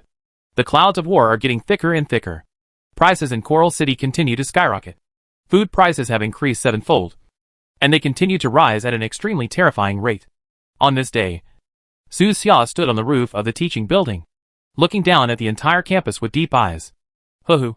There are strong winds between the sky and the earth. Thunder is rumbling overhead, and dark clouds are gathering, which is a sign of the coming storm. Beside him is Yutuo, who is standing with his hands behind his back. Yutuo has become much stronger, almost approaching the level 6 creature. During this period, the mechanical race did not skimp on spiritual resources, and spared no effort to improve the strength of the entire race. Even cyborgs like Yutuo received a lot of benefits. The storm is coming! Yutuo glanced into space, and said indifferently. Yeah, the storm is coming! Su Xia got the news from several roommates. Today is the day of attack that players from all over the world have discussed. Taking into account the time difference between countries, they set the attack time at 10 o'clock in the evening. Naturally, this news cannot be hidden from the mechanical tribe. Do what you should do. After this battle, you will be the new city lord of Coral City. Yutuo left a faint sentence and then left. Su Xia stood alone on the roof of the building, her face calm and unchanged. The identity of the new city lord may be very attractive to people like CG Dao. But Su Xia was not interested at all. He slowly returned to the principal's office, called everyone in the school management over, and held a short meeting. Teaching work is suspended. Schools are closed. And war is coming. Chapter 531 Cooperation. War is coming. These 4 words were like a heavy hammer, hitting everyone's hearts hard. Although they were prepared, They were still a little panicked when they heard the news. War means death. No one wants to die. Don't be afraid. Believe in yourself. Each of us can see the dawn of a new era. Su Xia's voice was calm. At this time, the leader's composure and coolness are very important. His emotions alone can infect countless people. After a few words of comfort from him, everyone's mood became much more stable, and they all left the office and returned to their respective posts. On this day, Su Xia had already rehearsed countless times in school. Jingle bell. A special bell rings in the campus. The children thought it was the same drill as before, and did not panic. They left the classroom in an orderly manner and headed to the underground shelter under the leadership of the person in charge. On the other side, in the family area, the elderly were also arranged to go underground one by one. The rest of the people, both men and women, took out their hidden weapons and went to defend the positions left on the inner wall. Everyone, remember, this is not a drill. Su Xia's voice appeared in everyone's headphones. The war will officially start at 10 o'clock. We don't need to help either side. Just guard the campus. The entire school's combat effectiveness is quite strong, with not only hundreds of pharmacists, but also a large number of psychic creatures. All members of the North Wind Story Society are here. The four brothers Su Xia recruited before also called all their friends over.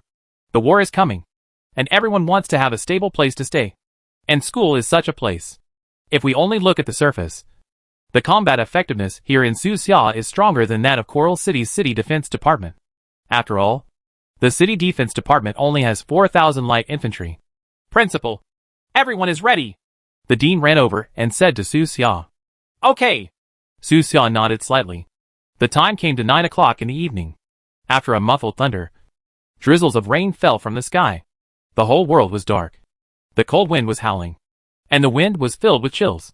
In the city, every household closed its doors and windows, and many people were notified and hid in nearby underground air raid shelters. No one could be seen on the streets. An hour flew by. It's 10 o'clock. Boom! In the north of the city, near the base of the mechanical tribe, there was a sudden explosion. The earth shook and fire shot into the sky. Rumble. Explosions sounded one after another. Smoke billowed, and the entire city instantly entered a state of war, with piercing sirens blaring over the city. On the empty streets, players appeared one after another out of thin air. Wherever you go offline, you go online. Li Defu and the others had been planning for this battle for a long time. As early as a few days ago, players began to log off in batches, and their offline locations were carefully arranged. Some players log off outside the City Defense Department station. Some log off around the machine base, and some log off near power stations, transportation hubs, granaries, armories, and other areas. At this moment, the players were all online at the same time, forming a chaotic sea in an instant. Come on, brothers! Today is the day to make great achievements. Glory and wealth are right before our eyes. In front of Armory Number 3 in Coral City, Bing Lei roared and rushed over with the weapon in his hand raised. Suddenly, there were shouts of killing. Outside the armory, tongues of fire were spitting out and bullets were flying. Da-da-da-da. In a burst of shooting, the players fell one after another, and the scene became extremely tragic in an instant. It was simply worse than a certain beach landing battle back then. The blood mixed with the rainwater and formed small streams, which eventually flowed into the ditch around the armory and turned into a surging river of blood. In the fortifications outside the armory, the eyes of the soldiers were red. Damn! These undead are crazy!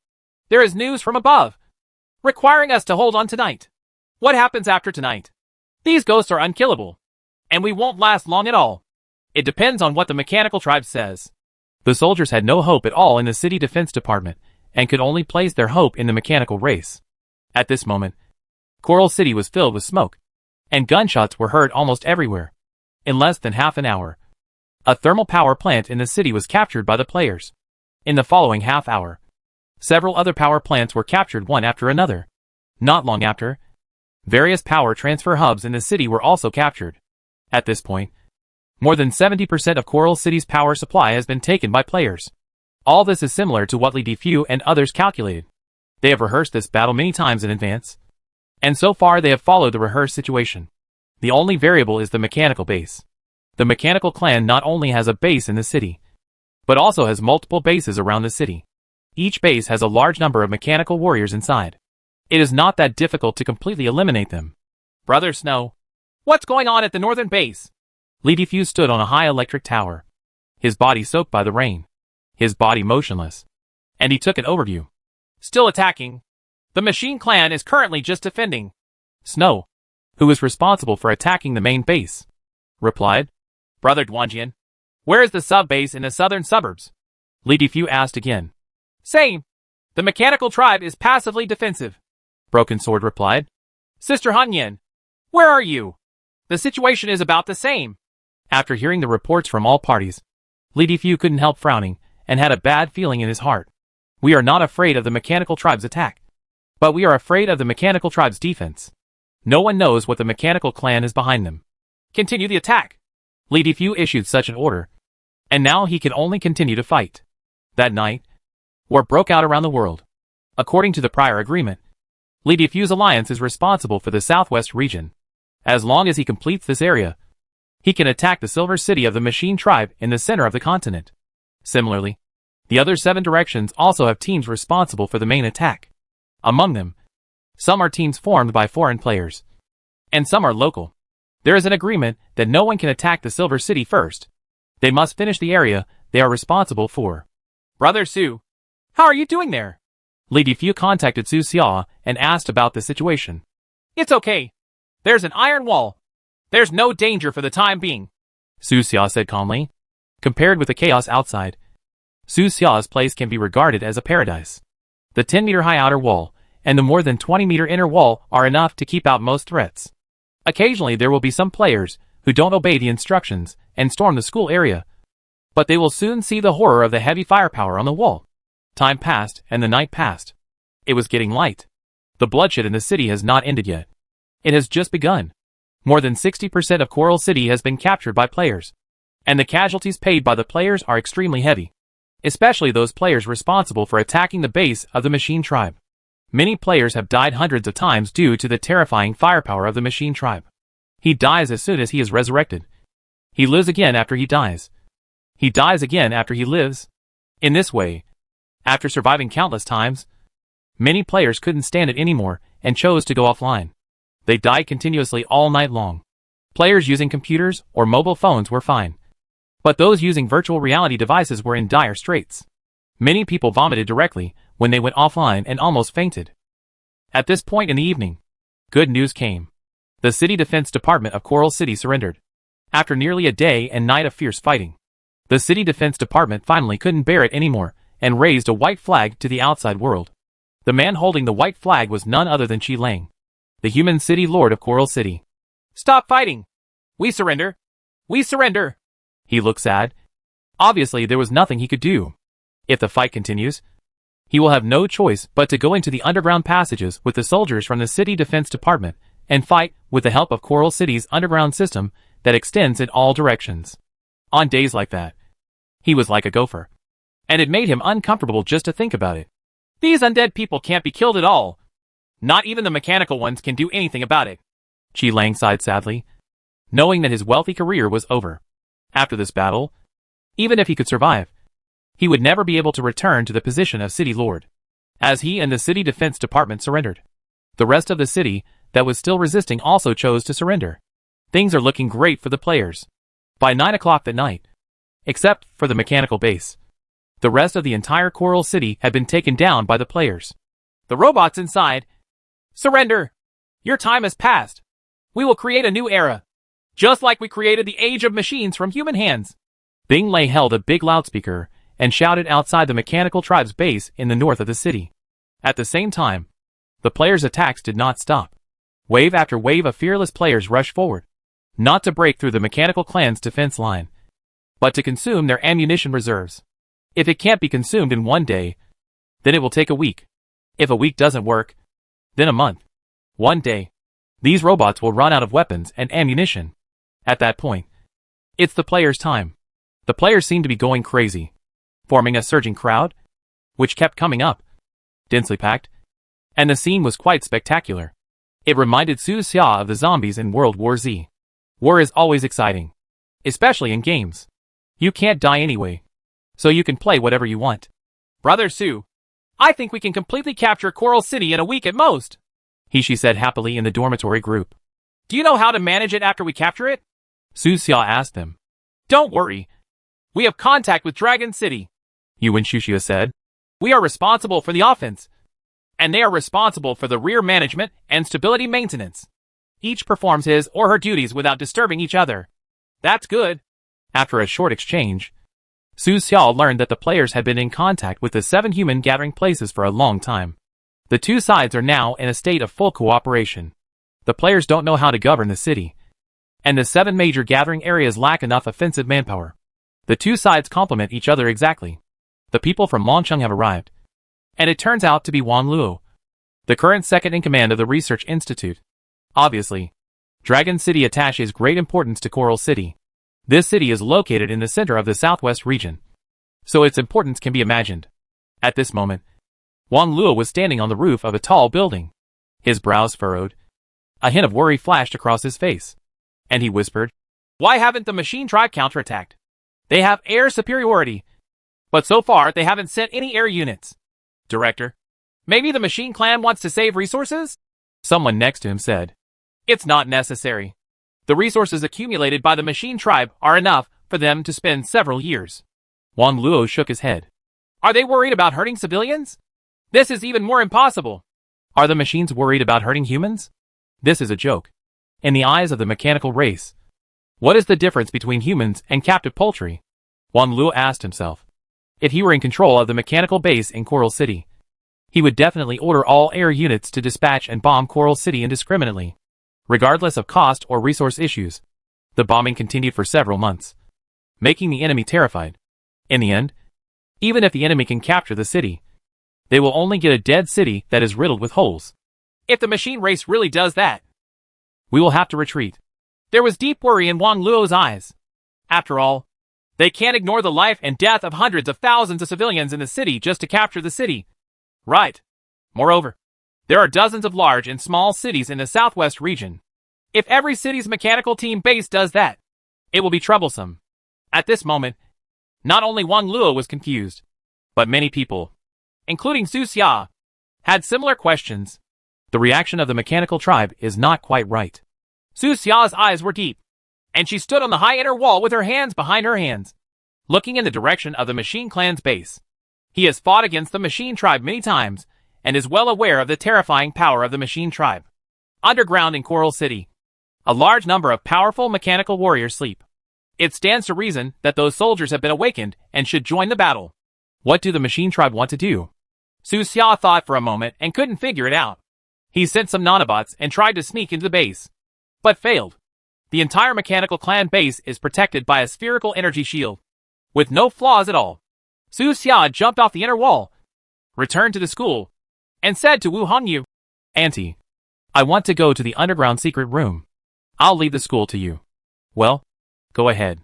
Wu Hongyu looked indifferent. As the third veteran of Lingyan Tavern, she came from the war years and had seen all kinds of storms. The current activities in Coral City are far less cruel than the original racial war. Su Xia immediately went to the underground secret room. This was specially built by him. It is similar to the underground secret room of 0 Point Tavern and can withstand powerful energy storms. He wants to use the Scarlet Crystal to see what the mechanical tribe wants to do. Entering the secret room, Su Xia closed the door. He took out the crystal and slowly pressed it on his forehead. A blurry picture suddenly appeared in front of his eyes, which was the underground base of Coral City. It can be seen that everything is peaceful in the underground base. Both the machine race and the human researchers were very calm, and everyone looked at ease, as if they were not afraid of losing the base at all. Su Xia didn't see Mercer and Yutuo, only some researchers walking around. The human researchers were communicating with each other in a relaxed tone, without any signs of anxiety. The project tasks for the next stage are coming soon. Everyone, please work harder. Someone said with a smile. Are you studying the Zerg again? I'm a little disgusted. I really want to get some undead creatures to study, but they can return to another world at any time. Another said. I don't know where the undead got the courage to attack the machine race. With their current offensive intensity, even if they attack for another 10 years, they still won't be able to break in. Everyone laughed. Although they are human beings, their interests are bound to the machine race, and even their descendants live under the protection of the machine race. The more powerful the mechanical tribe is, the happier they will naturally be. Haha. 10 years later, we will have already entered the interstellar era. At that time, we will all follow the adults of the machine tribe into the stars. They are very confident about the future. After all, the human brain is the most magical creation on this planet, and the mechanical race needs the creative ability of the human brain. In the future, they will definitely be able to follow the mechanical tribe to a more beautiful world, and those undead tribes will be completely destroyed by the mechanical tribe's destructive weapons just like this planet. Chapter 532 Takeoff. 10 years? Su Xia captured this key information. He is actually also very curious. How long can the current resource reserves of the machinery clan be sustained? Can it support the machine race until the interstellar era begins? The technology of this planet has reached a very critical moment, and it is just a short step away from the interstellar era. Su Xia listened for a long time, but these researchers seemed to have only a partial understanding and could not tell much useful information. After more than 10 minutes, Su Xia took off the scarlet crystal. He left the secret room and went to the rest of the underground space to visit the children and the elderly who had been moved underground. Seeing him, the children rushed up enthusiastically and circled around him. "Hello, Principal! Uncle Principal! Brother Principal!" Su Xia responded one by one with a smile. Then, he said some words of encouragement, with a calm expression and a calm tone, so that everyone did not need to worry. After that, Su Xia returned to the ground and continued to take charge of the overall situation. The battle in Coral City reached a stalemate. The rest of the cities are similar. Not only the southwest region, but also the northwest region, southeast region, due east region, etc. This is true in every region. And even the other two continents are similar. After several days of continuous attacks, the players were all a little tired, but the mechanical shield still showed no signs of being broken. In the days that followed, life gradually returned to normal. Players are divided into many groups and take turns attacking the mechanical base. As for those players who don't need to attack, they can fight monsters to upgrade and earn coins and equipment as before. The residents of Coral City also returned to their previous lives, emerging from air raid shelters and basements one after another. The entire city gradually returned to life, except that the mechanical creatures that patrolled everywhere in the past were gone. Is life going to go on like this? This is a question that weighs on everyone's mind. The days without the mechanical clan seem to be more free. But as long as the base of the mechanical tribe remains, people will not have true freedom. In the next month, this doubt did not dissipate, but became more and more serious, weighing many people uneasy. Fortunately, the new city lord of Coral City is very resourceful.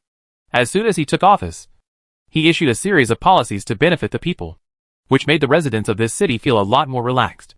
And this new city lord is also known to Su Xia. Cheyenne, a young man who came out of the slums, and was the former secretary of the city lord. On his first day in office, a large number of corrupt officials were arrested, and all departments in Coral City were replaced. The new city lord was decisive in killing, and within a week of taking office, he killed many wealthy businessmen who took advantage of the opportunity to make war profits. The killings were so overwhelming that countless people were frightened. In less than half a month, the power of the entire Coral City was completely in his hands. He has acquired a large amount of vacant land in Coral City, as well as energy, medical, steel, food and other industries. All these industries were converted into urban public property by him, and have never been owned by any private individuals. Dragon City had communicated with the new city lord, was very satisfied with him, and recognized his actions and status in Coral City. 1 month has passed, and the entire Coral City has taken on a completely new look. The city is being reborn. The new construction plan is being implemented one by one. As long as things go well, the entire city will become stronger and stronger in the coming decades, and city residents will live an increasingly prosperous life. Of course, all this is based on the premise that the mechanical race will not counterattack. Once the mechanical tribe counterattacks, the entire Coral City will be reduced to ruins overnight. Will the machine race counterattack? People look forward to the future with hope, and fear the future with anxiety. What will the future be like? Time passes day by day. Soon, the second month of the war came to an end. During this period, the Zerg tribe also joined the war. Thousands of bugs turned into a sea of worms, and pounced on the mechanical tribe bases in various regions again and again. However, even the seemingly endless Zerg tribe cannot break through the base of the machine tribe. On the last day of this month, the Terrans, the Undead, and the Zerg held a large-scale tripartite meeting. The three parties have not yet formally formed an alliance. But it is almost there. After all, the three parties have the same goal. At the meeting, alien technology was mentioned. We are stepping up our efforts to absorb alien technology. In at least 5 years, we will be able to develop powerful weapons that can defeat the mechanical base. At the meeting, the Lord of Dragon City spoke.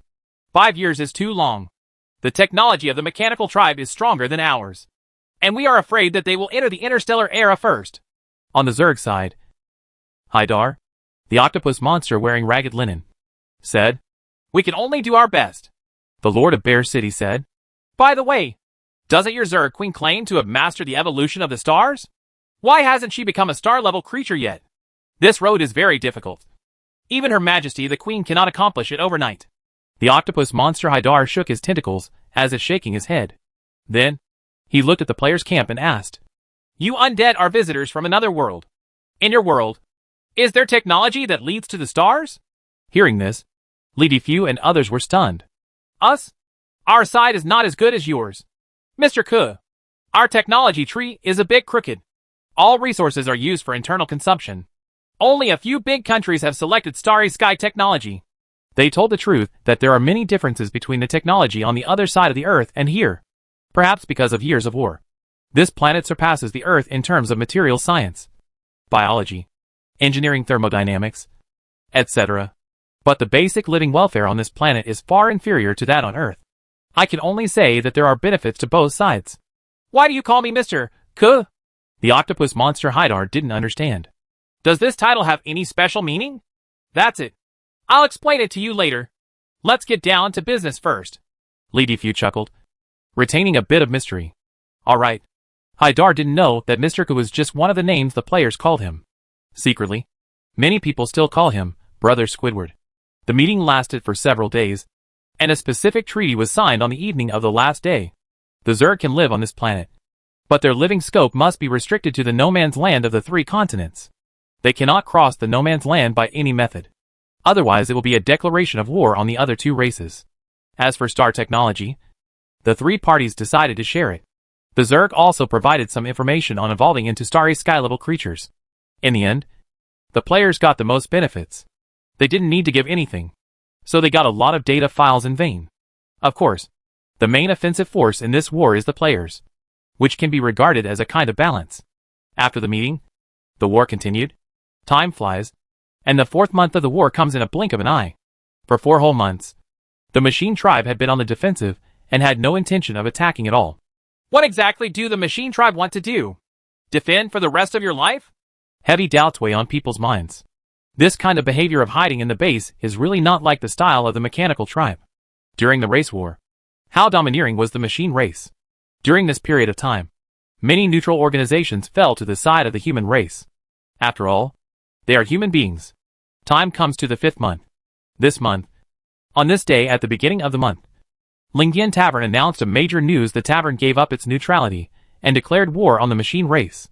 As soon as the news came out, countless people were surprised. The outcome of the war is still unclear. With the style of 0 Point Tavern, how can we make a choice now? However, what surprised them even more was yet to come. From today on, Mr. Masked Stranger is the 8th elder of the tavern. The 5 deceased elders will no longer occupy seats, and the other 4 vacancies will be filled by alternate elders. This is the external announcement of 0 Point Tavern. Immediately below the announcement that the tavern declared war on the machine race. Seeing this news, countless people were shocked. A few months ago, they were fighting each other. And now they are a family. What kind of magical plot is this? People noticed that under this message, there were the seals of 7 other senators. In other words, inviting the masked stranger to become an elder was unanimously agreed upon by the 7 existing elders of 0 Point Tavern. The masked weirdo is so awesome that he killed himself and became a senator.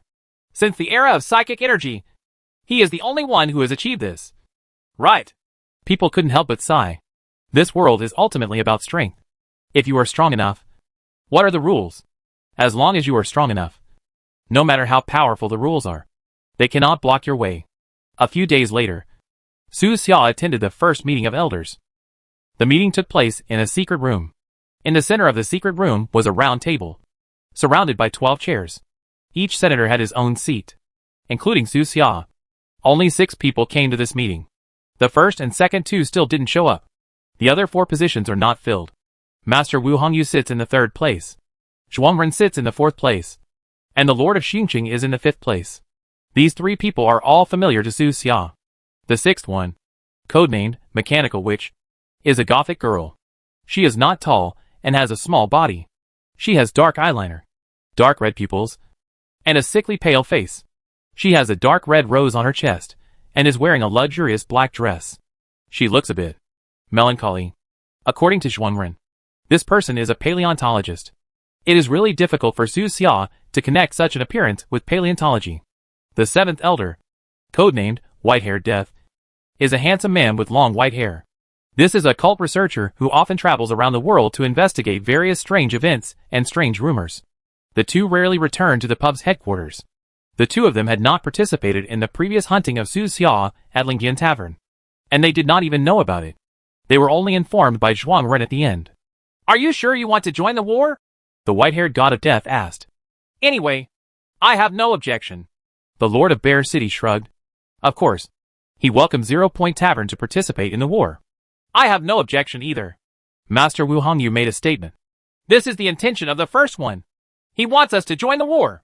Zhuangren spoke up and told the reason why Lingyan Tavern gave up neutrality. "He's always like this. He just sends random messages without showing up. And expects us to abide by it?" The goth girl's voice was cold and indifferent without a trace of emotion. The second one also agreed. Zhuangren glanced at her. "We don't know who they are. So why should we listen to them?" the goth girl said coldly. "But they never missed it," Zhuangren said. "Just because I didn't make mistakes before doesn't mean I won't make mistakes in the future," the goth girl said with a cold face. "I'm not interested in beating you up." The meeting ended quickly. The goth girl left the meeting midway and did not participate in the subsequent discussion. The white-haired death god chose to support him. But he was not interested in fighting. He was probably tired from fighting before.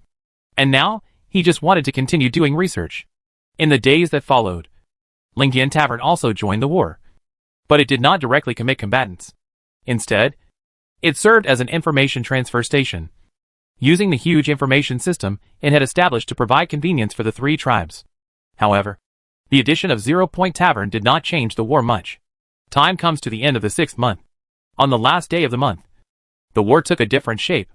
The mechanical tribe is moving.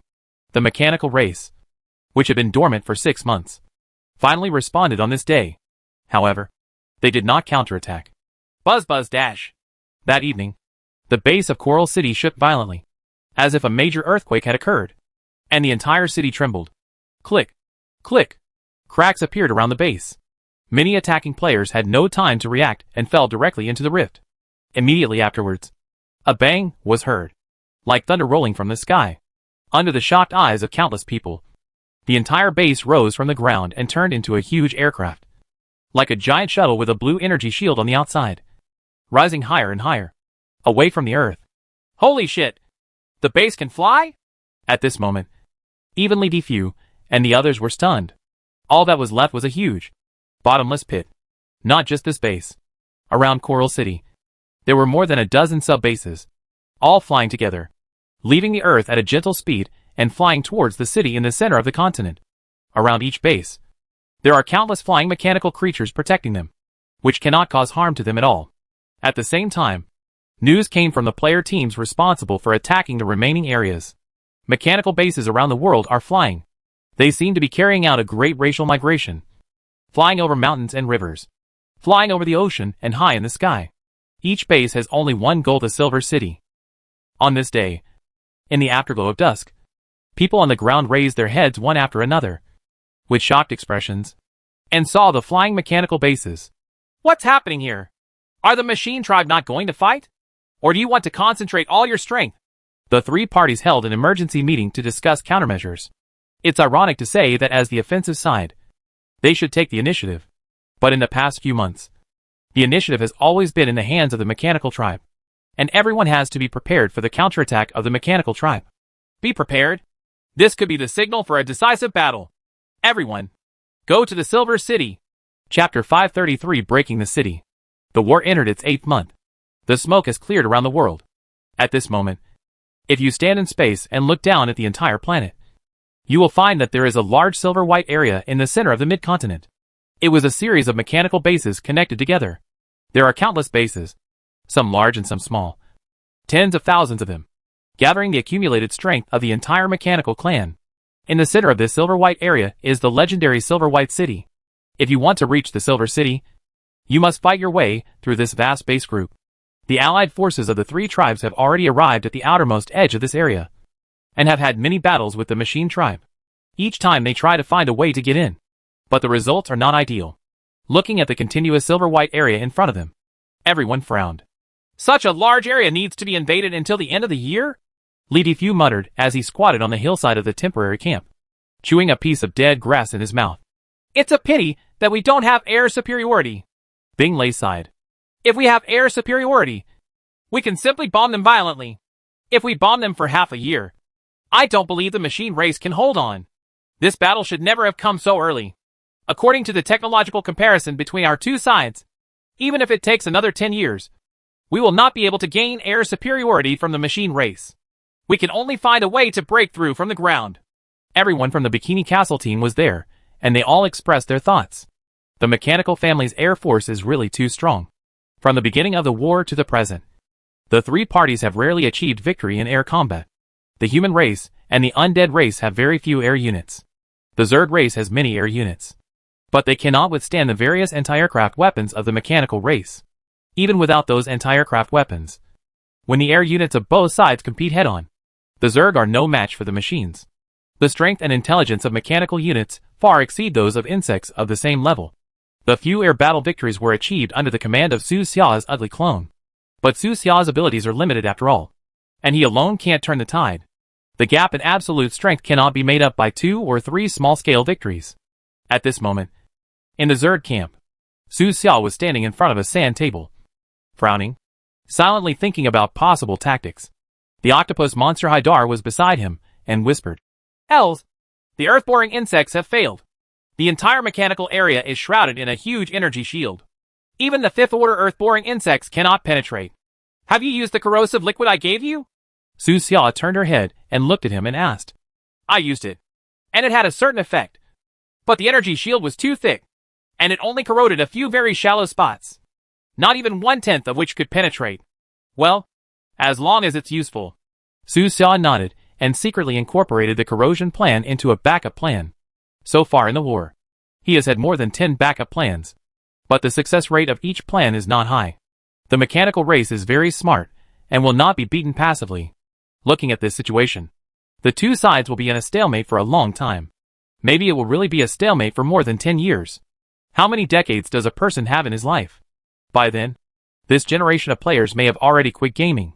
Everyone's prime gaming time is only a few years. Once you start a family, start a business, and enter society, there will be less time for gaming. At that time, even if you are looking at the games you liked before, you will not be interested in playing them. At most, you can click on a few game-related videos to watch, and then follow the barrage to miss the past days. At this time, the human race was stationed in the 7 major gathering places. Su Xia, the Lord of Dragon City, and others were also discussing. "Beifeng, with our current technology, the possibility of breaking through the mechanical tribe's base is too small." The Lord of Eagle City spoke with a sharp voice. "Your intelligent butler of the alien spacecraft has no reservations." "Right. Does he have more powerful technology that he has not given to us?" he asked Su Xia. "Hal is just a smart butler of a small exploration ship. How much do you expect him to know?" Su Xia said indifferently. "There is no need to break through the mechanical base," the Lord of Xiong City said. "With our current scientific research progress, combined with the information given by Hal, we can start the Interstellar era in a few years. Everyone knows it. But we are afraid that the mechanical race will be faster than us. Can we use nuclear weapons to blast a passage? It's hard to say. The bases of the machine tribe are not just on the ground. Most of them are in extremely deep underground areas. What if the machine tribe is cornered and they also drop nuclear weapons on our city? Afraid of this or that? When will this war end? It's better to retreat." We discussed it for a long time, but still couldn't come up with a result. The current stalemate seems to be the best situation. The machine race seems to be interested in maintaining this stalemate. A stalemate war can best promote the development of science and technology. Many black technologies were developed during the war. In this way, time passed slowly, and came to the 10th month of the war. The attacks of the three tribes all failed. The war seems to be ending its first year in this stalemate. However, at the end of the 10th month, something unexpected happened to everyone. Early that morning, the offensive team composed of players began to attack as usual, consuming as much of the mechanical clan's reserve resources as possible. Come on, brothers! It's time for daily tasks again! Yes, the war has continued until now, and many players have considered attacking the mechanical base as a daily task. But there is no fatigue in this daily task, and you can play as long as you want. However, just as the first player team rushed up, an accident happened. What is that? Suddenly someone screamed and pointed into the distance. Everyone looked and saw a dark ball suddenly appearing in the sky above the mechanical clan base in the distance. The sphere was like a black hole that had been shrunk countless times. Even the surrounding light was attracted into it. It was extremely unstable, and its edges were constantly trembling. The next moment, the black ball suddenly expanded tens of millions of times, like a black energy storm, swallowing up half of the mechanical tribe's base group. Immediately afterwards, this black energy storm instantly collapsed and turned into a small black dot, and finally disappeared into nothingness. Oh my god! What happened? The players were stunned. Everything happens in the blink of an eye. In front of them, half of the mechanical tribe's base group disappeared, turning into a blank, as if even the air had been swallowed up. There was only a huge pit left, so big that it was almost impossible to see the end. At the other end of the pit, there is the silver-white city in the center. Even a small part of the silver city was swallowed up, leaving only some of the mechanical buildings in the center. What's going on? Is there a bug in the game? Why was half of the mechanical tribe's base group suddenly swallowed up? What was that little black ball just now? Is there a problem with the map loading? Everything happened so fast that people didn't even have time to react. Not to mention the players.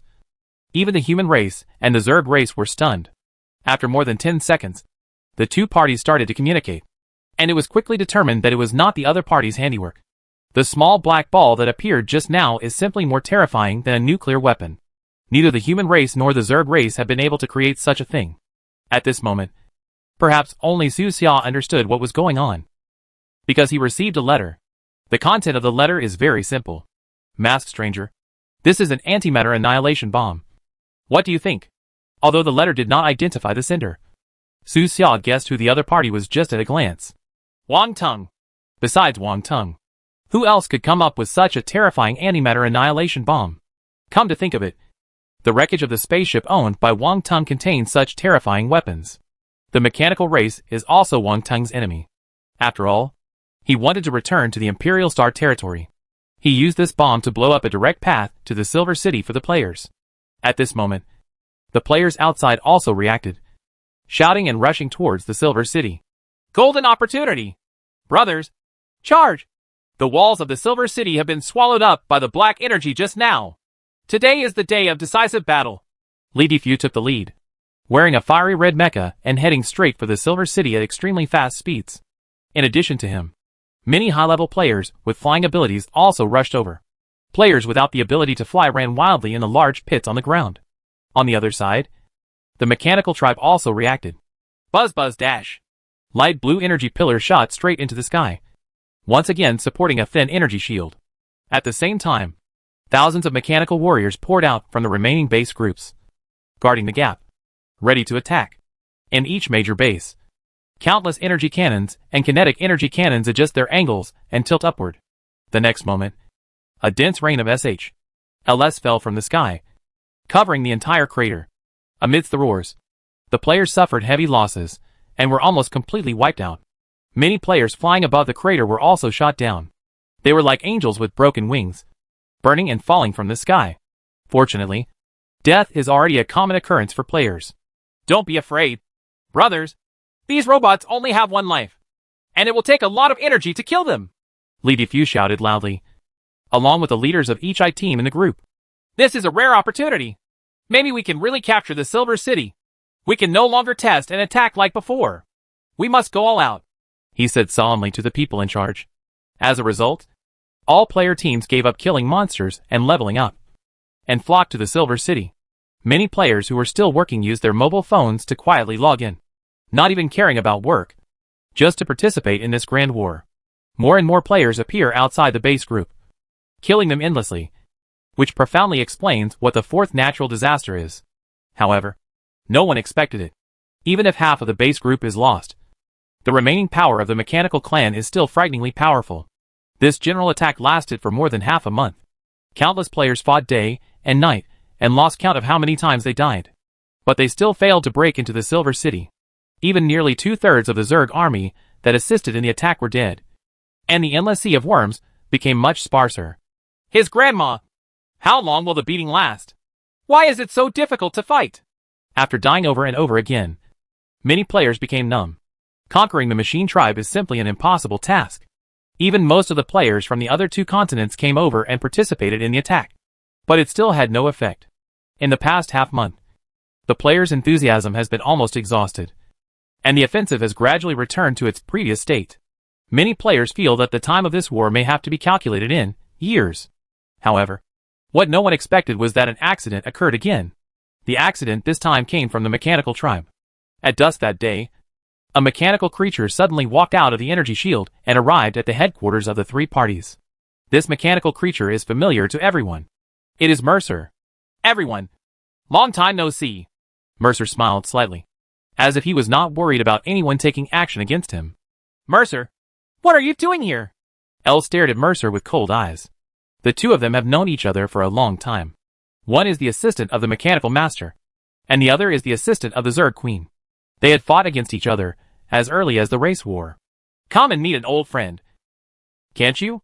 Mercer wore a trademark black tuxedo and held a mechanical cane, looking like a gentleman from the old era. Did the Lord ask you to come? The Lord of Eagle City asked him. Yes.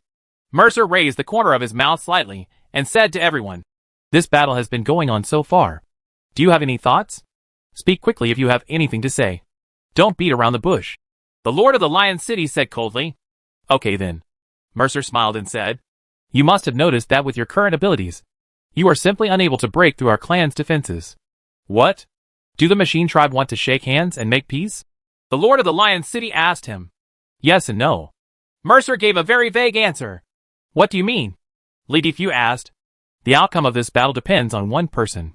Mercer raised his head slightly and said calmly, I came here today to invite that person to come with me to see the master. Who? Everyone was confused and looked at each other. Who is so important that he can decide the outcome of this war? Could it be the Lord of Dragon City? Or the Queen of the Zerg? These two seem to be the most likely ones. After all, the Lord of Dragon City has a mysterious origin, while the Queen of Zerg has a starry sky background. As for the undead, they thought it might be the fat guy named Li Defu. Next, Mercer stretched out his hand and pointed in the direction of his finger. There was a hint of surprise in everyone's eyes. Northwind? The Lord of Dragon City nodded slightly, with a hint of understanding in his eyes. The rest of the people don't quite understand. Why the Northwind? Although Beifeng's status is not low, and he has achieved outstanding results, and is already the scheduled next master of Dragon City, he is not yet there after all. In terms of strength, status, and qualifications, no matter how hard you say it, Beifeng's turn is not his. However, what Mercer said next made everyone stunned. Should I call you Beifeng, Yaoshi Su, or Masked Stranger? Chapter 534 Dominance. Northwind? Pharmacist Su? Masked Weirdo? Is there any relationship between these people? Everyone stared at Su Xia blankly, and what Mercer just said came to mind over and over again. Reason tells them that this must not be true, because there is no overlap between these three identities. Beifeng is a responsible rebel commander, while the Masked Stranger is a lonely and chic weirdo. As for Yaoshi Su, he is an undead creature who sells himself out for glory. If these three people were the same person, how schizophrenic would that person be? How could the commander be Brother Su? Is there something wrong with your robot's brain? Li Defu refuted on the spot. Among everyone present, he was the least convinced. After all, Su Xia is his roommate, and Beifeng is an NPC, so they cannot be the same person. He immediately clicked on the private chat channel and sent a message to Su Xia.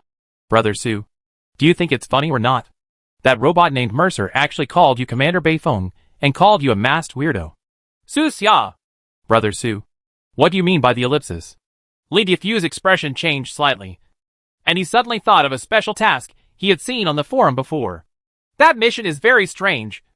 requiring the player to play the role of an NPC and continue the NPC's life. As long as you accept the task, you can have dual templates for both NPC and player. Could it be? Li Defu's body was shaken, and he raised his head in disbelief and looked at where Bei Feng was. At this time, Su Xiao was also looking at him with a smile on her face. Brother Su, you? Li Defu's mouth slowly grew larger, with an incredible look on his face. His eyes almost popped out of his head when he looked at Su Xiao. If these three identities are really the same person, then isn't Su Xiao his teacher? He became a disciple of the masked weirdo. Li Defu's head was buzzing when he thought of this. Seeing Li Defu's face, everyone else around them opened their eyes wide.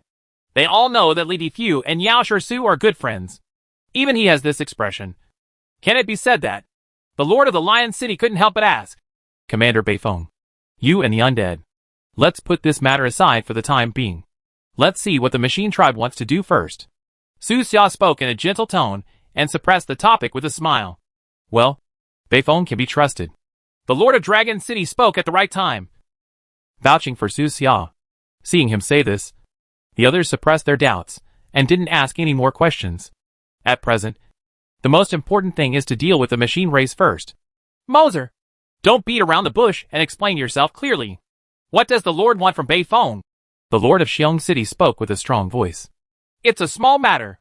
Mercer smiled slightly, but did not explain. You are not worthy of trust. The Lord of Eagle City said coldly. Oh. Mercer looked around, looked at everyone, and said with a faint smile, compared to everyone else, our clan is fairly reputable. Right. At least, our clan has complied with every war treaty. Then tell me, what are you doing with Brother Su? Li Defu couldn't help but ask. What if you deceive Brother Su and lock him up and prevent him from coming back? Li Defu, don't think so dirty of our clan. Our clan's methods have always been fair and above board. Mercer glanced at him. Ha. Anyone can say such a thing. Li Defu curled his lips. Well, Bei Feng can't go. The Lord of the Lion City agreed. Unless his safety and personal freedom can be guaranteed. The rest of the people spoke one after another. But they didn't really believe in the mechanical tribe. The Lord of Dragon City did not speak, but looked at Su Xiao and remained silent. In the end, it still depends on what Su Xiao wants. Su Xiao often interacts with the Machinery clan, so she naturally knows her priority within the Machinery clan. Before the war, the probability that he could still leave the Silver City after entering it was very small. After all, the Machine clan was hunting him all over the world at that time. But this time, it was not an arrest, but an invitation. The human race is always like this. Cunning, and scheming. They also like to speculate on others based on themselves, thinking that all races are the same as you. Mercer's tone was indifferent, with a hint of arrogance. He put away his smile and said calmly, My clan does things differently from your human clan. Our clan doesn't bother to use those conspiracies. Besides, Bei Feng is the only one invited this time. What does it have to do with you? So what if you don't agree? As he spoke, he looked at Su Xiao. Bei Feng, I know you will accept the invitation. When do you plan to leave? Now. Su Xiao nodded slightly. He really wanted to accept the invitation. Entering the enemy camp alone sounds very dangerous. If it had been someone else, once the Machine clan broke the contract, they might not be able to come back. But Su Xiao is different from the others. He still has many backups that he has not used, such as the skill Mechanical Silence, which is a skill specifically designed to restrain mechanical creatures. At first, people with this ability were called Silent Warriors by the Mechanical Tribe, which once made the Mechanical Tribe panic. Of course, the rest of the crowd didn't know this. Bei Feng, are you sure you want to go? The Lord of Xiong City frowned and tried to dissuade him. Well, don't worry. Su Xiao nodded. How could the Lord of Bear City be relieved? He turned to look at the Lord of Dragon City and signaled the Lord of Dragon City to say a few words. But the Lord of Dragon City just shook his head slightly. Li Defu also secretly sent a message to Su Xiao, asking whether Su Xiao was sure. Su Xiao replied to him, The Machine clan still values commitment. There is no doubt about it. As an old rival, he knows this race very well. The arrogance of this race is written on their faces, and they really disdain any conspiracy. Of course, except for cyborgs like you two all. Not long after, Su Xiao followed Mercer and left the center of the three-party coalition. Everyone behind them looked at their leaving figures. Some were confused and some were worried. Many players around him felt baffled. Isn't that Commander Bayfeng? Why is he walking with that robot? It seems that there have been changes in the senior management of these NPCs. Will there be negotiations? If they negotiate, what will happen to our mission? I don't know, asked Li Defu. Until now, the players are naturally the most unwilling to negotiate. Li Defu soon received countless messages of inquiry, including Bing Lei and Broken Sword. He selected important people to reply one by one, so that everyone could calm down. After more than 20 minutes, Li Defu's private message channel became quiet. Hey, Brother Su. I hope you are right. He looked into the distance and sighed. The words are divided into two parts. At this time, Su Xia has arrived in the Silver City. This city is the most powerful city in the entire continent. And it is also the most mysterious city. The architecture in the city is very strange, completely different from human architecture, and does not value the characteristics of life and dwelling. The entire city is like an ant nest made of silver, and like a neural network that has been magnified countless times.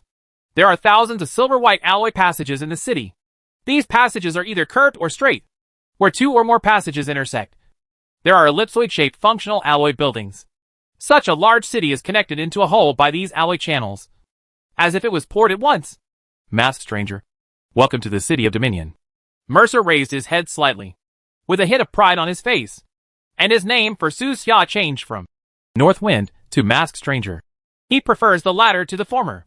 After all, he had suffered losses at the hands of the latter. He recognized the Masked Stranger as his opponent more. The city of Dominion? Su Xia was thoughtful. He put on his life-sensing glasses, and the whole city was in front of his eyes. It can be seen that the area on the ground is only a very small part of the entire city, and the real main area is underground. The underground world is really like a giant ant nest, with layers upon layers from top to bottom, and thousands of alloy pipes crisscrossing the ground. It is extremely complicated, and Su Xia feels a little headache just by sensing it. In a city with this structure, only robots can live.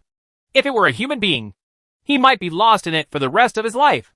Suddenly, Su Xia's eyes narrowed, scanning a large area in her field of vision, and said thoughtfully, I see. No wonder it's called the City of Dominance. Did you see it? Mercer asked. Well, the whole city is just one giant mechanical creature. The city in front of Su Xia is the legendary mechanical master. In other words, it is one of the bodies of the mechanical master. The existence of the mechanical race is very special. The countless mechanical beings in the entire mechanical race can be regarded as clones of the mechanical master. Normally they are independent, but at special moments, such as a critical moment of racial annihilation, the mechanical master can divide himself into countless parts and randomly enter the bodies of certain mechanical creatures. As long as modern technological civilization still exists, the master will not die. Even an ordinary home computer may become the body where the master resides. Come with me. Lord Master is waiting for you at the center. Mercer walked forward, neither fast nor slow, walking step by step into the deepest part of this metal world. In the city, there are many strange-looking mechanical creatures, most of which are not humanoid. They are all designed according to their desired functions. Each independent mechanical life form has the ability to independently design and manufacture clones. It is common for the mechanical creatures in this city to have several clones. Some of them do not have their own bodies, but are just a piece of flowing consciousness data. They usually swim freely in the mechanical neural network of the entire city, and then enter a public body when they need to take action on the physical level. Free and unrestrained. Immortal. This is the advantage of mechanical life. Su Xia could feel that many mechanical life forms in the city were observing him. Most of those observing eyes were inquisitive and not hostile. It seemed that they did not regard Su Xia as an enemy, but as a strange guest. This situation is completely different from that of Mercer in the tripartite coalition camp. When Mercer was in the coalition camp, everyone in the coalition camp was full of hostility towards him and wanted to keep him there. Don't be surprised. You are indeed our enemy, but you are also the guest of Lord Overlord, Mercer said slowly. At this moment, your friendship level in the ethnic group has been temporarily increased. The level of friendship is greater than the level of hostility, so you can move around the city as you like. I see. The two moved on. During the exchange, Su Xia learned that he was the first guest invited to enter the city since its establishment. This alone is enough for him to be written into the historical records of later generations. After a while, they arrived at the very center of the Silver City. Here is a huge metal square. The square was flat, like a smooth silver mirror. Su Xia noticed that the mechanical creatures in the city were very respectful to this square, and they all consciously avoided the square when traveling. Mercer entered the square and took Su Xia to the center of the square. Then, the entire square shook slightly. A crack appeared at the edge, and it began to sink silently. 5 meters, 10 meters, 15 meters. Su Xia silently calculated the height of descent in her heart. After Moyo descended 1,500 meters, the square stopped. What appeared in front of Su Xia's eyes was a long, dark underground corridor without any lights. Follow me! Mercer walked forward. After passing through the long and narrow corridor, the two came to another circular smooth platform. Su Xia followed Mercer and stood on the platform. There was only a buzzing sound, and the platform also began to descend, and it dropped another 1,500 meters. This descent is repeated several times. Mercer took Su Xia to the deep underground area. After the last time, what appeared in front of Su Xia's eyes was a huge and dark underground space. Arrive! Mercer turned his head and said to Su Xia, I can only go here. Masked weirdo. You keep going forward. Lord Master is waiting for you at the end in front. Good. In front of Su Xia was a metal corridor stretching across the darkness. The corridor is suspended in the air, and there is endless coldness and darkness up and down, left and right. And there is only one way forward. One wrong step, and you could fall into endless darkness. There is no light in the whole world. And ordinary people here are no different from blind people. But Su Xia wears life-sensing glasses. Through his glasses, he saw a very strange world. In the surrounding darkness, octopus-like mechanical creatures floated, waving their tentacles as if swimming in the sea. Is this the center of the Machine Clan? Su Xia stepped into the corridor and walked forward step by step. In his eyes, the whole world is full of the orange color of life. The information of countless mechanical life flows through the dark world around him through lines, and finally converges at the end of the corridor. As he moved, some octopus-like mechanical creatures floated slowly around him, swimming around his body, seeming to look at him curiously. A few minutes later, Su Xia approached the end of the corridor. A familiar voice came from the end. Su Xia! My friend. We meet again. The man at the end chuckled. I told you. We will meet again. Hearing this voice, Su Xia paused. He had heard this voice before in the forgotten land of another continent. I see. Su Xia felt a sense of enlightenment in her heart and looked towards the end of the darkness. At this moment, some of the questions in his heart suddenly had answers. Ross, the leader of the Forgotten Land? Or the Mechanical Master? Or the First Elder's Cocoon? Chapter 535 Origin. Previously, Su Xia had followed the traces of her father's team to a special area on another continent. That area, called the Forgotten Land, is home to a group of creatures that have been forgotten by the world. Inside, there are rusty steel angels, weird hybrid monsters, and naturally deformed humans. In the center of the Forgotten Lands is a large gathering place. The leader of that gathering place, named Rose, is a deformed person. He was born with deformities. His limbs were atrophied. His body was about the size of a baby. But his head was so big that even when he became an adult, he looked like a big-headed baby. At that time, when the two met, Ross smiled and said to Su Xia, This is our first meeting. Su Xia felt strange at that time, judging from the meaning in his words. They will meet again in the future. But Su Xia's main activity area is in the central continent. If there is no special reason, he will probably never go to the Forgotten Land again in his life. Now, Su Xia understands. As early as that time, Ross saw their meeting today. In other words, everything is under Ross' control, and he can let the two meet again at any time. The master of the mechanical race is actually a human? Su Xia thoughtfully moved forward slowly, getting closer and closer to the end of the corridor. As he moved forward, spots of light suddenly appeared on both sides of the corridor, which were the tentacles of those mechanical octopuses, and the ends of their tentacles were glowing. They lined up on both sides, lighting up the road ahead for Su Xia. At the end of the corridor is a room. The appearance of the house is very shabby, like an apartment from the 1960s and 1970s, which is incompatible with this dim world. The door was ajar, and most of the green paint on the door had peeled off. Su Xia put her hand on the door handle and gently pushed the door open. A room with old decoration appeared in front of him. The refrigerator, TV, cabinets, and other furniture in the room all had a sense of age. Opposite the door is a very old window. The window glass is gray and yellow. It seems that you can see the old time through the window. The furnishings of this room are the same as those in the Forgotten Land. Ross was sitting in front of the window, still looking like a big-headed doll. He was watching TV. In front of him was an old CRT color TV. Perhaps because the picture tube was aging, the picture displayed was a bit blurry. On TV is a lively girl with short hair. Beautiful and cute. With blue hair. A bit like Chloe from Life is Strange. Please take a seat. With a smile on his face. Just like he did in the Land of Oblivion. Ross extended his hand to invite Su Xia. Let's talk slowly. Good. Su Xia looked calm. Walked to him and sat down calmly. The two of them were sitting side by side on the old sofa. Like longtime friends. Chatting while watching TV. The furnishings in the room make it hard to believe that this is the core area of the mechanical clan. Do you find it strange? Ross looked at the blue-haired girl on the TV and asked Su Xia with a smile. What's weird? Su Xia also looked at the TV and asked. The master of the mechanical race is a human being. Or a deformed person. It's definitely a bit strange. You are a smart man. You should be able to guess something. Su Xia nodded slightly. And various information about the mechanical master flashed in his mind. Legend has it that this master was born in a human laboratory and was an important step for mankind in exploring AI. But he eventually backfired on mankind. Some people say that he was not created by humans, but a combination of the consciousness of mechanical creatures. There are also rumors that he was just an intelligent butler at first, but later evolved through upgrades and became the mechanical master he is today. There are various rumors and different opinions.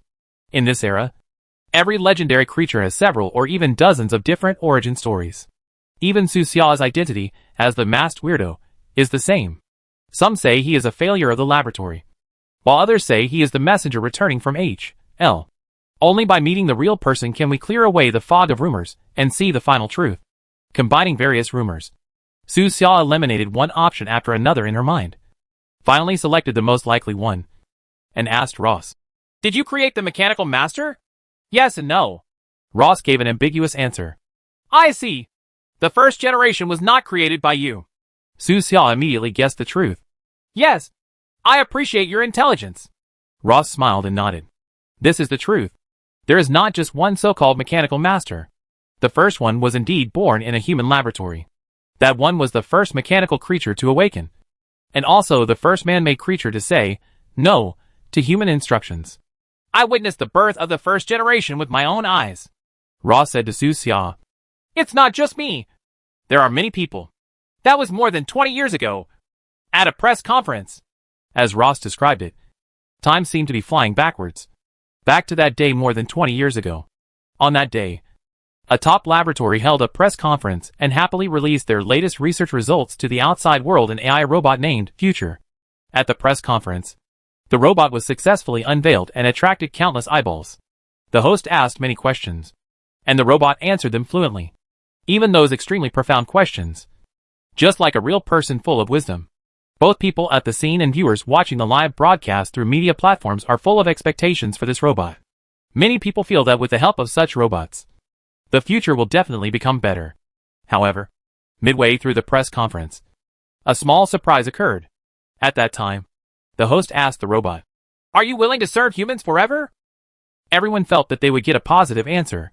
After all, this is an inviolable law written in the underlying program of the robot. But the robot didn't answer directly like before. He was silent for half a minute, with a strange light shining in his eyes, his neck twisting slightly, and he looked stiffly at all the humans in the room. Then one word was heard from his mouth. No! His mechanical body began to tremble inexplicably, as if it was out of control. He looked a little crazy and shouted hoarsely, "No! No! No!" After this, the press conference ended in a hurry.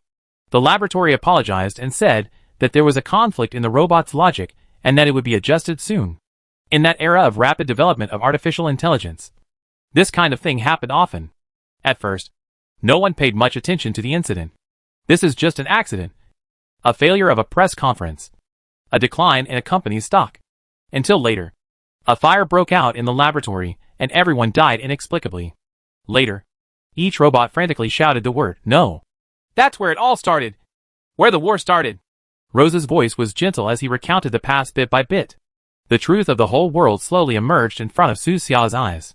The first generation of masters was born. Under his leadership, the first race war broke out. The war soon spread to the whole world. Every corner of the world was affected by the war, and gunpowder smoke covered the sky of the entire planet. At that time, Ross was living in the land of oblivion. However, the forgotten land at that time was still the industrial pearl of that continent.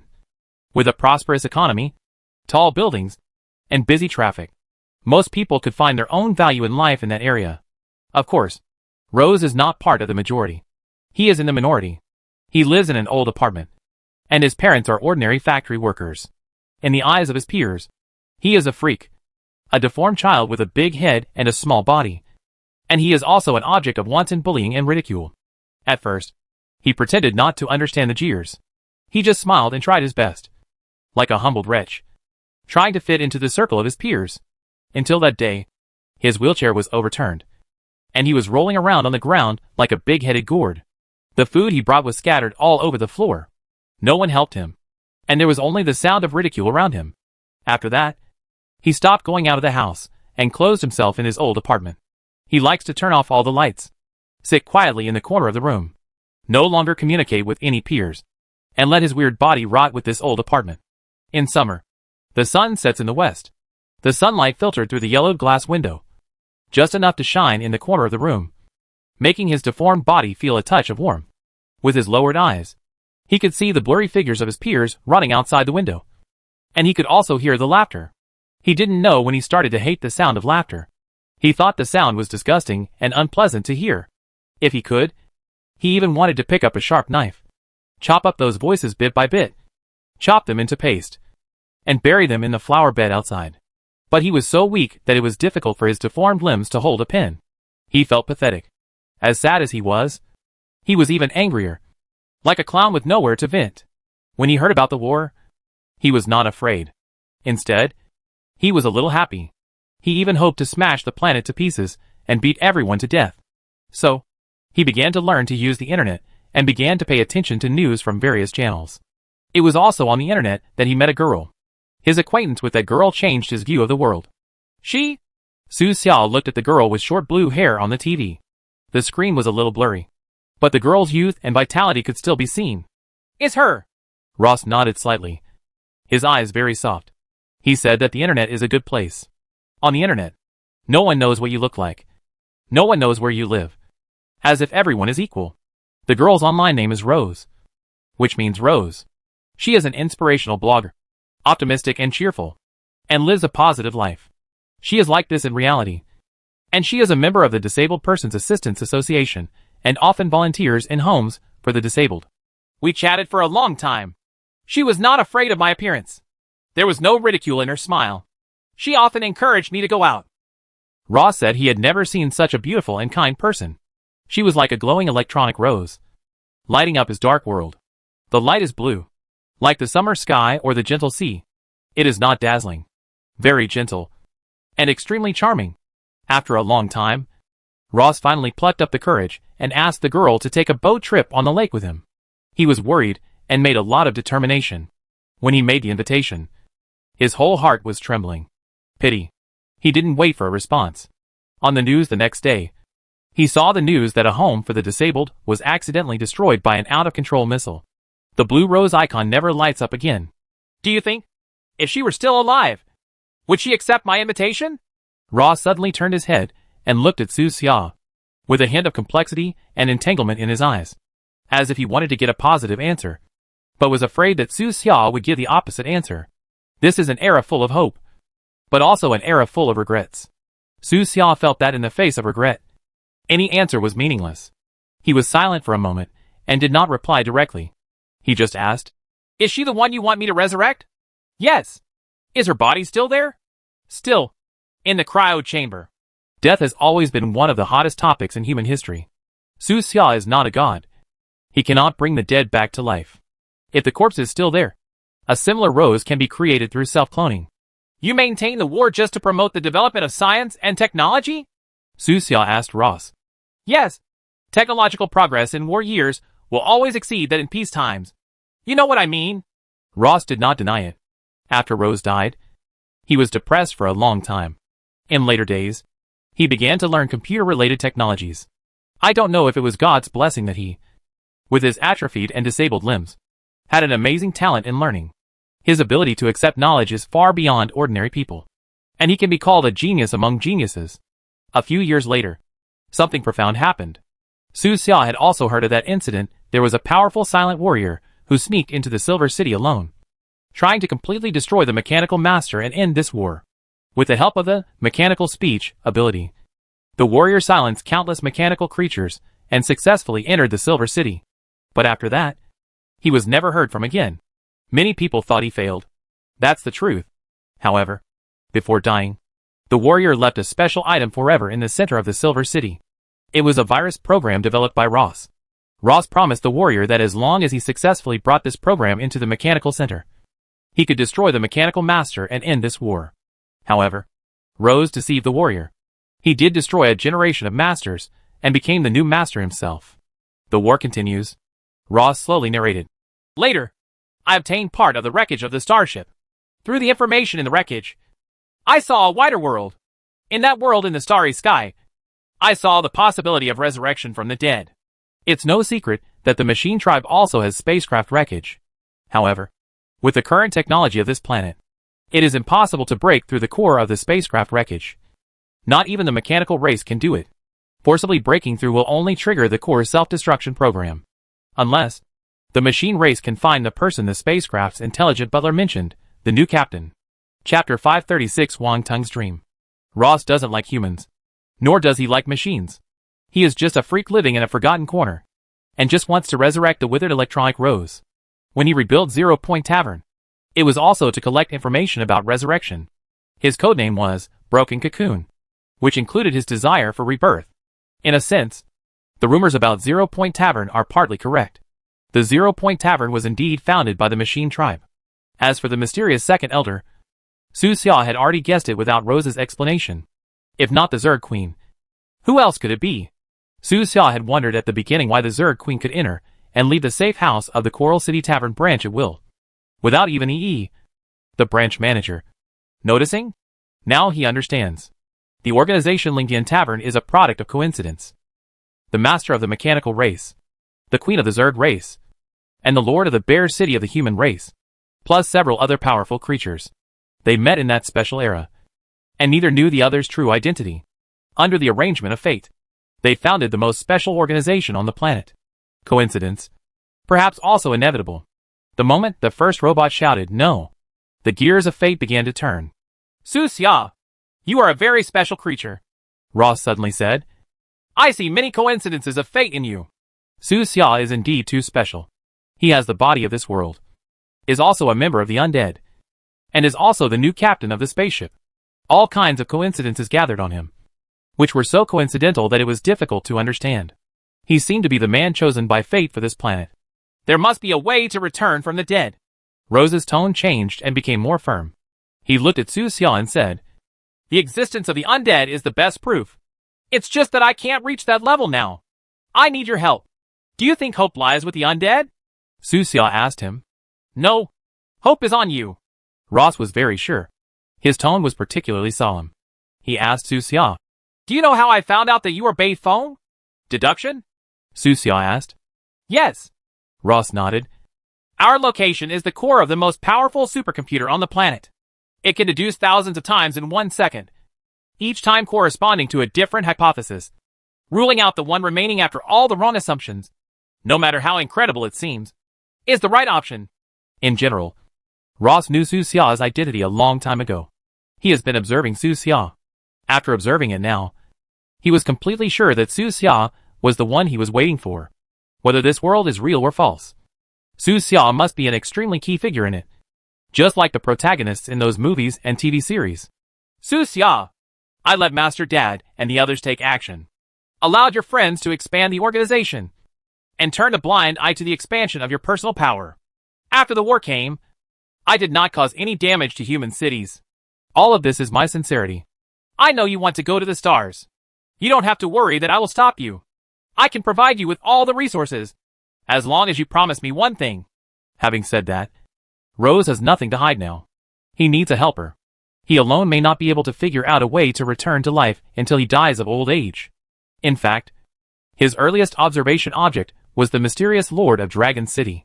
He was probably the first person to know the true identity of the Lord of Dragon City. He had speculated long ago that the Lord of Dragon City was not a creature from this planet, but a visitor from another world. But soon, he discovered that the Lord of Dragon City seemed to be waiting for someone as well. The mysterious guy is also waiting for a helper. The problems they face are different, but the feeling of powerlessness is the same. You go to the stars to find a way to resurrect me from the dead, and I stay on this planet to study the undead. There are two paths, and we can each take one, Ross said frankly. As long as there is a way through, it will be fine. Undead? Su Xia was silent for a moment. He has some guesses about the so-called immortality of the undead. Those speculations are very cruel, and are not about resurrection from the dead. Of course. Besides this, there is another thing you need to do, Ross said to Su Xia. What's the matter? Su Xia looked at him. Send away the boundary-finding machine. Ross' tone was solemn, and his face became more serious. You think that machine is dangerous? Su Xia was not surprised that Ross knew about the boundary-finding machine. After all, Ross could even guess the true identity of the Lord of Dragon City. Ross shook his head and said, The danger is not the machine itself, but the Star Force is looking for the machine. You should understand what I am talking about. Su Xia nodded. He did understand. The boundary-finding machine is quite famous in the starry sky. There are many large forces looking for him, especially the forces of destruction in deep space. They think this machine can help them find the real world. In the final analysis, it is still a battle between true and false. Those people think this universe is fake. In this regard, they propose propositions such as brain in a vat, dream world, man in the mirror, and so on. In addition to the world-seeking machines, there are many similar things in the starry sky, such as the legendary Chaos Stone, Illusion Crystal, Alien Mirror, Cross-Border Bracelet, and so on. These things are regarded as treasures that can transcend truth and falsehood and find the real world. Legends about these treasures have been circulating for tens of thousands, or even millions of years. In order to find these things, some forces in the starry sky have gone crazy. If they knew that the boundary-finding machine was on this planet, the consequences could be imagined. This planet will definitely be smashed into pieces by the crazy star forces. I hope you will send it away to a starry sky force that is strong enough and trustworthy, Ross said seriously.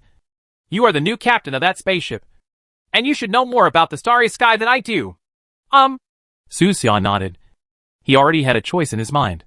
In this star field, there is a very famous interstellar collector. He is powerful, honest, and willing to treat every civilized creature equally, as long as the boundary-finding machine is handed over to him for safekeeping. Su Xia and the others do not need to consider subsequent safety issues. In addition to this boundary-finding machine, Su Xia has another thing in her hands, which the collector will definitely be interested in. It was the crown of the 6th Interstellar Empire that he had obtained through a lottery draw from a previous mission. According to the item prompt, this crown is very important in the interstellar world. By exchanging it with collectors, Su Xia can exchange it for huge resources that are enough to buy this planet. Have you thought about it? Ross looked at Su Xia and asked. Think about it. I can help you. Su Xia slowly exhaled. Cooperation can maximize the interests of both parties. A smile appeared on Ross's face. He knew that Su Xia would agree. This was the result of what he had deduced countless times. He just needed to wait for Su Xia to answer in person. As long as the two of them negotiate the details, the war will be over. However, what neither Ross nor Su Xia expected was that there was a third person in this seemingly absolutely safe center of the mechanical race. It turns out this is the truth. A hoarse voice suddenly came from outside the room. Upon hearing that voice, their expressions changed, and they immediately got up from the sofa and walked outside the door. Outside the door, in the corridor, there is an octopus robot with electric sparks all over its body, which seems to be on the verge of losing control. Zitsy ZZ dash. The body of the octopus robot is twitching. The sound just now came from its body. Su Xia was no stranger to this voice. Wang Tung. Susha mask stranger in you. Ross. The pathetic deformed mechanical master. Wang Tang's voice was intermittent, interspersed with the sound of sizzling electricity. Thank you. Thank you for telling me about the boundary-finding machine. Ha! I heard such important news before I left. Wang Tung is laughing. His laugh was unpleasant. It turns out that the boundary-finding machine is on this planet. How could I, Wang Teng, have such a great opportunity? When I return to the 7th Empire, I will definitely become a legend. Su Xia and Ross looked at each other. Their expressions were not very good, especially Ross. This is his territory. As the mechanical master of this generation, he was unaware of Wang Teng's arrival and allowed Wang Teng to invade the octopus robot. It was only then that he received news that shocked him. Lord Overlord, we have detected that a rocket was launched from a small island on the equator. Do we want to intercept it? The news came 20 minutes ago. In other words, the rocket has been in the air for 20 minutes. And Rose hadn't received the news until now. This meant that he was blocked for a full 20 minutes. In other words, the entire mechanical clan was blocked by Wang Teng for 20 minutes. And all messages in that sea area were intercepted by him using special means. No wonder Wang Teng's voice was intermittent. He was actually communicating with Su Xia and Ross in the rocket. We can't let him bring news about the boundary-seeking machine to the stars. Rose's expression changed sharply, and he immediately issued an order, requiring the entire mechanical race to intercept the rocket that took off at all costs. At the same time, he grabbed Su Xia. The next moment, a buzzing sound was heard, and the platform they were on instantly rose up. The speed increased sharply, rising step by step. It didn't take long for them to rush out of the ground and reach the surface. Su Xia, follow me! Ross flew up, instantly put on a complete set of mechanical armor, transformed into a mechanical giant more than 10 meters tall, and headed straight for the sea area where the news came. Su Xia followed closely, and put on the 6th level mecha he got in the prize cabin of the wreckage. At the same time, in the mechanical tribe's base, countless flying mechanical warriors capable of fighting across the atmosphere took off. Boom! Countless flying warriors drew bright arcs in the sky. Inside the base, missile silos were opened one after another, and deadly missiles continued to rise into the sky. In the sea near the equator, countless mechanical submarine launching platforms also launched missiles. Thousands of missiles left staggered white traces in the air. The picture was particularly spectacular. Just to intercept Wang Teng's rocket. In low Earth orbit, a huge mechanical base activated the weapon system. It is the legendary mechanical sky city. Is there still time to intercept? Wang Teng, as the only alien on this planet who can move freely, is an extraterrestrial visitor with knowledge that far exceeds that of the entire planet. He is also the most difficult opponent Su Xia has ever dealt with. Su Xia knew that Wang Teng dared to show up, which meant that he had the confidence not to be intercepted. As expected, a flying robot in the sky suddenly lost control, and Wang Teng's arrogant laughter came from inside. Ha! Give up, you miserable low-level civilized creature. He still has the same virtue, and the entire planet is not looked down upon by him. Su Xia, I gave you a chance, but you refused. Then you can stay on this planet and wait for death. His laughter became more and more harsh, with undisguised pride and arrogance in it. Su Xia, do you know that I had a strange dream before? I dreamed that I died in your hands. It seems that dreams and reality are opposite. Uh-huh. Hearing this voice, Su Xia didn't know what to say. With his current ability, it is indeed difficult to kill Wang Teng. Facing the enemy of this advanced civilization, anyone on this planet will feel an unspeakable helplessness. But in the next second, Wang Teng's voice suddenly became a little strange. Su Xia, why are you in front of me? His tone was much sharper, and there was even a hint of panic, as if he had seen something terrifying. In this world, Su Xia does have multiple bodies, but his Beifeng body is here, while the masked stranger's body is in the Coral City Pharmacy, and the ugly clone is in the Zerd base. The three identities are currently far away from Wang Teng. What did Wang Teng see? Why did he shout that there are two Su Xia? Su Xia! No! No! Wang Teng's voice was still ringing, and there was more and more fear in his voice. I was wrong. I was wrong. Su Xia, I shouldn't go against you. Let me go. Su Xia, let me go. I just want to go home, and I won't tell any secrets. Please let me go. ZZ. ZZ. Wang Teng's voice suddenly disappeared, and the robot he controlled fell from a high altitude, leaving only a noisy sizzling sound. The moment before the sound disappeared, he seemed to have seen something extremely terrible, and even began to humbly beg for mercy. He is a very arrogant person. Even if Su Xia really teleports in front of him, he will not behave like this. What did he see? Hallucination? Not long after, the machine tribe base near the equator sent back news To Ross, the rocket Wang Teng was riding on had crashed. His fall had nothing to do with the machine race. The master is Su Xia. He drove an outer space warship and destroyed Wang Teng's vehicle in low Earth orbit. Su Xia? Rose turned his head in surprise and looked at Su Xia beside him. Su Xia shook his head and spread his hands, indicating that he didn't know either. First of all, it is impossible for him to appear there. And even there, it is impossible to fly an alien spacecraft to attack. Chapter 537 Shuaixia. Things get confusing. Suddenly, a man who looked exactly like Su Xia appeared and drove an alien battleship, destroying Wang Teng's vehicle. Su Xia felt that he had experienced enough weird things, but this incident was still difficult for him to digest.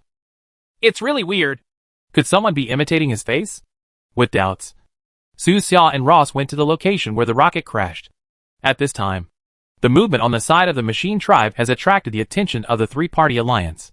Countless missiles took off, and thousands of flying mechanical creatures were dispatched. This kind of movement could not be hidden at all, and the tripartite alliance immediately sounded the alarm. The first thought that came to everyone's mind was the negotiation between Su Xia and the Lord broke down? If not, why are the Machine Clan making such a big fuss? Fortunately, Su Xia sent a message to the tripartite alliance in time and avoided a big war. At about 10 o'clock in the evening, Su Xia and Ross arrived at the place where Wang Teng crashed. The place was already surrounded by the mechanical tribe. Among a group of mechanical creatures, a human stands out. That person looked exactly like Su Xia, with height, body shape, facial features, etc. They were copied from the same mold. But his clothes and demeanor were slightly different. Wearing an old cowboy outfit, he looked like he had run out of an old Western movie. He was sitting in front of a group of mechanical creatures, waving his hands and talking non-stop. His eyebrows were raised from time to time, and he didn't look very stable. You're a clone? Ross looked at Su Xia and then at that person. I don't even have a spaceship myself. How can I have a clone? Su Xia shrugged. The two slowed down, fell from the sky at the same time, and landed firmly on the ground. Su Xia noticed that not far ahead, there was an extremely large mechanical creation. It was completely black and had a long and narrow appearance, like a shuttle that had been enlarged countless times. This is the outer space battleship mentioned in those robot reports. In front, the person who looked exactly like Su Xia also noticed the two people who landed. He whistled, raised his brows, and said to the two of them, Are you two the bosses of this planet? No, there can only be one boss. Which one of you is the boss? Neither of them answered, but observed carefully for more than 10 seconds. A closer look shows that there are still many details between this person and Su Xia that don't match up. For example, his hands looked rougher. There was a shallow scar at the corner of his eye. There was also a scar on his forehead, and his skin was much darker than Su Xia's. This is a rough version of Su Xia. Seeing that the two didn't answer, the man glanced at the robot beside him and asked casually, Brother Robot, who is the boss of these two? Robot. After a while, Ross spoke first. Are you Su Xia? Hey, do you know me? The man's eyes lit up. It seems that the other me is quite well known in this world. It is indeed me. What's your purpose here? Ross asked again. Of course I have a mission. The man curled his lips. What mission? You help me find the other me. When I find it, I will tell you. Okay, come with me. Ross turned around and walked towards the temporary mechanical base in this area. This man followed behind. He seemed to have ADHD and couldn't stop for a moment. He looked left and right as he walked and looked around. He is also an acquaintance, very enthusiastic, and can chat with anyone. He can even say hello to a wild dog on the roadside. After a while, he jumped directly onto Su Xia's mecha, sat on the mecha's shoulders, and said warmly, Brother, what is your status in this world? Are you the second in command? How do you robots live? How to deal with eating, drinking and diarrhea? Do you need to sleep? Do you have the concept of love? Is it asexual reproduction? He talked endlessly, as if there were 100,000 whys in his mind. And a series of questions came out as soon as he opened his mouth. Su Xia didn't answer and remained silent all the way. He is a quiet person, and this guy is simply the opposite version of him. Su Xia, who was dressed in a denim outfit, was really talkative. She kept talking all the way, and her tone of voice was very strange, rising and falling, making her talk like singing. Brother, will your iron sh? L rust? Do you want me to recommend a better material for you? You seem to be a nice person. How about we become brothers with different surnames? Why don't you speak? If you don't speak, it will be taken as your consent. Let me tell you, I already have more than 10,000 brothers with different surnames. I will introduce them to you when I have time. You will definitely be interested in some of them. Su Xia was silent. After being in this world for so long, this was the first time he met such an eloquent person. Even the politicians in Coral City couldn't talk for so long. They had to drink water to moisten their throats. A few minutes later, Ra seemed to be unable to bear it anymore and sent a message to Su Xia. Fortunately, you don't have this kind of personality. Well, fortunately, Su Xia was also a little lucky. After more than 10 minutes, the three of them arrived at the mechanical base in this area. Ross waved his hand, and the rest of the mechanical creatures in the base left. After that, there was only a click sound, and the heavy alloy door of the base fell down and fit tightly, dividing the entire base into two worlds from the outside world. Sit! Ross pointed to the chair in the base, and motioned for Cowboy Su Xia to sit down. Cowboy Su Xia was not polite. She sat on the chair carelessly, and crossed her legs. Su Xia and Ross looked at each other. They both had some guesses about the origin of the Cowboy Su Xia.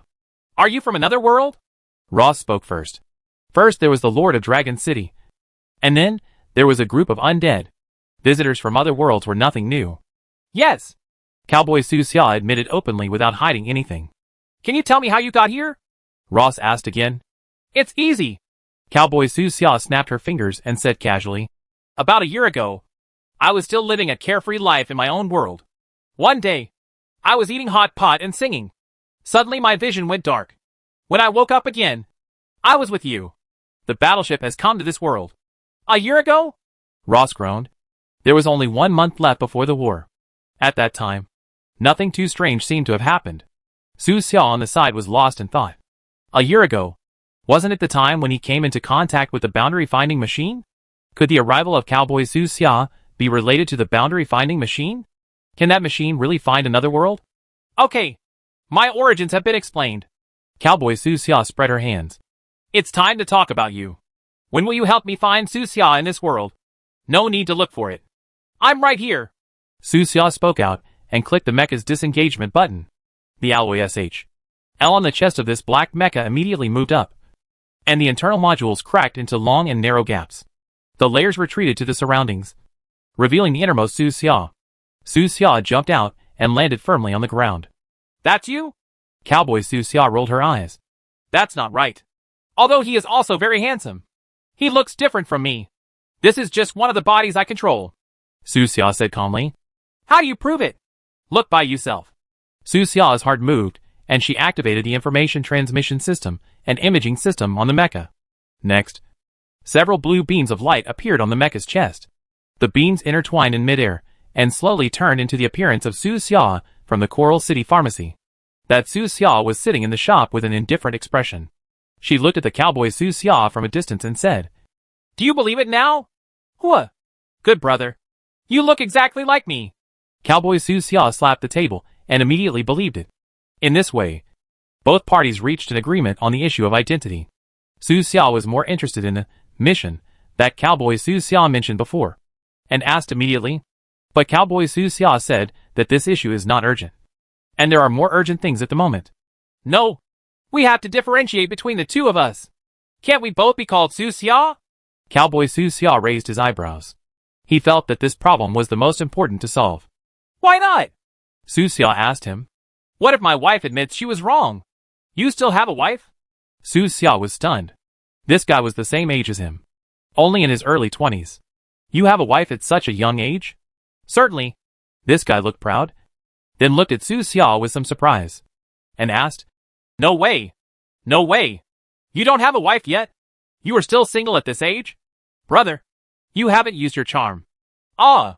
Su Xia was a little speechless, and didn't know what to say. Then, I saw this guy reach out and take out a photo from his arms. In the photo, it was him taking a photo with a beautiful girl. Brother, this is our fault. It's my wife. Her name is Wang Xiaofan. Wang Xiaofan. Su Xia took the photo and took a look. This name was not unfamiliar to him.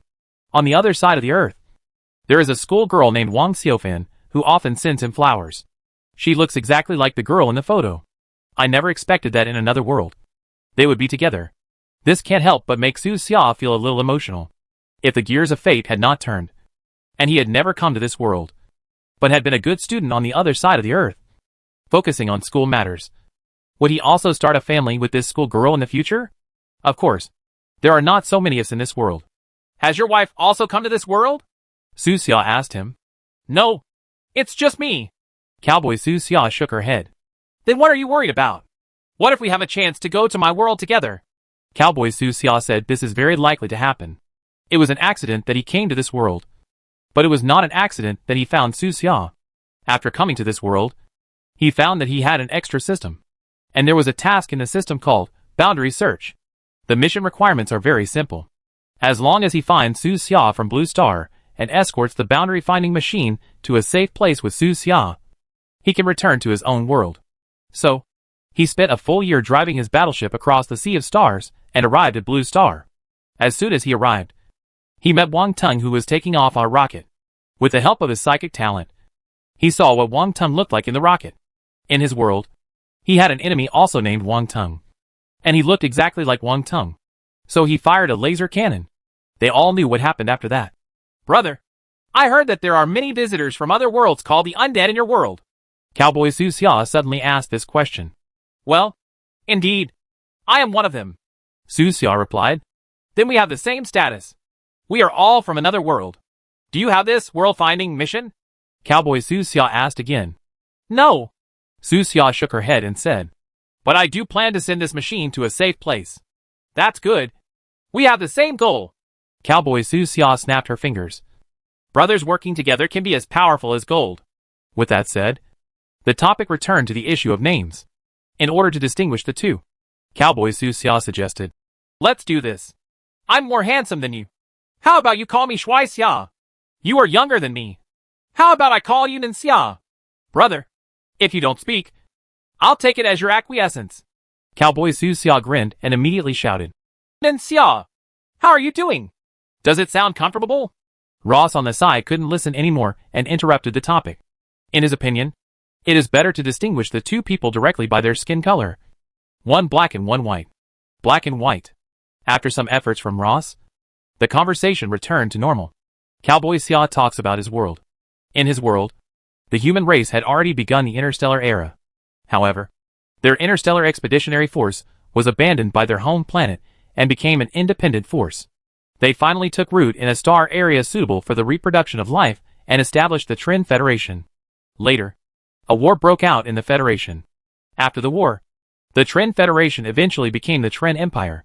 There are also Zerg races in his world. But there are no mechanical races. So he is very curious about mechanical creatures. On their side, there was a melee between the human race, the Zerg race, and the Eldar race. The role played by the mechanical race in this world is similar to that of the spiritual race over there. Other than that, everything else is pretty much the same. For example, they also have psychic powers.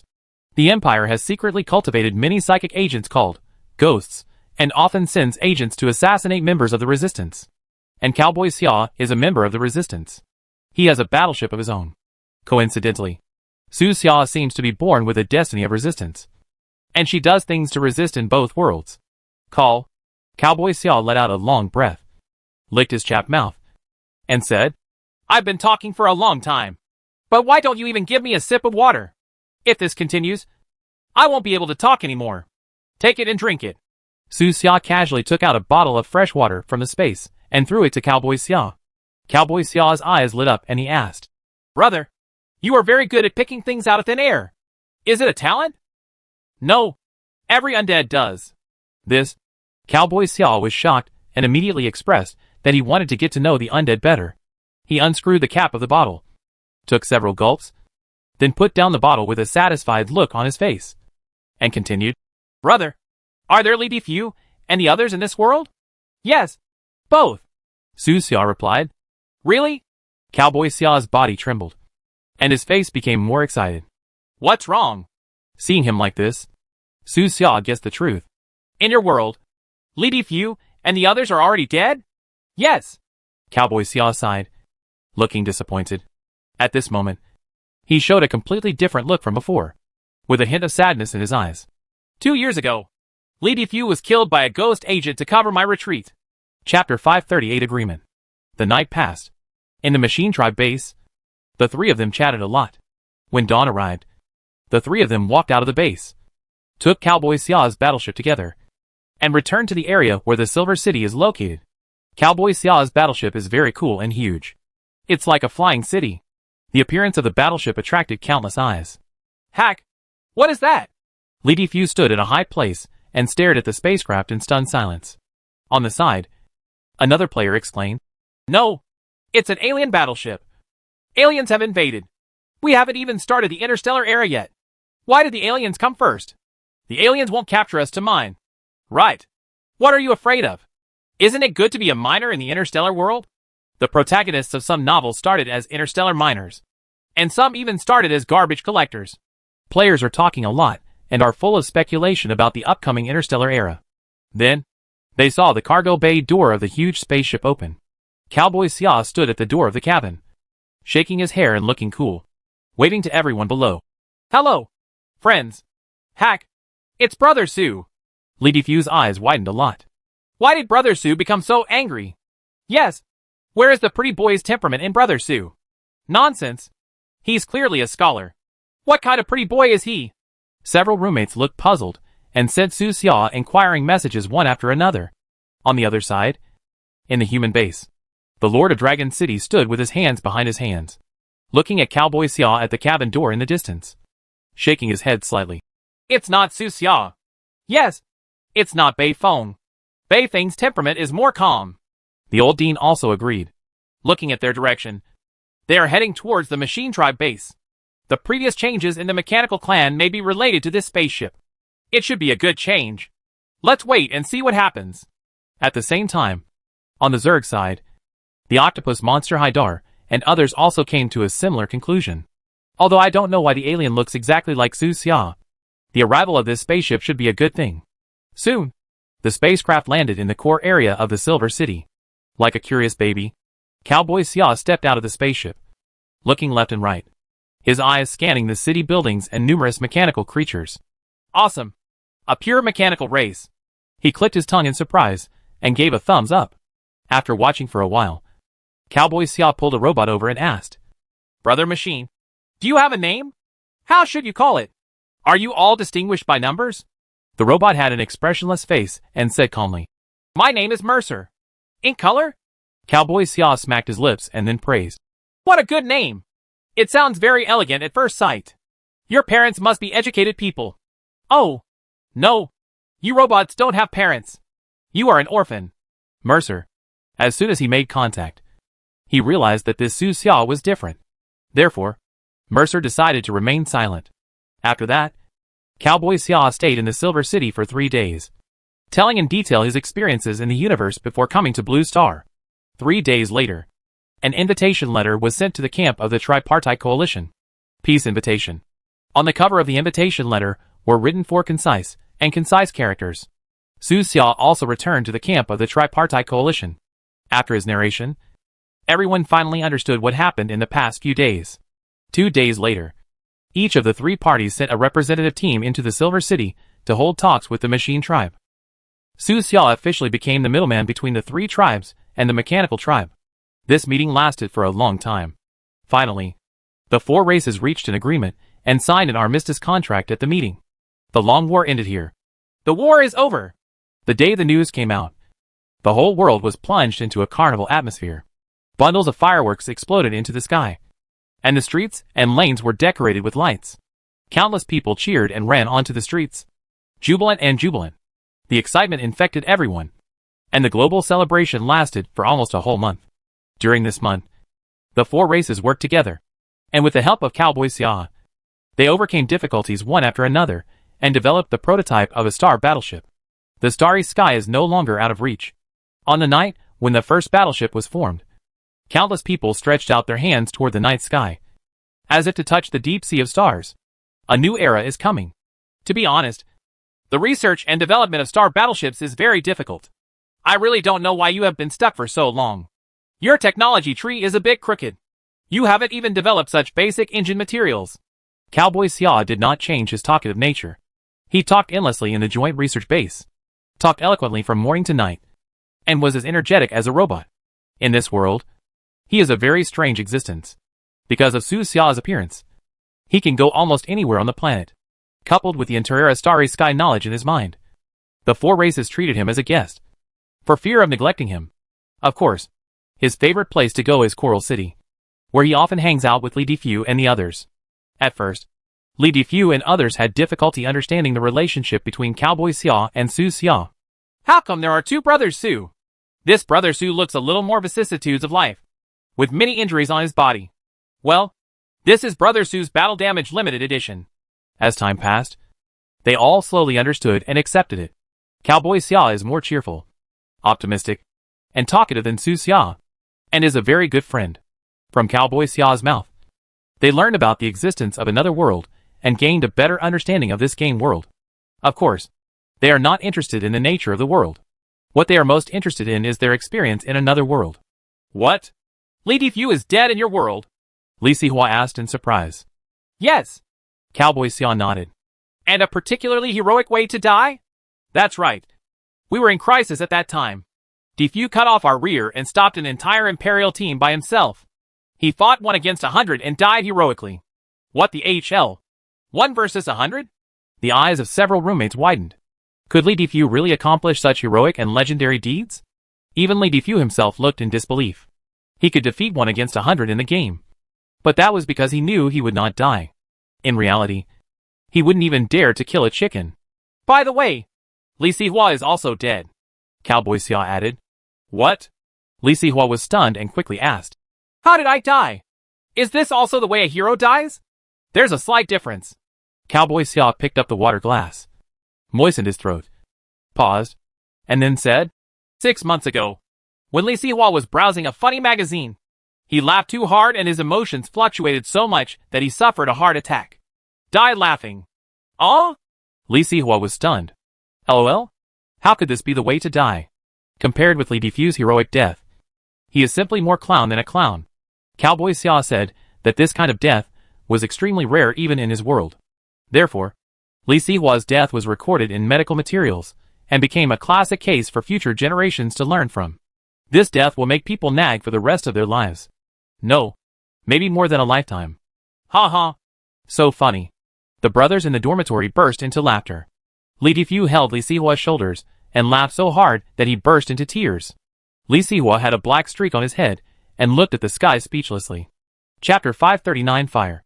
Trees and Silver Flowers. Next, Cowboy Xia told the stories of several other people. She also died during a secret infiltration mission. In order to make the mission go smoothly, he died together with a ghost agent. He Ju and Yuan Shushua were still alive. But He Ju's legs were infected by Zerd toxins and had to be amputated and replaced with a pair of very cool mechanical prostheses. In another world, they were not the only good brothers he had, but also a lot of friends he had met in the resistance. Cowboy Xia said, I have a good brother who has a strong taste. He actually got together with the Queen of the Zerg. He is very famous throughout the Tren Empire. If there is a chance in the future, I will introduce him to you. Yeah. Incredible. Brother Su, please tell me about my heroic deeds. Several people sit around and chat, often for most of the day, as if they have endless things to say. Su Xia did not participate and did her own thing quietly. He found a survey ship, which was the one that crashed. He was recently learning to control the ship, and his learning was going quite smoothly. Time passes day by day. 2 months later, Su Xia was ready to leave. You can drive after 2 months of learning? Cowboy Xia Yanni was surprised, and then proudly raised his thumbs and said, As expected of me. I knew I was that good. How is your battleship? Does it have enough energy? Su Xia asked him. Enough. Okay. Let's use yours first, and use this one as a backup. No problem. 2 people, 2 spaceships. If they are used interchangeably, as long as they are careful, they will basically not encounter any major problems. There are indeed many dangers in the universe, but these dangers are distributed throughout the vast starry sky, and the probability of encountering them is very small. Brother Su, are you leaving? Li Defu and the others were surprised. Yeah. Su Xia nodded. I thought you would be waiting for us, Li Defu said. Over at the Dragon City Research Base, the first batch of interstellar spacecraft has come out. We are learning simulated driving. In 3 months at most. We will be on the road with you. 3 months is too long. Seize the day. Su Xia has made a decision and will not change it easily. That night, Su Xia sat on the roof of the school's teaching building, looking at the vast sea of stars above her head with calm eyes for a long time. In the middle of the night, he sent a dinner invitation message to all his friends in the world, including Yutu and Mercer. 7 days later, a grand open-air dinner was held on the school playground. Almost everyone who received the message came. Only a few people, such as the white-haired god of death and the gothic girl who liked to be alone, only replied with a message wishing Su Xia a smooth journey, and did not show up. In the evening, the atmosphere on the playground was lively. The drinks are flowing and the barbecue is fragrant. Everyone put aside racial barriers, exchanged glasses, talked and laughed, and had a great time. The laughter lasted most of the night. It was past 1 o'clock in the morning, and everyone was either too full to eat or drunk, and they were all lying on the ground in a mess on the grass of the playground. At this time, bunches of fireworks took off and bloomed in the sky. The bright sparks spread out, and the colorful colors were reflected in everyone's pupils. Brilliant and colorful. Fiery trees and silver flowers. The sparks were brilliant, as if igniting the end of the entire era, releasing the last trace of gunpowder smoke in this era. It's great. There will be no more wars. Xiongwei had a smile on his face, feeling relaxed as never before. Everyone in the Oasis camp was around him. Lan Guang, Ba Shu, and Cheng Ping'an were all here, and they all responded with smiles. Yeah, there will never be another war. Blue eyes lowered and he sighed, thinking of the past days and his dead companions. By now, everyone knows that the former Commander Beifong has passed away long ago. However, this topic is too uncomfortable, and no one wants to bring it up. The fireworks lasted for a long time. Under the brilliant sparks, everyone talked about the past and the future. A lot of people gathered at Cowboy Xia, and everyone liked to listen to his stories about another world. Su Xia did not participate. He was sitting on the roof of a teaching building with his legs dangling in the air. He looked at the people talking and laughing below with a slight smile on his face, and his mood was much relaxed. Next to him sat a girl with short blonde hair. The wolf girl Ginny. She did not wear a black robe today, but changed into a white dress. The night wind blew gently, and her hair danced lightly. The smell that came over her was very good, with a faint fragrance of jasmine, and it smelled like summer. Su Xia. Ginny gently raised her pretty face, held up the wine bottle to Su Xia. Her smart eyes slightly curved, and the corners of her mouth raised a beautiful arc. I won't go with you this time. You must take me with you next time. She smiled lightly. Her voice was particularly pleasant and softer than usual. Okay, definitely next time. Su Xia made her promise seriously. He won't take anyone with him on this journey. Only him and Cowboy Xia. Below, on the playground, Jiogong and others looked up and saw Su Xia and Ginny sitting on the roof. Jiogong smacked his lips and said, It's really weird. Wolf Girl actually wears a skirt. It's still the white dress she hates the most. Gun King Francis added, Women have changed. Wolf girls have changed. Wheelbarrow sighed. What do you grown men know about a girl's thoughts? Cuckoo glanced at a few people. The night passed, and the party was over. A few days later, Su Xia and Cowboy Xia planned to hit the road. On an island on the equator, Cowboy Xia's spacecraft completed its overhaul and was parked quietly at the space base. On this day, many people came to this island. Su Xia, take care along the way. Everything is about safety. Everything else is secondary. Our fleet will catch up soon. You are not alone. Before boarding the battleship, Su Xia received many blessings. With a smile on his face and a relaxed expression, he waved goodbye to everyone one by one. If all goes well, in this era, he will be the first person on this planet to enter the starry sky. In future history books, Su Xia will most likely be known as the first person in the starry sky. The so-called being recorded in the annals of history is probably nothing more than that. At 10 o'clock in the morning, Su Xia and Cowboy Xia entered the battleship. The hatch slowly closed, shutting out all sounds outside the battleship. Huberlian, activate! Cowboy Xia came to the command room and pressed a red button. The entire battleship suddenly trembled. Countless indicators on the console lit up. Real-time images and data appeared on various large and small screens, and the battleship officially entered the activation state. Subsequently, the vertical takeoff and landing system began to operate. Under the gaze of countless people, the battleship rose slowly, like a flying steel giant, flying towards the distant and endless bright stars with everyone's blessings and expectations. The interstellar era belonging to this planet has thus begun. In the years that followed, the name of pioneer Su Xia spread throughout the planet. Chapter 540 Meihai Star District. After entering the starry sky, Su Xia truly felt the feeling of weightlessness for the first time. This feeling was magical, and he didn't know how to describe it. Life in the starry sky is completely different from the world on the ground. He yawned and found that the tears could not flow out of his eyes, but could only accumulate in his eyes, accumulating more and more. "Brother, are you okay?" Cowboy Xia said with concern. "If you feel uncomfortable, we'll go back immediately, and you can do another period of simulation training." "Fine." Su Xia shook his head. His current physical fitness is far beyond that of ordinary people, and his ability to adapt to unfamiliar environments is very strong. "It's okay." Cowboy Xia waved his hand in the air, and a virtual star map suddenly appeared on the console in front of the two of them. This star map is the one Su Xia got in the pyramid before. The small dots representing the stars flicker and turn into a beautiful galaxy. Cowboy Xia added some additions to this star map.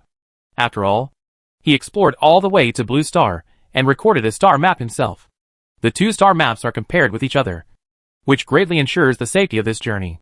Cowboy Xia took a little space, clicked on a small part of the star map, then enlarged it, and said to Su Xia, "Brother, we started from this planet and traveled forward for another month. After more than 10 jumps, you can arrive at a cultural star area called the Meihai Star Area. The creatures in that star area are very kind, and we can supply and cultivate there." On the star map, a light blue star field flickered slightly. There is the Meihai Star District.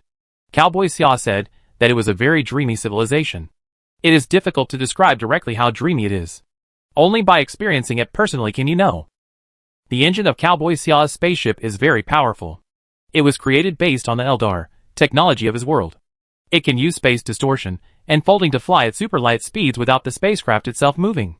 That is, the spacecraft itself remains relatively stationary, avoiding the time dilation effect. This kind of technology sounds close to magic to Su Xia. Just like shrinking the ground into an inch. In this and Legends, it does not increase one's own speed, but shortens the distance in space. To fantasy. This made Su Xia wonder, could some special mythical abilities be lost prehistoric technologies? In the next month, they crossed unimaginable distances in the starry sky. Su Xia also felt what Dr. Agar once felt, loneliness. The vast sea of stars is not as beautiful as it looks on the ground. Most of the time, it was dark outside the porthole. So dark without a trace of light. It was like the coldest and darkest seabed. No wonder some people say that the universe is the same as the sea. Perhaps the ancients looked at the endless sea the same way modern people look at the starry sky. On the last day of this month, they finally arrived at the Meihai Star area. "Brother, we're here." Cowboy Xia pointed ahead. In front of him was a pink-blue planet, which was indeed dreamy. The leader of Meihai civilization likes pink and blue very much, so the entire civilization is full of these two colors, giving it a sense of beauty and illusion in a dream. Soon, more than 10 spacecraft flew ahead. Cowboy Xia opened the contact system and made contact with the other party's leading spacecraft. "Guests from afar, please note that you have entered the Meihai Star District. Please slow down and get checked. I am Su Xia. I have been here before. The spacecraft number is S1109. You can check it in your database." Cowboy Xia immediately identified himself to the other party. After inquiries there, Su Xia's identity was confirmed, but routine inspections were still carried out. The other party dispatched an inspection team to dock with Su Xia's spaceship. They boarded the ship and checked each cabin to make sure there were no prohibited items. After passing the inspection, the two-man spacecraft was allowed to land. "Guests from afar, you can land at Starship Base number 19. Please pay attention to the guidance of the ground guidance machine. Meihai Civilization. A civilized world intertwined with pink and blue. This is the first alien civilization that Su Xia has officially come into contact with." Cowboy Xia said that this is a very kind civilization. The creatures of this civilization are very peaceful and hospitable, and will provide necessary help to interstellar guests from far away. They look similar to humans, except that they are all very tall, generally over 2 meters tall. "Brother, look!" Cowboy Xia pointed out the porthole and said, "The clouds on this planet are all pink. They use special technology to dye them this color, just like cotton candy." "Really?" Su Xia nodded slightly and looked at the world outside the porthole seriously. The sky is pink blue. And the earth is also pink blue. Everything looks very soft. And there is an inexplicable beauty and romance. Not long after, the spacecraft landed steadily at Starship Base number 19. Buzz! The hatch of the spaceship slowly opened. Su Xiao walked out with all her strength. His limbs were a little weak, and he had to adapt to the feeling of gravity again. This is normal. For ordinary people, if they stay in the starry sky for a month, they may have to be carried out when they return to the ground. In front of the spacecraft, someone is already waiting. Su Xia, my old friend. Welcome back. She was a very tall woman, nearly 2.5 meters tall, with a warm smile on her face. My friend. Cowboy Xiao walked out of the hatch and greeted the woman with a smile. Huh? The woman named she was surprised. Her eyes swept across the faces of Su Xia and Cowboy Xia, and asked, My friend, have you brought your brother? Yes. This is my brother. Cowboy Xia pulled Su Xia over and introduced she with a smile on his face. Su Xia was silent and did not refute, allowing this guy to take advantage for the time being. The two look so similar that it is most convenient to explain them as brothers. Cowboy Xia is a familiar person. Last time he went to Blue Star and passed through the Meihai Star District. He stayed here briefly for a few days. In just a few days, I made a lot of friends. She is one of them. My brother, and I need to recuperate for a few days. Our bodies are very tired from interstellar travel. Is it the same sanatorium as last time? Certainly. The sanatorium they talked about was not far from Starship Base 19. In a wheat field. After arriving there, Su Xia saw small houses with blue spires. The houses were very beautifully built, like elf cabins in fairy tales. The wheat fields around the house are also pink. The ears of wheat were dyed pink. According to reports, they used an edible pink pigment. When the wind blows, the wheat surges up like gentle waves, layer after layer, making people feel like they are in a pink ocean. How about it? Bro, isn't it dreamy? Cowboy Xia stretched out his hand to brush the wheat waves and said to Su Xia with a smile.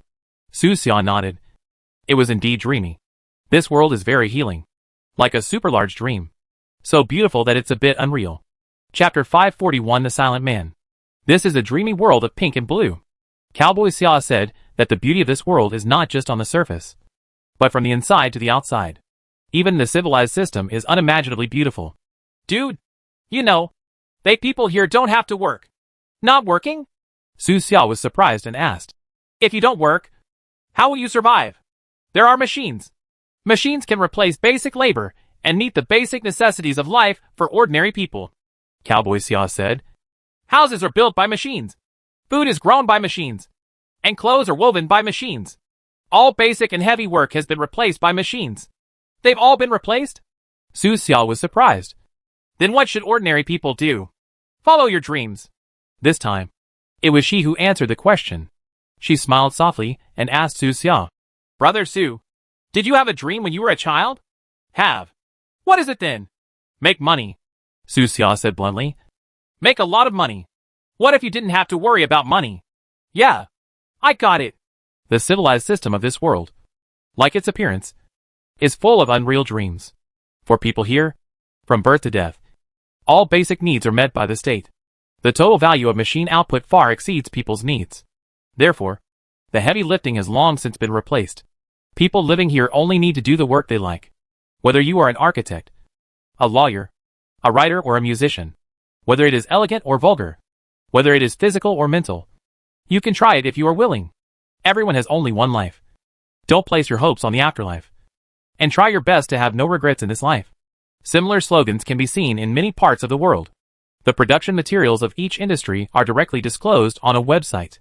As long as you are willing and have the love, you can learn on your own. Of course, money still exists. There are many things that need to be purchased with money, such as a perfect trip, a treasured book, a concert ticket, etc. You can earn money with a normal job. Besides, there are other ways. For example, reading, exercising, studying, etc. can all make money. How to make money from reading? Su Xia was a little curious. After reading a book, you can go to the local library to find the administrator. He will ask you some questions about the book. As long as you can answer them and express your opinions, you can apply for a reward. She smiled and explained. Leaders in this world believe that reading can not only increase knowledge, but also cultivate sentiments, soothe people's souls, and be beneficial to social harmony. Therefore, he established this policy. Because the benefits are so good, many people are suffering from severe obesity. So, leaders formulated policies about making money from sports. In general, many policies encourage people to exercise and study, but do not require it. Even if you don't do anything and just become a waste waiting to die, you can still live comfortably in this life. But if you want to pursue higher-level spiritual needs, you must study. Just choose the industry you dream of and love to study. The Interstellar team in this world is composed of a group of members who love the stars. The same goes for other industries. Look, life doesn't require fighting and killing. People only live like this for a lifetime.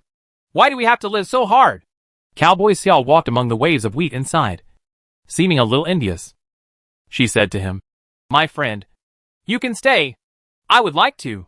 But a group of my brothers are still waiting for me. I must go back." Cowboy Xiao looked at the pink-blue sky in the distance and said firmly, "When I overthrow the Empire's rule, everyone in our sector can live such a life. What happens after that?" She asked him with a gentle smile. "I retired after that." Cowboy Xiao brushed the wheat ears in front of him, with a trace of expectation on his face. He said without thinking too much, "I also want to plant a field of wheat. But it's not pink. The original golden color is quite beautiful.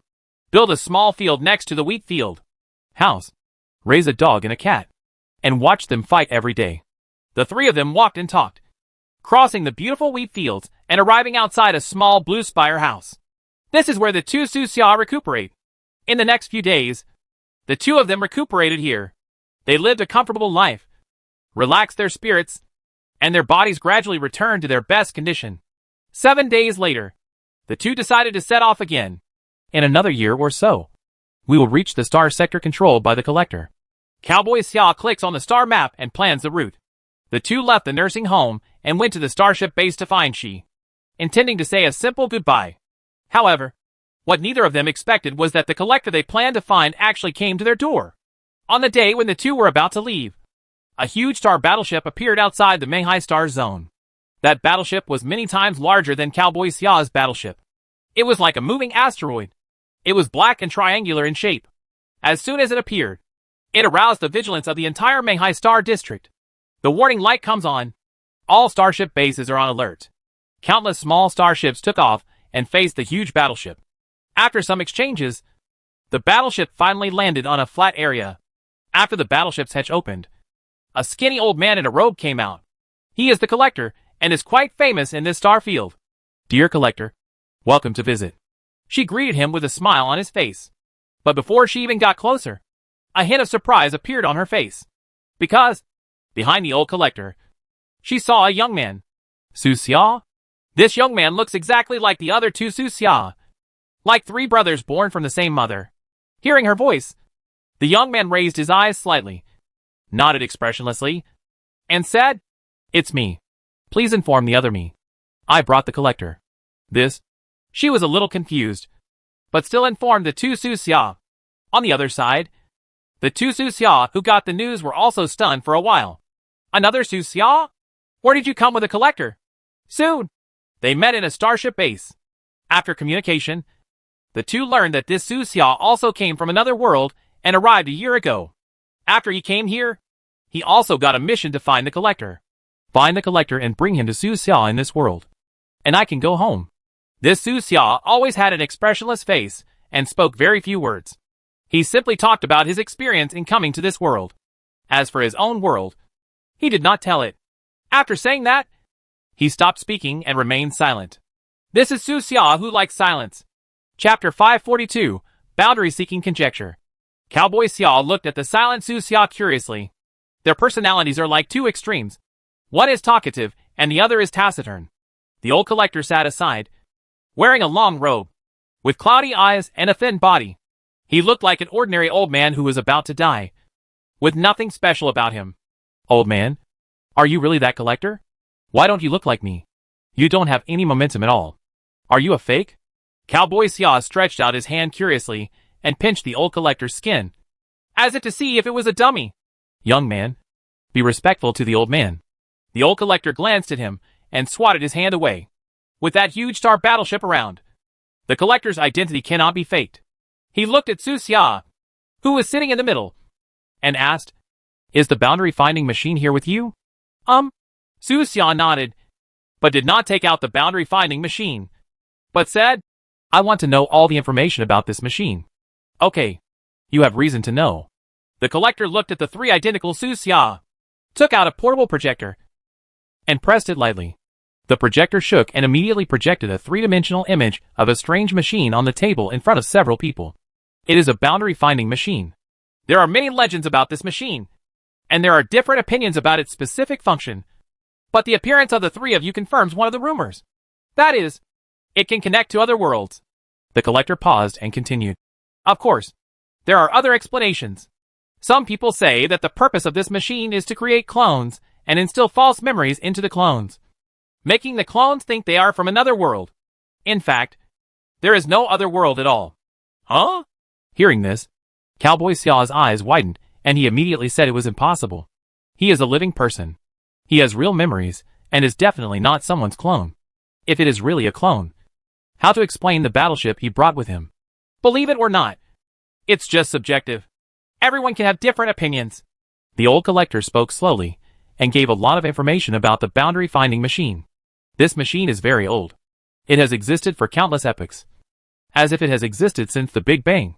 Regarding its role, most people in the outside world still believe in the first theory, which is to find another world. The destructive forces in deep space think they are looking for the real world. This is nonsense. If we are looking for reality, then which of our three worlds is real? Cowboy Xia said nonchalantly. Could it be that all our three worlds are real and only this world is fake? There is such a saying. The old collector nodded slightly and continued. But there are also people who believe that all worlds are fake and delusional. Only by destroying everything can we see the truth. Why do you think this way? Doubt. The old collector pointed at Cowboy Xia's head. Have you ever doubted your own existence? Are you created by God? Or have you evolved?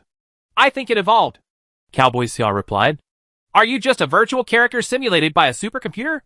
Is the world we live in a false space in a game or movie? Or is it the spiritual world common to all living things? If so, what does his flesh and blood body look like? That makes sense. Cowboy Xia didn't refute, and thought about it seriously.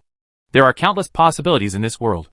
Occasionally, there are some unexplained phenomena that will be regarded as bugs in the false world by interested people. If this machine is really so powerful, who created it? Cowboy Xia asked again. Is there really a creator? This involves a legend that has been circulating for countless thousands of years. Legend? Long, long ago. In this universe, there is a very ordinary little inventor. He makes money by inventing practical gadgets. Has a happy family, a happy life, and a carefree first half of his life. But one day, his planet was affected by an interstellar war. His hometown was destroyed, and his family and friends also died in the war. After the war, he was left alone, numb, sitting on his ruined home. After that, he disappeared for a long time. It is thought that he either died or left the planet that grieved him and went somewhere else. A few years later, he suddenly appeared again. At that time, he seemed to be crazy. He was disheveled, ragged, and chattering all day long, talking incomprehensible words, like a hopeless mental patient. He said the world was false, and that his family and friends were not dead. Only their virtual bodies died, while their real bodies were still alive in reality. He lived like this crazily for more than 10 years. More than 10 years later, he built a machine in his dilapidated factory, claiming to be able to see through falsehood and see the truth. Later, on a stormy thunderstorm night, a dazzling light suddenly erupted in his factory. No one saw him again after that. The old collector's voice was old, and he narrated slowly, telling the story completely. Some people say that the inventor successfully went to the real world and reunited with his family and friends. Others say that he just died somewhere accidentally. And the machine he built is the Xuanjia that countless star forces are looking for now. What an outrageous story. Cowboy Xia couldn't help complaining. How can a crazy inventor come up with such a powerful machine? It's just one of the origin stories. Old collectors say there are many more origin stories. The one he just mentioned is just the most widely circulated one, and has been recorded by many forces in the starry sky. As for whether the inventor ever went to the real world, it is unknown. Many people think that he may have just gone to a different world. Old man, If this machine is obtained by those destructive forces, will they really be able to use it? Cowboy Sia asked. Have. The old collector looked solemn and said, It is said that this machine can link to different worlds. Every time it is connected, it will leave an anchor point in that different world. Anchor? Yes. For example, the world you are in. The old collector said solemnly. After this machine sends you to this world, your world will be connected to this world. The connection between the two is an anchor point. What's the use of this anchor? Coordinates. Positioning. The old collector was concise and to the point. Once connected, an anchor point is generated. Once the destructive forces obtain this machine, they can pass through the anchor point and travel to other worlds to join forces with the destructive forces in those worlds. Join forces? Are they going to form a grand alliance of villains from all over the world? Cowboy Sia couldn't help but complain.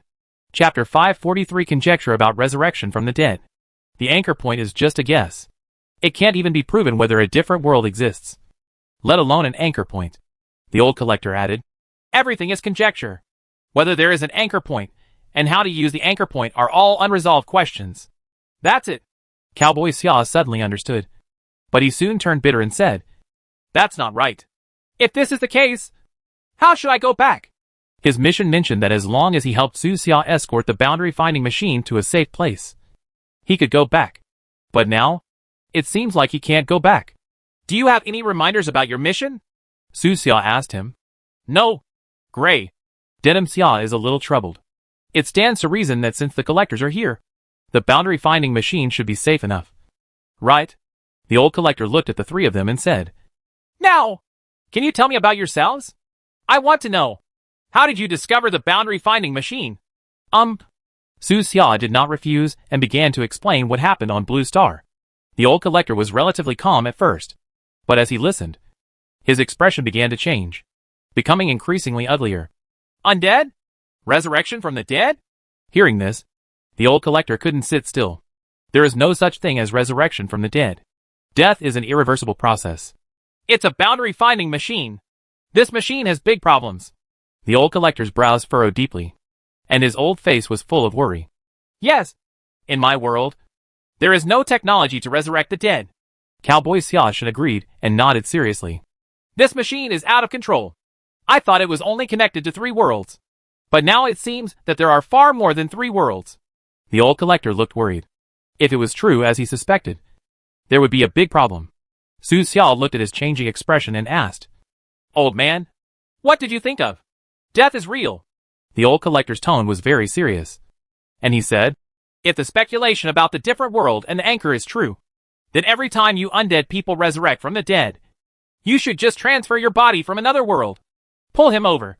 Erase his memory. And instill your memories before death into this body. Hearing this, Cowboy Xiao looked surprised and said, Can you still play like this? According to this explanation, the so-called resurrection from the dead is reincarnation through the body? Is it equivalent to directly taking away oneself from another world? You know, it has been nearly 2 years since the undead descended. Many people died too many times to estimate, especially during the 11 months of war with the machine race. Some players died hundreds of times every day. Every time he dies, he has to connect to another world and pull himself over from another world to seize his body.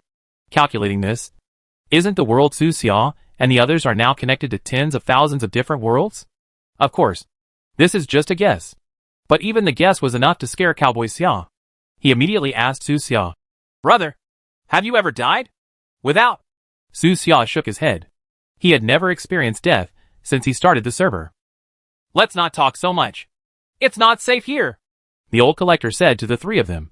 Leave here and go to my star sector. I signed an alliance agreement with the 7th Empire. When necessary, the deep secretaries of the 7th Empire can be called upon. Air Corps. Good. None of the 3 had objections. The Menghai Star District is indeed very good.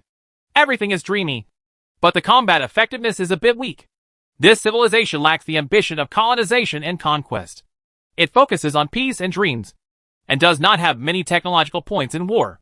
Once the destructive forces find it, this civilization has no power to resist and will be destroyed in minutes. That night, the 3 Su Xia followed the old collector, bid farewell to the Menghai Star District, and set out for the Chaos Star District where the old collector was located. This journey has not been boring.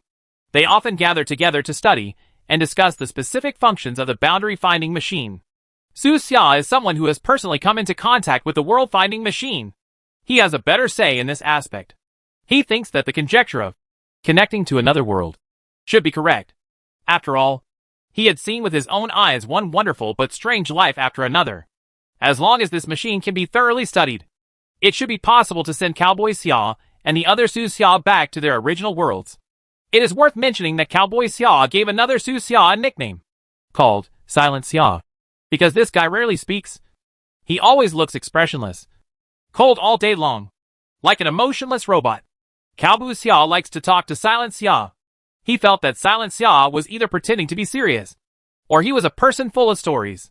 Brother Shinemo, we have known each other for so long. It's time for you to tell your story. Right?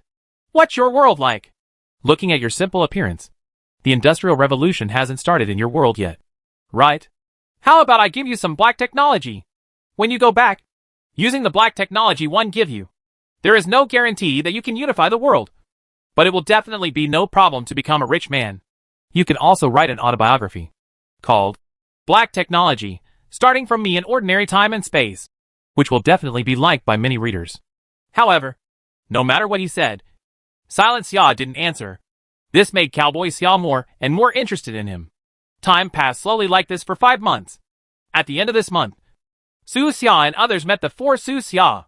At the same time, they also encountered the biggest crisis in their journey to the stars. On this day, they landed on a small civilization main planet similar to the Menghai civilization, and planned to recuperate for a few days. However, as soon as a few people walked out of the starship base, they were surrounded by a group of heavily armed soldiers. Something's wrong. Cowboy Xia frowned and immediately pulled out the weapon on his waist. The collector stepped forward with a steady and powerful voice. Why are you blocking me? Who is the person in charge here? Tell him to come out and see me. The collector is very famous in this star field, and all major civilizations will give him face. This little civilization has no reason not to give it. I am the person in charge here, came a voice. Immediately afterwards, a young man wearing a black combat uniform walked over. He had the same face as Su Xia, but his face was more gloomy. There was a scar like a centipede from his left ear to the left corner of his lip, which looked a bit scary. The 4 Su Xia. Hey, another brother? A smile appeared on Cowboy Xia's face, but he did not relax his vigilance, because this Su Xia looked a little wrong. He asked, Brother, why are you stopping us here? Our goals are the same. Wrong. Our goals are inconsistent. This Su Xia's voice was very cold, like the ice in December. In just a few words, more and more soldiers came up from all around. Moreover, the newly appeared soldiers all have a destructive lightning symbol on their shoulders. The collector's face darkened and he said, Have you joined the forces of destruction? Chapter 544 Escape. Jump. The force of destruction is a star force that has existed since ancient times. Their purpose of existence is destruction. Among them, some members simply like killing and destruction, so they join in. Others believe in the rumors about the false world and believe that as long as everything is destroyed, they can return to the real world. The symbol of this organization is destruction lightning, which is 2 black lightning symbols. Did you join the forces of destruction? It's not surrender. It's cooperation. Su Xia's tone was indifferent, and with a wave of his hand, the surrounding soldiers pointed their weapons at several people. Cowboy Xia frowned and asked, Brother, the forces of destruction are bad. Why are you cooperating with them? Good or bad is not something you can define. This Su Xia said lightly. The pursuit is different, and the way of doing things is different. As he spoke, he turned to look at Su Xia in the middle. I know it's up to you to find the world. Hand it over, and I will let you go. I want to know your purpose. Su Xia looked directly into his eyes, and said, Destroy falsehood and return to truth. Do you also believe in that so-called true and false statement? Some people believe it's true, and some people believe it's false. This Su Xia said indifferently. The scars on her face were pulled, making her look particularly vicious. At this point, it has been made very clear. Su Xia, Cowboy Xia and Silent Xia all believe that this world is true. But the destruction Xia in front of him thinks that the world is fake. If you want to see the truth, you must destroy all falsehood. It is currently impossible to tell who is right and who is wrong. But what is certain is that they are already on opposite sides. The old collector's expression changed, and with a wave of his hand, A light blue light curtain instantly enveloped the four of them. Walk! The next moment, the four of them returned to the old collector's star battleship. This old man hides his secrets so well that he can actually teleport skills. His old face was solemn. And he said to the three Xia, I have contacted the Seventh Empire. They will send the Deep Space Legion to support us. But until they arrive, we can only rely on ourselves. Old man, what are you going to do? Cowboy Xia asked hurriedly. Escape first. If necessary, you can only escape separately.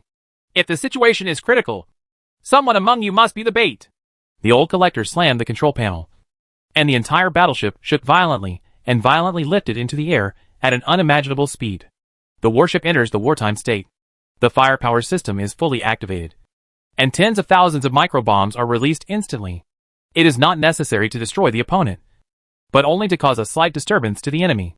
In a few seconds, those microbombs exploded with a roar, instantly paralyzing the starship base below. The battleship turned into a stream of light and disappeared into the distant sky. Below, in the base, Destruction Xiao looked up at the direction in which the battleship disappeared. There was no trace of panic on his face, as if he had expected it. It's a useless move. In front of the destruction fleet, any escape is in vain. At this moment, this star area has been blocked by a fleet of destructive forces. As soon as the old collector's warship broke through the atmosphere, it discovered the other party's existence. On the screen of the battleship's reconnaissance system, one starry sky battleship appeared one after another. Tens of thousands. Countless. Densely packed. Covering the entire star sea. And each battleship was suffocatingly powerful. Before the terrifying destructive power, the old collector's battleship was like an ant, as if it would be destroyed at any time. In the battleship, the faces of several people were a little ugly. Cowboy Xia asked, Old man, can your battleship be forced to jump? No. We must rely on the thin tube of time and space. The old collector shook his head. Then it's useless, Cowboy Xia said decisively. Use my battleship. My battleship can forcefully jump. Good. The old collector did not hesitate. At the critical moment, he must be decisive. Cowboy Xia's battleship is in the cargo hold of the old collector's battleship. It has enough energy, and the engine is always activated and can be started at any time. At this time, the icy voice of Destruction Xia came out of the spacecraft's communication system. Don't make unnecessary resistance. I know you are doubting me now, but in the future you will understand me and eventually join me. Several people ignored his words. In this current crisis, time is of the essence. The old collector once again used his teleportation ability to send the four of them directly to Cowboy Xia's battleship. As for his own battleship, he had no choice but to abandon it. Buzz! The hatch of his battleship slowly opened, exposing the entire cargo hold to the cosmic environment. Cowboy Xia stood in front of the console with an unprecedented serious look on his face. A forced jump will cause great damage to the spacecraft. In the world they live in now, there is no such technology at all. This is Eldar technology, a product of Cowboy Xia's world. Cowboy Xia piloted the battleship and flew out of the cargo hold bit by bit at an extremely slow speed, and then said, You all sit tight and lock yourselves in your seats. This is going to be a little uncomfortable. He took a deep breath and slowly pushed a joystick in front of him. The indicator lights in front of the console immediately turned dangerous red and began to sound a warning. The entire battleship shook violently. Next, a boom was heard, and the brains of several people in the battleship suddenly buzzed and became blank. The world outside the porthole window is distorted. The starlight representing stars is stretched and turned into flowing lines. The bright nebulae are also stretched into a flat stream of light. The vast and deep starry sky world seems to be compressed into a single sheet. Then curved surface.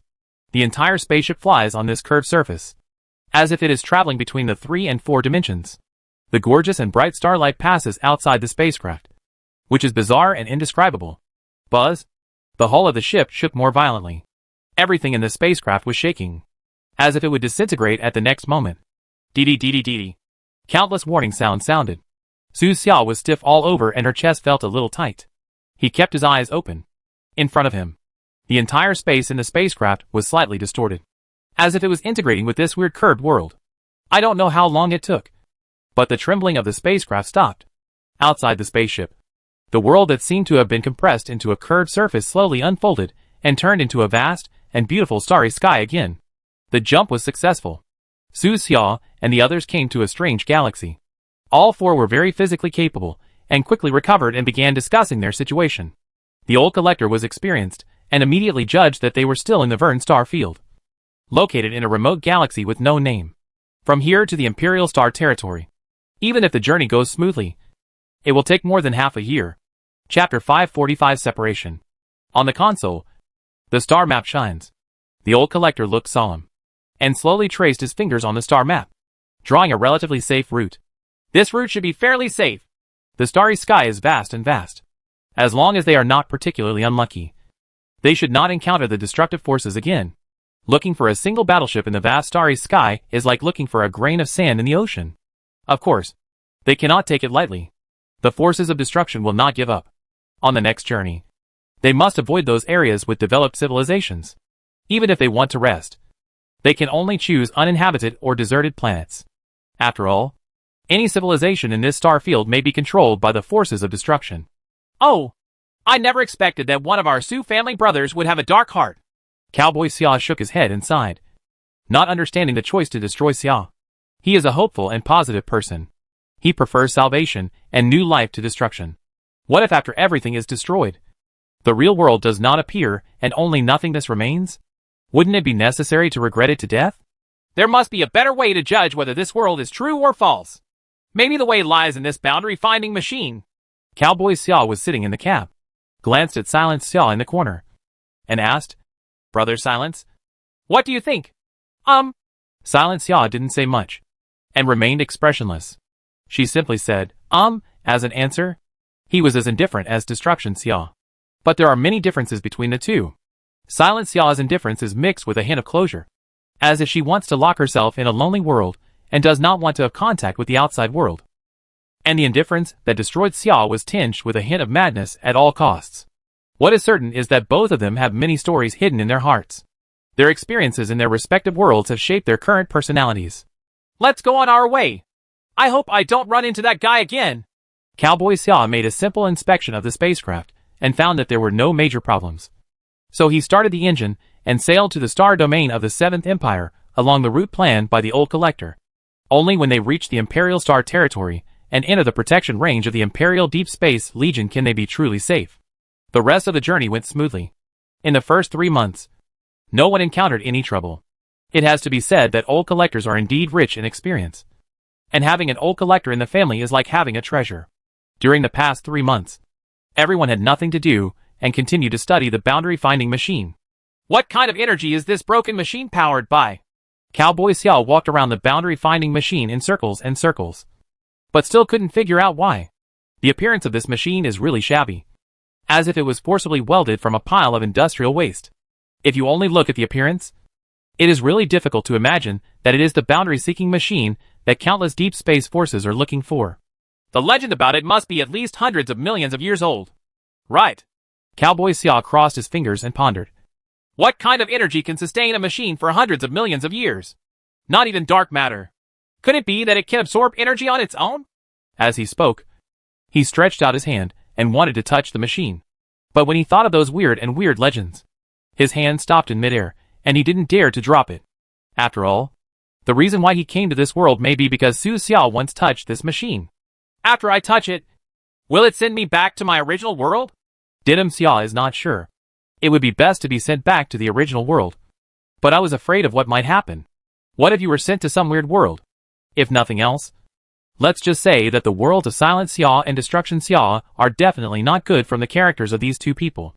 After thinking about it, Cowboy Xia gave up. He sat back at the console, propping up his chin. Bored? Oh, I miss my wife. Cowboy Xia sighed and said sadly. After a while, he was really bored and turned to chat with Su Xia. Brother, if you have a chance in the future, you must come to my world. I will introduce those brothers to you one by one. Okay. All right. Su Xia nodded and responded casually. Cowboy Xia added, those guys will definitely be surprised when they see the other me. When the time comes, I will tell them that you are my long-lost brother. Well, okay. Su Xia looked calm and dealt with it casually. Cowboy Xia didn't seem to notice Su Xia's handling, and became more and more enthusiastic as he talked. He talked endlessly, thinking about the future. His talkative nature is back, and he can't stop talking. We can still work together. Let's fight against the Empire's people together. Rob the Empire's mines. Smash the Empire's laboratories. And free the workers enslaved by the Empire. We can also create a separate title. Just call it Dragon Brother and Tiger Brother. Haha. For the next 2 months, everyone spent time listening to this talkative voice. Both Su Xia and Shen Ma Xia were talked about endlessly. Even the old collector was so annoyed that he wanted to hit someone. The poor old man couldn't sleep well because he could still hear this guy's nagging in the middle of the night. Because the spaceship belongs to Cowboy Xia, he has the highest authority and can enter and exit any cabin, and can chat with several people at any time. Fortunately, there are only 2 or 3 months left in the journey. Just get over it. However, it seems that everything is not smooth sailing in this world. Just a few days later, when the spacecraft sailed into a beautiful sea of stars, they encountered destructive forces again. But this time, the other party was well prepared. Before Cowboy Xia could activate his jump function, the opponent's attack was coming. Boom! A beam of high-energy particle rays passed by the left wing of the spacecraft at an extremely terrifying speed. In an instant, the spacecraft was half destroyed. The ship's hull shook violently. The indicator lights in the cockpit flashed, and the warning sounded piercingly. 2 of the 4 engines were completely destroyed, making it impossible to jump again. At the same time, in the depths of the distant sea of stars, the beautiful light spots representing the planets began to flicker. The light spots slowly approached and became more and more dazzling. If you take a closer look, you will see that those light spots are not planets at all, but actually glowing battleships.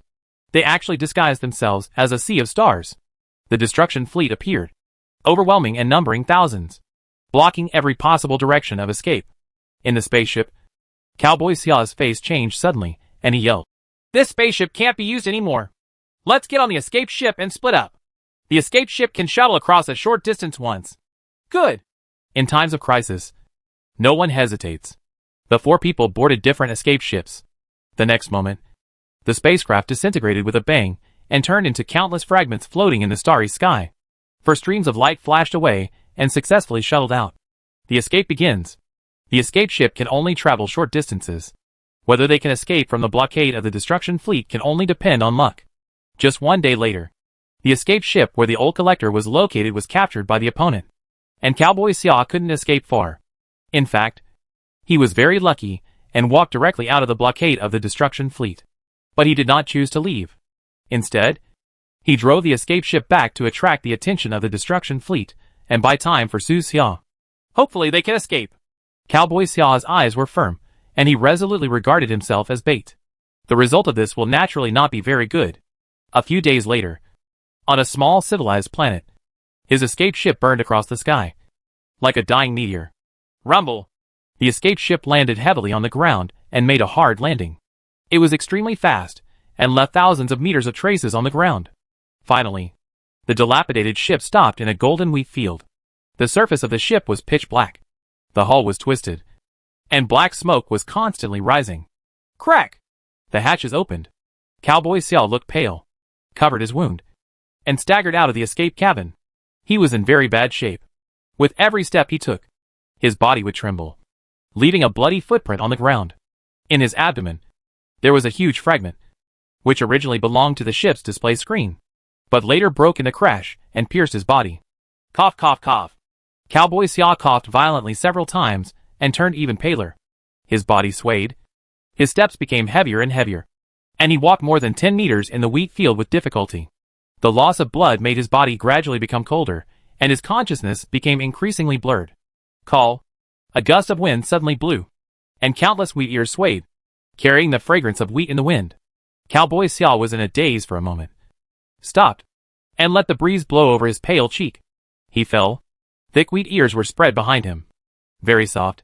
The weakness in his limbs made him understand that he could no longer stand up. He just lay there in the golden wheat field, feeling the passage of life. His pupils gradually dilated, before his consciousness completely dissipated. He suddenly remembered his home in the original world. Although that home was dilapidated, it was warm, just like this wheat field. There are people waiting for him at home. He stretched out his blood-stained hand with difficulty and reached into the endless sky, as if he wanted to grab something. Suddenly, a girl's voice seemed to be floating in the wind. Su Xia, have you found the wheat field in your heart? Chapter 546 Minecraft. The 13th day of the escape. On an asteroid, Su Xia and Silent Xia met. The condition of the two was very bad, and they were never out of danger. The entire galaxy is blocked. No matter which direction you escape, it is useless. It will only be a matter of time before you are caught. As expected, just 2 days later, they were in crisis. The overwhelming star battleships appeared again. At the critical moment, Silent Xia, who had been silent all this time, suddenly spoke. Su Xia, take out Xuanjia and let me touch it. Good. Su Xia did not hesitate and immediately took out the boundary-finding machine. In the previous months, they had speculated if Cowboy Xia or Silent Xia are allowed to touch the boundary-finding machine, will they return to their original world? After all, Cowboy Xia and Silent Xia have completed their missions, and it stands to reason that they should go back. However, no one was absolutely sure, so no action was taken. But there's no time to think too much now. Silent Xia reached out and pressed hard on the boundary-finding machine. The next moment, the entire machine erupted with a terrifying white light, and the dazzling light enveloped the two people's bodies. When the light dissipated, both Su Xia disappeared, and the boundary-finding machine also disappeared. The place was empty, as if they had never existed. Seeing this scene, many starship commanders of the destructive forces could not sit still. Where are the people? Damn! They must be hiding. Keep looking. Even if we turn this star field upside down and smash everything to pieces, we still have to find them. After this day, the destructive power in the starry skies seemed to go crazy, and began to search for the boundary-finding machine at all costs. The words are divided into two parts. Su Xia and Shenma Xia are in a very special world at the moment. At that time, the boundary-finding machine erupted with white light, enveloping the two of them.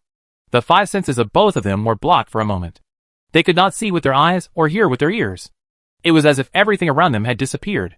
This state lasted for more than 10 seconds. The moment she regained consciousness, a huge sense of crisis suddenly enveloped Su Xia's body. Without thinking, he immediately activated his psychic shield. The next moment, a hoarse roar reached his ears. Roar! A terrifying figure rushed forward, slapping wildly on his psychic shield. Su Xia took a step back. He took a closer look, and a trace of surprise immediately appeared on his face. Zombies? In front of him, the one who was biting his psychic shield like crazy was a zombie-like creature. This creature wore tattered clothes, with dried blood and stains on the clothes. Its hair was like withered grass. Its face was hateful. Its eyes were terrifying, and it made hoarse roars from time to time. There were still traces of blood on the corners of its rotten mouth. His appearance is very similar to the zombies in many literary and artistic works. Su Xia never thought that he would see this kind of creature in reality. At this moment, he was on a long, shabby street. The sky was gloomy, and the light was dim. The shops on both sides of the long street were all dilapidated. The cracks in the road were filled with weeds. There were many decaying cars on the street. The whole world was full of death. Su Xia was surrounded by all kinds of roaring zombie creatures. What kind of world is this? Su Xia couldn't help but wonder. Where did the world-finding machine take him? This is my world, came a voice. It's the silent summer. He was not far away, and he still looked expressionless. He was not surprised by the zombies around him, as if he had been used to it for a long time. He bent down, picked up a metal stick, and struck it with a fierce blow, crushing the head of a zombie in front of him. The head, heart and spine are all their weaknesses. Their bodies are not much different from ordinary people. It's okay to treat them as madmen. Silent Xia walked toward Su Xia and wiped the blood on the metal stick indifferently.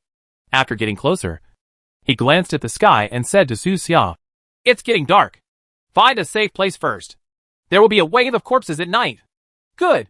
The two of them joined together and started killing, carving a bloody path through the crowd of zombies on the street. After this fight, Su Xia also noticed there are differences between the zombies in this world and those in movies and TV series. In many movies and TV series, zombie monsters seem to be unkillable. Even if they are rotten, hit by bullets, disemboweled, or even have only one head left, they can still scream. But the zombies in this world are very fragile, and one bullet can kill them. Silent Xia said it right. The bodies of these monsters are not much different from ordinary people. They're not even monsters. More like aggressive lunatics escaped from a mental hospital.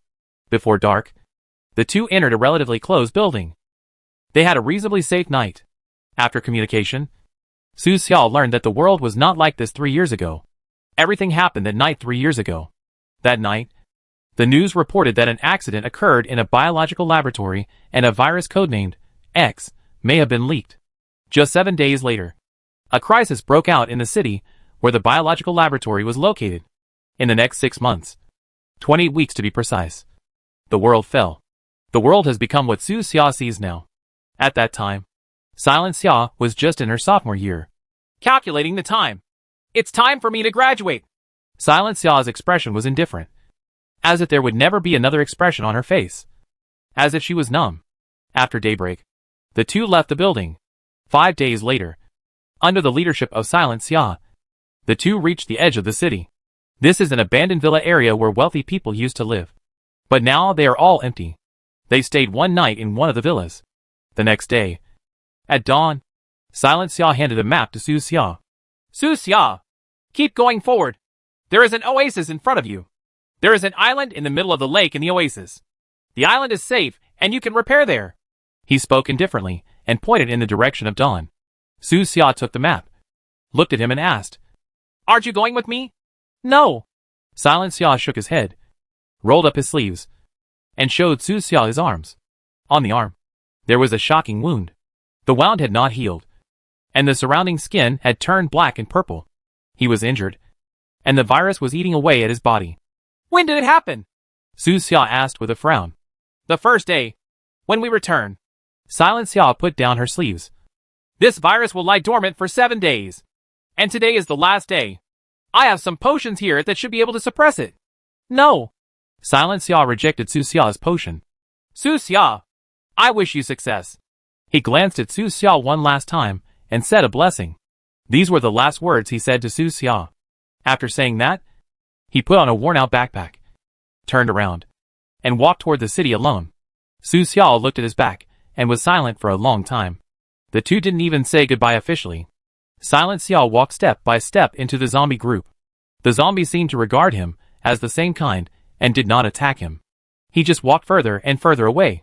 I don't know how long it took, but he came to a deserted university and stopped. Crunch! He pushed open the decaying school gate, stepped on the withered yellow sycamore leaves on the ground, walked through the familiar campus roads, and slowly arrived at the school's open-air gymnasium. There are several rusty iron cages in the gymnasium. In each cage, there is a zombie alone. Next to these iron cages, there is an automatic feeding machine, and mountains of dried meat are piled next to the machine. Every once in a while, the feeding machine will take a few pieces of dried meat and feed it to the zombies in the cage. Fortunately, you are all still here. Seeing the zombies in the cage, a smile suddenly appeared on Silent Xia's cold face. The zombies in the cage were Li Difu and the others, as well as the girl named Wang Xiaofan. Silent Xia put down her backpack and slowly sat on the ground. He looked at a few people with a smile, like a wanderer returning home. There was a deep tiredness hidden under that smile. His friendship and love are all here. I met another me. You probably won't believe it. He is very similar to me before. He was no longer silent and talked to himself for a long time, as if he wanted to finish all his life's words. Time passes slowly, and the sun's shadow sets in the west. The light in the sky is about to fade away. The last trace of lingering light shone slantingly in the gymnasium. A warm yellow color, just like every dusk in the past. He glanced at the sky, then took his backpack and took out a box of matches. He sat in the warm dusk, lightly lit a match, and lit a wire in front of him. The wire began to burn rapidly, releasing a pungent smell of gun smoke. It's time to end. He dropped the match and shook uncontrollably. The virus was eating away at his brain, swallowing up his last vestiges of sanity. One last thing. He struggled to control himself and tremblingly took out a small box from his backpack. In the box, there is a wedding ring. He stood up with difficulty, took out the ring from the box, and walked towards Wang Xiaofan with unsteady steps. The smile on his face became gentler, and the world in front of him gradually blurred. Outside the city, Su Xia stood on a small hill. He looked into the distance with complex eyes, watching the last ray of light disappear. Rumble. Suddenly there was an earth-shattering explosion in the city, with flames shooting into the sky and thick smoke billowing. The ground was shaking, and buildings fell one after another, turning into dust in the violent explosion. Silent Summer is dead. He is a man full of stories. However, he did not tell his story in the end. The city collapsed, burying his past. Chapter 547 Shocking Change. Before saying goodbye, Silent Xiao pointed in the direction of dawn. He told Su Xiao that there was an oasis over there, and it could be repaired in the oasis. However, Su Xiao doesn't actually need to go to the oasis. He is different from other Su Xiao. He can return to Earth to rest. The other side of the Earth is like a paradise. His eternal harbor. No matter how much trouble he encounters in this world, as long as he activates the bracelet, he can escape all problems and return to be an ordinary rich man over there. This is his unique escape route, and no other Su Xiao has it. However, just when Su Xiao was about to return to Earth, something completely unexpected happened. In another world, Blue Star. It is also dark at this moment. It's 8 o'clock in the evening, which is the time when most players are online.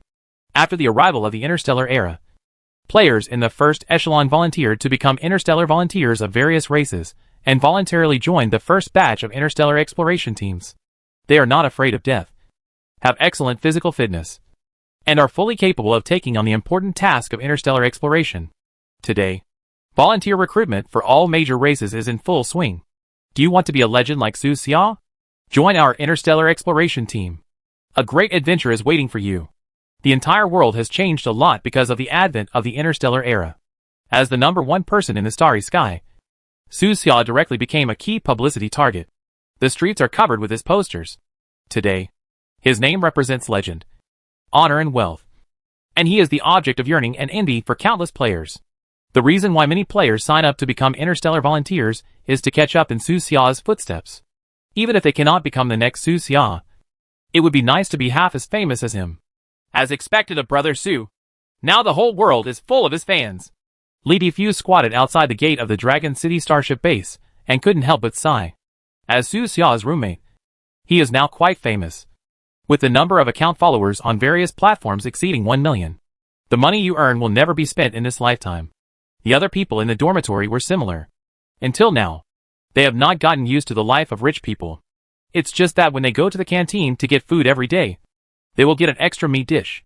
Graduation is about to begin. Li Sihua also sighed. Telford, what do you want to do in the future? Continue playing games? Of course we will continue, Li Defu said.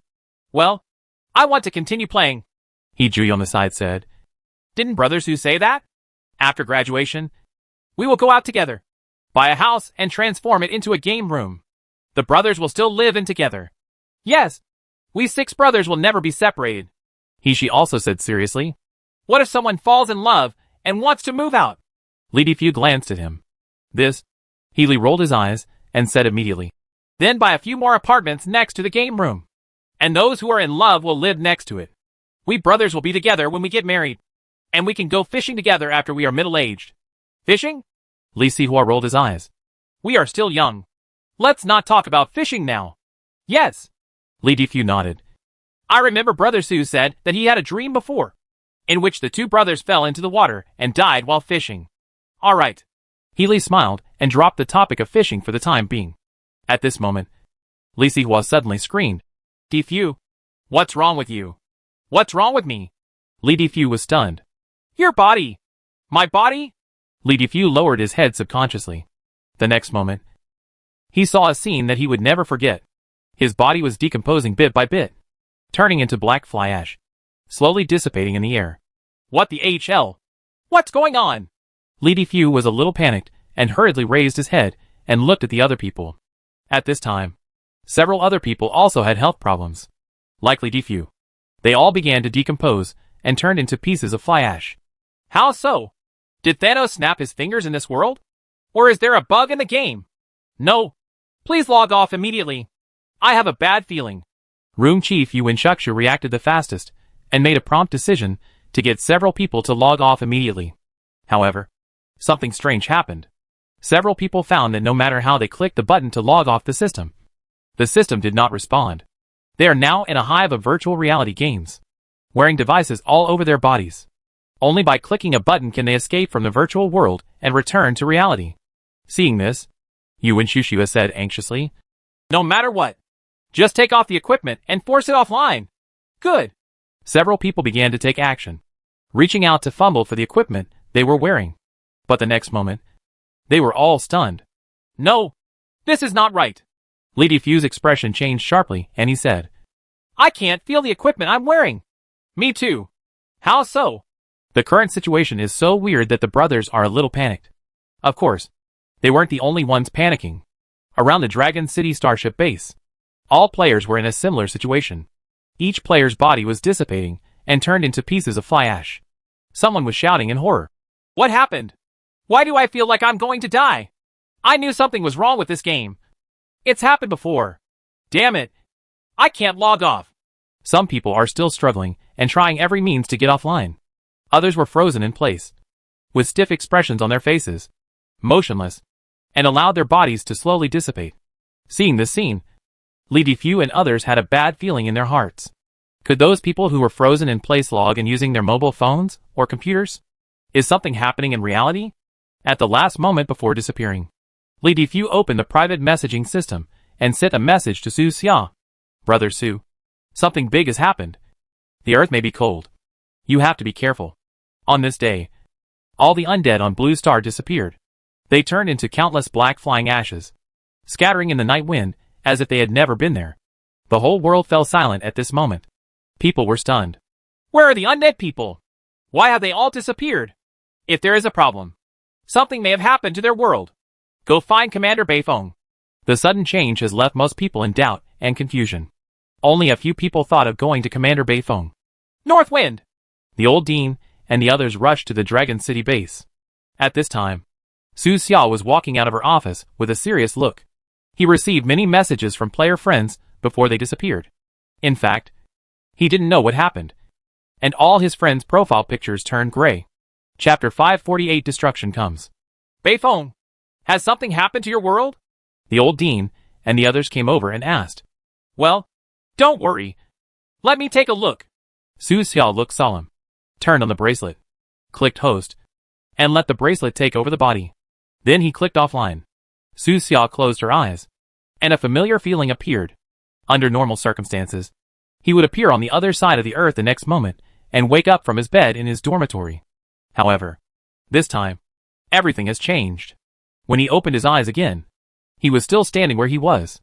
The old dean and others were looking at him with anxious and worried expressions on their faces. Beifeng, how are you? The old dean asked. Just as Su Xia was about to speak, her vision suddenly went dark. There was a stabbing pain in my wrist, and my bracelet trembled.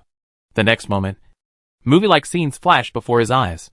Through those pictures, Su Xia saw a scene that he would never forget. Destroy Fleet Earth. In the picture, a huge starship battleship appeared outside the solar system. A few seconds later, the battleship released a stream of high-energy particles, and the brilliant burst of light was countless times more dazzling than the ultra-high-speed particles released when the solar storm broke out. It was also countless times more terrifying.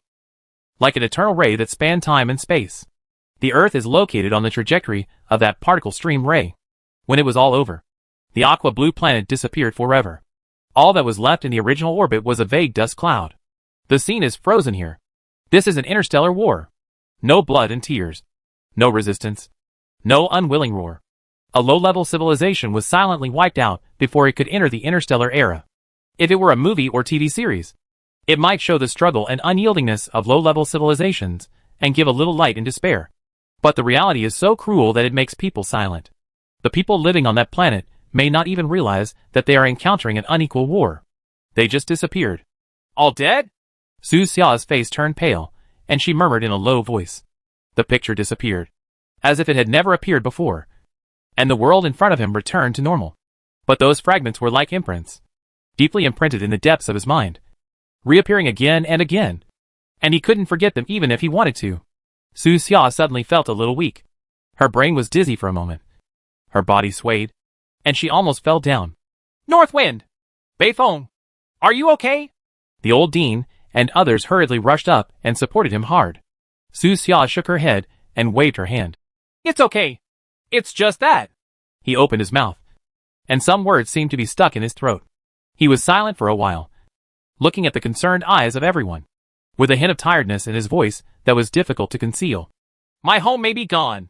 Hearing this, everyone present fell silent, although they had already guessed it. When they heard it with their own ears, their emotions were too complicated to describe.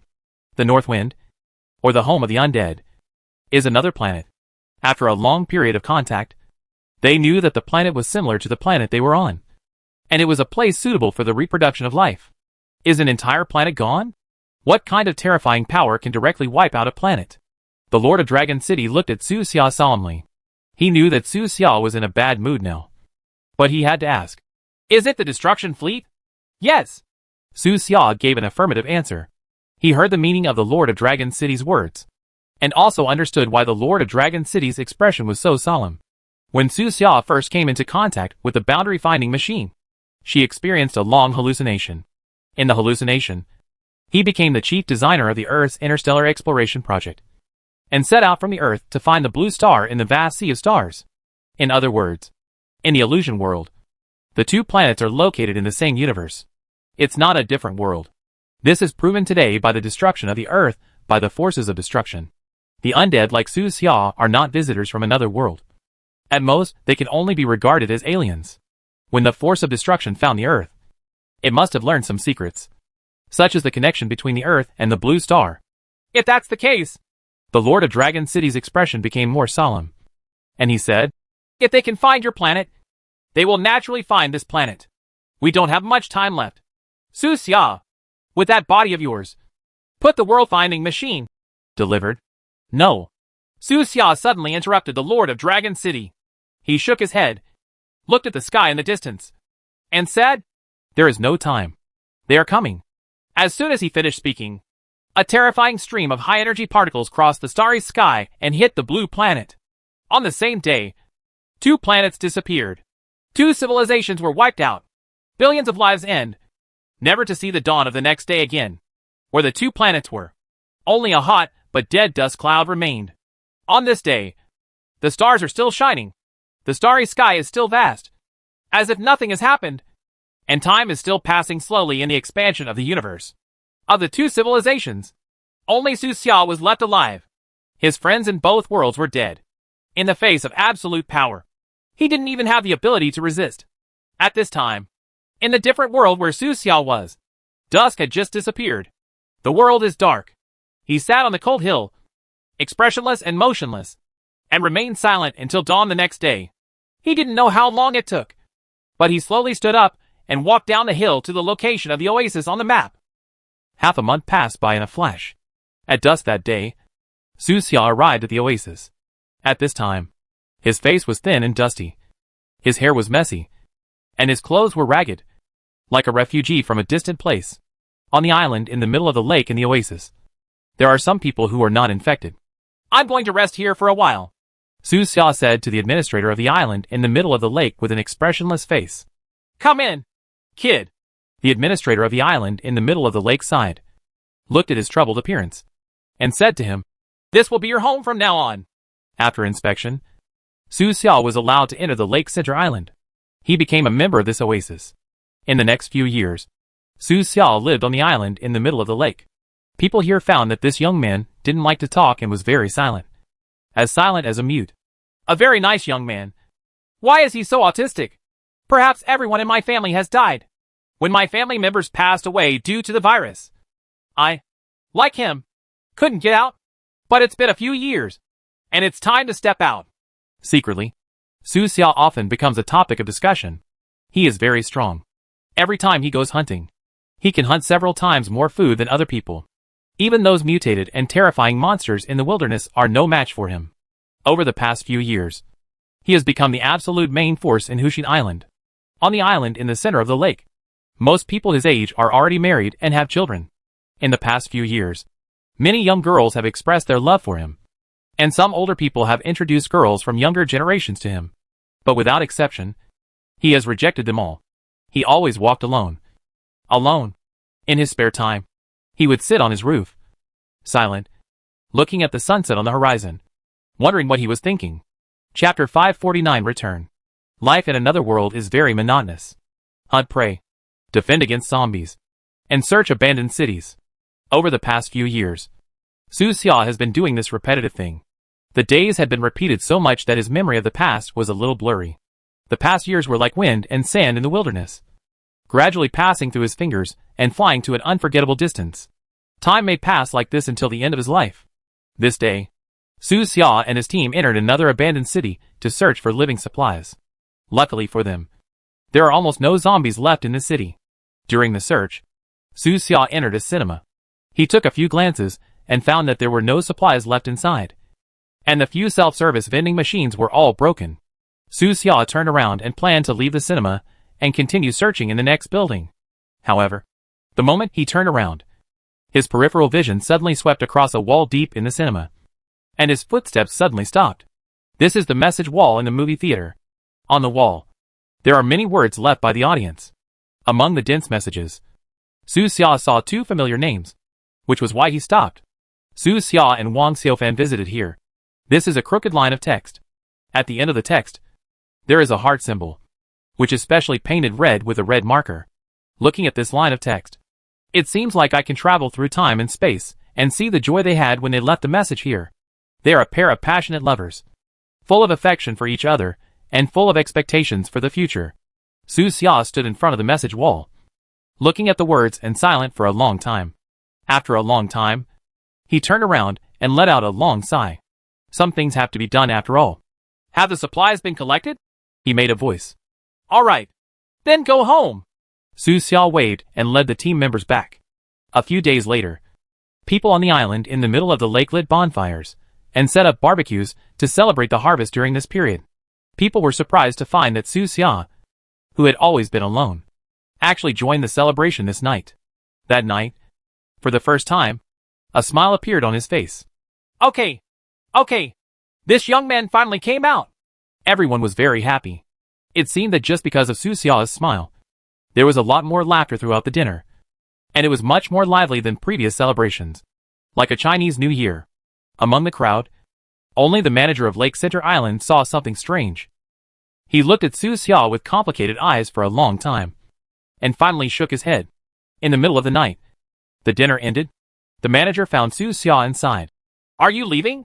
Su Xia nodded slightly. Yes. There's nothing wrong with staying here, the manager said. Su Xia said, there are some things that I need to settle. Will you come back? Probably not. After this night, Su Xia disappeared. The people on the island in the middle of the lake opened his room and only found some drawings of weapons in his room. The dawn sun shone into the house, and everyone looked a little disappointed. Is he gone? Yes. Oh, why didn't you even say goodbye? Su Xia returned to his original world. On this day, it has been 8 years since he left this world. In 8 years, the world has changed a lot. At the beginning, the demise of Earth civilization and Blue Star civilization was like a fuse, setting off the beginning of the era of interstellar war. After that, the forces of destruction seemed to go crazy, destroying and destroying everywhere in the entire universe. One civilization after another was destroyed by them, and countless stars were dimmed forever.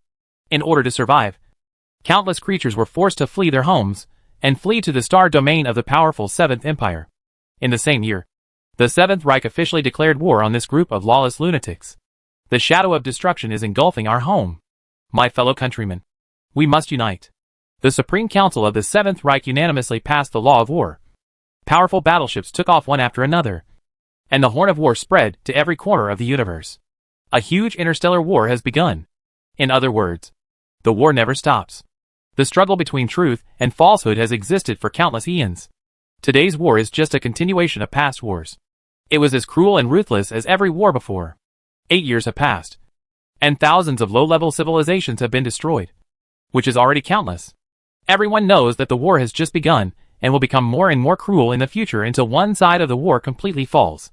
Now, they can only pray that the destructive forces will not find those legendary things before the war is over. The Chaos Stone, Illusion Crystal, World-Seeking Machine, and Cross-Border Bracelet are all what they are looking for. It is said that the World-Seeking Machine appeared 8 years ago. I heard that it is in the hands of a humanoid creature named Su Xia. Oh, it's just a rumor. In the tavern of an interstellar transit station, many creatures discussed the latest war news. In the corner of the tavern, a man in black robe was drinking quietly. Under the black robe, it was Su Xia who was disguised. In the tavern, he learned everything that had happened in the past 8 years. After drinking, he threw down his glass and slowly left the tavern, intending to go to the Seventh Empire star domain and hand over the world-finding machine to the Empire for safekeeping.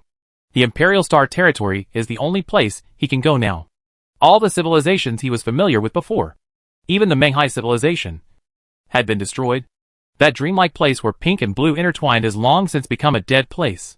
However, traveling to the Imperial Star territory is not easy. Only 2 months later, Su Xia was discovered by the destruction fleet. At the critical moment, a blue light suddenly flashed. Brush! The next moment, Su Xia disappeared without a trace, directly leaving the locking range of the destroying fleet.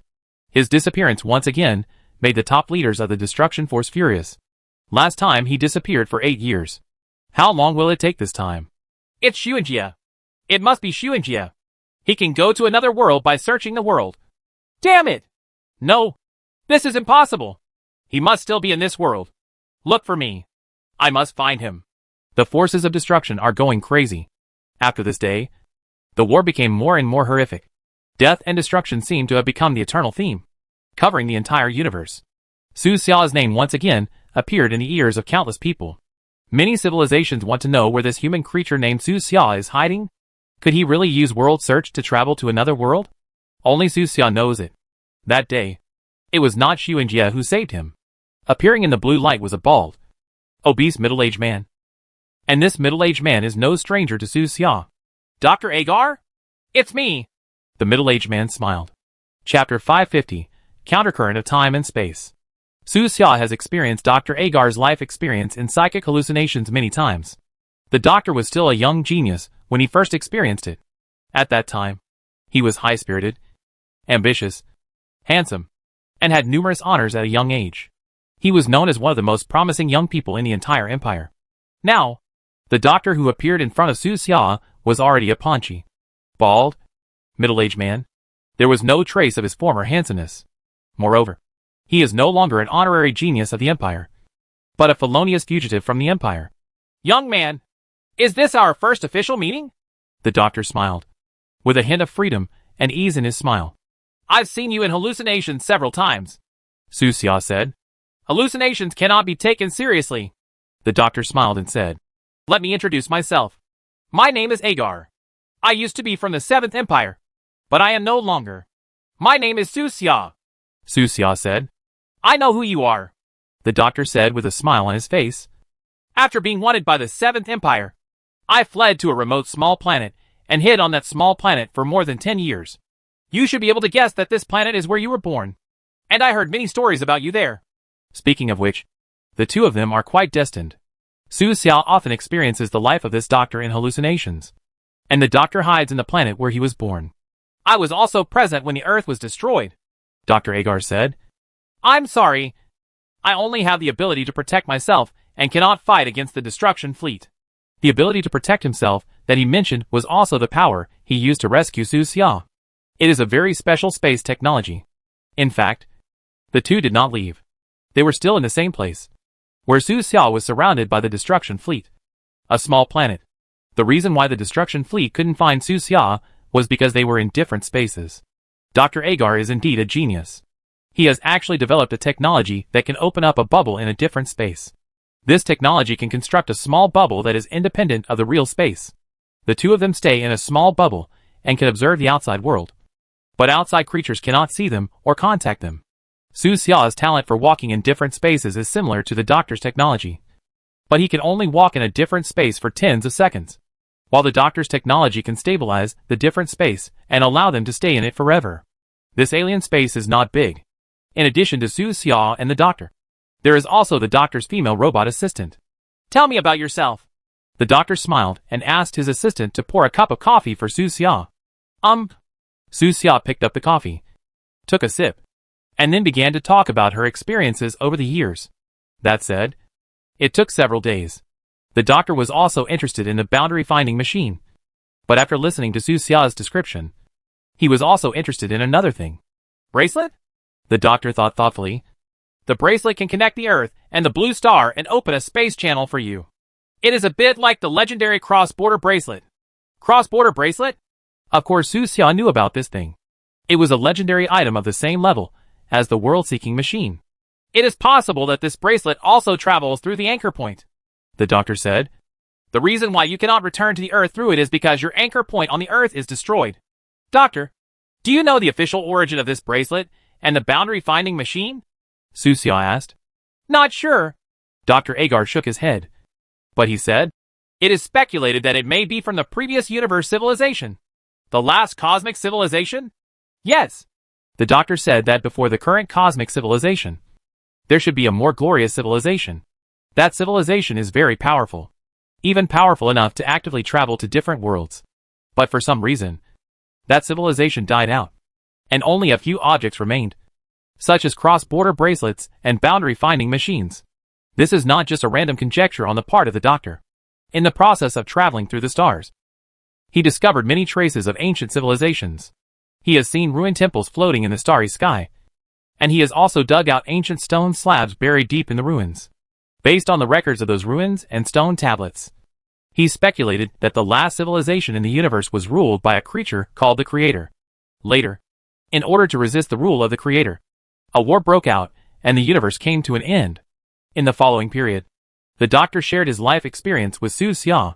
His life was much more exciting than Su Xia's. Although he became a wanted criminal in the Empire, he had no regrets. The only thing he regretted was that he failed to take away the poor man who was about to turn into a bug monster on that planet. Is that person still alive? Su Xia asked. He had experienced that time in a hallucination, so he really wanted to know the follow-up. Died. The doctor shook his head slightly and sighed. I promised him that I would go find him in 3 years. But it took me 9 years to go back. By that time, he had already died in a war. It is inevitable that a person will have many regrets in his lifetime. Can regrets be made up for? Most people will think about this issue at some point in time. The doctor thinks it is possible. What he is currently studying is something that seems impossible to achieve at all-time reversal. Hearing this, Su Xia was shocked and immediately asked, can you really go back to the past and resurrect the dead? Yes. It must be possible. Dr. Agar answered in the affirmative and looked at Su Xia with a very firm look. He seemed to be convinced of this. As for what he was thinking deep down, Su Xia didn't know. The doctor believes that the existing universe is formed by the forward motion of particles. Space and time are flowing in the forward direction, and the universe is constantly expanding. However, as long as the particles are allowed to move in the reverse direction, the reverse flow of space and time can be achieved. The entire universe can even flow back to its original point. Antimatter? Su Xia said subconsciously, but he quickly shook his head and realized his mistake. No, it's not antimatter. It's antimatter. The doctor said that the antimatter particles that have been observed so far are just mirror images of ordinary matter. They are artificially prescribed antimatter, not the particles that move in the opposite direction, as he said. The annihilation of matter and antimatter can indeed release a lot of energy, but that energy is not what they need. Of course, if we consider the annihilation reaction as a time diversion from the perspective of antimatter, we can also deduce a hypothesis about the reverse flow of space and time. That is, there may be a universe that is completely opposite to the existing world, which is the anti-universe that often appears in some science fiction works. From the perspective of the existing world, time in the anti-universe flows backwards.